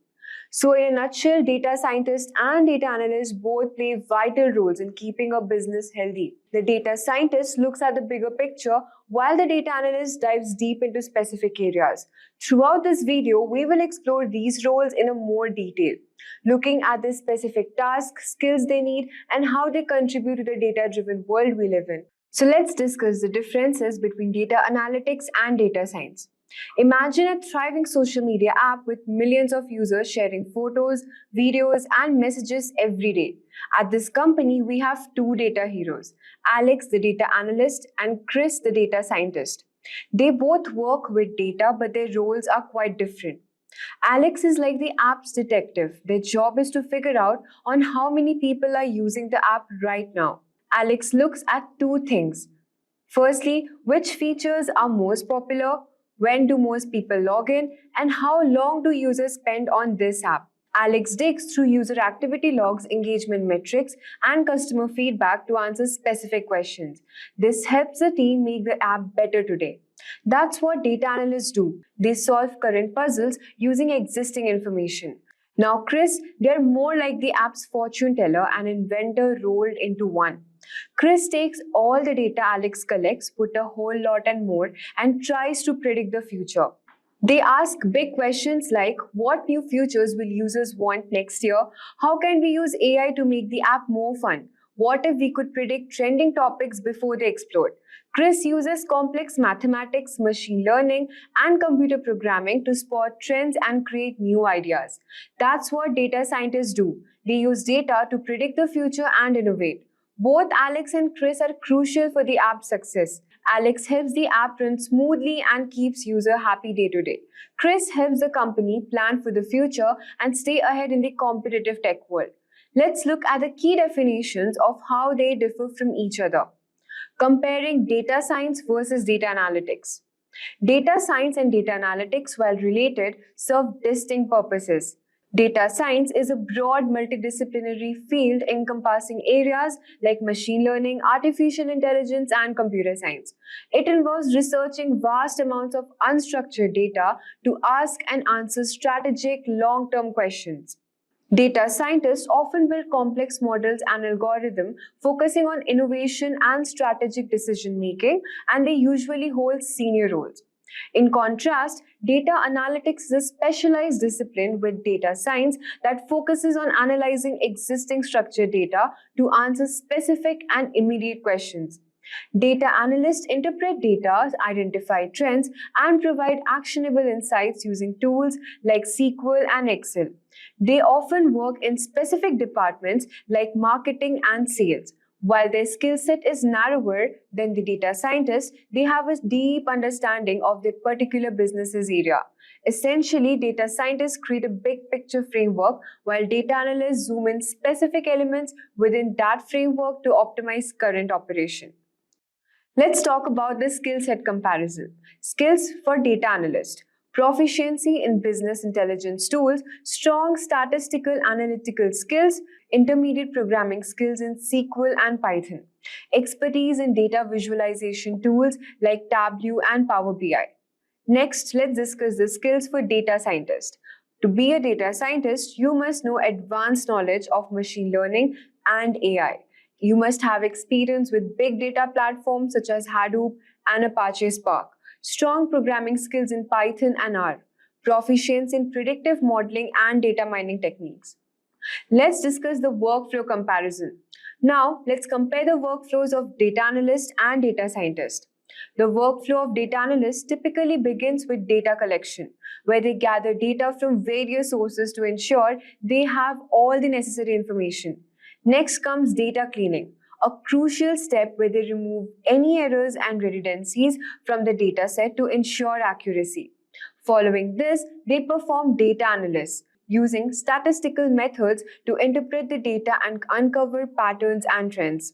To present their findings effectively, data analysts then engage in data visualization, creating charts and graphs that make complex data more understandable. Finally, they provide actionable insights, offering recommendations that can be implemented immediately to improve business operations. In contrast, the workflow of a data scientist starts with identifying the problem, where they define a strategic question or opportunity that needs to be addressed.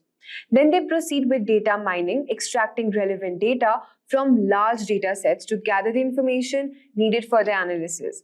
Similar to data analysts, data scientists also perform data cleaning to prepare the data for analysis. However, they take it a step further with data exploration, conducting exploratory analysis to understand the depth of data.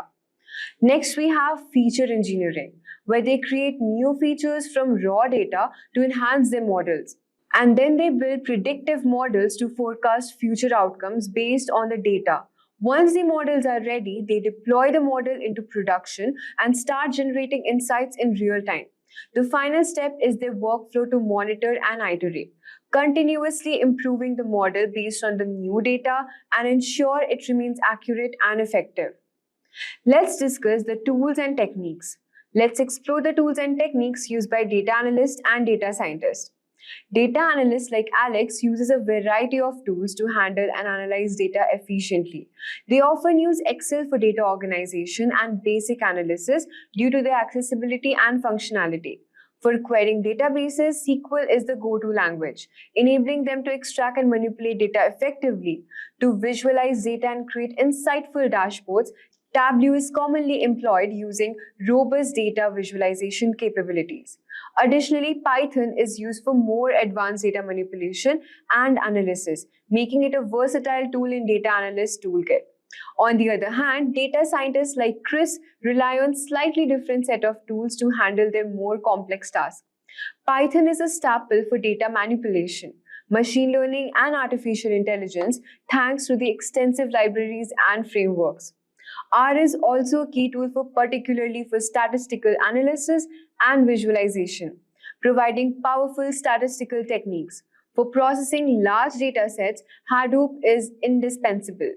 Enabling scalable and distributed computing, Apache Spark is used for large-scale data processing, offering speed and ease of use for big data analytics. Lastly, we have the TensorFlow, which is important for building and deploying machine learning models, making it essential for AI-related tasks. Let's discuss the application comparison. Let's see how the work of data analysts and data scientists relies in real-world scenarios. Data analysts like Alex plays a vital role in understanding user behavior. For example, they analyze which app features are most popular among users, providing insights that can enhance user experience and app's functionality. In the realm of sales, they identify trends and optimize marketing strategies, ensuring that the company targets its audience effectively and maximizes revenue. Moreover, by analyzing customer feedback, data analysts help improve product features, ensuring the company meets customer needs and expectations. Conversely, data scientists like Chris engage in more predictive and innovative application. They use predictive analysis to forecast future trends and behaviors, allowing companies to make informed strategic decisions. For instance, they build recommendation systems that suggest products or contents to users based on their past behavior, enhancing user engagement and satisfaction. Additionally, they develop AI innovations to improve user experience, such as chatbots or personalized user interfaces, leveraging advanced machine learning models to stay ahead in the competitive tech landscape. At last, we will talk about the career path comparison. Finally, let's discuss the career paths and opportunities and salaries for data analysts and data scientists in both the United States and India. A career in data analyst often begins with marketing or finance. Over time, they can transition into senior analyst role to specialize further in business intelligence. There are also opportunities to move into management positions, overseeing data analysis team and driving strategic decisions based on data insights. In United States, the average salary for a data analyst is around $65,000 per year, with senior roles potentially earning up to $90,000 annually. In India, the average salary for a data analyst is approximately 6 lakh per year, with senior roles earning up to 10 lakh rupees annually. In contrast, a career as a data scientist typically requires advanced degrees and specialized training in data science.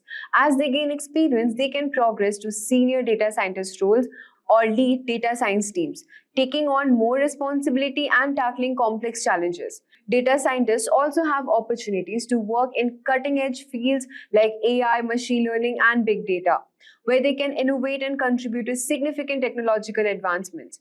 In United States, the average salary of a data scientist is approximately $1,20,000 per year, with senior positions often earning up to $1,50,000 annually. In India, the average salary of a data scientist is around 10 lakh rupees per year, with senior roles earning up to 20 lakh rupees annually.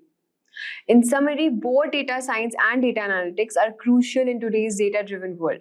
Data scientists focus on the bigger picture and long-term strategy, while data analysts hone in on specific questions and provide actionable insights. Choosing between the two depends on your interests, career goals, and desired salary. Ever wondered how Amazon seems to know exactly what you want before you do? That's the magic of data analytics. Imagine you're shopping for a camera and suddenly Amazon suggests the perfect lens, tripod, and memory card, all before you even think of them. It's not magic, but the power of analyzing massive data sets to track what millions of shoppers like you search for and buy together. This helps Amazon create a personalized shopping experience that boosts sales and keeps you coming back. From predicting trends to fine-tuning their stock, data analytics is the secret sauce behind their seamless shopping experience. Hey everyone, welcome back to Simplilearn's YouTube channel. Today we have got an exciting topic lined up, the top 10 data analytics certifications. I will be walking you through the expanding scope and financial growth of data analytics worldwide, why pursuing a data analytics certification is essential, and finally, the top 10 data analytics certifications that can supercharge your career, that can open doors to exciting opportunities. Let's dive in and explore the world of data analytics together. Now, let us explore the expanding scope and the financial growth of data analytics. The scope of data analytics is vast, promising financial growth and rising salaries for data analytics scientists and engineers. As industries digitalize, demand surges in finance for fraud detection, healthcare for predictive diagnosis, retail for personalized marketing, and manufacturing for predictive maintenance. Innovations like augmented analytics and real-time processing enhance its importance. Companies like Google, Amazon, Microsoft, and IBM consistently hire analytics experts. In India, entry-level salaries range from 4 to 6 lakhs per annum, with experienced professionals earning 10 to 20 lakhs per annum. In US, entry-level salaries are $60,000 to $80,000, with experienced roles at $100,000 to $150,000 plus. The future promises greater advancements, making data analytics a lucrative field with vast potential. Now let us see why is pursuing a data analytics certification essential. Pursuing a data analytics certification is crucial as it validates your expertise, boosts your credibility, and lights up your resume in a competitive job market. Certifications provide you with in-demand skills like data visualization, statistical analysis, and machine learning, keeping you current with the industry trends. They can lead you to high-paying job roles and career growth as employers favor certified professionals for top data-driven positions. Whether you're starting or advancing your career, our certification showcases your commitments and skills, enhancing job prospects in fields like finance, healthcare, retail, and tech as well. So, alright guys, the moment you have been waiting for is here. It's time to reveal the top data analytics certifications by Simplilearn. Buckle up and let's dive into these career boosting programs that will set you on the path of success. Coming to the number 1, that is a postgraduate program in data analytics. Boost your career with Simplilearn's postgraduate program in data analytics, offered in partnership with Purdue University and in collaboration with IBM. This comprehensive 8-month live online course is perfect for professionals from any background and covers crucial skills like data analysis, visualization, and supervised learning using Python, R, SQL, Tableau, and Power BI. The program features masterclasses by Purdue faculty and IBM experts, hands-on projects with real-world datasets from Google Play Store, Lyft, and more, and exclusive hackathons and AMA sessions. Receive joint certifications from Purdue and Simplilearn, IBM-recognized certificates, and benefit from career support services like resume building and job assistance through Simplilearn's Job Assist. No prior experience required, just a bachelor's degree with at least 50% marks is required. Enroll now to gain industry-relevant experience and stand out to the top employers like Google and Amazon. To check for the course link in the description box and pin comments below. Now moving on to the number 2, that is Caltech Postgraduate Program in Data Science. Advance your career with Simplilearn's Postgraduate Program in Data Science in collaboration with Caltech, CTME, and IBM. This comprehensive 11-month live online course covers essential skills and tools including Python, machine learning, data visualization, generative AI, prompt engineering, ChatGPT, and more. With masterclasses by Caltech instructors and IBM experts, you will gain hands-on experience to 25 plus industry-relevant projects, capstone projects across 3 domains, and seamless access to integrated labs. Earn a prestigious program completion certificate and up to 14 counting education units from Caltech CTME along with industry-recognized IBM certificates. Enhance your career with job assistance masterclasses and exclusive hackathons with no prior work experience required. This program is suitable for professionals from any background who hold a bachelor's degree. Enroll now to become a data science expert and stand out to top employers. To check for the course link in the description box below and pin comments. Now moving on to the number 3, that is Professional Certificate Program in Data Analytics and Generative AI. Advance your career with Professional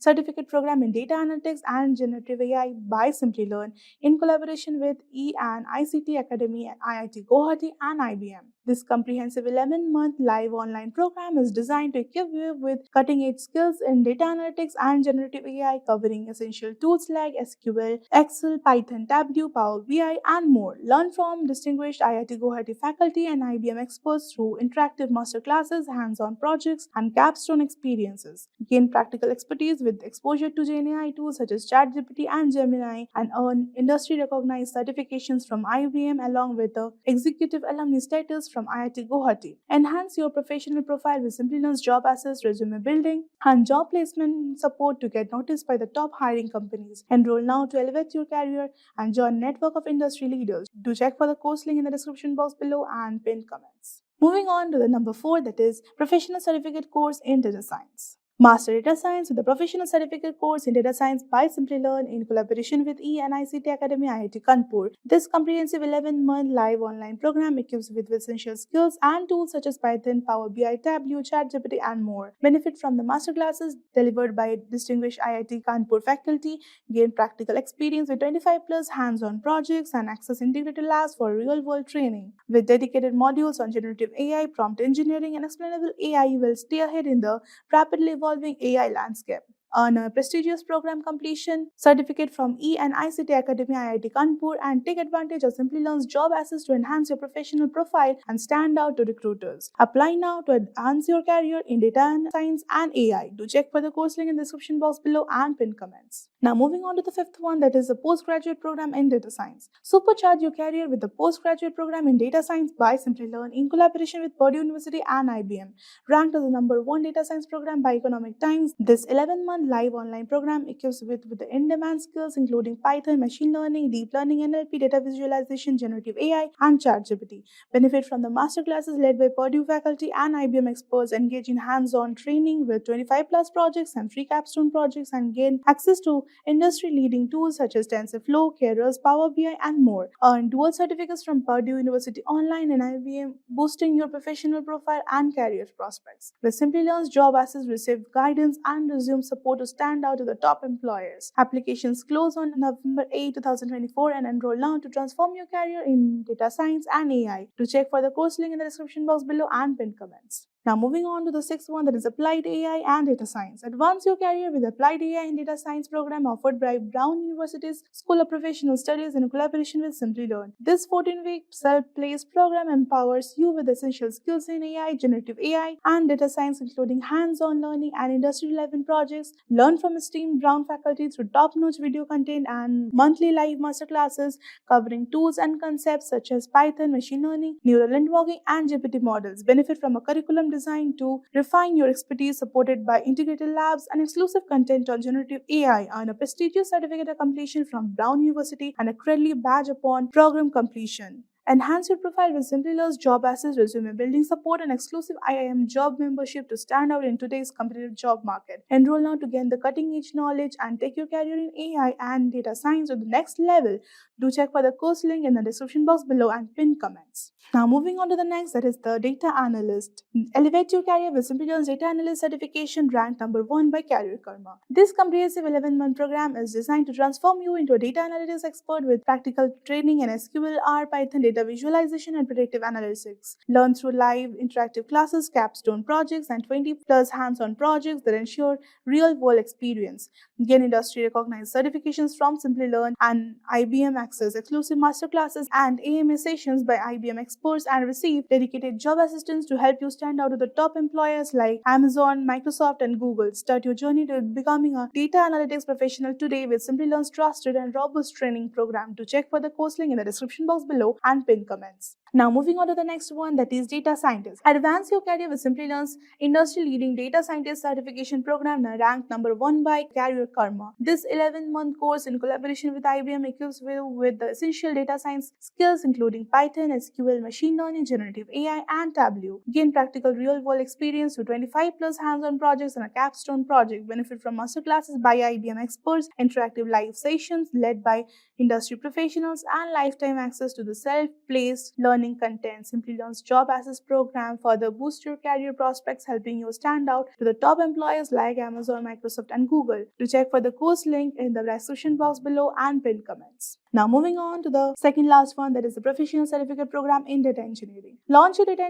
engineering career with Simplilearn's Professional Certificate Program in Data Engineering, offered in partnership with Purdue University Online. This 32-week program equips with the in-demand skills covering Python, SQL, NoSQL, Big Data, AWS, Azure, and Snowflake fundamentals, aligned with industry-recognized certifications like AWS Certified Data Engineer, Microsoft DB 203, and Snow Pro Core. This course ensures comprehensive learning through live online classes, practical projects, and a capstone experience. Gain access to Purdue's Alumni Association exclusive masterclasses and Simplilearn's Job Access for career support. Join now to become a certified data engineer and fast-track your career to high-impact roles in the field. To check for the course link in the description box below and pinned comments. Now moving on to the last but not the least, the Microsoft Certified Azure Data Engineer Associate DP 203. Advance your career with Simplilearn's Microsoft Certified Azure Data Engineer Associate DP 203 training aligned with the official certification. Master essential Azure skills like data integration, transformation, and storage while gaining hands-on experience with the key services such as Azure Synapse Analytics, Data Factory, and Azure Databricks. Benefit from live online classes led by Microsoft certified trainers, access to official Microsoft handbooks, practice lab, and comprehensive practice tests to help you excel in DP 203 exam. This course designed for real-world application ensures you develop job-ready skills and earn an official course completion badge hosted on the Microsoft Learn portal. Enroll now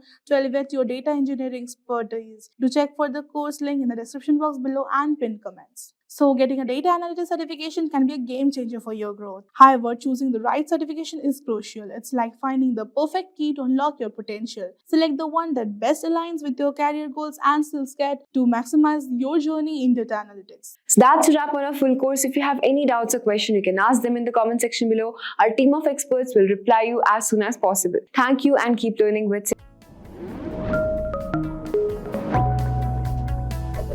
Hi there, if you like this video, subscribe to the Simplilearn YouTube channel and click here to watch similar videos. To nerd up and get certified, click here.